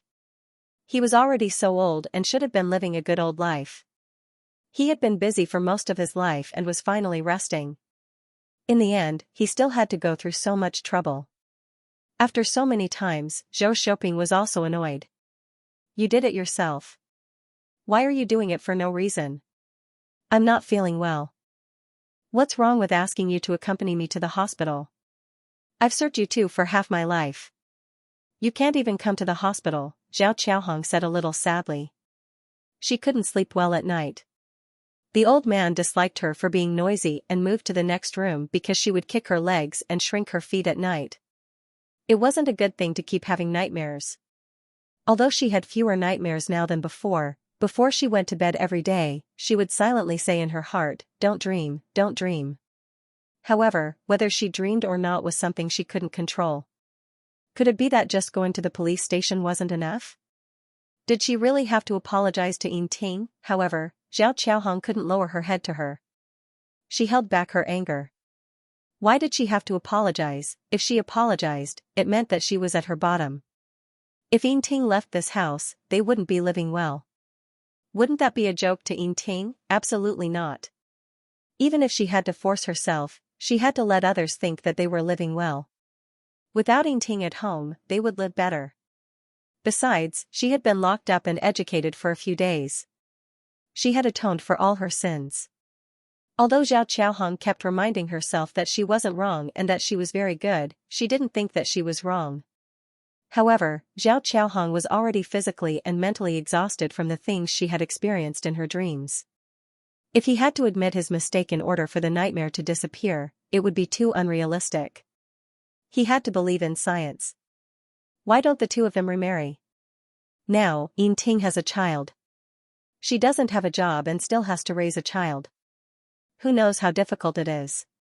Perhaps she was still regretting the divorce. She knew how difficult it was for a woman to raise a child without a man to support the family. If he treated that girl better in the future, he wouldn't throw her away. To be honest, Zhao Qiaohong did not dare to have any bad thoughts about the child. She no longer had the energy to find a wife for her son. After choosing, she still felt that Yingting was barely acceptable. Before she gave birth to the child, they still got along quite harmoniously. Ever since he dumped that girl, their relationship had fallen to the freezing point, and they divorced. Zhao Qiaohong called her a girl, but she still regretted it in her heart. She regretted that she had to find Yingting again. If she had known this would happen, she wouldn't have thrown the child away. Her son was busy with work. He left early and returned late every day. It seemed that he had no intention of getting married at all. Zhao Qiaohong was so worried that she didn't know what to do. She didn't want her son to still be alone after she died. She dreamed about what she thought about in the day and dreamed about it at night. Even in her dreams, she dreamed that her son was alone and old, lying on the hospital bed alone, while Yingting found a good man. She lived a life of luxury. Even that little girl was doted on by the man. When she woke up, Zhao Qiaohong wanted the two of them to remarry more and more, especially when she saw the mother and daughter living a good life in her dream. That girl was in the palm of his hand and was more precious than his own. Zhao Qiaohong had an indescribable sadness in her heart. As long as the two of them remarried, Yingting couldn't marry again. The sharp contrast between her son and daughter-in-law made Zhao Qiaohong very unhappy. Although it was fake, she was still a little unhappy. For this reason, Zhao Qiaohong specially went to her son's house. The house was cold and empty. It didn't look like a house at all. There was nothing in the refrigerator. She didn't know when it was packed, but it was almost moldy. What kind of life was her son living? He didn't have a woman to take care of him. It was really pitiful. There was no hot meal, no one to wash his clothes. People like her son went in and out of clean places. He couldn't wear wrinkled shirts and jackets. These things needed women to do. Alas, it was better to remarry early. Her son had someone to take care of him. He had children and a wife. Only then would a family be complete. Zhou Shouping went home very late. When he got home, there was actually a light. He was a little surprised. Usually, when he came home, it was dark. Zhao Qiaohong was dozing off on the sofa. She was a light sleeper. She woke up when she heard the door open. Zhou Shouping was a little disappointed in his heart. He didn't know what he was looking forward to. Then he laughed at himself. There was no hope. What was he looking forward to? Zhao Qiaohong quickly heated up the food and said, "Eat something." "Why are you working overtime until now?" "I just entered the company and I'm already like this." It was impossible to stand without any achievements. Zhou Shouping was eating. Zhao Qiaohong looked at her son and said, "Son, why don't you remarry Yingting?" Zhou Shouping was stunned for a moment. He didn't know what his mother was going to do. To be honest, he was a little scared now. He couldn't stand it. But what could he do? This was his mother. "So you think of this? You agree to let me remarry her?" What was this? Didn't he say that Yingting would erupt like a volcano and they wouldn't contact each other until death? Why did he change his mind? Of course, Zhao Qiaohong wouldn't say her selfishness. She was a little enlightened and said, "I understand. The person who will live with you for the rest of your life is Yingting, your wife. I will die sooner or later." Zhou Shouping didn't know whether to laugh or cry. After going around in a circle for so long, what was she doing? It was already like that. She wanted him to remarry, but Yingting would not come back. Zhou Shouping put down his chopsticks and said, "Mom, you take care of your body. Don't worry about my affairs. I will be fine. You will be fine too. Don't make trouble." Zhao Qiaohong asked anxiously, "What? She doesn't agree? She has a child now. She can find a better one." The dream was all fake, but the reality was that Yingting had a burden. How many men were really willing to raise a child for someone else? It was not her turn to choose. To watch the new chapter of Zue, please go to mobile address. Did she really think that she was a virgin with many men chasing after her, waiting to be chosen? She didn't even have the chance to choose now. Zhou Shouping said helplessly, "Mom, don't bother about it. Really, I'm begging you." Zhao Qiaohong said insincerely, don't worry, I definitely won't bother about it. I won't bother about it. Zhou Shouping looked at her seriously. You really won't bother about it? She trembled under her son's cold gaze and almost swore, I definitely won't bother about it. Zhao Qiaohong was a little worried that her son would ignore her. Her husband was unreliable. If he wasn't going out for a walk, he would be dancing or playing chess. Old age was too exciting. She was the only one who was worried sick and didn't feel safe at all. With such a thing happening at home, that old man was still in the mood to go out and dance. She didn't know which old vixen had seduced him away. She was worried, but her son didn't appreciate it. It made her a little sad. The next day, her son went to work as usual. He didn't seem to take what happened last night to heart. Zhao Qiaohong tidied herself up and prepared to meet her ex-daughter-in-law. The doorbell rang early in the morning. Mama Yin opened the door. When she saw Zhao Qiaohong, her face immediately fell. What are you doing here? Zhao Qiaohong's face broke into a smile. However, she had lost a lot of weight recently.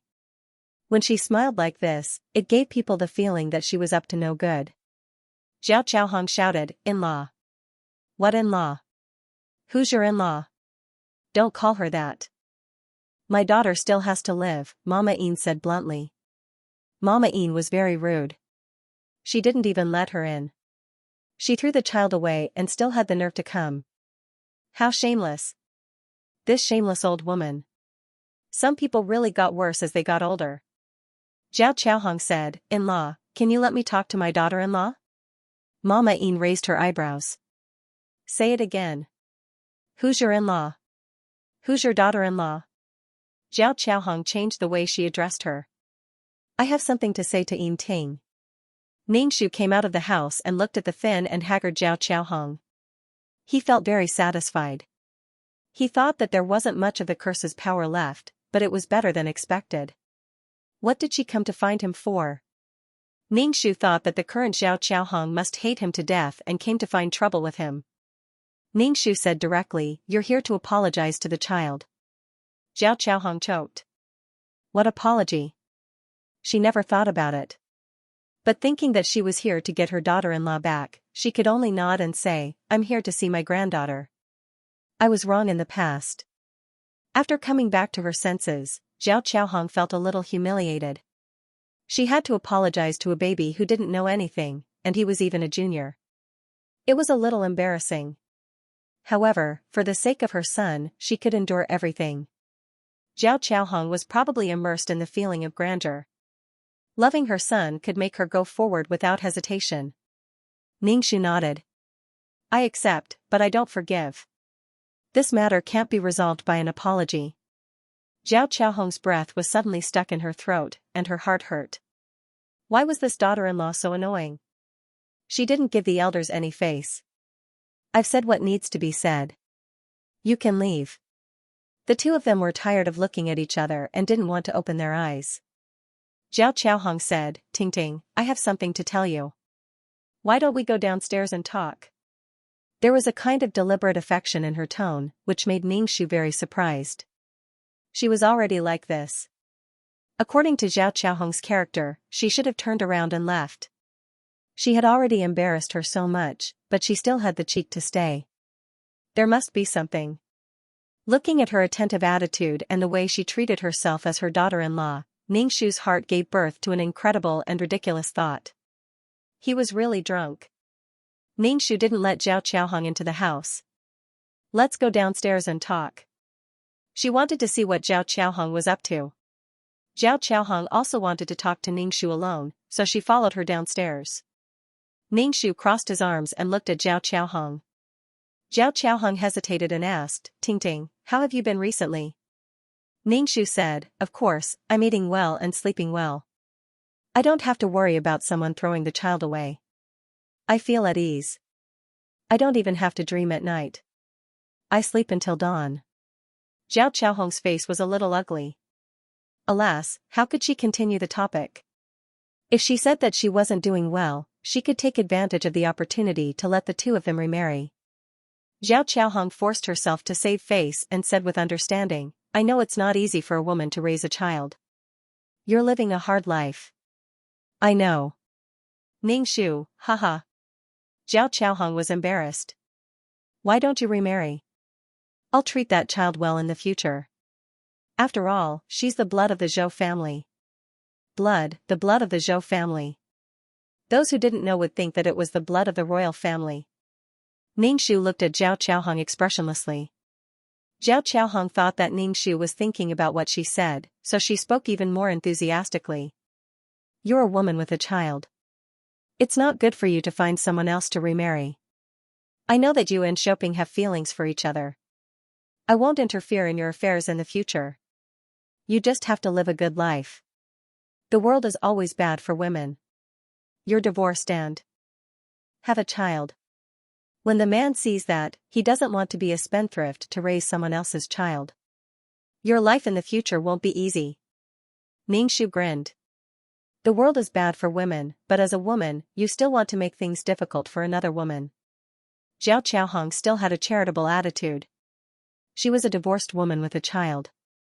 How big of a sacrifice was it for her? Ning Shu, should I thank you for thinking so much for me? Zhao Chaohong waved her hand. I don't want you to thank me. I just want you to live a good life. Why don't you take some time to get your marriage certificate? Ning Shu couldn't be bothered to waste his saliva. He took out his phone and pulled Zhou Shopping out of the blacklist. Then, he dialed Zhou Shopping's number. Hello, Zhou Shopping. I'll give you half an hour to come and take your mother away. Otherwise, I'll call the police and say that your mother is harassing me. If you don't want your mother to go back to the police station, hurry up and take her away. The countdown starts now. You have 29 minutes and 30 seconds. Run. Zhou Shopping, his heart was exhausted. Zhou Shopping hurriedly told his assistant that he had something to do. Then, he really rushed to the car park. He didn't dare to delay even a second, because what she said was true. Ying Ting was thinking of taking revenge for her daughter, but Zhao Chaohong sent herself to be tortured. What was she trying to do? Even if they wanted to remarry, Zhao Chaohong shouldn't be the one to say it. Zhao Chaohong stared at Ning Shu in shock. She couldn't speak for a long time. She had said so much and thought that she agreed. Zhao Chaohong's expression was extremely ugly. She had already apologized and said all kinds of good things. What else did she want? Did she want to kneel down and beg her, to watch the new chapter of Zue, please go to, mobile address. Ning Shu said to Zhao Chaohong, you have to be clear about one thing. It's not Zhou Shopping who wants to divorce me. It's me who wants to divorce Zhou Shopping. Instead of looking for that little employee, he came to ask her to remarry him. What a monster, he came to ask her to remarry Zhou Shopping as if he was doing charity. What was the point of going back? Even though it was her own saliva, it was still a little disgusting. The saliva that she spat out was licked back. Zhao Chaohong felt that she was just asking to be humiliated. She flew into a rage out of humiliation and sneered, I want to see how good your life will be after you leave Shopping. At that time, even if she wanted to turn back and beg her, she would not agree. Ning Shu said, then open your eyes wide and see how good my life is. Even if I want to beg, I won't come to your doorstep. Ning Shu looked at his watch. It's already been 15 minutes. If he doesn't come in 15 more minutes, I'll call the police. Zhao Chaohong really did not want to go to the police station and wanted to escape. Ning Shu raised his phone. You'd better wait for Zhou Shopping with me. I've already recorded everything that we said previously. Zhao Chaohong tried to act tough. So what if you recorded it? I didn't say anything. Am I breaking the law just because I want you to remarry? Of course not. But you're harassing me. Zhao Chaohong had something to say that she had to say loudly. Zhou Shopping hurriedly ran over, panting as he said, Mom, what are you doing here? When Zhao Chaohong saw her son, she looked extremely wronged. It was as if she had been bullied. Zhou Shopping had seen his ex-wife's sharp tongue. His mother definitely did not take advantage of her verbally. Feeling wronged, Zhao Chaohong replied, back then, I came over for the two of you. But in the end, she said that I was harassing her and wanted to call the police. Ning Shu watched the show with a chuckle. Zhou Shopping had a headache. He really admired Zhao Chaohong. It wasn't that he didn't want to support Zhao Qiaohong, but he would also treat Zhao Qiaohong well. She wanted Zhao Qiaohong to have a better old age, but Zhao Qiaohong was too meddlesome. Some people were not weaned, and some parents were not separated from their children. Life was a process of constant division. The birth of a child was painful and painful. When the child grew up, it was also painful to divide mentally. She meddled too much. Zhao Qiaohong didn't seem to realize that she had made her child's life very bad. She didn't realize that her child had formed a new family and had a new identity and responsibility. Ningxu said to Zhou Shouping, "Take care of your mother. Don't come looking for her. I'm very annoyed. If I'm annoyed, I can only call the police. Don't say that I bullied the old." Zhao Qiaohong wanted to speak, but she was stopped by Zhou Shouping.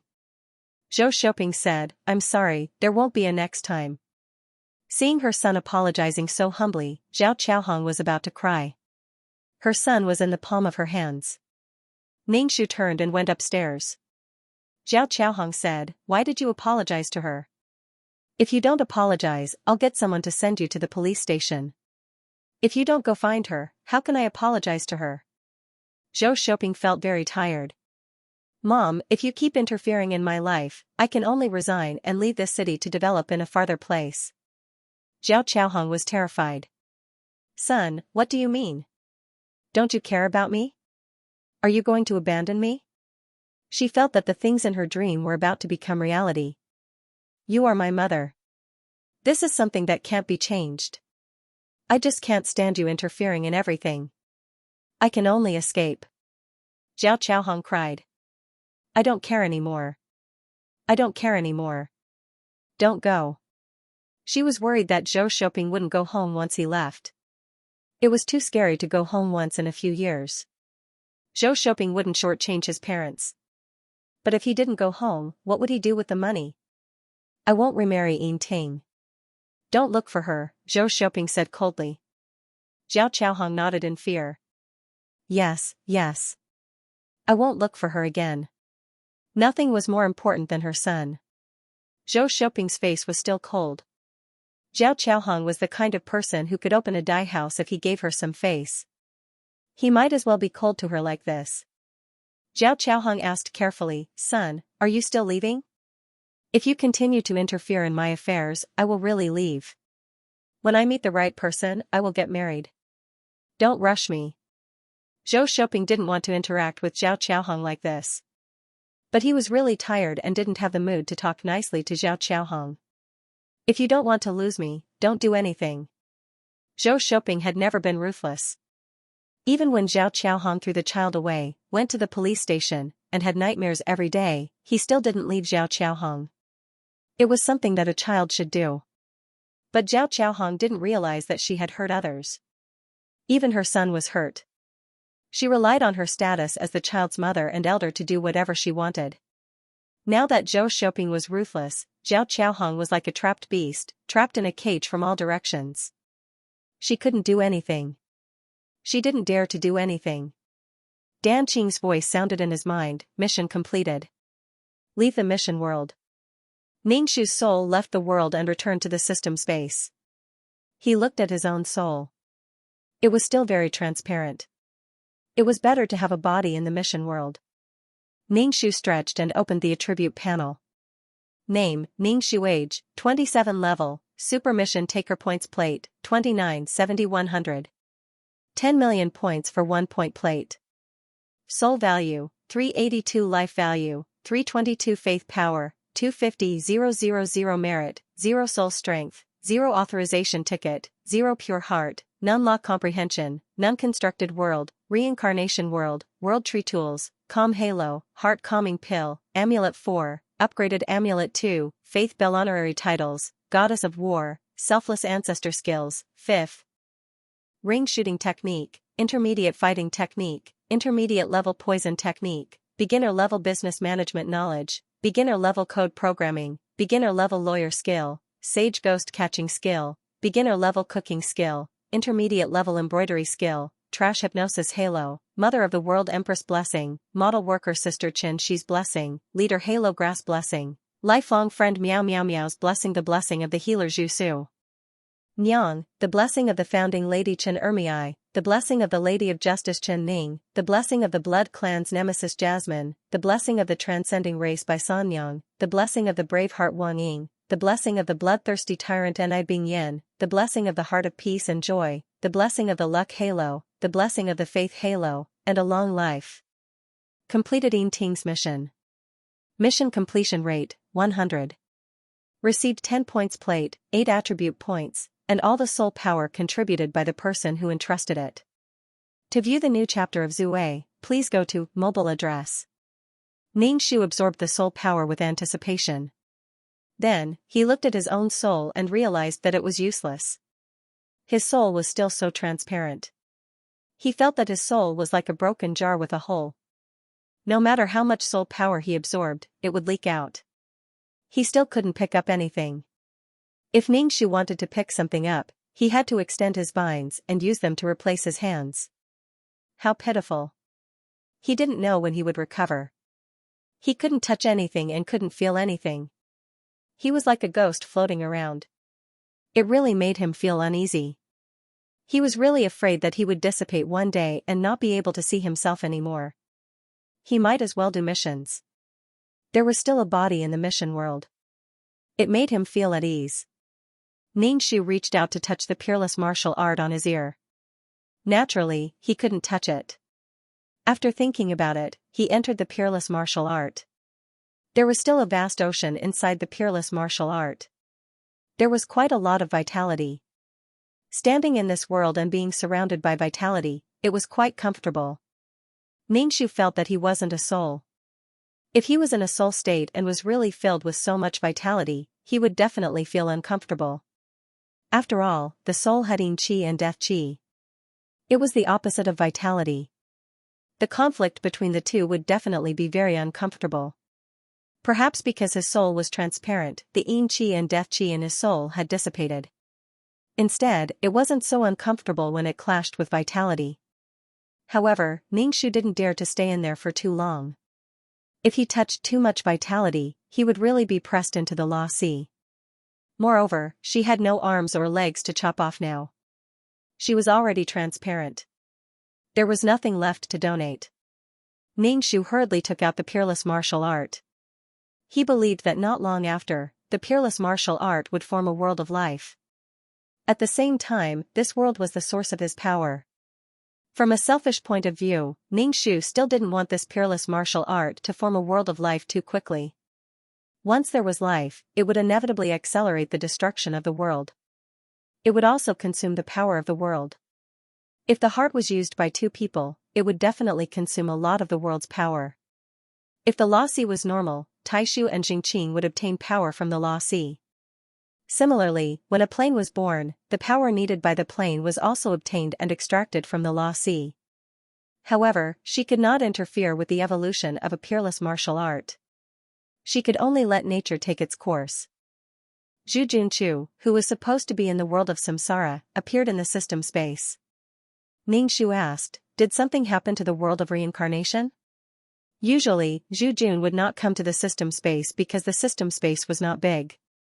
Zhu Jun said that he did not like small places in the corners. She always wanted to run into the world of sensuality. Zhu Jun took out several bottles of soul fluid and said, "This is what we found recently. Try it and see if it can improve the state of your soul." Ning Shu was very moved. "Thank you. I'll give it a try." It seemed that there was quite a lot of soul fluid here. He must have spent a lot of time collecting it. Zhu Jun said, "Drink it, don't dissipate. Otherwise, how can I go to other worlds in the future?" Ning Shu, "You don't have to say the rest, really, thank you." The vines rolled up the bottles and all the soul fluid went into Ning Shu's mouth. Ning Shu smacked his lips. There was no taste, and he did not feel any power surging out of his body. His soul was still transparent. Zhu Jun looked at Ning Shu and waited for a while before saying, "It seems that your soul is quite tough. Even after drinking so much soul fluid, it's still tough and transparent. You don't have to worry about it being blown away." Ning Shu, "I'm not comforted." It seemed that there was really a big hole in his soul. No matter how much he drank, it was useless. Ningshu said somewhat listlessly, you don't have to get me this soul fluid in the future. It's useless even if I drink it. By the way, do you have enough merit points? Yes, there are only so many skeletons in total. Most of the skeletons have succeeded in building the golden body of merit. In fact, you don't need much merit points. Zhu Jun said. Ningshu nodded. He did not lose many skeletons that had succeeded. As for making more skeletons, he would think about it later. If there were stubborn souls in the world of reincarnation, these stubborn souls would affect the world of reincarnation if they wandered around. Even little demons did not like to eat stubborn souls. They would feel very uncomfortable after eating them. Zhu Jun looked at Ningshu and said, if there's nothing else, I'll leave first. You. Zhu Jun wanted to say something but stopped. Still be careful. Since your soul has become like this, don't run around. Since it was already like this, don't run to dangerous places. If something happened, you wouldn't even be able to cry. Ningshu nodded. Thank you for your concern. I know. His soul was now transparent and could not do anything. He did not even deal with the star stones. He would probably have to do missions during this period. At least he had a body in the mission world.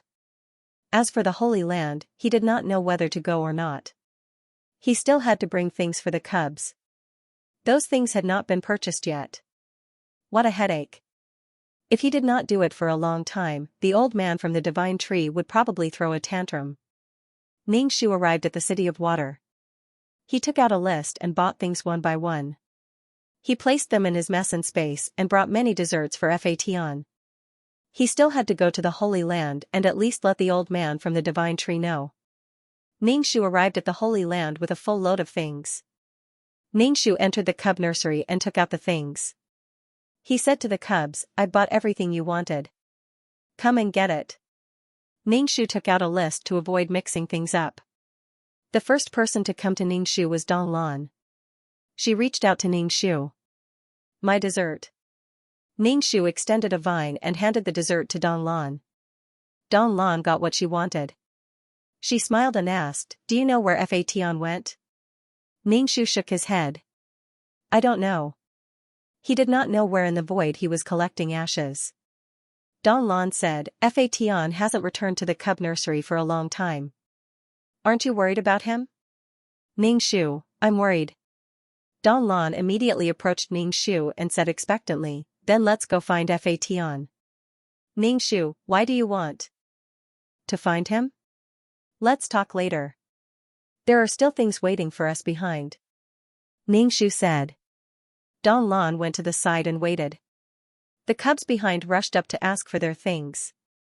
After distributing the things, one of the cubs asked Ningshu when he would make jerky again. Jerky? At least wait until her soul recovers. Then can we go now? Dong Lan asked. Ningshu, Gu Liang, did I agree to go with you? The old man from the divine tree narrowed his eyes at Ningshu and asked, how did you become like this? Can you still cook? Ningshu sighed. I can't for now. So before I recover, I can't cook anything. The old man from the divine tree frowned and looked at Ningshu with dissatisfaction. What's the point of having a cook like you? To view the new chapter of Zue, please go to mobile address. Come here, I'll draw a god rune for you so that your soul won't dissipate. The old man stretched out his skinny hand and beckoned to Ningshu as though he was summoning a soul. Ningshu was elated and walked over.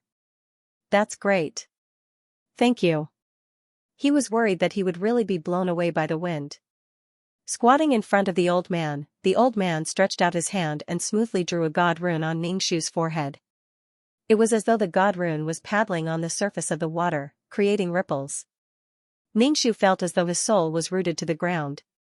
He would not be blown away by the wind. Ningshu asked, what kind of god rune is this?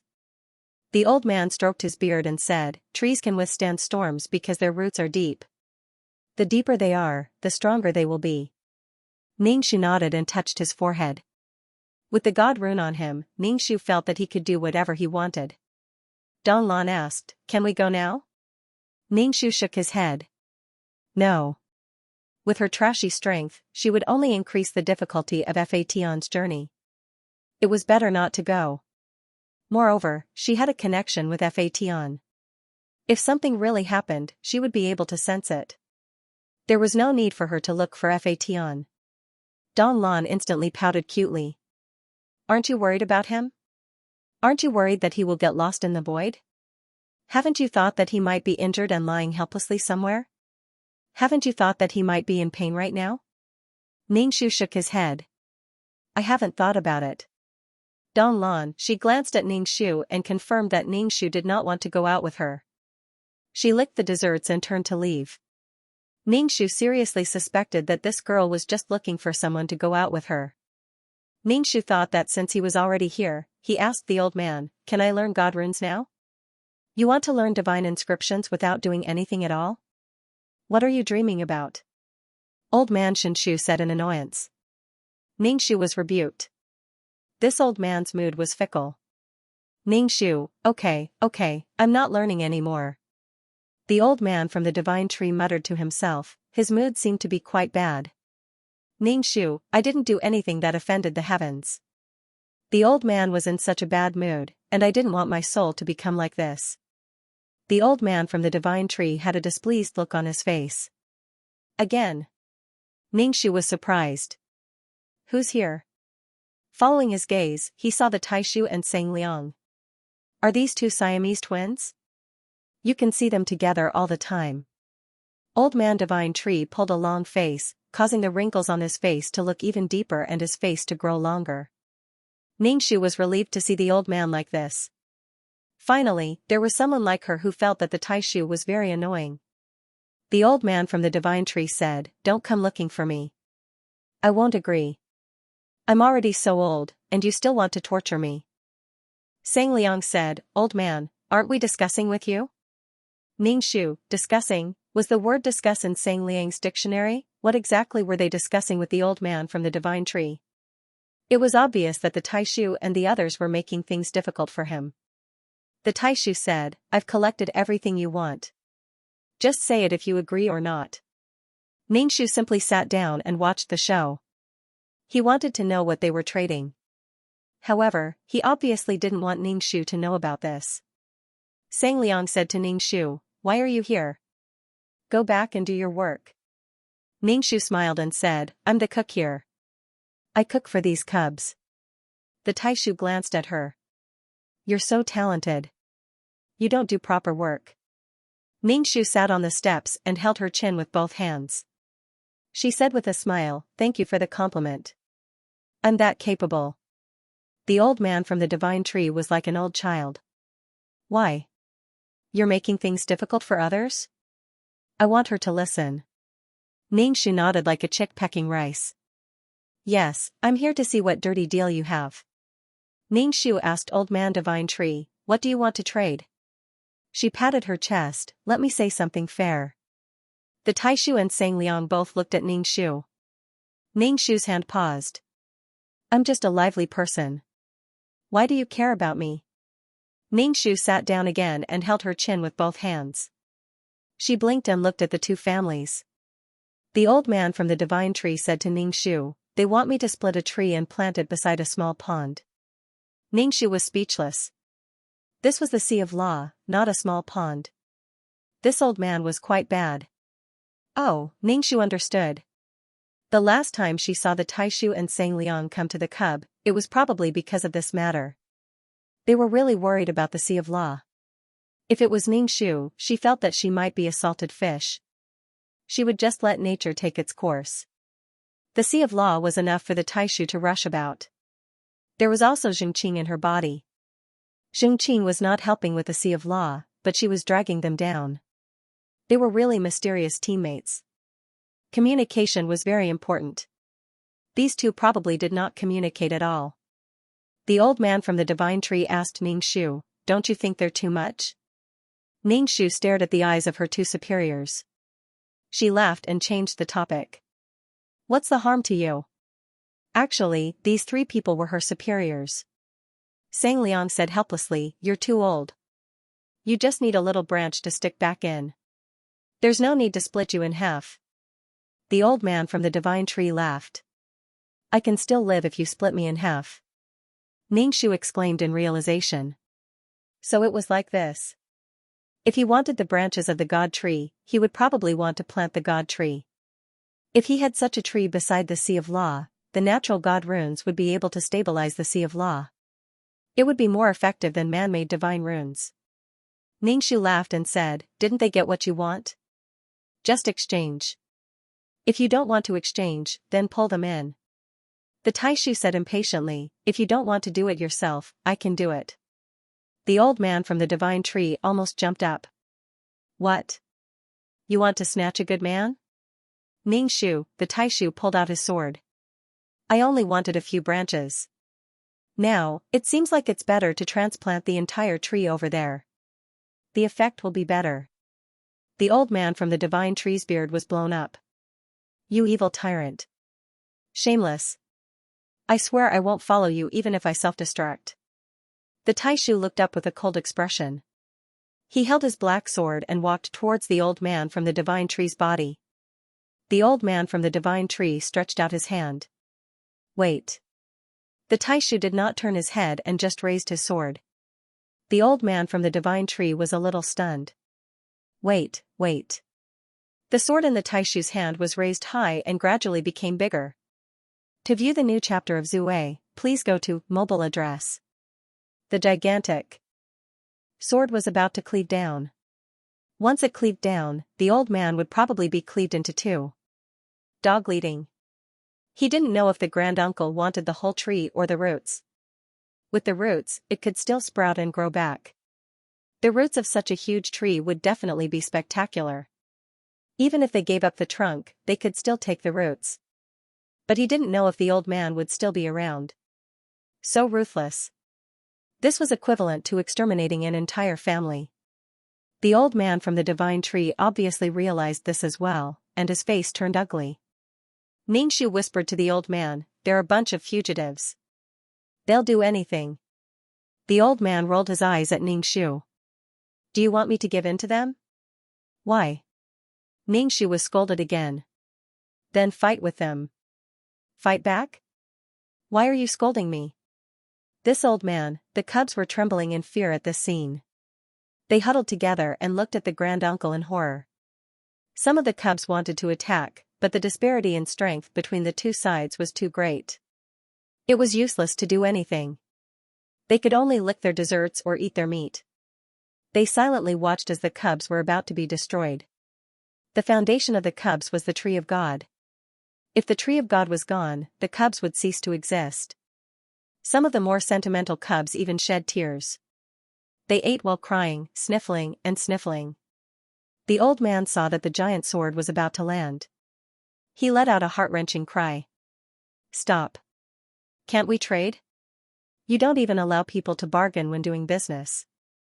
Ningxu was speechless. "Then you were dawdling before because you wanted to bargain. You really failed.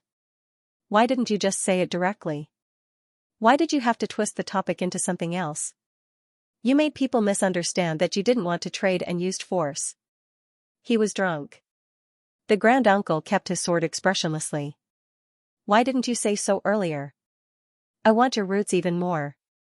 The old man's face darkened. "I knew you were up to no good. You just want my roots. You're a despicable bandit. Shameless." Ningxu also felt that if the tree of God continued to resist, the Grand Elder would take this opportunity to dig out the roots of the tree of God. He was indeed quite shameless. The tree of God had an ugly expression on his face as he took a bigger branch from his body and gave it to Granduncle. He was afraid that if the branch was too small, Granduncle would be dissatisfied and remove his roots. Compared to the roots, a few branches could still be sacrificed. This was the so-called window effect. You want to open the window, but the people in the house don't agree. At this time, if you want to flip the house, the others will definitely agree to you opening the window. Under the coercion and temptation, what else could the old man do but compromise? The granduncle and the others might get a bigger branch than expected. The strong could really do whatever they wanted. Especially when the granduncles and the others looked like hooligans. It was really worrying. The old man's face turned ugly. His hands trembled as he gave the branch to Granduncle and the others. Sang Liang took the branch with a smile and said, "Thank you, old man." "Old man divine tree, ha ha ha ha." A series of mocking laughter came out of his mouth. He had already gotten what he wanted. Did he care about the old man's attitude? Of course he didn't. Sang Liang kept the branch and handed a piece of soil to the old man. "This is the soil you wanted." The old man rolled his eyes and took the soil. He checked the soil and saw that the two of them were still here. He ordered them to leave. "The deal is over. What are you still doing here?" Did they still have some improper thoughts about his roots? Shameless, bah, bah, bah, the granduncle turned and left without any intention of chatting.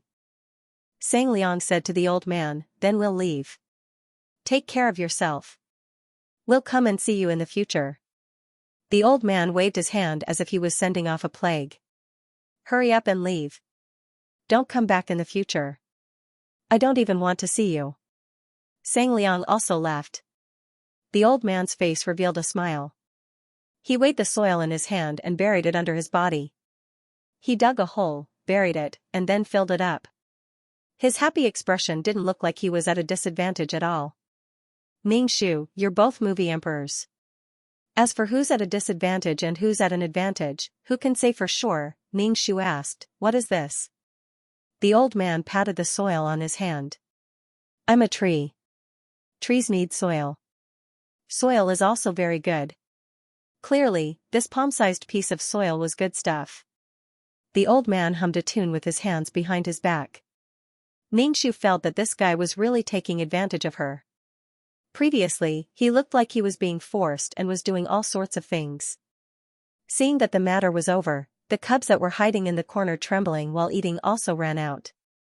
They regained their previous liveliness and chattered around the old man. Old man Xianxia was very patient with these cubs. After a while, these cubs dispersed. Ning Shu took advantage of the old man's good mood and asked, "Old man, can I try to comprehend the divine pattern now?" Since he was already here, he might as well fight for it. The old man nodded. "Okay." He was very straightforward. Ning Shu didn't believe it. It seemed like the old man got what he wanted. That's why he was in such a good mood. What was that piece of soil? Ning Shu entered the old man divine tree's spiritual space, which was filled with densely packed lines, causing people to be dazzled. Ning Shu couldn't even grasp a single line. He couldn't capture the trajectory of these lines. Ning Shu closed his eyes and used his mental power. When he felt that he had checked enough, he reached out to grab the line. However, the line slipped away from Ning Shu's hand. He had already caught it, but why did it still slip away? Time's up. Ning Shu was expelled from the spiritual space. Why was it so fast? He felt that he hadn't even comprehended much and the time was up. Ning Shu bid farewell to the old man and left the sacred ground. Since he had nothing to do, he prepared to participate in the Arbor Day. After getting the branch, Tai Shu and the rest would definitely plant the tree beside the Law Sea. Ning Shu excitedly went to the Law Sea. The branch had already been planted. It quickly grew into a small tree. Ning Shu walked closer to take a look. He saw that the small tree was emitting a luster. There were some faint lines. Obviously, these lines would become divine patterns in the future. For the Law Sea, Tai Shu and the rest had used all sorts of methods. It was just that the Law Sea had been dormant for a long time. Planting the divine tree was just a consolidating effect. Moreover, it was just a theoretical state. As for how effective it actually was, no one knew. The granduncle and the others stumbled and stumbled. They used both folk prescriptions and prescriptions. Ning Shu watered the divine tree. This way, he could be considered to have participated in the Arbor Day and contributed to the Green Law Sea. To view the new chapter, please go to Mobile Address. Ning Shu was wondering if he should plant a tree for the peerless martial art. Planting a tree could stabilize the vegetation and prevent landslides and mudslides. Here, it was the same logic. It could stabilize the world.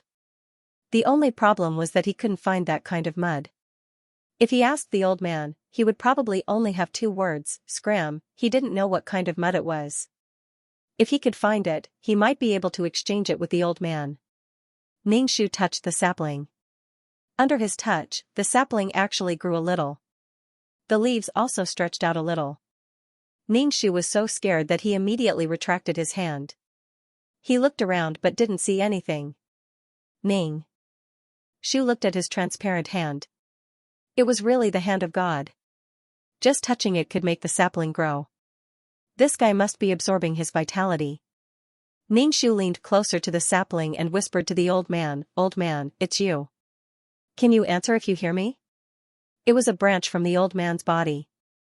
It was equivalent to the old man's main body. He wondered if this sapling was interesting. The sapling swayed with the wind but didn't respond to Ningxu. It seemed that after leaving the main body, the sapling had become an independent divine tree. It might grow very big in the future. This tree should be the old man's descendant.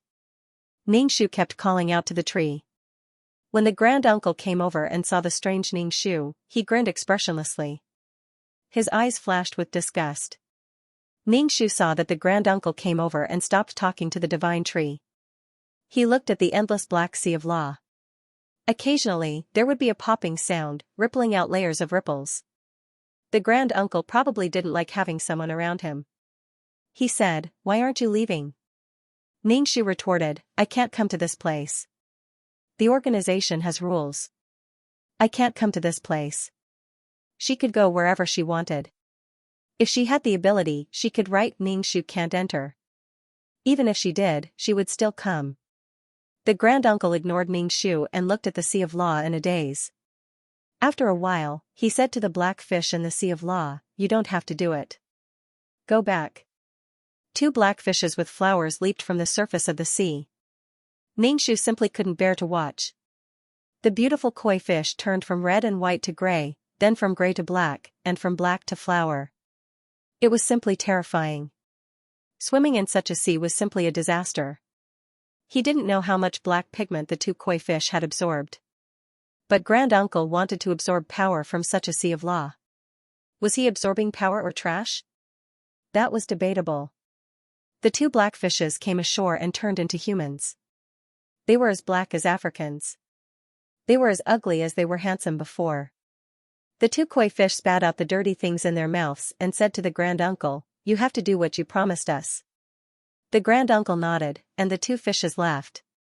The grand-uncle glanced at Ningxu in annoyance. "You leave too." Ningxu nodded and didn't move. He stared at the sea of law. The grand-uncle turned to look at him. Black lines spread out from his neck. "You forced me to make a move." Ningxu glanced at him. "You stand over there, and I stand here. How am I in your way?" The grand-uncle sneered. "What are you doing here? You think you're loyal and righteous. You came to take a look at this sea of law that is about to be ruined. There's a limit to your hypocrisy. I asked you to do something, and you looked like you wanted to die. Now you're pretending to be kind. You really make me feel uncomfortable. It's so disgusting that I want to vomit." Ningxu chuckled. "You're so disgusted that you want to vomit because you ate too much trash. Why do you think I'm here to see the sea of law? I'm here to see when this place is going to die. Don't King venture anger on me. Did I cause the sea of law to wither? I'm here to see when you're going to die. I want to disgust you to death." Ningxu said coldly. "Serves you right. I want to see how you're going to die. I'm not going to give you anything." Ningxu turned and left. What the hell was this? If I want to give something, I'll give it. If I don't want to give it, I won't give it. He had clearly absorbed a large portion of the Sea of Law's energy, but he made it seem like others had let him down. In the future, he would go to see the Sea of Law every day. Being angered for no reason, Ningxu was also furious. He turned and pointed his middle finger at the grand-uncle. It must be because the 2 fishes did not do as he wished. The grand-uncle was angry and vented it on her. Who wasn't a person? She had to bear his inexplicable anger for no reason. It felt like as long as it didn't go according to his wishes, everything else was insignificant and not worth mentioning. If he didn't give it, he wouldn't give it. Ningxu's heart was cold. Even if the Sea of Law had collapsed, she could still watch it without any fluctuations. It was also her own fault for insisting on seeing the divine tree. She deserved to be scolded. In the future, she would stay far away from him. She didn't want him to take his anger out on her. If he died, he might take revenge on society. It wasn't worth it to make a group of people die with her. The conflict between them was unsolvable. If she could contribute an exceptional martial art, she might be able to get some good treatment. However, she wouldn't take it out. One side wanted it, and the other side wouldn't give it. What could she do? The granduncle looked at the divine tree sapling that had just been planted. It seemed to be bigger than before, and the branches were more flourishing. Ningxu now hoped that her soul could recover quickly. She couldn't bear the power of an exceptional martial art. Ningxu returned to the system space and said to Dan Qing, "Go and do the mission." The chat system dinged. It was a message from the main system, Sang Liang, asking her to go to the consultation room. Ningxu didn't want to go. "What's the matter? Just say it." "Sang Liang, let's talk when we meet." Ningxu refused. No. She didn't want to see this group of people now. It was meaningless. She might as well do the mission. "Sang Liang, there's something for you."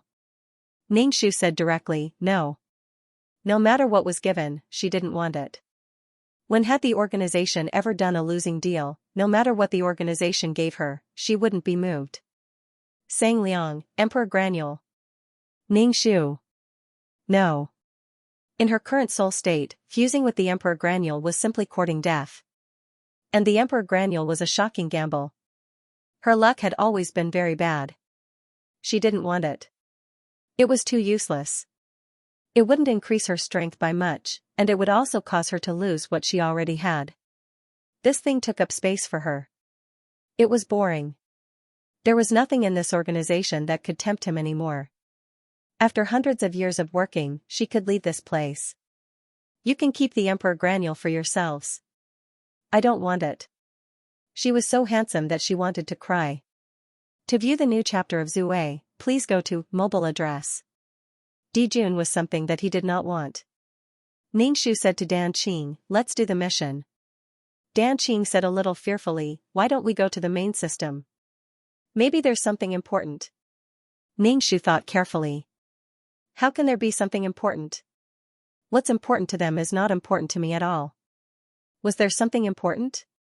Of course not, other than life and death. What else was there? Now, the Sea of Law was facing life and death. They were anxious, but she was not. Even if the Sea of Law collapsed, she would still die. She would live as long as she could. Seeing through the organization's eternal life, Ningxu was no longer afraid of life and death. People would die sooner or later. Dan Qing, what a pain in the ass. What a hoodlum. Ningxu, do the mission. Dan Qing, I don't dare. His voice was very sad. Ningxu, what's the use of having you? If I don't go to the consultation room, I won't even do the mission. If not, I'll go to the void to play with Fation. With the divine pattern carved on the forehead by the old man, my soul is much more stable. Let's go. Sang Liang sent a message. You want someone to go to the system space to find you?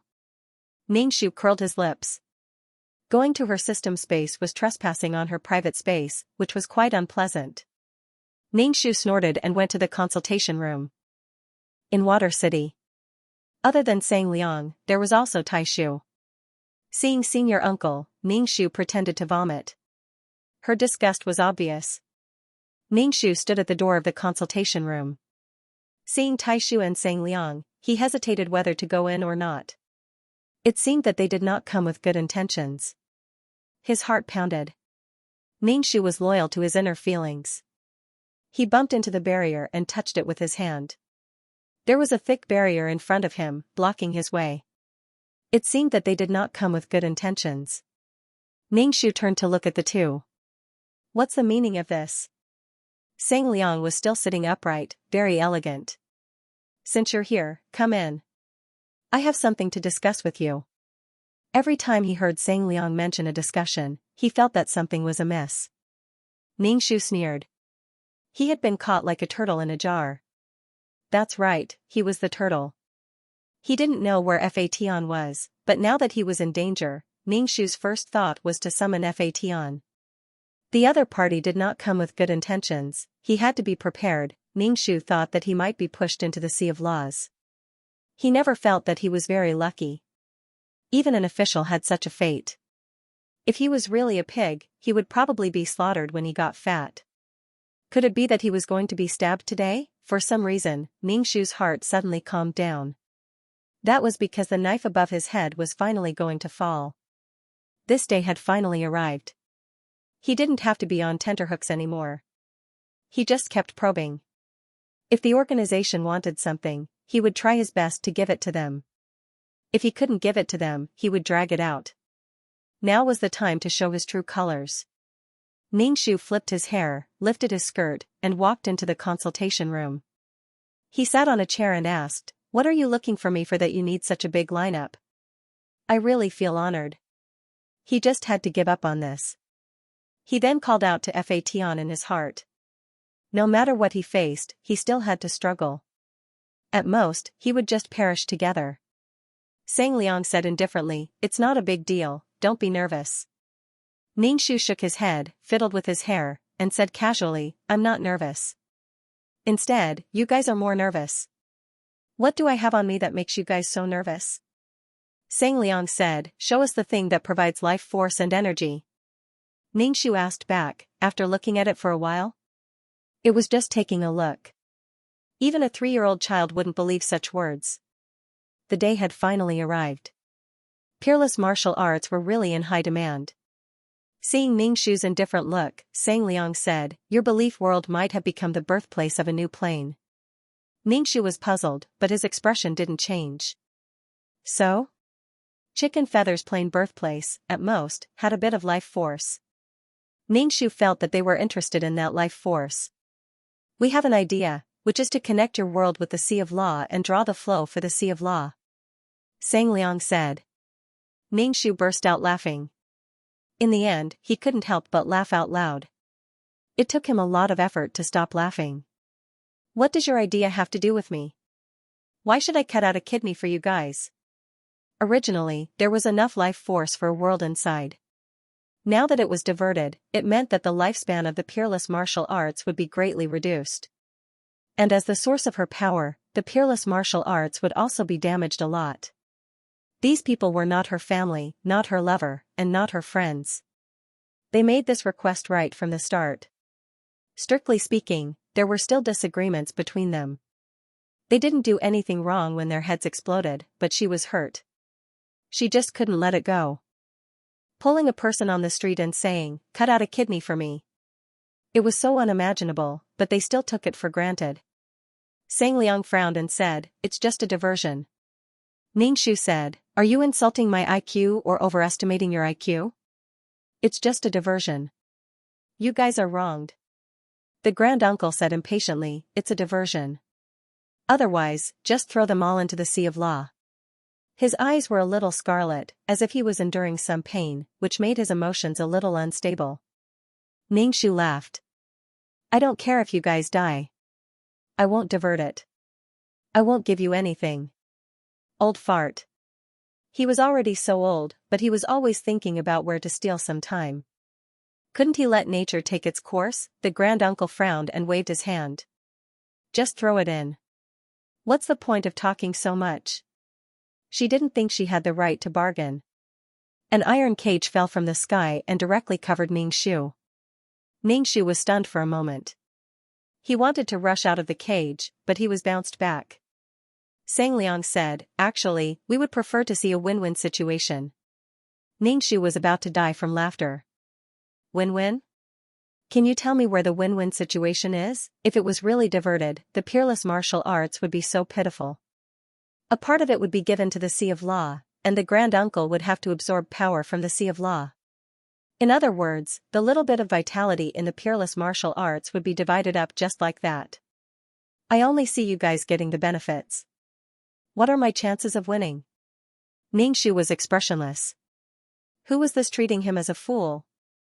Even if he was really going to be pressed into the Sea of Law, he would still destroy the peerless martial arts.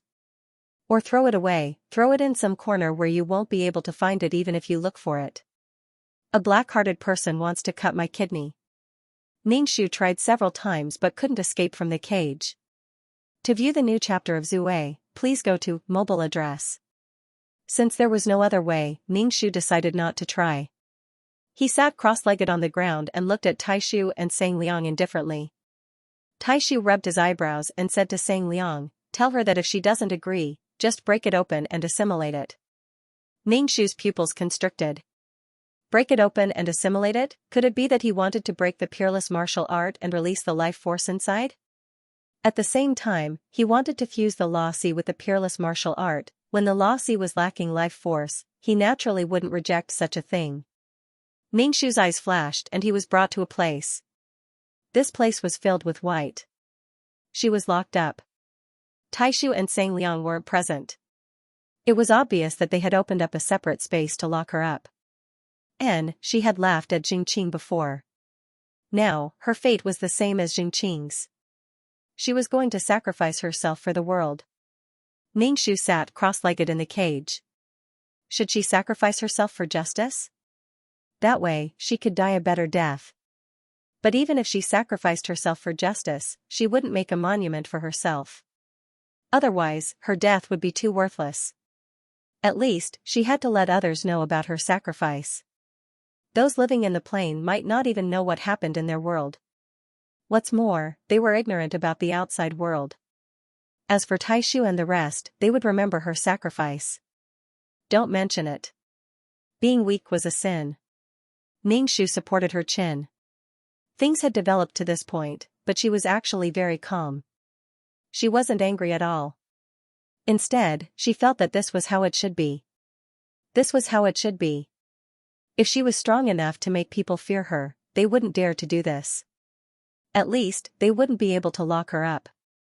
Ningxu touched his ears and didn't immediately punish her. She probably wanted the peerless martial art to evolve and controlled him in advance. Even if she wanted to borrow the power of the peerless martial art, she had to wait for Fation to come. She just didn't know if her soul could withstand the power of the peerless martial art. They weren't in a hurry. Ningxu wasn't in a hurry either. It was probably because the Law Si didn't have a final juncture. She was in jail. Did anyone come to visit her? It was so boring to be alone. Ningxu pulled at his hair and counted them one by one. In the end, the numbers were messed up and he didn't want to start counting again. He took out a small branch from his mess in space. There were some runes on it. He closed his eyes and touched the runes, trying to understand them. The surroundings were extremely quiet, with no sound at all. This caused Ningxu to focus even more on comprehending the divine inscriptions. After an unknown amount of time, Ningxu's transparent ears twitched as he heard footsteps. He opened his eyes and stuffed the branch back into the spatial ring. Staring in the direction of his footsteps, he could vaguely see a figure appearing in the thick fog. Gradually, it got closer and closer. One of them was an abyssal prefect dressed in a white tuxedo, while the other was a burly man who looked like a leopard ready to pounce. He looked a little familiar, but Ningxu didn't dare to recognize him, especially since he had a demonic tail behind him. The little demon said that she was in seclusion. Could this be the result of her seclusion? Ningxu stood up and said to the two of them through the iron cage, "Did you bring anything to eat? I want to eat fruits from the void. I have to bring something when visiting a jail." The little demon's mature and charming face twitched. "At this time, you still have the mood to eat." Ningxu asked back, "Why not? Should I not be able to eat or sleep well and live in fear all day long? How torturous would that be?" The abyssal prefect said, "Then your mentality is quite good." Ningxu said, "It's okay. After experiencing this many times, I can calm down. The worst outcome would be nothing more than death. As for what would happen after death, I'm already dead. Why should I care about what happens after death? Who cares if I can reincarnate? Who cares if there is a future? Even if there is a future, it won't be me anymore. It will be a new person. Did they want to destroy my will and give birth to a new one? This was actually quite worth it. Nurturing an obedient will of death. Moreover, the Law Si could completely fuse with peerless martial arts. This was not a warm world and organization, so Ningxu was not surprised that he encountered this. In the end, he was not strong enough. The abyssal prefect said, "You actually don't have the qualifications to negotiate. Splitting up is the best way. Lose some to protect yourself." Ningxu smiled, "Thank you for thinking about me, but I just don't want to be dissolute." The abyssal prefect said indifferently, "Then you can only die." "It doesn't matter. If I die, then I die. Counting it, I won't live for long. According to the soul reincarnation cycle, my soul should have already been reincarnated." Ningxu spread out his hands and said very shamelessly. The little demon said in annoyance, "Then you don't care about those reincarnation worlds?" Ningxu sighed, "I can't even protect myself. Do I still need to protect them? I should be wronged and split up. Good for you, good for me, good for everyone. The problem is that I am not afraid of death. What peerless martial arts! I can only say that they will become wild. They will exist for as long as they can. Moreover, with the little demon, he would not let himself be homeless." Ningxu looked at the little demon and asked, "Do you also think that I should compromise?" The little demon's voice became mature and deep. It was not like the voice of a young male. The voice control was addicted to this voice. He said word by word, "Do you have a choice?" Ningxu's face was full of smiles, looking exceptionally good. "Yes, I choose to die." The little demon's expression was somewhat confused, he did not understand and asked, "Why?" Ningxu said, "Probably because I have always been compromising in my heart. After compromising too much, I suddenly do not want to compromise anymore. They seem to be right, but I am hurt. I feel uncomfortable and do not want to suffer anymore. After encountering something, I am constantly convincing myself to let it go." Ningxu smiled, "Let it go my ass. Even if I want to see them fail, I am not willing to fulfill their wishes. Don't talk to me about principles, I am too lazy to listen. Don't say that life is about constantly being wronged and constantly compromising. I do not want to compromise." Who did not understand the principles, but it was difficult to let it go in his heart. The little demon said, "Then you can die in peace. I will take good care of your peerless martial arts." Ningxu nodded, "Then I can rest assured. I can die in peace." The abyssal prefect beside Ningxu shook his head. They were all children after all. He spoke coldly to Ningxu, "You think you're very important, but in reality, you're not even worth mentioning. Your death won't even affect our emotions. As for the things that you rely on and value, they're nothing to us. Don't think too much of yourself. Don't act like you're going to sacrifice yourself for a cause. You're so stupid." Alas, can these people be a bit more straightforward? On one hand, they are saying how bad my things are and how they are not worth mentioning, and on the other hand, they want my things. Brother, your words and actions are really inconsistent. It's really a slap in the face.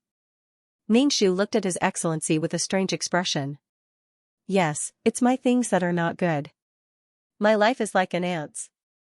"Why are you saying this to me?" "I know." His Excellency said indifferently, "It's your appearance. You are so moved that you seem to be rebelling against heaven and earth." Ningxu said, "Seeing you say these words in front of me, I really have a feeling of rebelling against heaven and earth.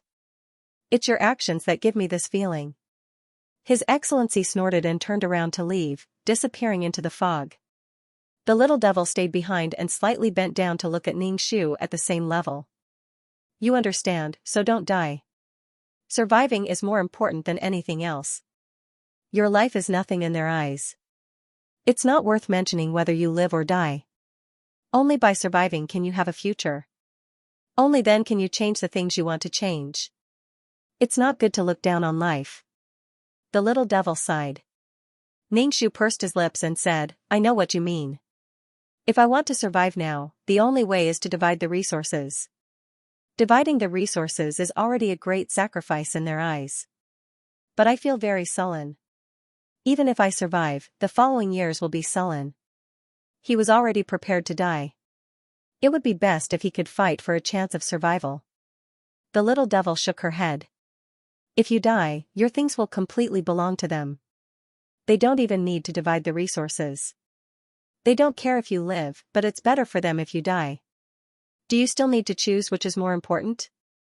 Ningxu said with a smile, how would I know what will happen after I die? No matter what happens after I die, the world of samsara is your nest. Take good care of it. The skeletons inside are also cultivated by me. I spent a lot of merit points. Almost all the merit points were spent on the skeletons. Ningxu sighed. When I go out, I will pinch your tail. Asterisk caret caret asterisk, hee hee. The little devil was expressionless. The little demon still said, only by surviving can you change some things, when you are strong. Ningxu almost rolled his eyes. That's right. Ever since I joined the organization, I've always had this thought. No matter what happened, I've always used this thought to motivate myself. In the end, I realized that everything is just a cycle. Once you become stronger, everything will be fine. When you encounter something, you will still hold it in. Once you become stronger, everything will be fine. It has always been like this. In fact, the results are almost the same, don't you think?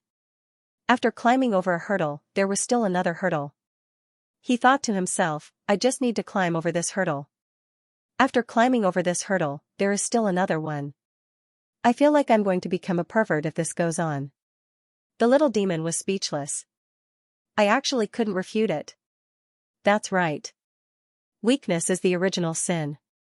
Actually, to a certain extent, having these things is your fault, because you are unable to protect them. Even if you're locked up here, some people will think that you deserve it. Because you're weak, it's even more your fault that you brought this thing in front of them. You deserve it. As for them taking your things, isn't that a matter of course? I hope that you can live, because if you die, you die. If you live, you can still work hard for your dignity. Ningxu was speechless. A good woman wouldn't wear revealing clothes and not go home in the middle of the night. Otherwise, she wouldn't have met a pervert. Speaking of which, it's all because I wore revealing clothes and didn't go home in the middle of the night. Serves me right, Ningxu smiled and said, thank you for your words. I will consider it carefully. The little devil had also left. Persuading Ningxu to split up was the lesser of two evils. After all, only by surviving would there be a future. But sometimes, living in a sullen manner with the goal of surpassing others was actually a reason to constantly compromise. Ningxu sat down, as he took out a small twig and continued to touch it. Comprehending divine inscriptions required one to be calm and tranquil, and right now, what Ningxu needed the most was precisely that. Fation smashed into the system space like a meteor, causing the whole space to shake twice. Even Dan Qing's personality trembled. Flip Sky looked at the empty system space and asked Dan Qing, where is he? Dan Qing said, I think he went out. He was called away. Fation sighed and instantly realized that something was wrong. He vaguely sensed something and came back. He didn't make it in time. Because it was a matter of supreme martial arts. It shouldn't be so fast. Fation's gaze was like lightning as he stared at a certain spot in the system space. You told them. Although Fation was asking a question, his tone was very certain. Dan Qing was silent and didn't say anything, but his attitude was a tacit agreement. Fation sneered and a whip appeared in his hand. He waved the whip and hit the system space again and again. The system space trembled and couldn't withstand the power of the god-beating whip. It turned into ashes. The whip retracted into Fation's body and Fation disappeared like a meteor. Fation's figure appeared in the white fog, but his figure was very blurry. Ningxu was very happy to see Fation, but it seemed to be a spiritual body. Fation said, the repulsive force of this space is very strong. I can't enter, so I can only use my spiritual body. Ningxu frowned. It seemed that Fation couldn't enter. She was locked up very tightly. Fation said, this matter was reported by that Dan Qing of yours. Ningxu said calmly, there was no friendship. It's normal for him to choose the organization. With such a thing, it was only a matter of time. Faced with such a huge monster and being crushed by its power, any normal person would know what to do. Fation said, actually, I was careless about this matter. He didn't even avoid the invisible system when making the clay doll. Ningshu said, they said that the ultimate martial arts is the birthplace of the plane. Is that true? Why do they know more about the ultimate martial arts than I do? Fation said, there is a trend, but it doesn't mean that it can become the birthplace of the plane. However, the vitality inside is what they want. I didn't tell you because I didn't want you to be happy for nothing. I thought that after this transaction, we could leave the organization smoothly. In the end, we can't leave. Ningshu was actually hoping for a fluke. If the transaction was completed, the organization might be able to abide by the contract and let them leave. He didn't want to leave bloody and pay the smallest price. However, if the transaction was not completed, he definitely couldn't leave. The organization was the one that suffered losses. Definitely not, Fation said, I'll think of another way. If you can survive this time, let's leave this place. The people who came to see her all hoped that she would choose the less harmful option. Fation didn't let her choose. Instead, he said that he would find a way to save her. Ningshu nodded. Okay, I'll listen to you. If we can survive, we'll leave. If something happens to me, you'll take the peerless martial arts and leave. Fation said, I'll try my best to find a way. Fation said, I hope you don't have too many concerns when you come out this time. It's normal for them to take your things. If they're not in good health, they'll kill an old hen to supplement their nutrition. They'll use your eggs to make steamed eggs, scrambled eggs, and boiled eggs. I don't know where your obsession to talk to them equally comes from. In terms of the food chain, you're not equal. As a human, what's wrong with killing a chicken? What's wrong with them taking your things? Don't you think the organization uses the living world built by mission enforcers to hold living creatures? What right do you have to say no? And you're probably an accident. You gave birth to the chicken's inner gold and gave the owner an unexpected harvest. In fact, the essence is almost the same. Your chicken, eggs, and chicken's inner gold all belong to the owner. They're not wrong. If you want to break through, you have to jump out of this chicken coop, not work hard to become a human. You can't become a human. Ningshu had never had such a clear realization that a certain class couldn't be broken through. It was determined from birth. A chicken raised in a pen was a chicken. A chicken with sharp claws was also a chicken. And Taishu, Xianxia, and the others were a family workshop. Ningshu was almost brainwashed by this idea. He felt that his things in life belonged to the organization. As a human, of course, he should take it for granted that his chicken was his. Based on this logic, from the standpoint of the Grand Elder and Xianxia, a chicken actually wanted to run away. If a chicken that had been raised for so long wanted to run away and become a wild chicken, it should be slaughtered. In that case, Ningshu felt that whether he completed the transaction or not, he couldn't leave the organization. From the day he entered the organization, everything he owned actually belonged to the organization. That was the truth, but Ningshu wasn't willing to hand over the chicken breast. If it was a brainless and muddle-headed chicken, then so be it. But if it was a chicken with intelligence and emotions, then it would have all sorts of thoughts. This was uncontrollable. Ningshu was speechless. How am I an old hen? Fation, he's older than me anyway. I can't. The repulsive force of this space is too strong. I'm going to be expelled. I'll think of a way to get back in. After saying that, Fation disappeared. Ningshu stroked her chin and paced back and forth in the cage. She couldn't let Fation think of a way out alone. She also had to think of a way to break out. She touched the cage. There was a thick barrier that bounced her hand away. There was a strong repulsive force. If he were to force his way out, the backlash he would receive would be even stronger. Would his soul dissipate right away? However, he had to give it a try. Xianxia held the book and walked in a long and dark corridor. There were rhythmic footsteps in the corridor. With a creak, Xianxia pushed open the door and walked into a cave. There was a stone bed inside, and the slender granduncle was lying on it. Xianxia pulled a chair and sat beside him, waiting for him to wake up. You're awake, Xianxia said to granduncle as he closed the book. Granduncle grunted coldly. Because he had just woken up, his voice was low and lazy. Xianxia said, I've carefully studied the information that was presented to me. Our manufacturing method is actually not much different from hers. What we lack is faith in the energy body of laws. And that book itself is a world of faith. This is the only difference. Granduncle, in that case, we need a world of faith. Let's see if we can find one from the mission enforcers. We can create a world of faith. A world of faith can absorb the power of faith and then produce it. What about the person locked up? I'm guessing that she was probably lucky to be able to produce it successfully. She bumped into it and a series of reactions were born. Oh, let's talk about it later. Granduncle waved his hand and lay down again. He leaned sideways and rested his head on his bent arm. Xianxia said, then let's create it first. If the Sea of Laws can't hold on anymore, use her to replenish some vitality. Oh, the Granduncle replied. He turned over and faced Xianxia.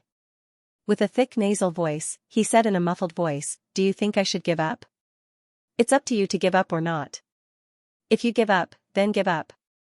If you don't, we'll continue.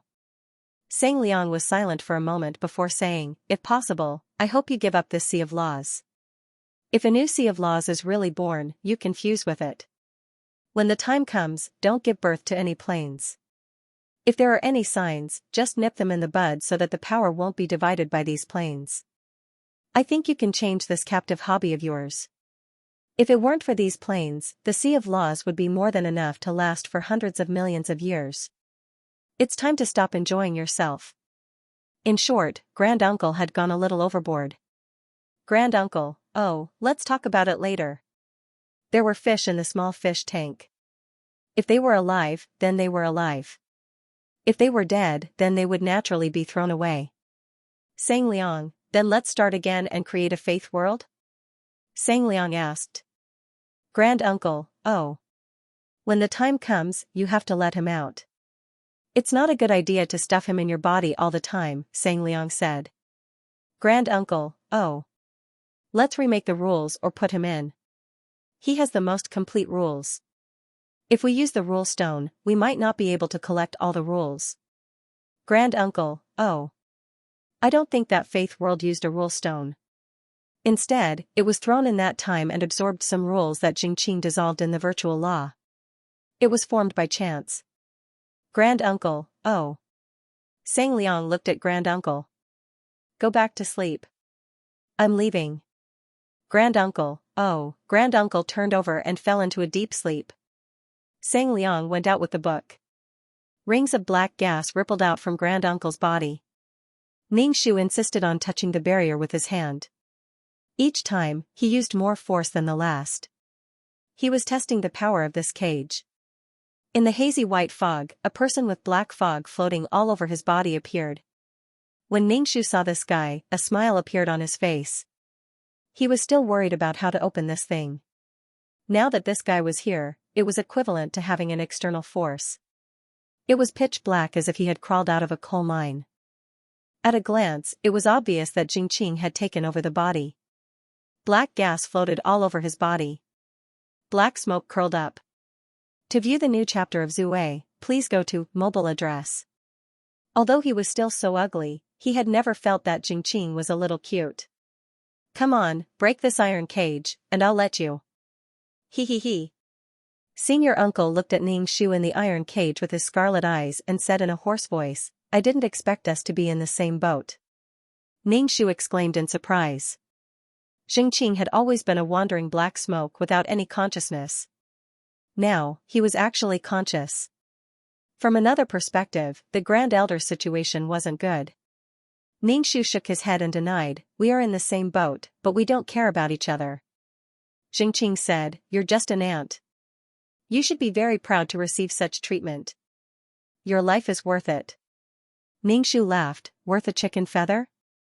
What's the honor? If you're so honored, why are you running away?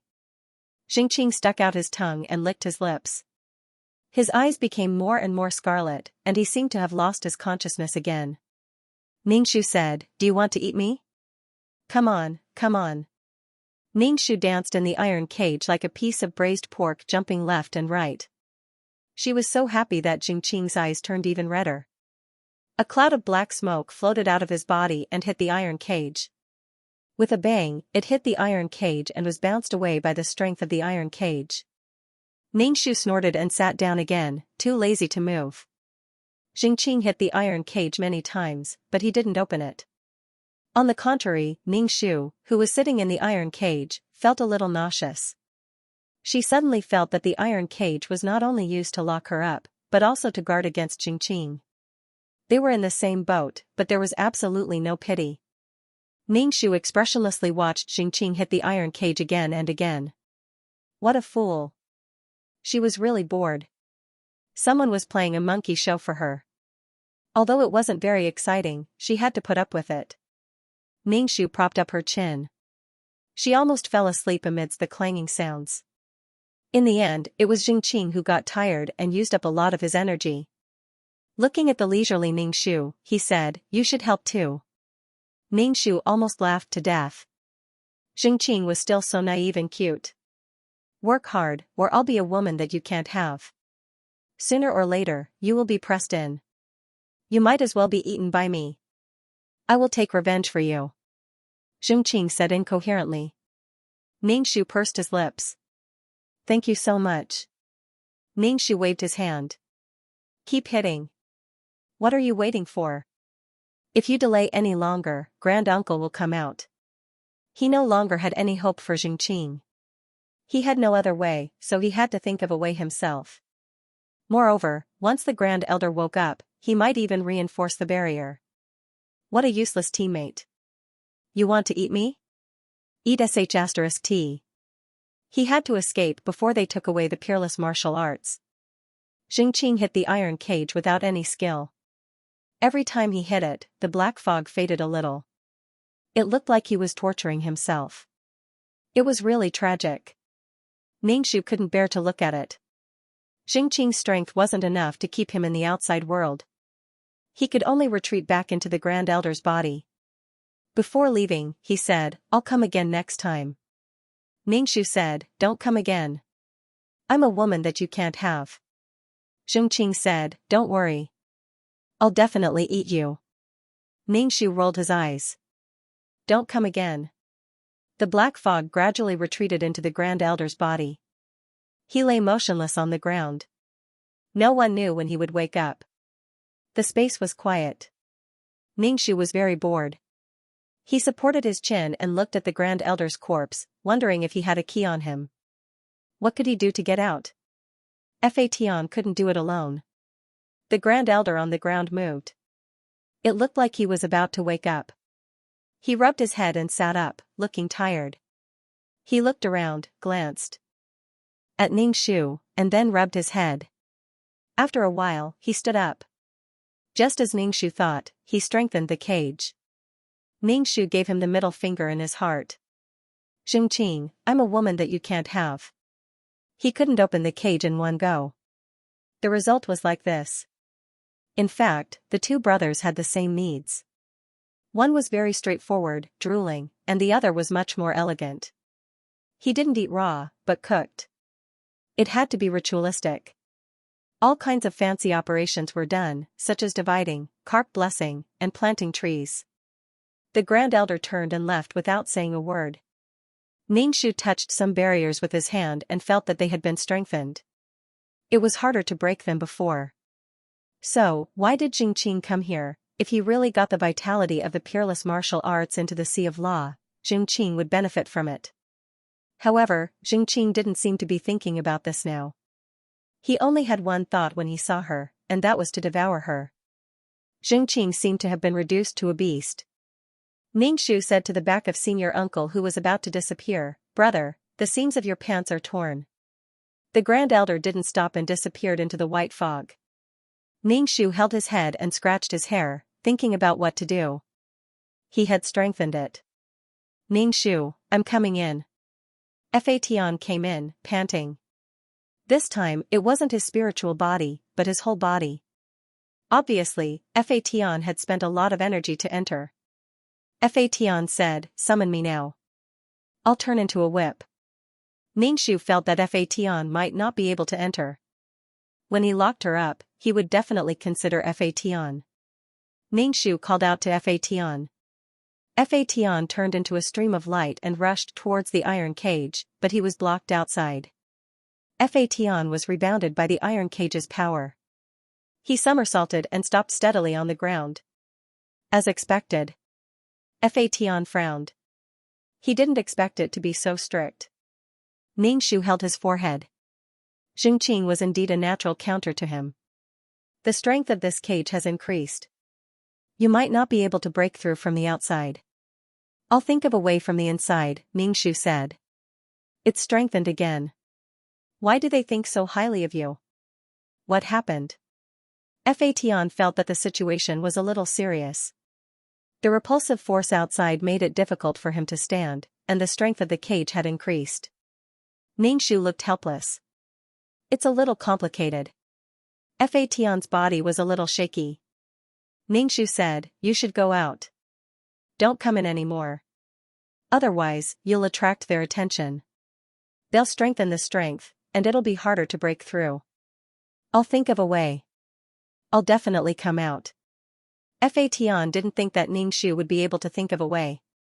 After all, his strength was there for all to see. However, the repulsive force was getting stronger and stronger. Fation was pushed out of this world. Ningshu's expression became more and more serious. He couldn't go on like this. The longer this went on, the harder it would be to escape. He couldn't just wait to die without doing anything. He definitely wouldn't give up until the last moment. If he couldn't change it at the last moment, then he would choose to die together. To view the new chapter of Zue, please go to mobile address. Ningshu sat cross-legged in the cage. He couldn't think of any way to get out. Xianxia couldn't break in from the outside, and Fation couldn't as well. The effect would be minimal from the inside. Ningshu touched his earlobe. What should he do? What should he do? He leaned back. Ningshu stared at his raised hand and vaguely saw 2 leaves. That's right. Ningshu immediately sat up. With the law of wood, he could use the law of wood to drill holes bit by bit. A germinated seed could lift up a stone and push it away. This was the power of vitality. What if the peerless martial art gave him more vitality? However, she felt that the power given by the peerless martial art was sometimes ineffective. She couldn't use the vitality inside. Vines extended out from Ningshu's transparent soul and pierced the barrier. However, they were bounced back by the rebounding force. The vines continued to pierce the barrier. Ningshu didn't make too many vines. Instead, he concentrated his power on one spot. Dripping water could penetrate stone. He would eventually be able to get out. She didn't immediately ask for his peerless martial art. She probably wanted to control him first so that she could retrieve it whenever she needed it. This meant that there was still time in the law of the sea. This also meant that her days in prison were far away.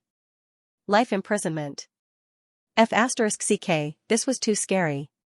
Such a small cage, and she didn't even have a cellmate. This was driving her crazy.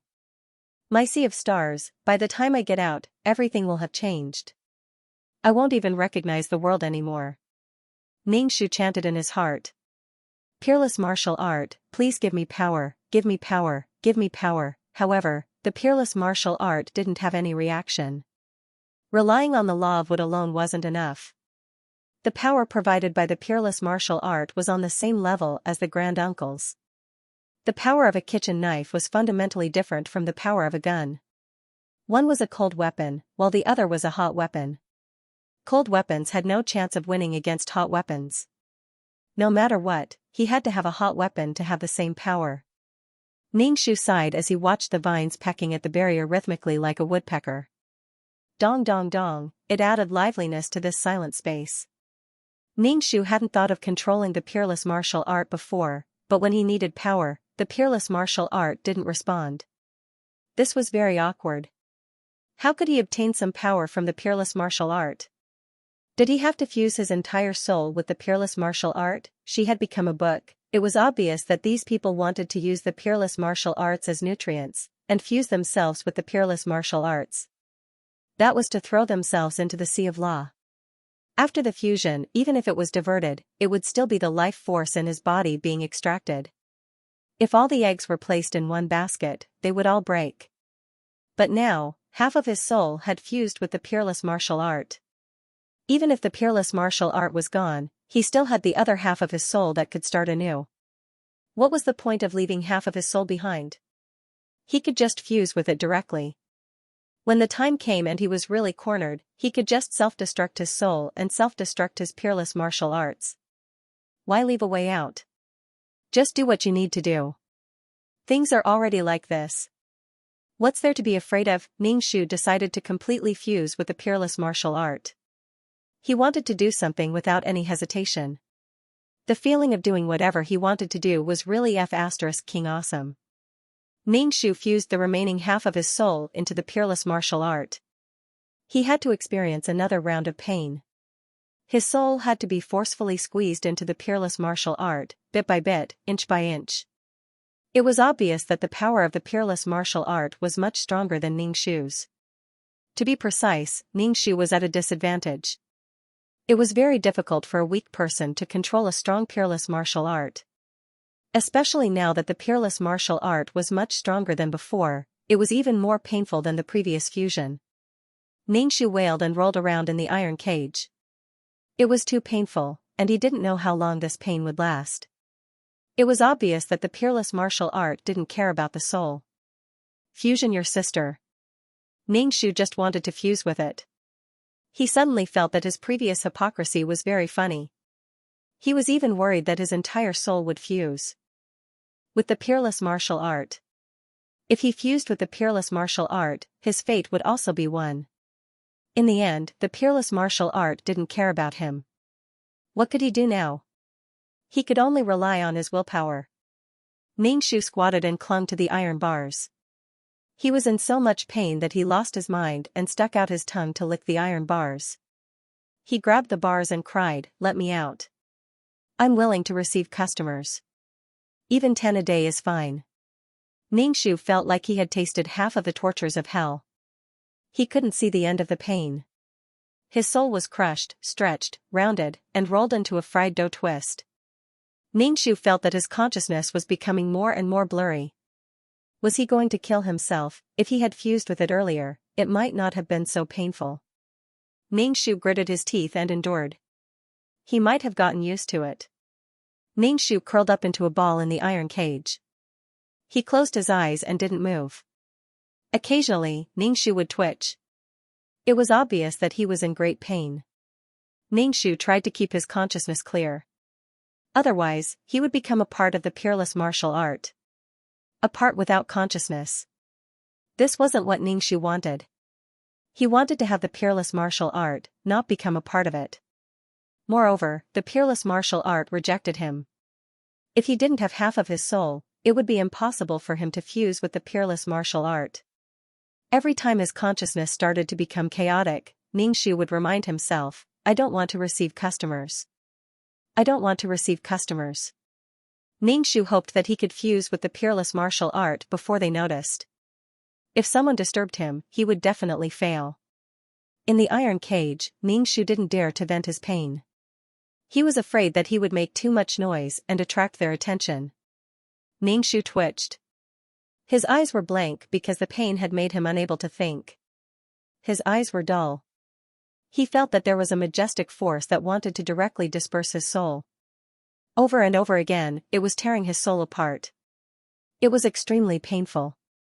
Ningxu clenched his fists. His body was about to curl up into a round plate. If he had a body, Ningxu felt that he might bite his tongue to commit suicide. It was too painful. It was so painful. If the pain continued, his consciousness would dissipate.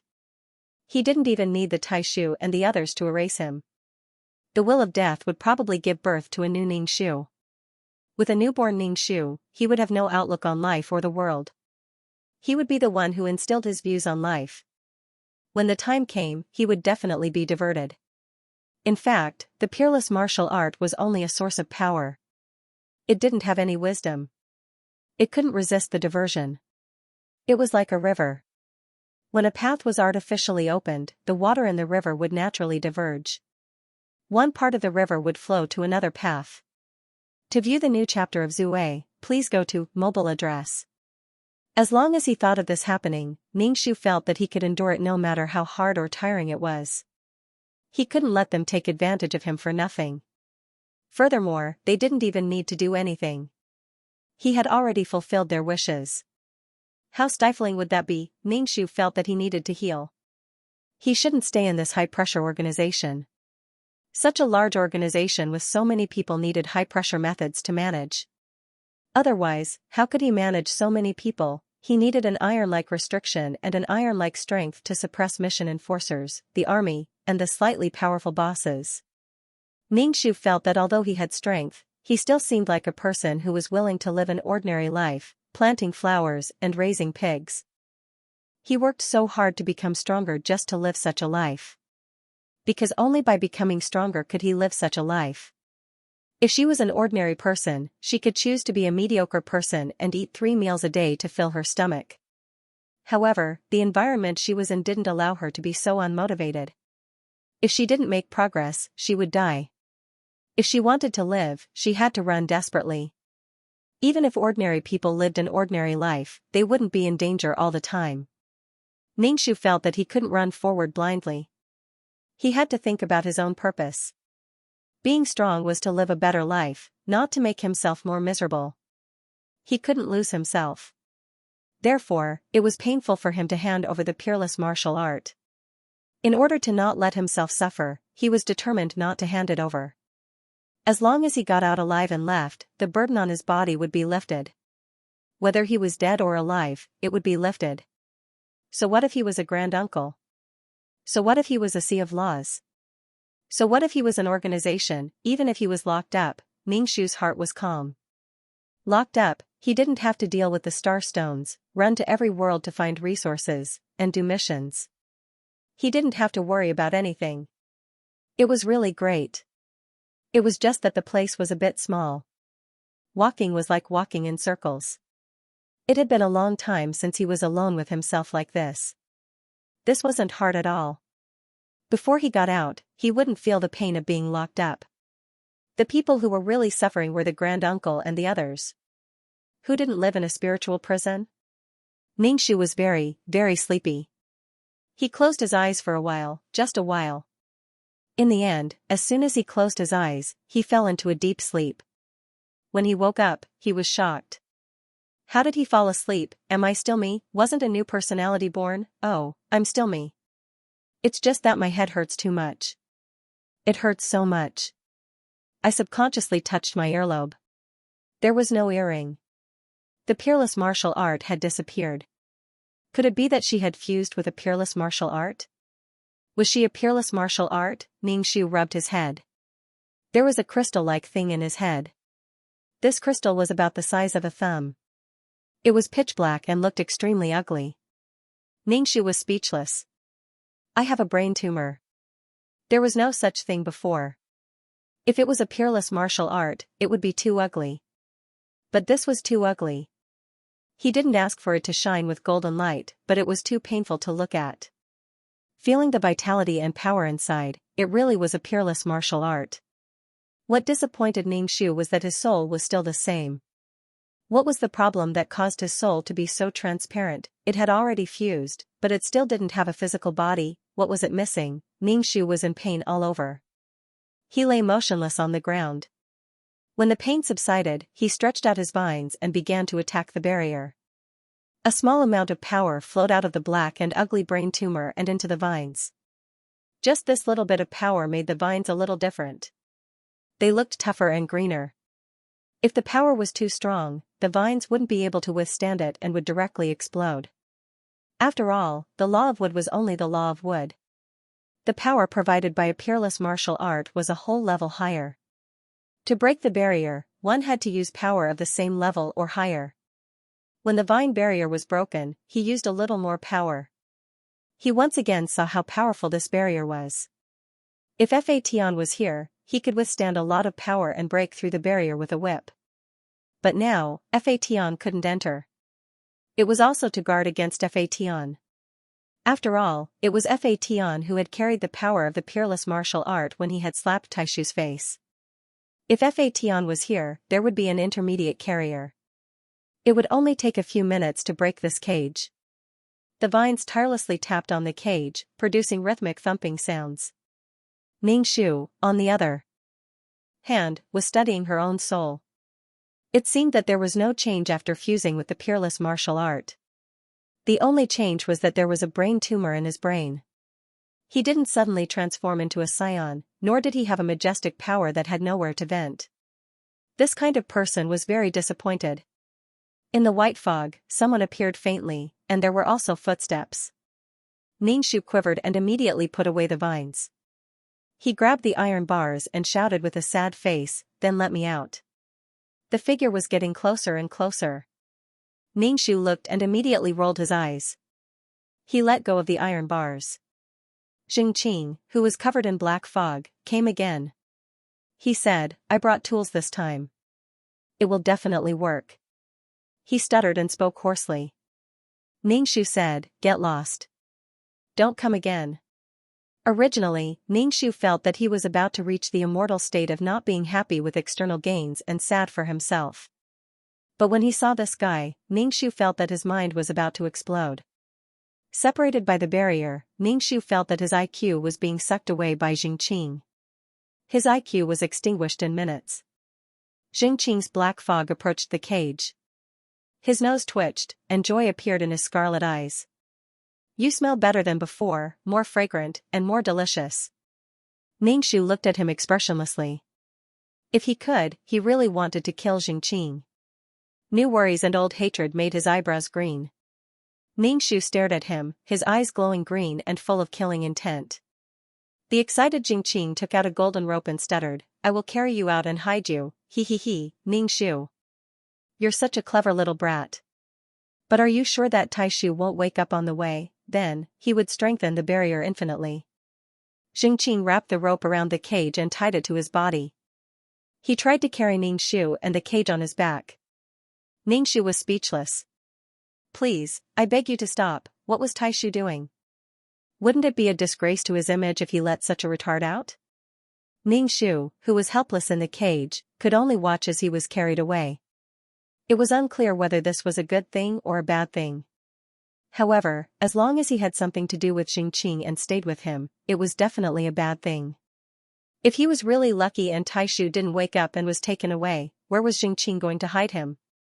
To view the new chapter of Zue, please go to mobile address. Xianxia was simply a devil. Ningxu watched as she was taken out of the white space, and the surrounding scenery was quickly receding. Ningxu asked, "Where are you taking me?" At that time, Fatian wouldn't be able to find her. If they really ran away, there was an advantage, which was that they wouldn't have to break through that space again. What they did might be useless. If senior granduncle woke up halfway, both of them would be finished. Xianxia really couldn't bear it in her life. She had been like this from the beginning. Xianxia said, "Go to a place where no one can find you." Ningxu raised his eyebrows. "Then we can live a happy life? Didn't they all say that? Go to a place where no one can find us and live a life of immortal couple, fog," Xianxia said, "I'm going to open the cage and eat you, he. Ningxu rolled her eyes and lay in the iron cage. The tossing made Ningxu a little sleepy. "Senior granduncle must know the place you're looking for. Give up. Don't think you can beat him with your IQ," Ningxu couldn't help but say. He didn't have any hope for Xianxia's IQ. When Ningxu spoke, he still had to pay attention to the black fog around Xianxia. Once the black fog began to dissipate, senior granduncle would appear. Once senior granduncle woke up, he would throw her back into the white space, and Xianxia probably wouldn't be able to enter in the future. Therefore, she was destined to be a woman that Xianxia couldn't get. Xianxia stammered, "I didn't use my power this time, so he will take a longer time to wake up. When it's about time, I will go back and never let him find out." Ningxu said, "You're really wise." Sure enough, no matter what race, they would use all their strength and wisdom for a bite. Ningxu was silent. It didn't matter if senior granduncle found out. Senior granduncle must be annoyed by this. Xianxia probably wouldn't be able to get close to that space in the future. This was also good. The closed barrier didn't need to be strengthened again and again.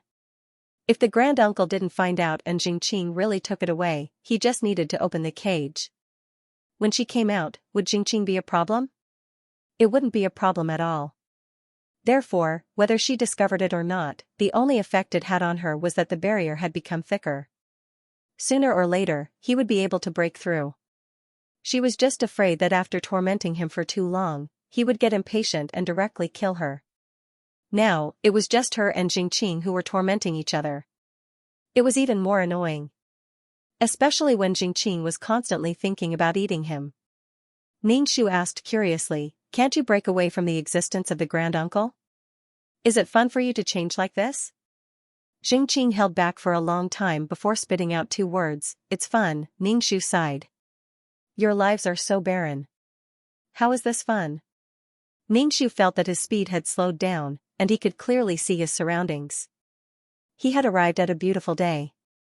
From then on, the prince and princess lived happily ever after. Ningxu glanced at Xianxia, who was emitting black gas, and snorted. "I'm a woman you can't get."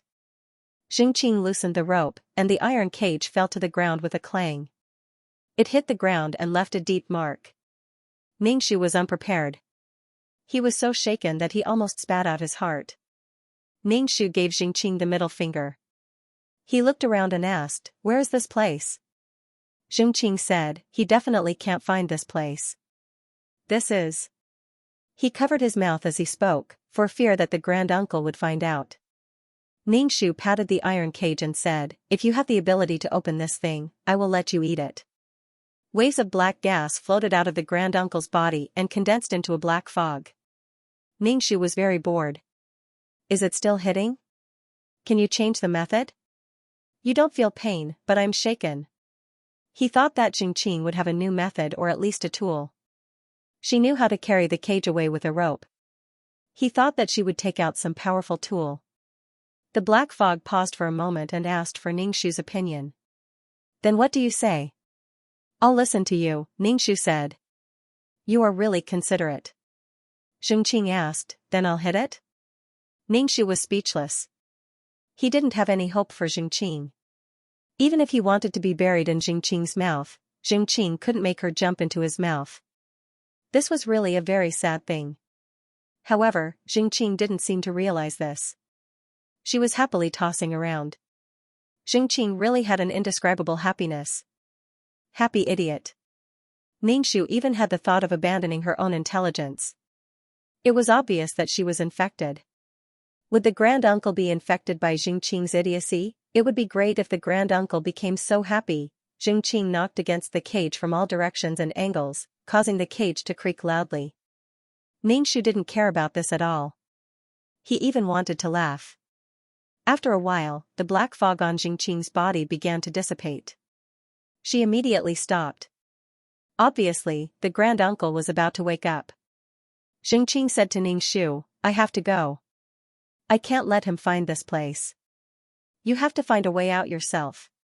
Ningxu was speechless. He was speechless. Xianxia ran away as soon as he said that. His figure disappeared in an instant, leaving Ningxu in the world of birds and flowers.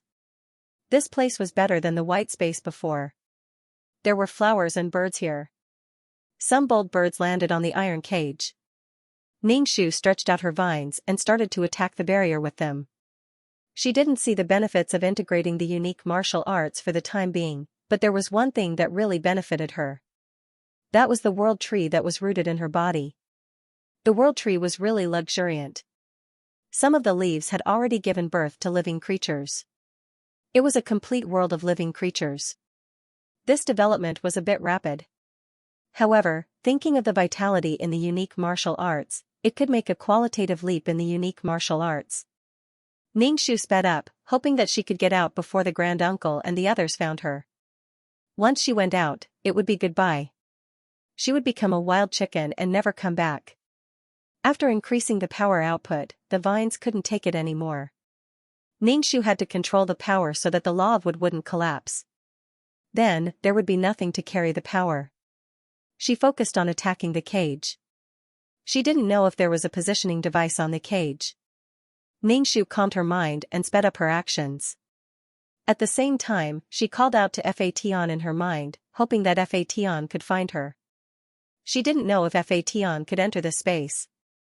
Ningxu injected more power into the vines. The vines exploded, unable to withstand such power. Not only did the vines explode, but even the law of wood between the thumb and the index finger cracked. To view the new chapter of Zue, please go to mobile address. Ningxu did not dare to increase his strength. He used a bit of vitality to repair the wood law. When the cracks on the wood law disappeared, he stretched out the vines to attack the cage. With just a little bit, the barrier would explode like glass. Fation's voice sounded. Ningxu, where are you? I can't see you. I'm in a space. But I can't find that space. Is it stacked up? I can't find it. Xianxia was an idiot. He was a burden when he was asked to, but when he should not be, he was very helpful. No wonder he could not be found. Fation's voice was very close, but they could only hear his voice and not see him. Fation asked, "Why are you here?" Ningxu let out a long sigh. It's really a long story. Fation, I don't want to hear it. Ningxu, I don't want to say it either. After injecting more vitality and strength into the vines became stronger. They hit the barrier again and again. The barrier made thumping sounds and the entire barrier was shaking. The vines became stronger and stronger. The entire cage was like a ship in a storm that could capsize at any time. A smile appeared on Ningxu's face. With this, he would definitely be able to break the cage. The vines were like a snake's tail. They pierced deeply into the barrier. The barrier was like glass, and countless cracks appeared on it. Like a spider web, the cracks spread throughout the entire cage. Then, with a bang, it exploded like glass, turning into specks of starlight and disappearing. Ningxu looked up to the sky and roared. I'm out, Ningxu said. Fation, I broke the barrier. Fation, but I can't find your location. What's going on? I can't find you. He felt like he was right in front of him, but he could not touch him. There was a layer of invisible things. It was like they were in different dimensions. It was like a dimensional wall. He could not break the dimensional wall. Ningxu said, I'll think of a way to get out. This place was really not easy to find. No wonder Xianxia was so confident. The scenery inside was the same all year round. It was always filled with birds chirping and fragrant flowers. Upon closer inspection, the trajectories of these flowers and birds were all in a cycle that never stopped. The space was real, but these flowers and birds were fake. Ningxu's hand passed through a huge flower. It was indeed a fake. Ningxu touched the enchantment of the space and was trapped again. He felt that this place was different from the white space from before. Ningxu used the vines as usual, but surprisingly, the vines were unable to find a breakthrough point. The vines stretched out as if they were reaching into an endless black hole. No matter how long the vines were, they all disappeared. Ningxu retracted the vines, which seemed to have retracted from a black hole. This was a little hard to fathom. Ningxu squatted down, propped up his chin, and puffed up his cheeks. Could it be that he was waiting for Xianxia to come over? The first thing Xianxia wanted to do when she came over was to eat him. Fation's voice was very close. Tell me, what's in your place? Ningxu said, I'm in a place with flowers, grass, butterflies, and birds. Fation was speechless. After a while, he could see that there was a place with flowers and grass from the abstract painting on the wall. Fation said, I'm in a cave now. The walls of this cave are painted with extremely abstract lines. You're in this painting. Ningxu was speechless. So I'm trapped in the painting. How do I get out? Do I destroy the painting? Ningxu asked suspiciously. If the painting was destroyed, would he be destroyed as well? This method is not good. You can only draw a door. You can go through the door and come out.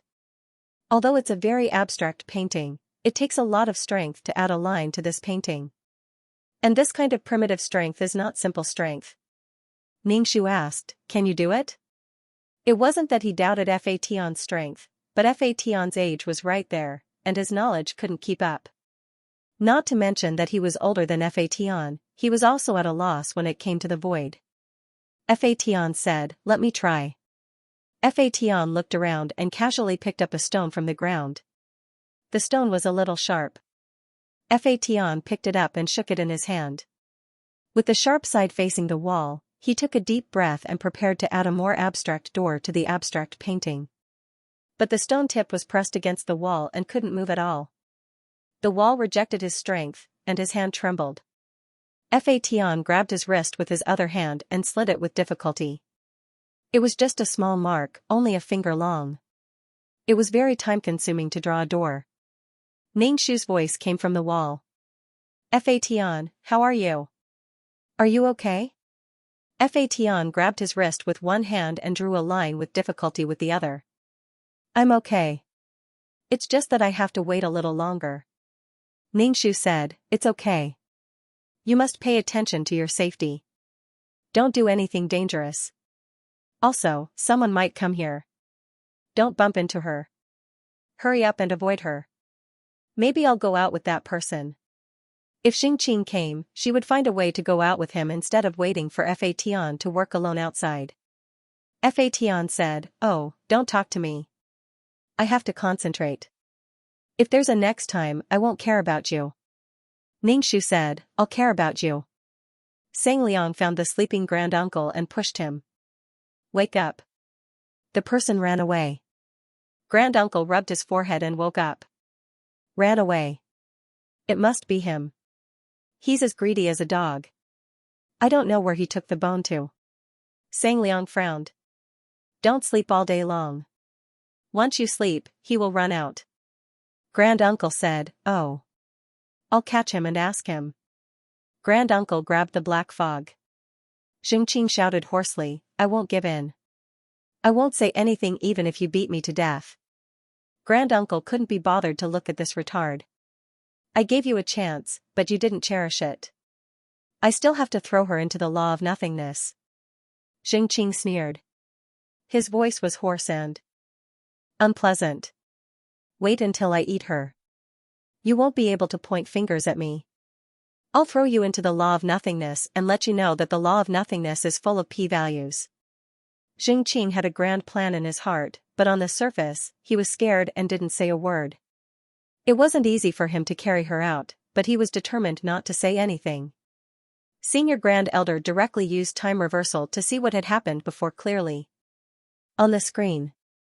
Seeing someone using his own body to carry a big iron cage, Granduncle's expression was very cold. He waved his hand and said to Xianxia, "Take him to calm down." "Granduncle, you bastard. You want to lock me up again? Why do you think you can control me at will?" The black fog scolded. To watch the new chapter of Zue, please go to mobile address. You cold-blooded monster who had a mother but no father. If you have the ability, come and kill me. Come and kill me. Xianxia's black fog moved up and down the cave. The Grand Elder turned his head indifferently and stared at him with knife-like eyes. "What did you say?" "I told you, you're a cold-blooded monster who had a mother but no father." The Grand Elder looked at him. "Say it again. Let me say it 10 times, 100 times, 1,000 times. You, cold-blooded monster, I curse you to die more miserably than me. I won't let you go even if I become a ghost." The Grand Elder raised his chin slightly, and his glasses reflected a cold light. The light flashed. "Say it again. Monster, cold-blooded monster, cold-blooded monster." The Grand Elder rubbed his eyebrows. "Take him away. Make sure his mind hasn't recovered and he's still a fool." Xianxia was powerless in front of the Grand Elder. Other than cursing and struggling, he was useless in the end. Xianxia still locked him up. Xianxia, who was locked up, kept cursing. "Even if I die in the law of nothingness, even if my soul scatters, I will never give in." If he hadn't appeared frequently during this period of time and consumed too much of his strength, the Grand Elder would have been able to do anything to him. Xianxia, who was locked up, was very worried that he would be caught hiding. Humph, he didn't believe that he could enter that place. Dream on. Time backtracking was a big problem. Why hadn't he thought of it? He should have blocked it. Xianxia thought angrily and bumped into the cage. Let me out and I'll tell you. Without the nourishment of the Grand Elder's body, the black fog quickly became dispirited. It was motionless in the corner, like a palm-sized dark cloud hanging there. Xianxia was speechless. He was indeed a fool. Didn't he realize that he didn't even have a body? How could he soak in the law of nothingness? The success of the peerless martial arts had proven that the law of nothingness had fused with the law of nothingness. Just in case, he had to take Xianxia's body out and soak it again. However, Xianxia was now a wisp of consciousness. He didn't even have a body, so he didn't need to be soaked at all. However, it was good to let him misunderstand that he was going to die in the law of nothingness. Xianxia said to Grand Uncle, the faith world is being constructed now. We need to invest a lot of faith power. When the time comes, throw in the law of nothingness. It could be said that he was copying the pattern of the previous peerless martial arts. Then, he used the star stone to encase the law of nothingness. After that, he threw in the energy body. To provide energy for this world of faith. Grand Uncle, oh, okay. Xianxia said, just in case, we have to catch the person who ran away. If the experiment fails, we still need her things. That's a backup battery. It's not good to lose it. Xianxia looked at the Grand Uncle. Go and bring it back. Something might happen if it's too long. Grand Uncle, oh. After Xianxia left, the Grand Uncle set off for that place. Fatian was struggling to draw the door when he sensed the spatial fluctuations. He said to Ningxu, someone's coming. I'm going to hide. Be careful. Ningxu, who was in the wall, was shocked. Xianxia said that no one could find this place. The one who could find this place was either Xianxia or Senior Uncle. Xianxia was fine, but if it was Senior Uncle, would she have to repeat what happened before? How annoying. Ningxu didn't want to have anything to do with this organization now. After leaving, she would never appear within 100 miles of this organization. Senior Uncle, Xianxia, and the others were as strong as gods. She didn't want to be on equal footing with them. They were gods, and she was her little chick. Did they have any deep hatred? Yes, there was. In fact, it was just Ningxu's one-sided thought. The other party didn't care about her at all. If she avoided them, this class conflict wouldn't exist. She was really exhausted. She would be at a disadvantage if she fought against them, but she was unwilling to hand over her things. She had collected these things bit by bit. If she wanted to buy them, she had to find them in the world. She didn't take them from the organization and had to return them. From Ningxu's point of view, these things were hers. From the organization's point of view, yours was mine, and mine was still mine. The entire organization was Senior Uncle's property. Senior Uncle appeared in the cave and looked at the almost abstract murals on the wall. His expression was a little inexplicable, a little speechless, and a little nostalgic. He wanted to pick up a stone, but when he saw that the stone on the ground was full of dust, he directly used the tip of his sword to draw on the stone wall smoothly. The door that Senior Uncle drew was still very abstract. It was similar to the traces on the murals. The only difference was that the traces were a little new. When Fatian saw that Senior Uncle was about to enter, he immediately turned into a scattered light and followed him. As soon as Senior Uncle entered, Fatian's figure became bigger. Ningxu rushed over. Ningxu grabbed Fatian. He was very excited. They finally met. After touching Fatian, Ningxu looked at the person who came. There was no black fog on his body. It was Senior Uncle. Standing in this place where birds were singing and flowers were fragrant, the breeze blew gently. It was really not a suitable place for fighting. But he had to fight. Fortunately, he had broken through the barrier before. Otherwise, the barrier would be thickened now. Ningxu tilted his head and looked behind Senior Uncle. He saw a door with extremely twisted lines. Who drew this door? Senior Uncle? When Senior Uncle saw Ningxu, he frowned. He probably realized that Ningxu had completely integrated with the peerless martial arts. Ningxu swung the whip. Come on. If I die in your hands, it's fine. But if you die in my hands, then I'm sorry. Since he couldn't run away, he could only fight. This time, whether he lived or died, he would no longer have anything to do with this group of people. He could finally be free. Senior uncle looked at Ningxu condescendingly. He reached out and directly grabbed the holy whip in her hand. The holy whip couldn't control senior uncle's control. It involuntarily floated in his direction. Ningxu stared blankly at senior uncle holding the holy whip. The holy whip seemed to belong to senior uncle. He wanted to escape several times, but there was no way. Ningxu was speechless. I'm at a loss now. What's going on? Fa Tian's voice sounded in Ningxu's mind. He controls part of my body? Now, Fa Tian felt as if someone was grabbing his ankle. He couldn't break free. The hand holding him was very strong, as if a mountain was pressing down on him. Fa Tian was suddenly full of worry about today's matter. He was afraid that he couldn't leave. But with today's matter, he couldn't escape even if he wanted to, and it might even cause their plan to be brought forward. This was really unpleasant.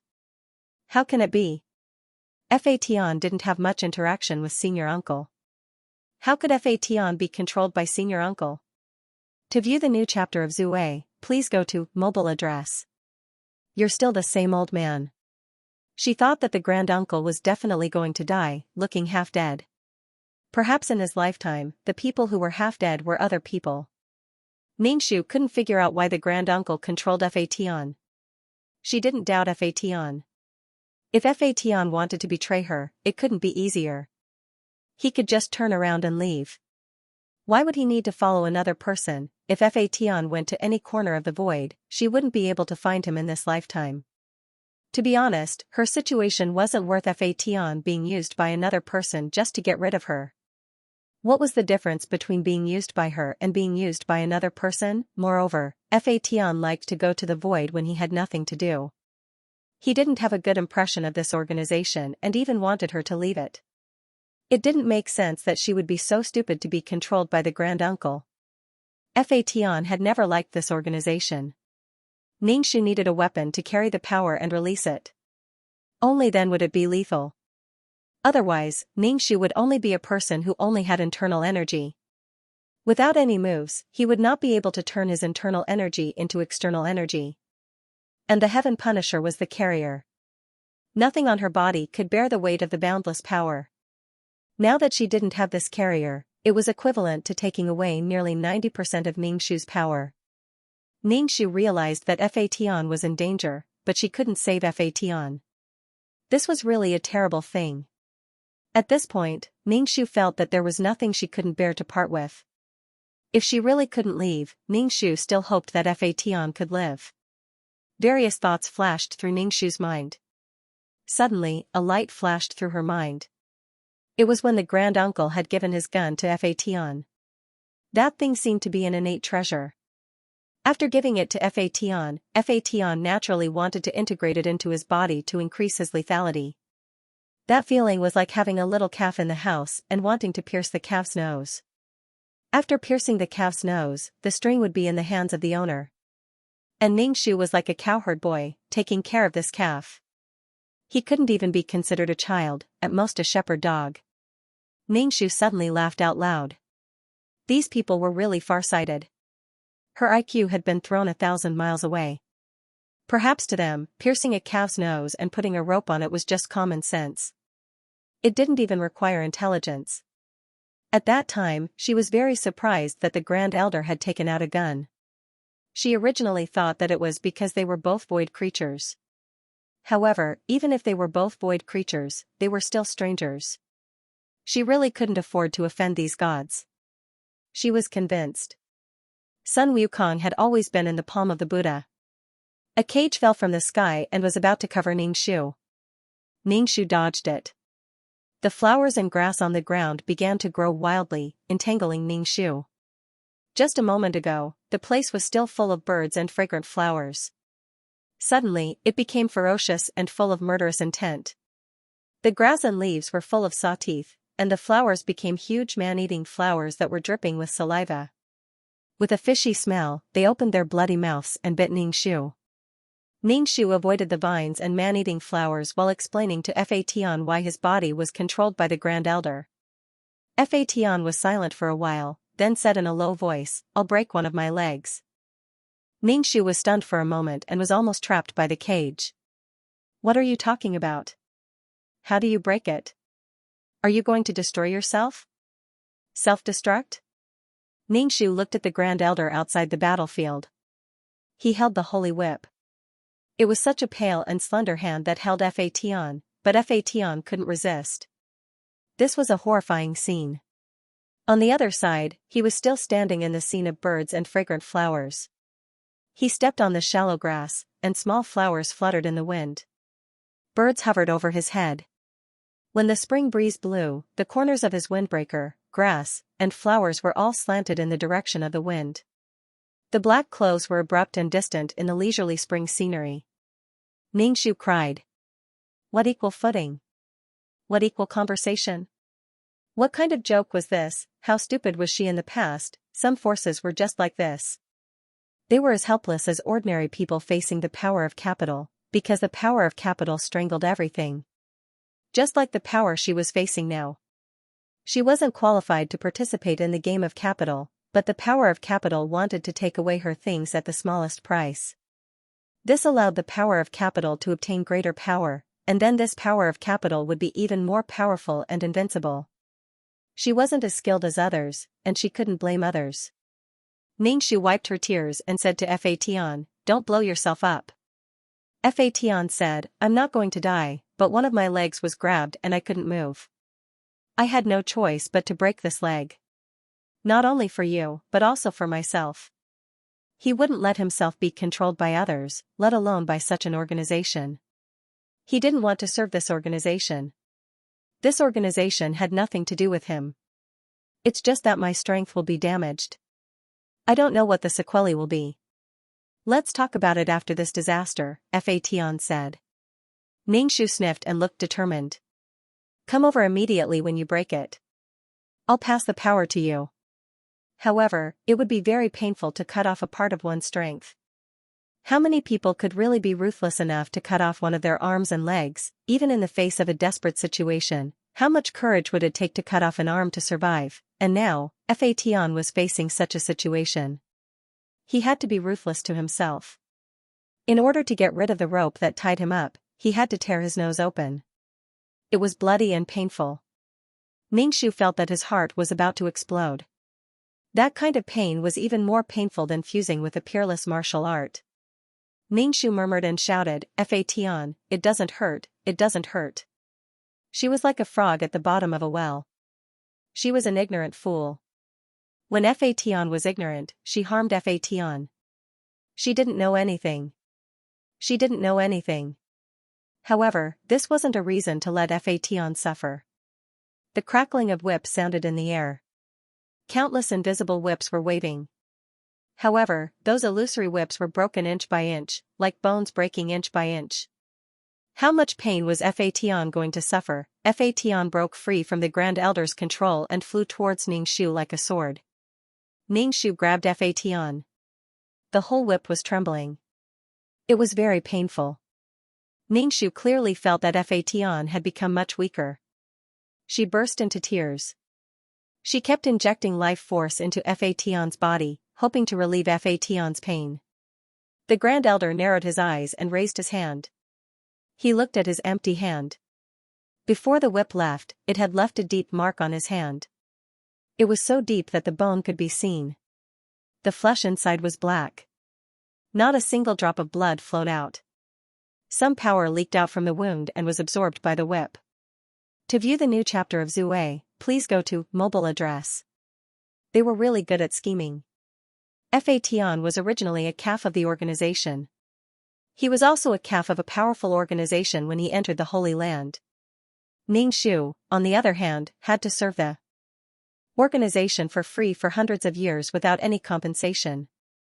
Not only did she help look after the calf, but she also embezzled the shepherd dog's dog food.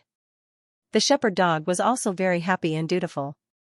If it wasn't for the wrong time, Ningxu really wanted to kneel down in front of these people.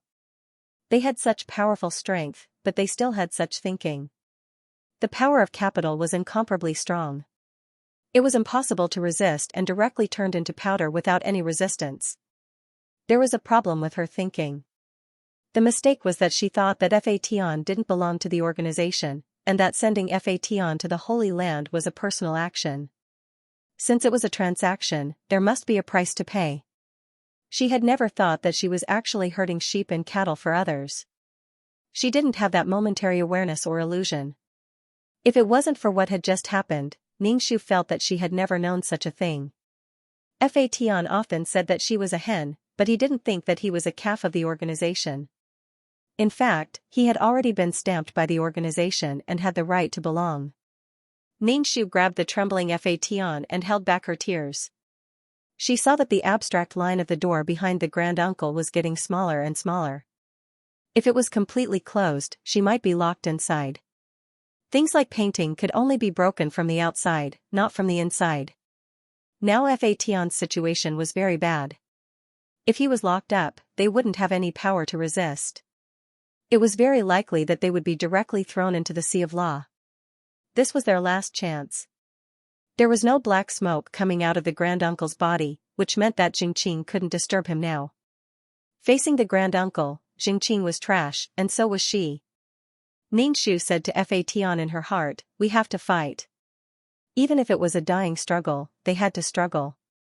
Ningxu swung her whip and directly turned the entangled vines into powder. The man-eating flower was also destroyed. The surroundings returned to the scene of birds chirping and flowers fragrant, tranquil, and peaceful. However, the air was filled with a whistling baleful aura, blowing the flowers and grasses in all directions. Fation's voice trembled as he endured the pain. "All right, let's do it. This is our last chance." Fation and the others were captured. He might survive, but Ningxu definitely wouldn't. But for Fation, being held hostage by this organization was too unbearable. He would rather die. Ever since he was born, he had always been free. Ningxu took the initiative. Because the door was getting smaller and smaller, Senior Uncle and Jingqing could come and go freely, but she couldn't. If they were caught again, they wouldn't be able to escape anymore. This was the only time they could survive. If they could escape, they would have a chance of survival. If they were caught, they would definitely die. The Grand Elder opened his hand, and a black sword appeared in his hand. Black lines quickly crawled all over his neck. Ningxu snorted and whispered to Fation, "So ugly, old fart." In fact, her voice wasn't soft at all. The Grand Elder's expression was indifferent. He didn't care about her words at all. Or rather, he didn't care about a domestic animal that couldn't arouse his emotions. The Grand Elder waved his sword, and a black sword light returned to Ningxu. The sword light swallowed everything around it like a black hole. Ningxu's whole body trembled as she dodged the black sword light. However, the sword light's attractive force was especially strong in this cramped environment. Not only that, but there was also a cage that fell from the sky to trap her. Ningxu's soul was in extreme pain. It was filled with majestic power, making her feel as if her soul was about to be torn apart. Ningxu transferred power into Fation's body. Fation had a broken leg and suffered heavy injuries. He had to bear such power again, so he groaned. Ningxu gritted her teeth and waved the whip at the Grand Elder. The whip whistled with majestic power, and the Grand Elder dodged it. The fierce collision between the whip and the black sword brought about powerful aftershocks. The god-beating whip angrily attacked the Grand Elder. Countless whip shadows attacked the Grand Elder. The black sword in the Grand Elder's hand turned into countless small swords, tangling with the whip shadows. The fierce aftershocks made the Grand Elder's clothes flutter.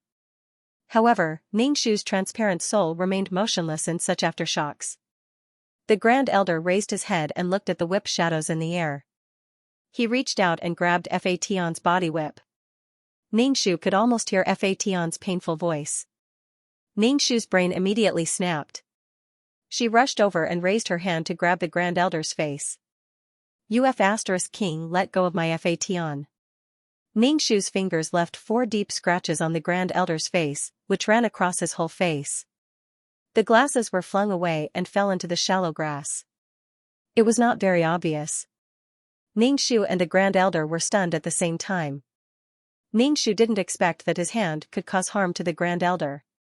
When he saw that Fatian was caught, the first thing he did was to grab the Grand Elder's face like a woman. His flesh and blood were black as if they were rotten. Fatian took advantage of the moment when he was stunned to break free from the Grand Elder's control. Ningxu felt that his fingernails were full of black flesh and blood. He quickly squatted down and wiped his hands on the ground. They were stained with the rotten smell. It was so disgusting. Without the glasses, the Grand Elder's fine hair left some shadows on his forehead. He raised his eyes slightly. "I've always given you the choice to give birth, but you've made trouble again and again." Being scratched in the face by a chicken's claws, he must be so angry that he wanted to kill the chicken. Ningxu felt that the two of them shouldn't be talking about this. The developer demolished your house and used it as a base. He gave you some money, but this money wasn't enough to give you a place to settle down. The most terrifying thing was that there was no government regulation in her environment. There was no power from above to suppress the developer. She had no way out. At this time, the developer actually asked if she wanted to live or not. If someone wanted to destroy the Grand Elder's Sea of Law, how would he react? And the peerless martial arts was what she needed to settle down and settle down. It was enough to give her a chance to live. Weakness was the original sin. People of the same class talked about reason, while those of different classes talked about strength. She wouldn't have to die if she was diverted. Ningxu didn't bother to say a word to the Grand Elder. He also didn't have the desire to fight. He directly rushed towards the door. Fatian's current state wasn't good. It wasn't the time to fight. They had no chance of winning if this dragged on. The door was getting smaller and smaller. Ningxu consumed all the strength in his body just to be able to pass through the door. A huge hand grabbed him. It was such a hand that directly crushed the little mouse. If he was caught, he would definitely die. Fatian turned into a light and rushed out with Ningxu just as the door was about to close. However, Ningxu's body was stuck. To watch the new chapter of Zue, please go to mobile address. With his legs stuck, Fatian couldn't move Ningxu. Ningxu hardened his heart and cut off his own legs.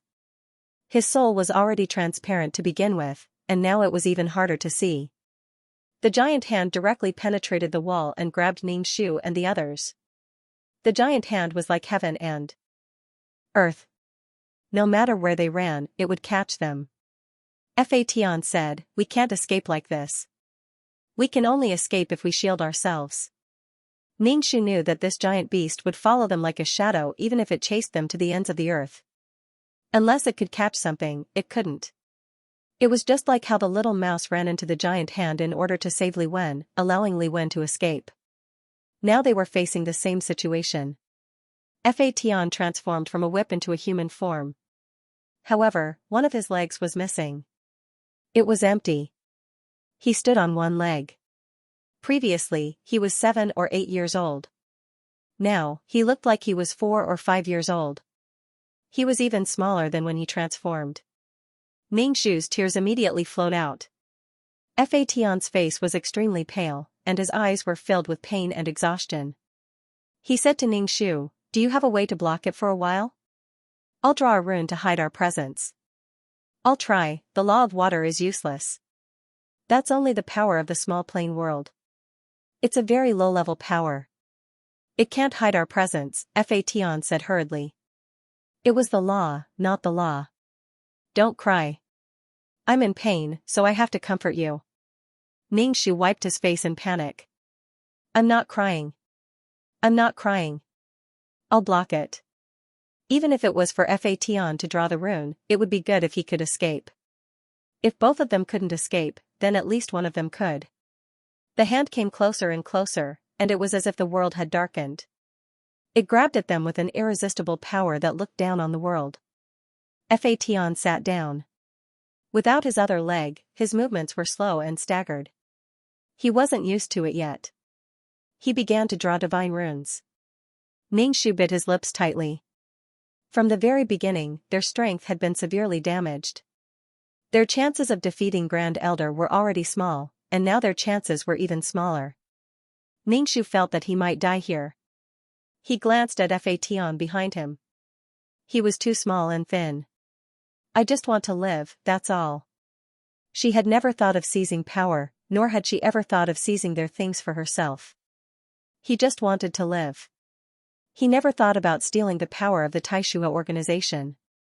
Since her hands and nails could hurt the Grand Elder, then she had some power to resist such power, even if it was just to buy some time for Fation.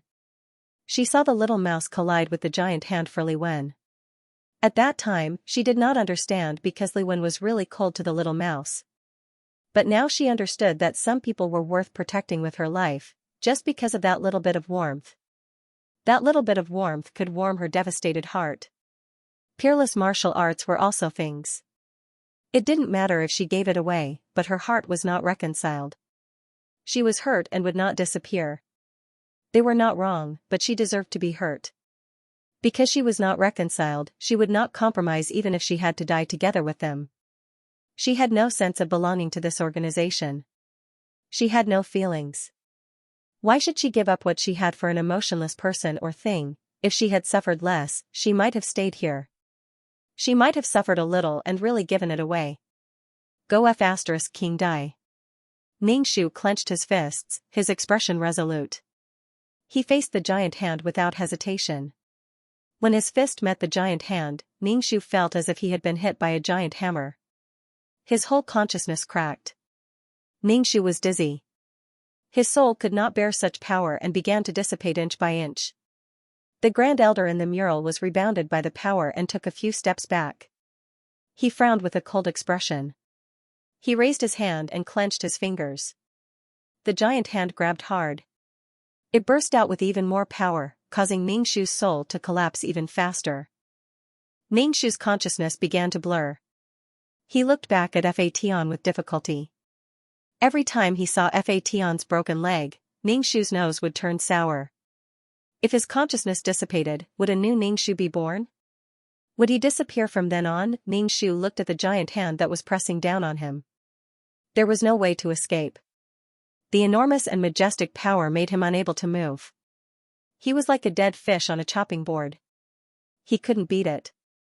He couldn't avoid death. Ningxu's soul and consciousness were on the verge of collapse. She sneered. Even if I die, I won't let you have a good time. She didn't even use the will of death like this. Aren't you trying to find a way to live? I want you to die faster.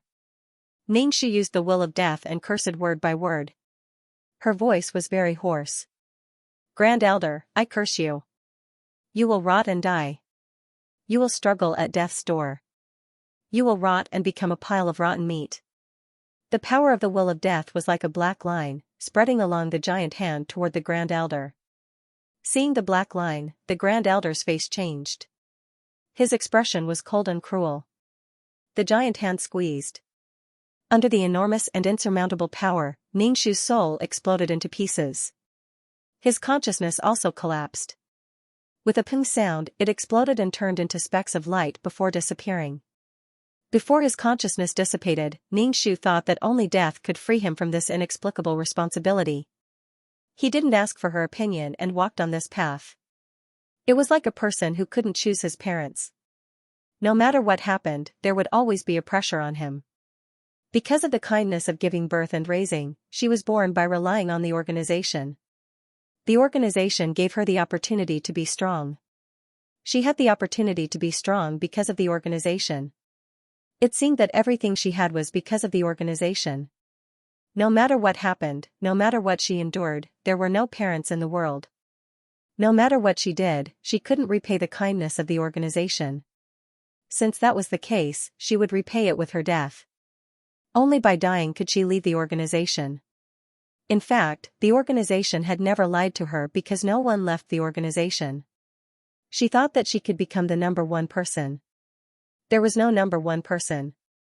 There was only one more corpse on top of the layers of bones. Since the day she entered the organization, she had been running for her life. She had expected that she would die. Probably because of Murphy's Law, she had always had this premonition in her heart. She had always felt that she would die. This day had finally come. With the last of her strength, Ningxu looked back at Fation. He looked at Ningxu blankly. Ningxu tried to comfort him with a smile. Only Fatian could complete the mission for her. She was unconscious. From now on, there was no more Ningxu in this world. Fatian bit his pale lips tightly and finished the last stroke of the sacred sigil. He took out a bottle and collected a little powder. He looked at the giant hand in the air and turned to leave resolutely. To view the new chapter of Zue, please go to mobile address. Grains of black sand fell from the giant hand and landed on the ground. They were mixed in the soil and sand and were not very obvious. They drifted with the wind and drifted to every corner of the world. They drifted in every corner of the void. The Grand Elder looked coldly at the black line on his fingertips. It carried the power of the curse. Because of the power of disappointment, the power of the curse became stronger. Unable to detect the aura of the whip, the Grand Elder took back the giant beast and gave up tracking it. It was just a god-beating whip. What happened? Sang Liang raised his eyebrows and looked at the Grand Elder. There was nothing behind him. He did not bring the person back. The Grand Elder said coldly, she resisted like crazy. Like a mad dog, I accidentally killed her. Sang. Liang frowned tightly. What about that world? It was annihilated with her. He had given her a way to live, but she did not take it. If she wanted to die, then she should die. Sang Liang was silent.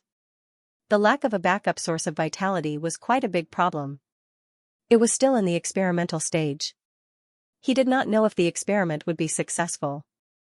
He did not feel so anxious to have a backup. Besides, she was the master of the belief world. No matter how stupid she would have some understanding of the world's formation. Asking her would save him some trouble. But it was useless to say this now. She was already dead. Sang Liang felt a little pity and let it go. There was always a way. There was enough time to slowly experiment. You have a lot of resentment. She cursed you before she died.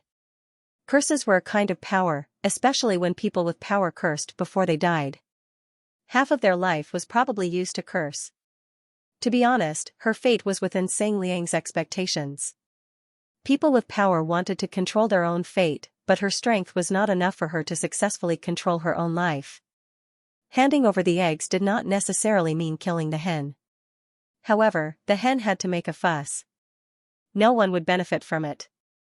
It was such a big grievance. Using one's life as a bet.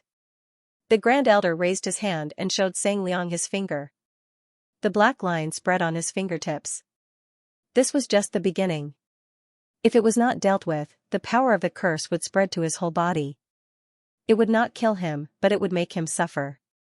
Sang Liang said, let uncle get something to remove the curse. It's not good to leave it in the body. Seeing the grand uncle lying down again, Sang Liang said, I'll talk to him. Sang Liang turned around and left.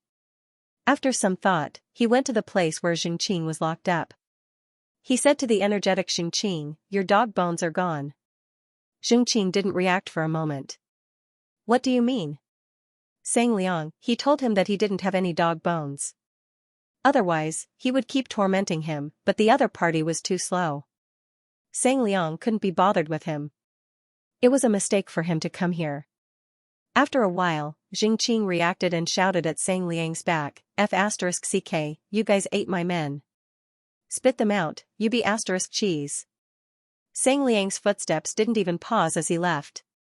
The black smoke kept hitting the barrier. Impossible.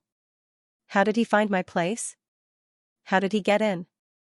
All of you bitches. Xianxia was very unwilling to give up. Finally, he could find something that could make his condition better and not be controlled by the Grand Elder. In the end, it was eaten by them in advance. Xianxia was about to go crazy with anger. He hated the Grand Uncle bitterly. Why did he have to be coerced by the Grand Uncle? Why, what the hell? Even if they both crawled out from the sea of laws, you walk your path while I walk my path. What right do you have to interfere with me, F***cku? If you don't want to die, then I will die. We were both born from the sea of laws. So what if we die together? What's so great about you? You should live. Xianxia was so angry that his fluctuations were huge, causing his strength to dissipate. Xianxia was instantly stunned. He carefully scolded without daring to breathe. Bastard, return it to me. Return it to me. Fatian hurried back to the cub nursery and took away everything that was placed there. Don Lan, who was sitting by the pond licking a lollipop, saw Fatian and immediately jumped in front of him. She asked, Fatian, what happened to you? What happened to your legs? Why did you become smaller? Fatian smiled with a pale face. He asked the old man divine tree for a branch. He ignored Don Lan and looked at the old man divine tree. The old man divine tree saw his miserable state and asked, what happened? Did you have a conflict with the void creatures? Fatian grinned. Grandpa tree, can you give me a branch? I needed to save someone. Fatian pouted and said with a sobbing tone, Mingshu is dead. She's dead. Don Lan was startled. Is she the one who brought us things? The old man divine tree was speechless. Life was truly fickle. Not long ago, she was still comprehending the divine runes in his spiritual space. However, her aptitude was rather poor. Until now, she had not grasped a single thread. However, she was no longer here and he still ridiculed her aptitude. It was a little unkind. The old man divine tree plucked a branch and gave it to Fatian. Take it. However, she's already dead. My condolences. Fatian took the things and left in a hurry. Don Lan followed behind him. Fatian turned back and looked at her. Why are you following me? He was now a fugitive. He was not going out to play. Why was Don Lan following him? He did not have the energy to deal with her. Don Lan looked at Fatian worriedly. I'm worried about you.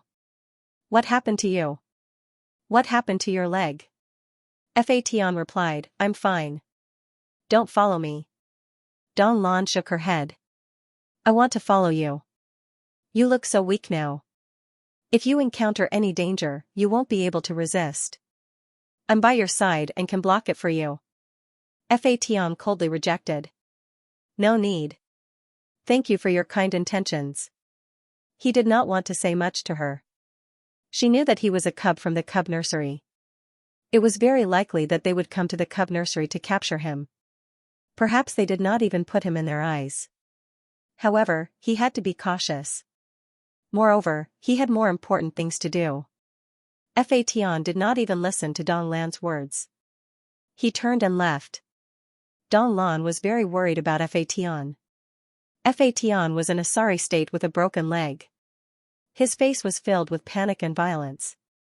Fatian was probably very sad about the death of the kitchen maid. Don Lan pondered for a moment before catching up to Heaven Punisher. She was extremely fast. With a splash, she swam out of sight like a fish in water. She quickly caught up with Fatian. When Fatian saw her, he was very annoyed. Didn't I tell you not to follow me? Someone is chasing me. It's very dangerous to stay by my side. Don Lan's eyes lit up. Is it that exciting? To watch the new chapter of Zue, please go to mobile address. Take me with you, take me with you. Don Lan was very excited. I can definitely protect you well, don't worry. Fatian was really annoyed by her playful attitude. This was not a game, this was a matter of life and death. No, or I won't be polite to you. Fatian clutched the necklace in his chest tightly while looking around to observe the situation of his sacred glyphs. Fatian didn't have the heart to take care of such a carefree young lady. You're already like this, how can you be rude to me? I know it's very serious, but one more person means one more power. Fatian sneered. More people meant more power. Sometimes, power could not be measured by numbers. Even if they had East Blue, it would still be useless. Unless Don Lan's elders thought that this world was very safe. Don Lan was just a little girl now. Fatian turned and left. One of his legs was missing, and it looked very distressing. Don Lan still followed behind him. Fatian sneered. He had already warned her that she was in danger, but she still wanted to follow. If anything happened, he couldn't blame her. Don Lan secretly looked at Fatian. Seeing that Fatian didn't stop her from following, she immediately smiled and followed Fation to a hidden cave. Dong Lan looked at the cave and asked Fation excitedly, "Is this your secret base?" Fation ignored her and entered the cave. He took out a bottle and began to mix mud. He only collected a little, but the situation was too dangerous. Dong Lan saw that Fation's face was extremely pale and one of his legs was missing. She suggested, "Fation, you should rest for a while. You're very tired now, and there might be a problem." Fation frowned. Dong Lan thought that Fation would ignore her. After all, she was a bit used to Fation's cold attitude. Fation always said that she was childish, shallow, and laughable. That was because she thought that Fation was always acting like an old man. He was so young, so why did he make himself so old, boring? Fation nodded. "Then I'll rest for a while. You should go back. It's very dangerous to follow me." However, Dong Lan suppressed her excitement and said calmly, "I'm not a fool. If there's danger, I'll know to run." Fation said, "Don't touch my things."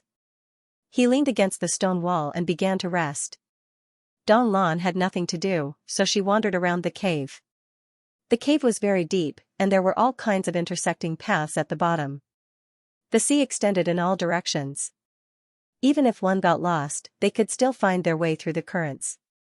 But in the dry land, Dong Lan beautifully got lost in the crisscrossing underground tunnels. When Fation woke up, he heard Dong Lan's cries for help. He calmly began to play with the mud. He was especially careful because there was only so much of it, and there was only one chance. If he failed, he would completely fail, and there would be no more chances. Fation was so nervous that his hands began to tremble. The area where his leg was broken was very painful. His face, which had looked slightly better because of the rest, was now very ugly. He was very careful, step by step. He was not as casual as he had been when kneading Little Mouse. He finally made the mud ball, and now he had to knead Ningxu. Fation was much more familiar with Ningxu than he was with Little Mouse. When he kneaded it, it was very smooth. Soon, a mud ball of Ningxu appeared. He carefully put it down. Next, he would draw the divine pattern. Previously, when he had made the Little Mouse, he had drawn it casually. But when he drew it for Ningxu, he crushed the leaves of the tree of God, squeezed out the juice, and dipped it in the juice to draw the divine pattern. The effect of the divine pattern was doubled. Naturally, he wanted to give Ningxu a better body. He did not want her to be at a disadvantage because of her birth and constitution. Fation's hands were trembling. He grabbed his wrist to prevent his hands from trembling. Stroke by stroke, he seriously drew the divine pattern. He ignored Dong Lan's miserable and sharp cries for help. When the divine pattern was finished, he took out some powder and smeared it on the mud ball. As long as there was a slight change in her vitality, she would have a chance to wake up. Under Heaven's expectant gaze, the clay statue began to crack. Cracks began to appear on its surface, and in the end, it crumbled into dust. How can this be? Fation's eyes were about to pop out of their sockets. He was angry and confused. Why did it fail? How could it fail? Everything was clearly done according to the steps. He had already revived Little Mouse before. Why was it that when everyone else succeeded, she was the only one who failed? Dong Lan crawled out of the tunnel with a dirty face. When she saw Fation's horrified expression, her heart trembled.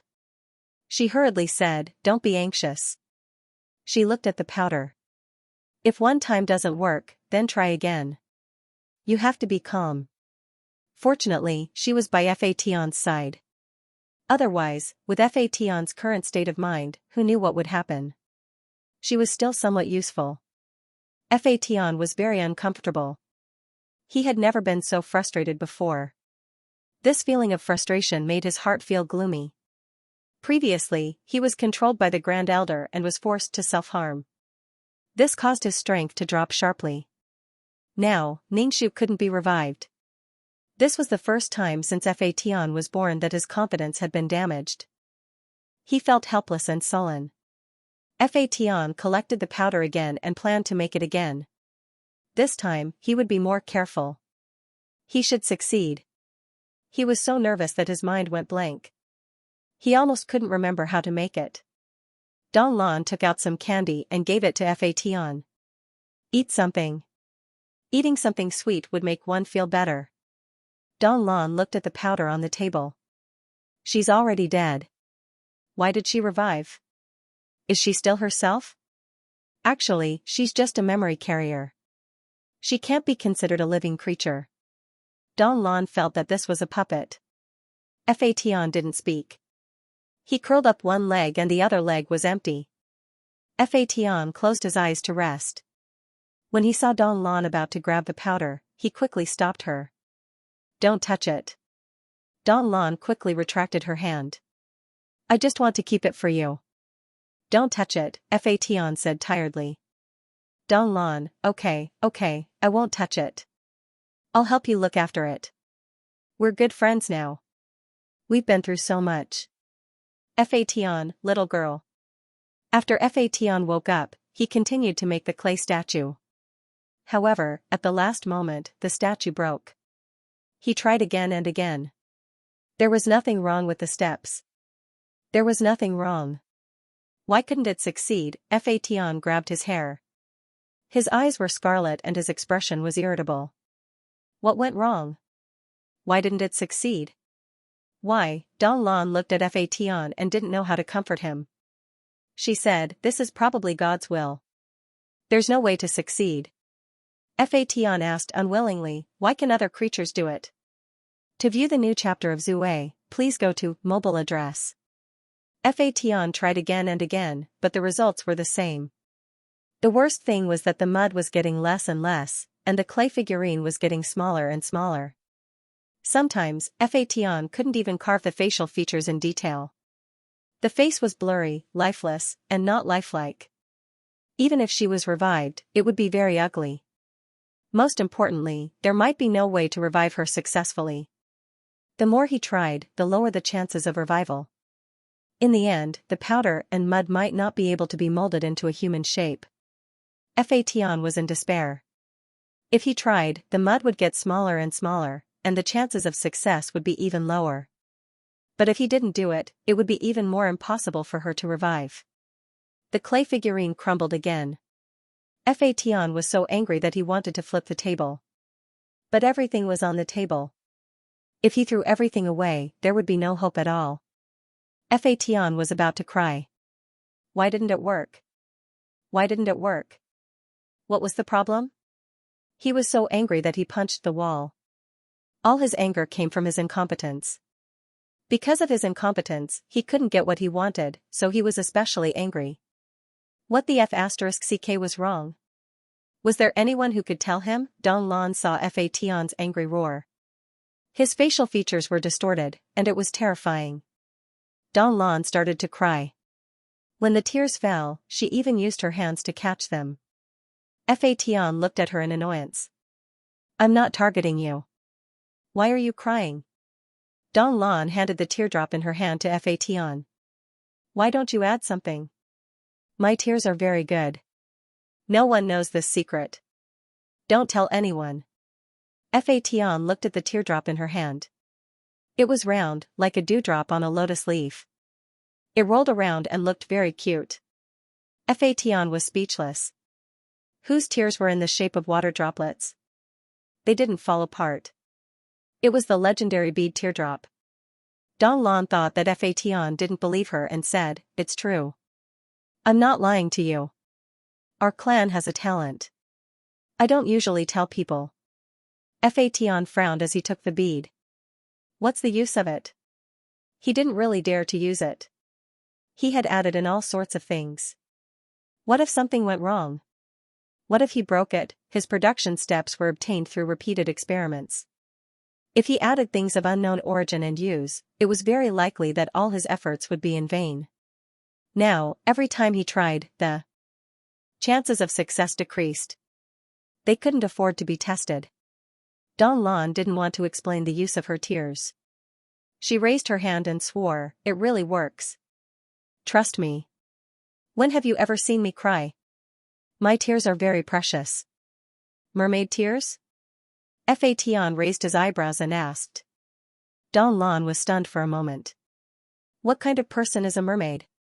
But that mermaid definitely can't compare to me, really. If the thing you added to me still fails, I advise you to give up. The failure is not because of the materials, but because she cannot be revived in the first place. Don Lan promised, I won't joke about such an important matter. Fation's expression was still very doubtful, but he still joined in and started experimenting again. What if her things were really useful? He had already failed so many times. He didn't lack any steps or materials. Perhaps he would succeed with just a few more things. After adding in Don Lan's tears, he started to work. At the end, he finished drawing the divine pattern. Fation almost held his breath as he looked at the clay sculpture. The clay sculpture didn't break apart like before. Fation's face revealed a smile. Looks like it really works. Don Lan heaved a sigh of relief. It was good that it worked. She was afraid that Fation would continue experimenting like this. There would be no end to it. He would go crazy. I've already given you my most precious thing. Can we be considered friends now? Don Lan asked with a smile. Just as Fation was about to say something, he saw the clay statue crumble. It turned into small pieces of clay. This was still mud. Before, it had already turned into sand. It could be seen that Don Lan's tears had quite the solidifying power. But even so, it still couldn't stop the clay sculpture from collapsing. The smile and pride on Don Lan's face froze. She became as confused as Fation. This shouldn't be. It shouldn't be like this. Don Lan didn't know whether to comfort herself or Fation.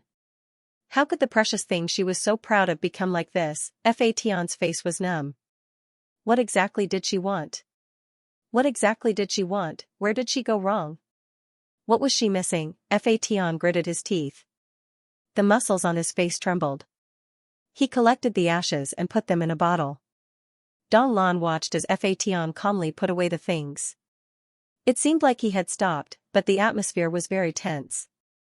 It was the calm before the storm. Don Lan carefully asked, You're not doing it anymore? Fation smiled. However, the muscles on his face spasmed. His smile was very sinister. I'm afraid I'll go crazy if I continue. He was going crazy with anger. He had never been so angry before. Since he couldn't do it now, he would wait a little longer and find some better materials. Perhaps he could succeed. Don Lan, that's good. You need to rest. Don Lan looked at his leg. Can your leg grow back? Fation, no. Don Lan exclaimed, How ugly would it be if you lost a leg? Children's words were the most naive, but at the same time, they were the most hurtful. Fation wasn't touched at all. He could still speak, he could still be angry, and he could still be called ugly by others. But some people couldn't jump or walk. They didn't even have the right to be called ugly. Perhaps if he had enough strength, his leg would be able to grow back. But now, he didn't have the heart to grow back this leg. This was a disgrace. He had to keep it to remind himself at all times. If he couldn't find a way to revive her, this leg would be crippled and broken. I want to rest now. You can go. After experiencing intense emotional turmoil and escaping, Fation was very tired and needed to rest. Until now, he still felt like he was dreaming. She was clearly such a lively person, but she was gone just like that. It was so sudden. He thought that she could survive. Now, he was all alone. Don Lan said angrily, Why are you like this? If you want to rest, I can help you look around the dangerous situation. When you see that I'm useless, you chase me away. Fation chuckled. What kind of hobby do you have to watch people sleep and rest? He wasn't in the mood to play with her now. To her, it was a novel experience, but to others, it was a matter of life and death. He couldn't empathize with her. Besides, there was no such thing as empathy in this world. Even for Ning Shu, he couldn't empathize with her. All he had was confusion and disappointment. He didn't understand her concerns and actions. He didn't understand why she kept dragging her feet. She had the heart but didn't do anything.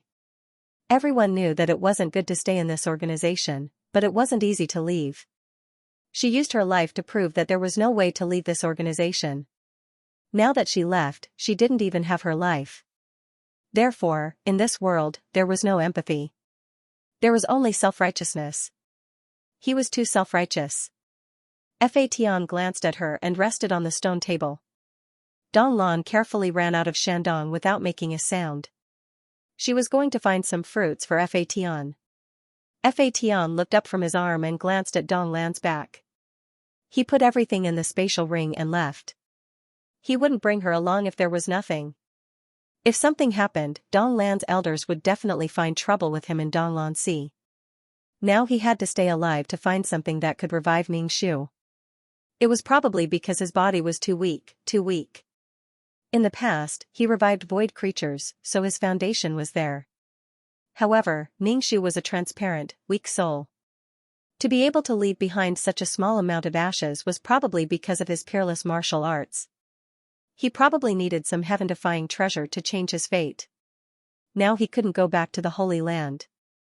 If that organization wanted to capture him, he wouldn't be able to resist. Fatian couldn't deny this reality. He could only hide the grievances in his heart for now. At this time, Fatian felt a little empathetic. Because he was helpless, because he couldn't resist, he had no choice but to do something against his will. It was really King annoying. If he had the strength, he would directly kill that organization and turn them upside down. Donglan came back and saw that the cave was empty. She was so angry that she threw the fruits. The fruits rolled all over the ground. What was wrong with her? She was always like this. Shameless bastard. He took the things and left without even saying a word to her. Donglan picked up the fruits on the ground and wiped them on her body. She took a bite and disappeared into the cave. Fatian walked aimlessly in the void. He only had the appearance of a 4 or 5-year-old. He had to carefully avoid other void creatures. His body was Ear's weapon. Although it couldn't eat him, it would inevitably become someone else's weapon. It only had one and didn't want to become someone else's weapon. In a way, he owed Ningxu his life. If he accidentally became someone else's weapon, he wouldn't be able to go out and find things. Fatian understand that with the things in his hands, there was no way to revive Ningxu. He had traveled through many places and reached cliffs that were infinitely high. If he could not reach the top, he would not be able to climb any further. He dived into the deep sea to find things that he had only heard of but had never seen before. He had been to too many places and walked through many places. His clothes were old and torn by something.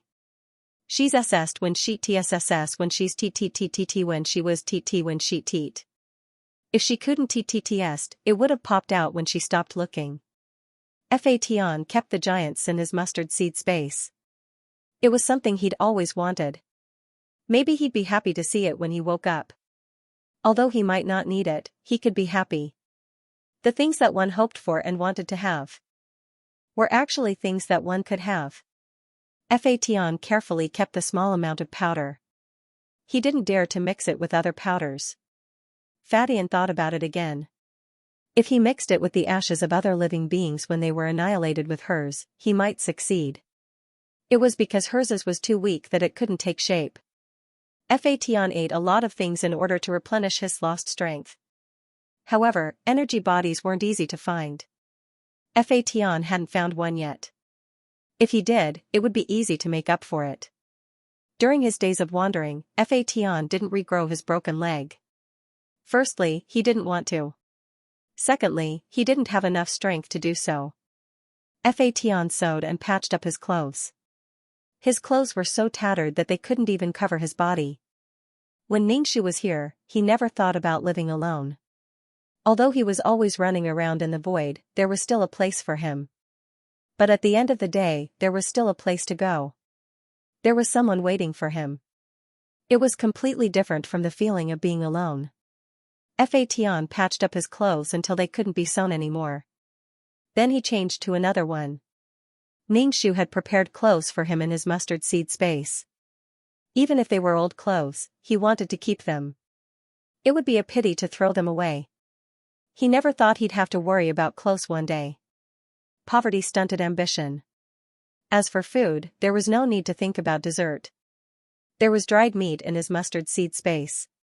He used to think it was dry and ordinary. Now, he only wanted to taste it. He would put one or two in his mouth and taste it. It was fine as long as he could eat it. In fact, he didn't need much food. However, his body lacked energy. It would be great if he could eat energy bodies. However, he didn't have such things. Fatian avoided the vicinity of the Sea of Law. They were all busy people and might have forgotten about it. However, Fatian didn't dare to gamble because the price was too high. It could be his life. It could be his freedom. If he couldn't afford to gamble, he wouldn't dare to gamble. Fatian kept walking and searching. He didn't know where his destination was. He didn't know when he would end his wandering. He didn't know if he could find that thing. He only heard a few legends and he wanted to search for it. It was too uncertain. He was exhausted. When he stopped to rest, he couldn't control his tears. He sniffled and wiped his tears. He still wanted to run towards his unknown destination. Being at a loss without any gains might be a waste of effort. However, even if there was a little hope, even if it was really a waste of effort, he still had to do it. If he didn't do anything, he wouldn't be able to change anything. Fatian was being chased by a group of strange life forms. He was chewing on a fruit that he picked from a life form's territory. The fruit was rare and sweet. It was filled with energy. This energy was what Fatian needed. Risking being chased, Fatian entered the life form's territory and picked the fruit. Amidst the shouts and roars behind him, Fatian chewed on the fruit and ran. He laughed happily. He had only obtained a few fruits with energy. In the past, when he had the energy bodies, he wasn't that happy. It was probably because it was too easy to obtain them. He knew that those things were obtained by Xianxia after spending a lot of effort, but he didn't feel much about it. To view the new chapter of Zue, please go to mobile address. It was a completely different feeling when he had to obtain every stitch and piece of thread by himself. Fatian ran as fast as he could, breaking away from his pursuers. As he laughed, the smile on his face disappeared. Sometimes, he wanted to be happy, but his brain was like a masochist. When he was happy, he had to remember some unhappy things. So now, he was a little unhappy. Fatian took a bite of the fruit and continued to laugh. In the void, he turned into a shooting star and disappeared into the distance. The void was too big and too empty. It was so empty that Fatian didn't know where to go. He didn't know how long he had been through. Undoubtedly, these days were hard to endure. Anyway, Fatian felt that many years had passed. Hundreds of years, 1,000 years, or even more. This was because the jerky in the mess in space, which was one stick a day, was now gone. The jerky made from so many birds was gone. He had no clothes to wear. He had become a wild man who covered his body with fur. Even so, he still couldn't roam the void every time. It seemed that he was only wandering around in size. He wanted to go further and find more ancient legends. During this time, he didn't dare to make mud dolls. He had a feeling that he wouldn't succeed in Freedom Island. The remaining ashes weren't enough to support his unscrupulous experiments. He didn't have much hope. As long as Xianxia was alive, even if she didn't have a strong constitution, he didn't have the ambition he had before. He wanted to make a powerful body for her. Failure after failure lowered his standards. In the end, he only had one request: to be alive. But this request was probably the most difficult. Fatian was like a twinkling star, disappearing in the blink of an eye. He didn't know where he went or when he would return. In a space of faith, the law of nothingness was surging. The transparent law of nothingness became more and more turbulent, as if wanting to drown this space. However, the law of nothingness didn't develop in the direction of vitality. Instead, it was about to swallow this space and merge with it. In the air, the Taishu and Xianxia looked down at the surging law of nothingness. Both of them were expressionless, but Xianxia's brows were knitted together. I failed. Sooner or later, this space of faith would be devoured, and the law of nothingness would have to be taken away. If this continued, who knew how many more things the law of nothingness would devour? Facing the power of the law of nothingness, the space of faith was powerless to retaliate. Let alone maintaining balance, the space of faith couldn't even resist the law of nothingness's devouring. This was a new problem. The space of faith might not be able to resist the devouring of the law of nothingness. Could it be that too much of the law of nothingness had been invested, causing the space of faith to be unable to bear the burden and retreat? This space of faith could be considered useless. Xianxia pondered. What proportion of the law of nothingness should he invest? The Grand Elder didn't say anything. He glanced around and left. Xianxia put away the law of nothingness.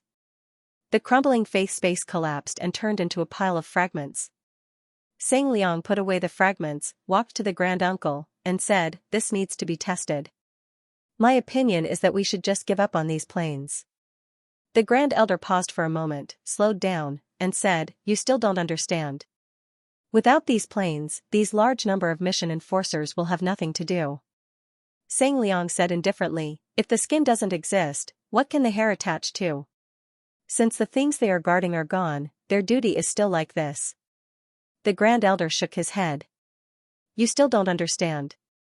Even if new ones are born and diverted, it's still necessary for these planes to exist. These mission enforcers, this organization, are a wall that I built for the Sea of Law. There are too many people coveting the Sea of Law that is exposed to the outside world. The birth of these planes in the Sea of Law is a responsibility and a mission. The slightly qualified people selected from these planes are the people who block the invaders. I was born in the Sea of Law and obtained power from it.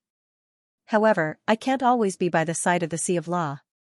But if I leave my back, the source of power will be threatened." Many of the birthplaces of planes and worlds that were exposed to the outside world had been eaten clean. The Grand Elder was powerful, but in the face of birds, monkeys, and even some flies and mosquitoes that wanted to peck at the fruit at any time and place. As a normal person, they wouldn't always guard around the fruit tree. Having an existence that could disperse these covetous people and stay by the fruit tree at all times was very useful. He coexisted with these planes. It wasn't that the situation would be better if he gave up these planes. He was destined to be connected to the Sea of Law. There was no way to cut it off. If there was a problem with the fruit tree, they had to start from the fruit tree and not kill the cats and dogs that looked at the fruit tree. As for the planes that were born by relying on the Sea of Law, it didn't matter if they were destroyed. If they weren't destroyed, they would naturally stay and not be destroyed directly. Xianxia was even more indifferent. The fruit tree must be pruned. Too many branches will only absorb more energy. If there are withered branches, there will be new branches. It's a balance, the Grand Elder said. The general direction was correct, but some people were the victims of this general direction. And the victims of strength were not willing to sacrifice. The collision of personal will and the will of everyone, the collision of personal interests and the interests of everyone. If the Sea of Law could be successfully diverted, it would be a good thing for this plane and this organization. However, it wouldn't be a good thing for the victims. There was no perfect solution in the world that was in everyone's interest. Xianxia sighed and stopped arguing with the Grand Elder. He changed the topic and said, "Find a new space of faith. This time, invest less of the law of nothingness. If there is a catalyst, it might be able to form a space with vitality faster. Adding a bit of the original power of the plane's birthplace could speed up the birth time. Simply put, it was like making pickles. Adding a bit of old pickle water could ensure the success of a jar of pickles and also reduce the time. It wouldn't cause a jar of pickles to fail because of some fermentation problems." The Grand Elder said, "He's already dead." "Why are you saying this?" Xianxia grinned. "Isn't it a pity? It's a pity that there's vitality in the space of faith. If there was vitality, too many problems would be solved." The Grand Elder nodded. "It's quite a pity. If he did it again, he would be gentler. He wouldn't destroy the space of faith. He just had to kill the person. If he didn't kill the dog that bit him, he wouldn't be able to celebrate the new year." To view the new chapter of Zue, please go to mobile address. This person had been dead for a long time. If she didn't have the faith space, she would have almost forgotten about this person. It was the world that Xianxia was always thinking about. He always looked very regretful and sighed in front of him. Xianxia said to the Grand Uncle, I heard that there's a place that's about to give birth to life. It's been a long time since the last birth. I think you can go and take it back and eat it to nourish your body. This kind of life sounded like a soul, but it wasn't. It was a kind of energy born in the void, and it was a kind of plant with a lot of vitality. Eating it could provide a lot of energy for void creatures, especially for a body like the Grand Uncle's. It was best to eat it. It was a very pure and rare thing. The Grand Uncle said, "Oh." Sang Liang frowned. "Don't take it to heart. Go and look for it when the time comes. I don't know the specific location yet. When you know the location, go and look for it." The Grand Uncle said, "Oh." A huge stone man was looking for food in the void. When he saw a little girl sitting on a stone, she looked at her hand in disappointment. When she saw the stone man, her face showed a vigilant look. The stone man said in a muffled voice, "How could the void give birth to such a weak child?" The stone man obviously felt that this child was a little underdeveloped. He handed her the fruit in his hand and the twisted earthworm-like food. The little girl's face showed a surprised expression. She glanced at the stone man and took the fruit. She didn't take the earthworm-like insect. This thing looked really unappetizing. The fruit was very sweet. The stone man's body was covered with moss. He was like a moving mountain. He looked very familiar. The stone man said, "How long have you been born? Why are you alone? Don't you have a race? You look a bit like a low-level intelligent human when you were born." "That's right. You're so weak. It means that the power that gave birth to you isn't strong enough to give birth to other races. Do you have any talent skills? No, then you're a bit useless. But it doesn't matter. You can treat it with food. The void doesn't have much, but there are a lot of delicious and energy-rich things. You don't have a race, do you have any plans? A newborn like you with pure energy will be eaten by other races." She said, "I might be me, or I might not be me. I don't know who I am, but the past is engraved in my mind. I don't have anything left. Actually, I still have one more thing, which is the tumor in my brain." The stone man was unable to make an expression, but his eyes were filled with sympathy. "You are still sick, your body is weak." Ning Shu, she finished eating the fruit, wiped the juice off her hands, and asked, "What time is it now?" Stone Golem was very confused. What? She couldn't ask any more because the lifespan of void creatures was too long. They didn't know how to count or record how long they had lived. In any case, they lived for a very long time. Ningshu didn't know how she woke up. She was sure that she was already dead at that time. As for why she woke up, she didn't know. She didn't know if it was a new personality because it was as if she had slept for a long time and suddenly woke up. She didn't even know who she was. Anyway, she was no longer a member of the dream organization. Stone Golem said that her body was weak because it was severely damaged by the peerless martial arts. Now, the brain tumors were like grains. Ningshu had a splitting headache. Reality and illusion overlapped in her mind, making her unable to face who she was. The more she thought about it, the harder it was to calm down. It was like her, but also not like her. She had nothing left. She couldn't feel the power of the will of death. The world tree that was once planted in her soul was gone. The brain tumor that was the size of a ping-pong ball was also gone now. It was precisely because the things that she once had no longer existed that she couldn't help but feel suspicious. Ningshu asked, "You said I'm a cub?" Cub, a cub of the void. Did she become a void creature? Was it because of the peerless martial arts? Ningshu called for Fation and the god-beating whip, but there was no response. There was no response at all. They were completely cut off. There was nothing.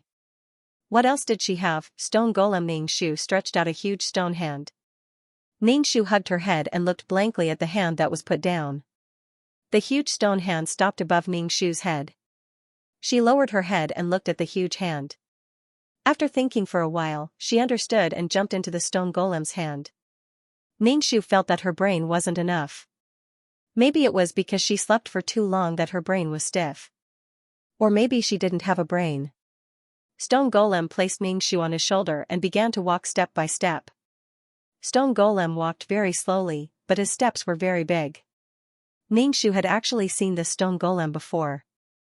That was when she met him when she went to collect metal with Li Wen and the others. The stones on his body were all made of metal, and they were lumpy together. Standing very high, she could see very far. It was as if the world was under her feet. Ningxu raised her hand and put it by her mouth to shout, Hu Hansan, am back. I'm back. It's over. The empty voice traveled very far. She had a body and was no longer in a soul state. She had no worries, she was a happy madwoman. Oh, I forgot. There was still a Fation. Where should I go to find Fation? I can't find the location of the sacred ground. I can't find the cub's place. After shouting, Ningxu let out a heart-wrenching cough. She immediately clutched her chest and felt that it was very painful. Stone Golem said in a muffled voice, your body isn't good. Don't be agitated. Ningxu made an O sound. The peerless martial art was not in good condition. She, who had fused with the peerless martial art, was not in good condition either. Stone Golem asked, Cub, what do you want to eat? Milk fruit? Yes, yes, yes. She nodded frantically. She found a tree with bright red fruits. Ningxu jumped down from Stone Golem's shoulder. With a boom, it was like a meteorite hitting the ground, creating a very large crater. Dust flew everywhere. Ningxu choked and coughed. Cough, cough, cough. Why was her body so weak? The stone man pulled Ningxu out of the pit and placed her on the ground. He blew at Ningxu, and her hair was almost blown off. Her face was wrinkled, and ripples were rippling from the wind. Okay, the dust on your body is clean. Go pick some fruits and eat. Stone Golem said. Ningxu walked under the tree. She did not want to climb the tree. She hugged the tree and started shaking it, shaking the fruits off the tree. However, when she hugged the tree and exerted her strength, she directly uprooted the tree. With a loud bang, the big tree fell to the ground. To view the new chapter of Zue, please go to mobile address. Ningxu was pinned under the big tree. Miraculously, she wasn't crushed to death by the big tree. Her intestines were smashed through. As a human's instinct, Ningxu waved her limbs like a tortoise that couldn't turn over. The stone man grabbed the uncle and moved the fruit tree away. Ningxu sat up and quickly checked her body. It wasn't easy to get this body, so she didn't want to ruin it. Cough, cough, cough. Ningxu coughed violently. She coughed so hard that her chest hurt. She weakly touched her chest. Sigh, I'm so weak. Even the slightest fluctuation in my emotions hurts. F***ck, could it be a congenital heart disease? The stone man said to Ningxu, you have to learn to control your strength. Using too much strength isn't good for your body. Especially when you were born, your energy was too weak, causing you to be a bit useless. Ningxu nodded obediently. It's like this. I also feel that I'm a bit weak. This body is very weak. The stone man demonstrated to Ningxu, pulling up a tree as if it was pulling out grass. He said to her, look, when you learn to control your strength in the future, you will be able to pull up a tree as easily as lifting heavy weights. You won't fall on your back.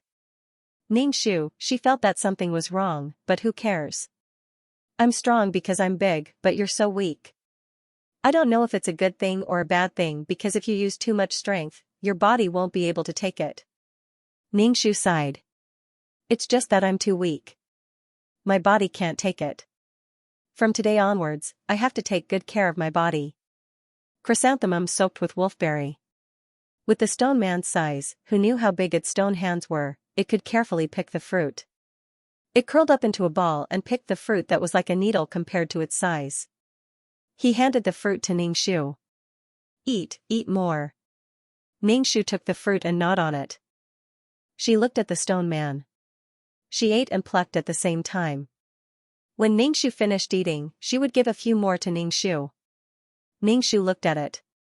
Underneath this stone man's rough appearance was a gentle heart. From the first time they met, it wanted to touch the metal on its body. However, it didn't get angry. Instead, it gave him some metal. Among all the void creatures she had seen, the stone man's personality was the best, the most gentle. As for the old man divine tree, although he had a bad temper, he was indeed a good person. Ningshu's mouth and cheeks were stained with the sweet and greasy juice. He held the big fruit and laughed. He laughed so hard that his eyes couldn't be seen, turning into a crescent shape. The two of them finished all the fruits on the tree. Ningshu's belly bulged, and he stuck out his tongue to lick the juices. After such a long time, he finally felt full. The satisfaction of being full was transmitted from his stomach to his brain. Oh, this is great. However, now that she had a body, if she ate without restraint, would she become a fat loli? A fat loli that wasn't cute at all. What do I look like? Ningshu asked the stone man. Am I good looking? The stone man paused and said in a more tactful tone, you're just too weak. In fact, looks aren't important. Ningshu was speechless. Could it be that she was very ugly now? This was a sad thing, but so what? As long as she was happy, it was fine. If looks weren't something that limited her happiness, then the problem of looks wasn't a problem. Yes, I still think the body is more important. Ningshu nodded in agreement. I want to have a good body. Without waiting for the stone man to reply, Ningshu said in the next second, this fruit is so delicious. Pick the fruit tree back. The stone man, okay. Ningshu picked up a towering tree and stuffed it into a hole. Then, he buried the roots with mud. He wanted to water it, but he found that the water law was gone. Not only was the water law gone, but the other laws of earth and wood were also gone. Under the attack of the Grand Elder, those laws couldn't withstand it and had probably all collapsed. Now, except for Ningshu's body, everything from the past was gone. His peerless martial arts were also in a crippled state. Everything was gone. That was why Ningshu felt that it was an illusion. Why were those things gone? Was he going to start over again? He had a body, but he was still so weak. The stone man watched from the side. When he saw that Ningshu had finished planting the tree, he started coughing while leaning on the tree. He coughed until his face flushed red. The stone man, your physique is too weak. Sigh, Ningshu also sighed. Yes, too weak. He started coughing after doing such a small thing. The stone man plucked a flower and placed it on Ningshu's head. That flower was very small for the stone man, but it was almost as big as Ningshu's head. There was a huge flower on top of her head. Ningshu touched the flower, and a clear fragrance surrounded the tip of her nose. Ningshu smiled happily. The big flower on her head climbed onto the stone man's shoulder and sat on it. Her legs dangled in the air. She raised her fist. Let's go. Let's find something to eat. The stone man moved slowly, but his speed wasn't slow. As long as his body was too big, his movements looked very slow. When he took a step, others couldn't catch up with him even if they took 100 steps. The scenery in the sky was really good. Ningshu touched her body and started to familiarize herself with it. From now on, she had a body. Although this body was very weak, it was still a body. The stone man said that she was a void cub. That meant that she had turned from a chicken into a human. She had a human body. Even if she was weak, she could accept it. Now, she had to develop her body's strength. It seemed that she had a lot of strength. As for other strength, she could slowly explore it. Ningshu looked at her own hands. They were small and fleshy. They were snow white. When she touched her face, it wasn't that kind of skin and bones, but slippery. Ningshu was addicted to this kind of touch. She fell in love with herself and couldn't help herself. Following the stone man, Ningshu ate a lot of things. There were fruits and also meat. However, the meat was bloody. Ningshu didn't like to eat it, but the stone man didn't mind at all. Seeing that Ningshu didn't eat these things, the stone man advised, it's not good to be picky. Your body is weak to begin with. Do you have the right to be picky? Ningshu gnawed on the fruit. Yes, why don't I have the right to be picky? Things like qualifications, if you said you had it, then you had it. The stone man slowly shook his head and began to eat the bloody meat. Ningshu felt that if it ate like this, it would cause a huge impact on her soul. She should get some fire and roast it. Ningshu asked, where's the fire? Do you eat cooked food when you eat? The stone man, there's fire. There's the kind that can burn the meat to ashes. I'm used to eating like this. It's too troublesome to roast it bit by bit. To view the new chapter of Zue, please go to mobile address. End of chapter 3798. Don't forget to subscribe, like, and share the video to support the channel.